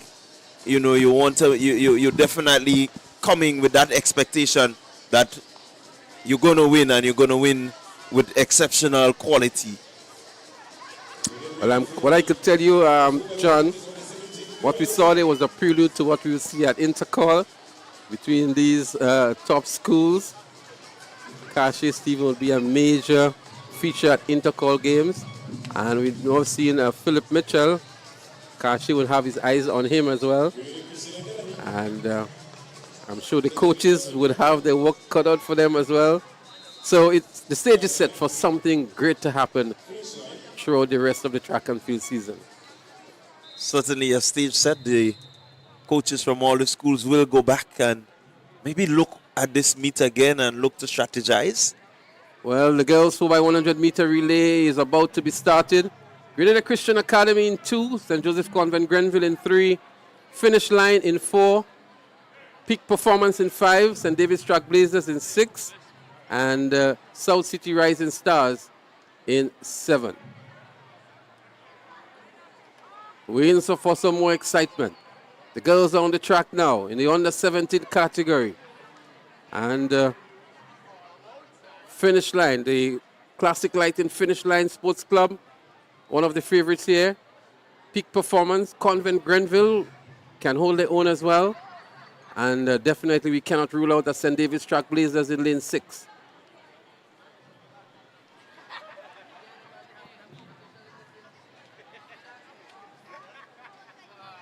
Just like to let you know that the games resume tomorrow at 10:30 a.m. and TNR Communication will be here to bring it to you live.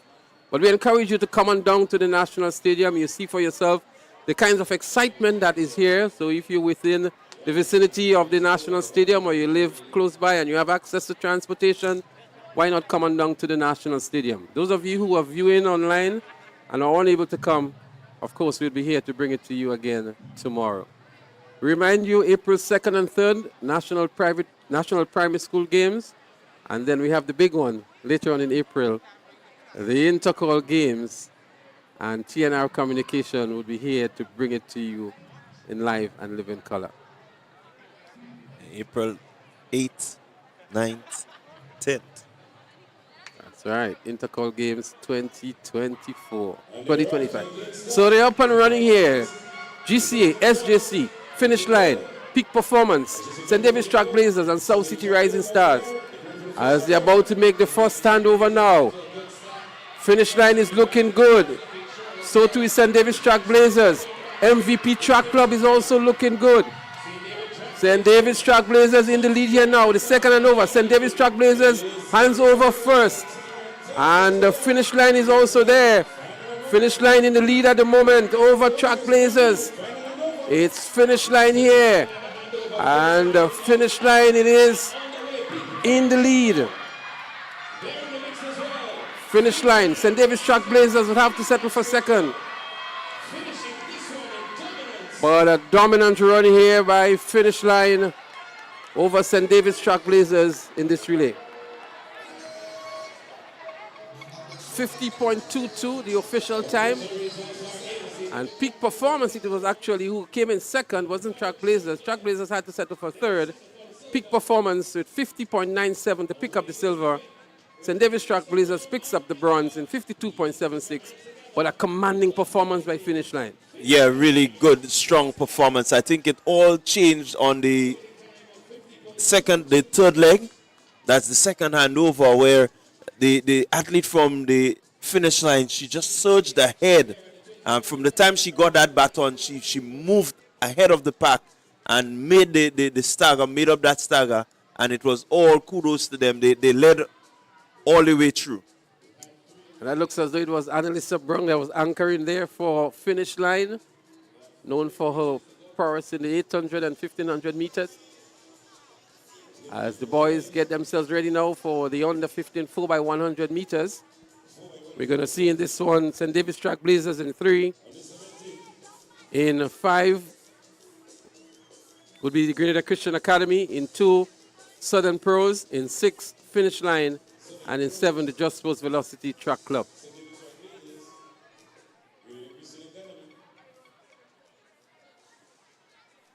Interestingly, there is no SAS, there is no MVP Track Club in the 4x100 meter under 17.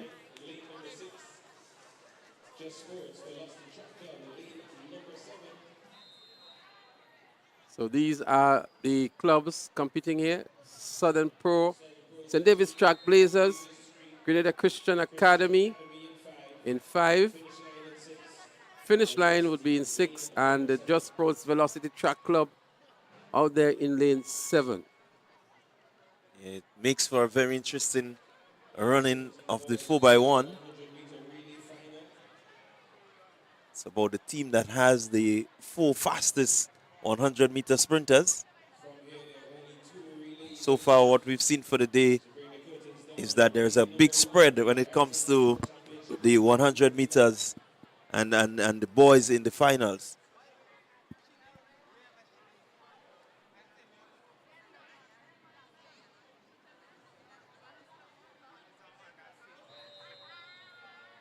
All seems to be set now for the 4x100 meter relay under 17 boys. This national championships has really lived up to expectations in terms of the competitiveness amongst the different clubs. We've seen some impressive times as well. Ethan Sam, the fastest athlete of the day, 10.46 seconds in the under 20 boys 100 meters. 10.97 by Christophe Callis, maybe the surprise of the day. Maslin coming back to win the 400 meters in the under 20 category. Massive improvement from Kyle Ned after doing 50.7 at his school sports, coming back to do 48 plus, sub 49.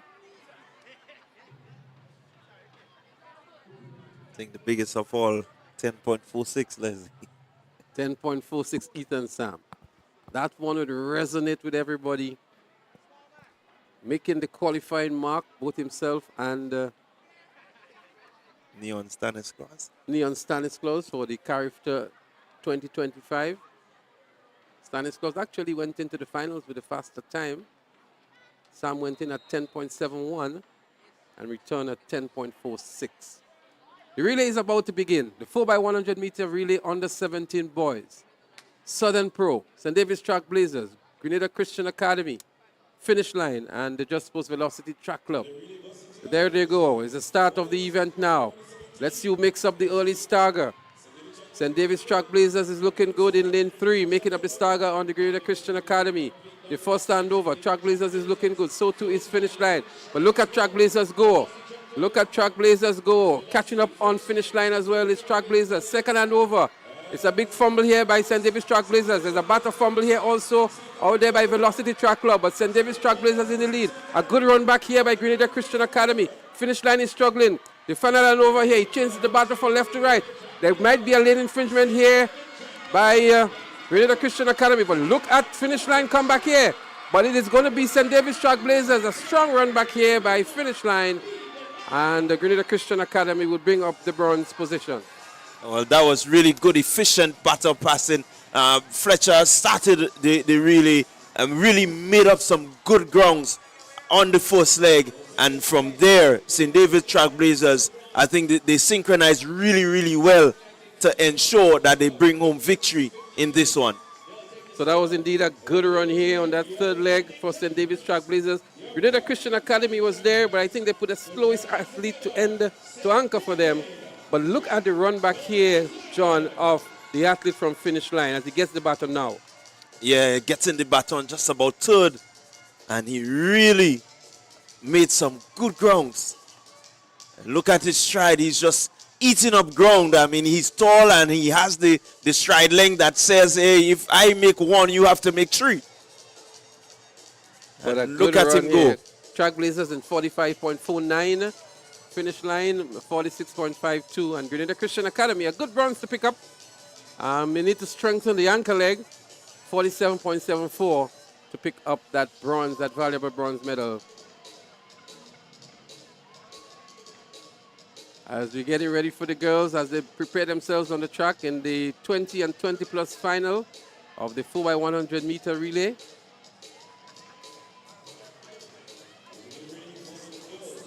So it's still 3 teams, and so any team here will have a medal. Each team has a medal, but it's about who can get the stick around most efficiently.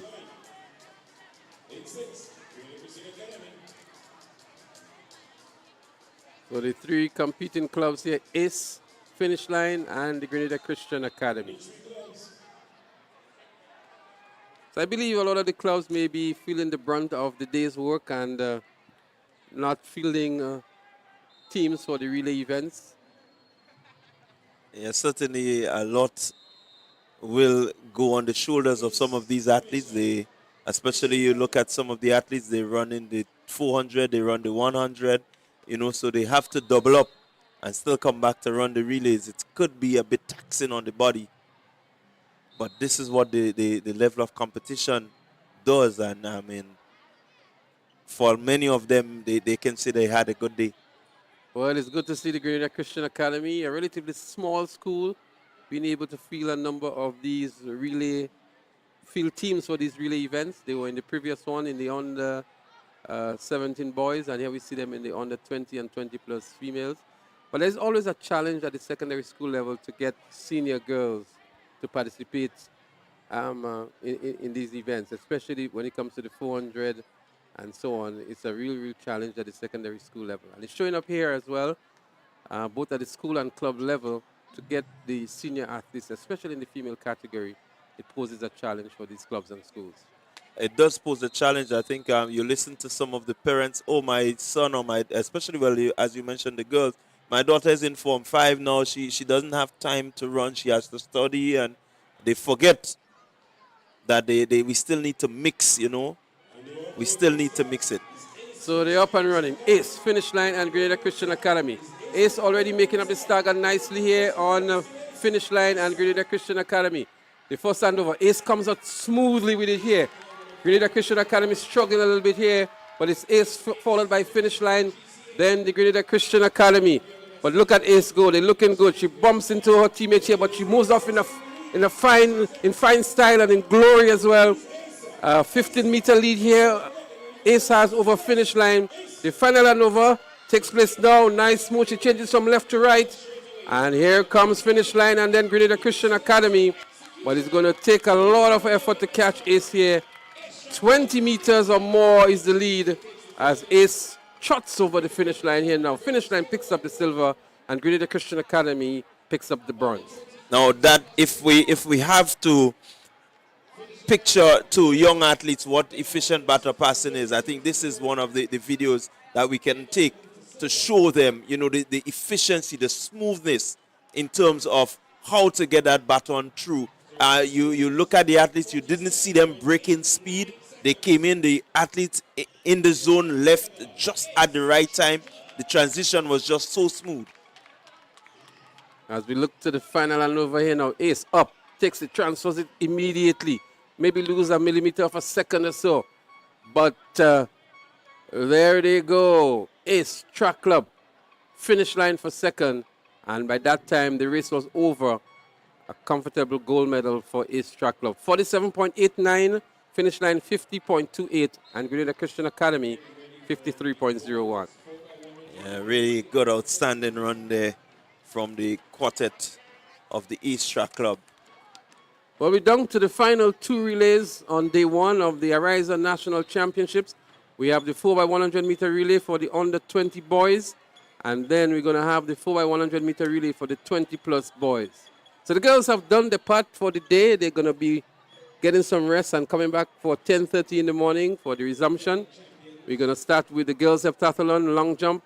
We're going to have the girls javelin throw, the boys discus throw, the boys decathlon, 110 meter hurdles, and the boys 110 meter hurdles for the octathlon for the boys. The 400 meter hurdles is also on for tomorrow. We're going to have a series of 200 meter events as well. Some more high jump. Javelin throw for the hep athletes, the girls discus throw, the boys shot put under 17. The 4x100 meter relay for the under 9s. High jump under 17 girls, and we're going to have the 4x100 meters for the under 11s and under 13s. The 800 meter events are also going to be staged tomorrow. So there's quite a lot in store. And of course, we're going to bring the curtains down with the 4x400 meter races. The 5,000 and the 3,000 meter races are also carded for tomorrow evening. So that's just to give you a prelude of some sort of what is in store for tomorrow. But on the track now is the 4x100 meter relay for the under 20 boys. Just Sports Velocity Track Club will run out of lane 3. Ace Track Club in lane 4. MVP, that's Classic Lighting MVP in 5. And the St. David's Track Blazers in 6.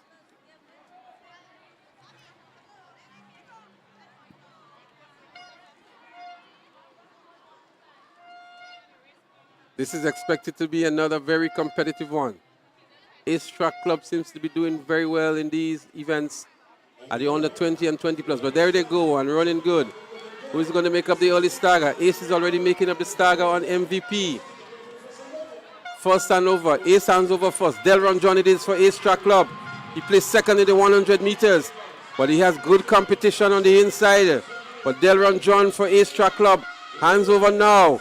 Fumbles with the battle a little bit, but it's Ace Track Club. He's been challenged here by MVP in lane 5. And on the inside as well. A good run back by MVP. The final hand over here now. Ethan Sam has a lot of work to do. He's running behind Kyle Ned. Kyle Ned is in the lead for Ace Track Club. Ethan Sam is not going to catch him. He would have to settle for the silver medal on this occasion. And Kyle Ned thumps his chest in the process. A victory over Ethan Sam, I think that's what he's thinking. A good run indeed by Ace Track Club. Yeah, really good run there by the athletes from the Ace Track Club. And definitely Ned having the advantage there, pressing it home, making his statement. He couldn't make it in the 100, so he's making it in the 4x1 relay. And that's the statement. We did it together.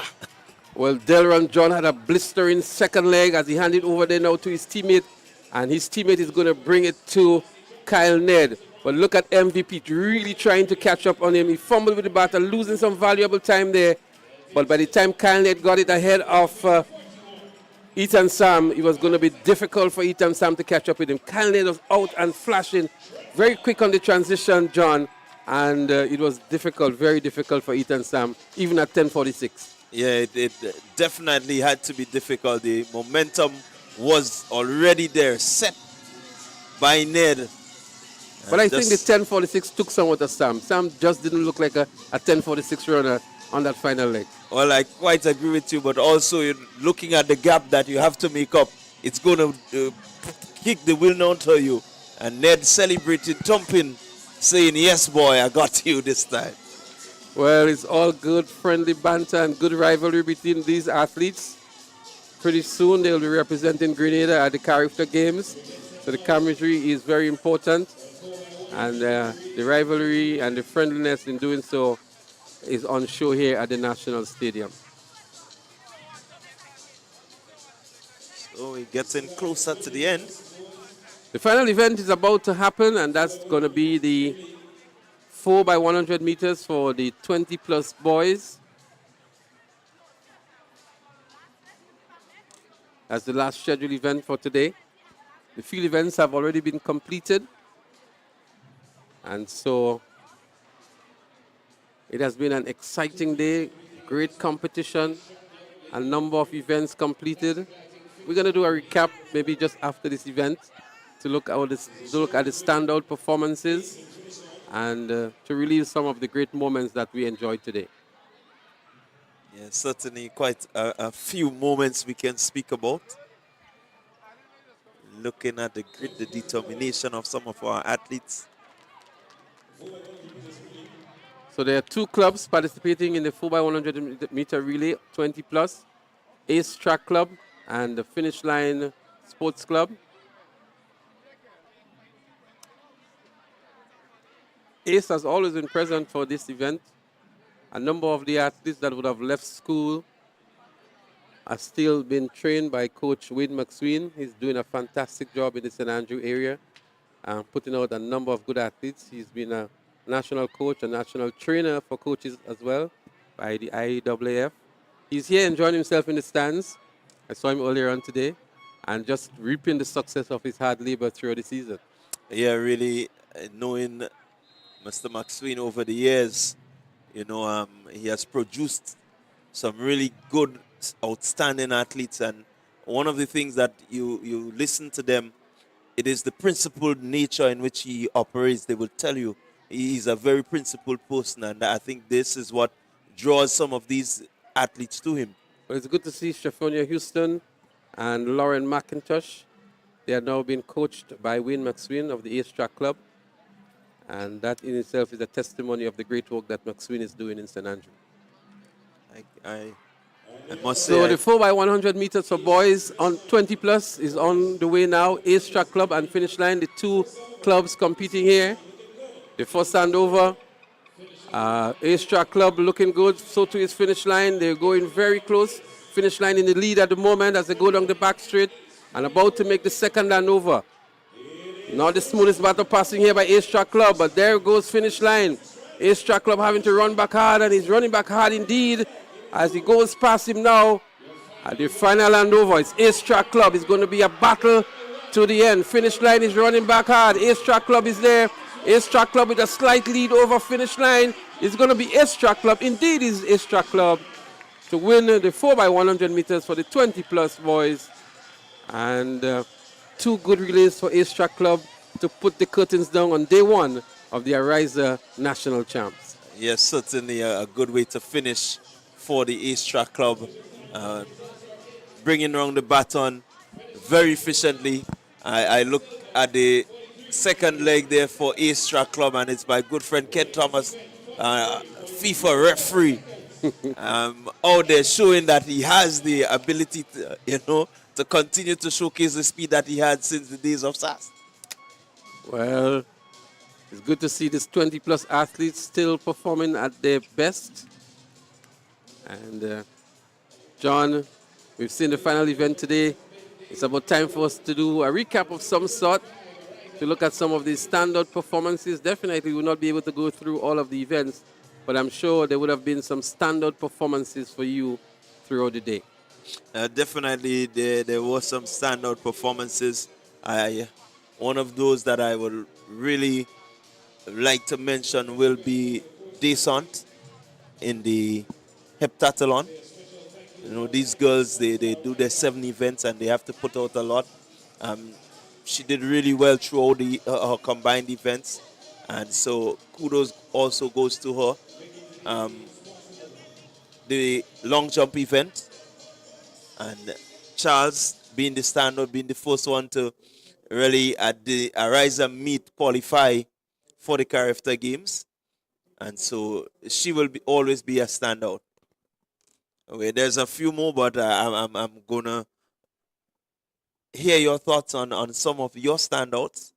Well, you mentioned Talia Descent in the Heptathlon. She's in the lead at the moment with 1,153 points. And Kamaya Alexander of SAS is in second. Destiny Langan of South City Rising Stars is third. But for me, the standard performance obviously would be Ethan Sam in the 100 meters at 10:46. That's a good time. That's character standard as well. The character standard being 10.6 seconds. And the second place winner also made the character standard. And so these two are great performances. But the most surprising performance for me on the day, Christoph Callis of SAS in the 100 meters under 17 boys, 10.97 seconds. I think that in itself is a tremendous performance. He has never run sub 11 before, and we wonder where that speed came from. He's known for the triple jump. He was Grenada's lone gold medalist at Carifta Games last year. He has already qualified for the triple jump at Carifta 2025. But to see him on the track, Delron John was maybe the superior athlete to him. Delron John would have defeated him at the school sports. But to come back here and run 10.97, I think that's a big surprise. We also saw, so you can comment and then we can move on. I want to agree with you. As I said earlier, I've seen the likes of Christoph Callis. I've seen what he can do. And you look at his sprint technique, he has the ability to run and run fast. I think what we can also talk about is in the female category, there might be a surprise at Intercol Games 2025. We've seen some other schools showing very, very good performances. St. David's Catholic Secondary School will definitely have their work cut out for them. Schools like SAS, for example, SAS has been looking very good all day. Young Tyrrell has been very good in the 100 meters. Unfortunate for Gavia Walker, she was disqualified in the 400 meters, but she was good. Christina Charles, she won the long jump. She'll be representing Grenada at long jump at Carifta. She made the standard. She was on the Carifta team last year. She came into the finals with the fastest time. She had to settle for third. I think she may have been tired, but SAS had a very good day in the girls, in my opinion. St. David's, the Trailblazers, they were good, and the bulk of their athletes would obviously come from the St. David's Catholic Secondary School. And to me, these two schools would battle for Intercol championship in the girls category. Kashe Stephen, if we move to the under 15 boys, he was very impressive. Extremely impressive. I think he did, 11.09 or 11.20, something like that. But that was good. He also ran a very good time, 53 point something in the 400 meters. And I thought Kashe had a tremendous day as well. Yeah, I quite agree with you. Kashe Stevens slowly becoming a household name in track and field. I remember he's just a sub-junior. Yeah, he's just a sub-junior and doing extremely well is Kashe Stephen. I just want to get his exact time here for you. Annalisa Brown continues to impress. She was good. But Kashe Stephen in the boys under 15 400 meters, he did 53.81. Allian James was second in 55, but it was a good run indeed. And then we had the 400 meters under 20 boys, one that was extremely close. In the end, it was Mathlin who emerged the winner in 48 thereabout. But another good run. Mathlin had his work cut out for him. Kyle Ned really challenged him to the finish line. Yeah, Mathlin again showing that he has pedigree. He knows what it is to be at this level and competing, with the likes of Ned right on his outside, and having the fortitude to just remain focused, remain steady, not tie up, not really lose his stride. And he was just able to eclipse Ned right there at the end. Well, Mathlin actually ran 48.37. Ned did 48.49. And what I want to comment on, I saw Ned at his school sports, 50.7 on the grass. It was electronic time. It wasn't hand timing. I want to make that distinction. But to come here and run 48.49, we expect him to lower his time from transitioning from the grass to the Mondo track. But I thought Ned had a very good day as well. He won the hurdles earlier on today. He was impressive in the 400 meters, and we saw him anchor for Ace Track Club in the 4x100 meters for the under 20 boys. So another great performance from Kyle Ned of Ace Track Club.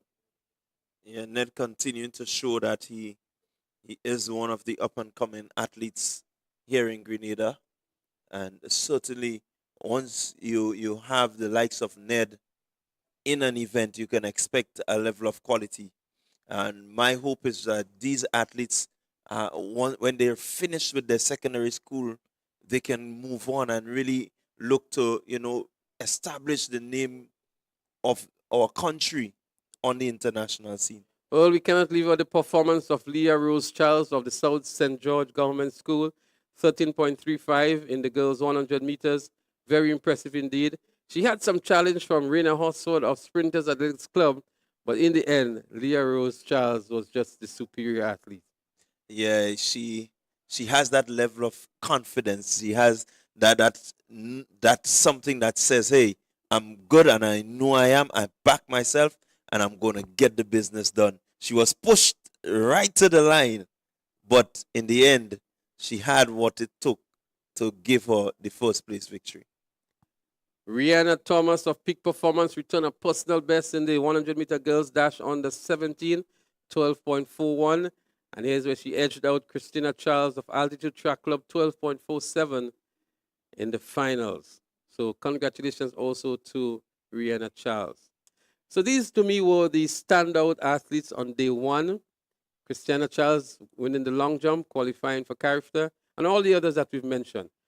The stage is set now for another exciting and competitive day tomorrow, day 2, from 10:30 a.m. So we urge all you viewers to come on down. In case you can't make it, definitely we'll be here to bring it to you live and alive. Wherever you are in Grenada, Carriacou, PT Martinique, the Caribbean, the rest of the world, we're going to bring it to you. So, John, your final comments before we put a wrap on day 1 of Ariza National Champs 2025. Well, I would close by saying it was an epic day. We got to see Ethan Sam getting back into the sort of 10.4 form that we knew him, at Carriacou running. And so if he can be at this stage now and just maintain this, definitely he will look to maybe cause some big upsets come Carriacou 2025 in Trinidad and Tobago. But all in all, for this day, it was really good. We look forward to see what these athletes can do. They go home, they get some rest, and come back 10 o'clock to put on a show for the viewers, for those that will be present at the Athletic Stadium. Well, thank you very much, John. We're going to put a wrap on things here. Day 1 of the Ariza National Champs 2025, an exciting day of competition. The day resumes tomorrow at 10:30 a.m. And we encourage you and we invite you to join us again tomorrow. Until such time, we say good night and see you tomorrow. Request, repay, repeat with Ariza's FlexiCredit Evergreen Loan Facility. Qualify for a FlexiCredit with limits up to $25,000 or use your home equity to qualify for more. Extra cash at your fingertips whenever you need it, accessed using your debit card and managed using AMI, Ariza's mobile internet experience app. FlexiCredit allows you the flexibility to top up to your approved limit any day, anytime. Already a member? Send us a WhatsApp on 423-4987. New members join today to apply. Request, repay, repeat. Use your FlexiCredit for vacations, shopping, wedding, general expenses, and more. Ariza loan terms and conditions apply. Ariza Credit Union.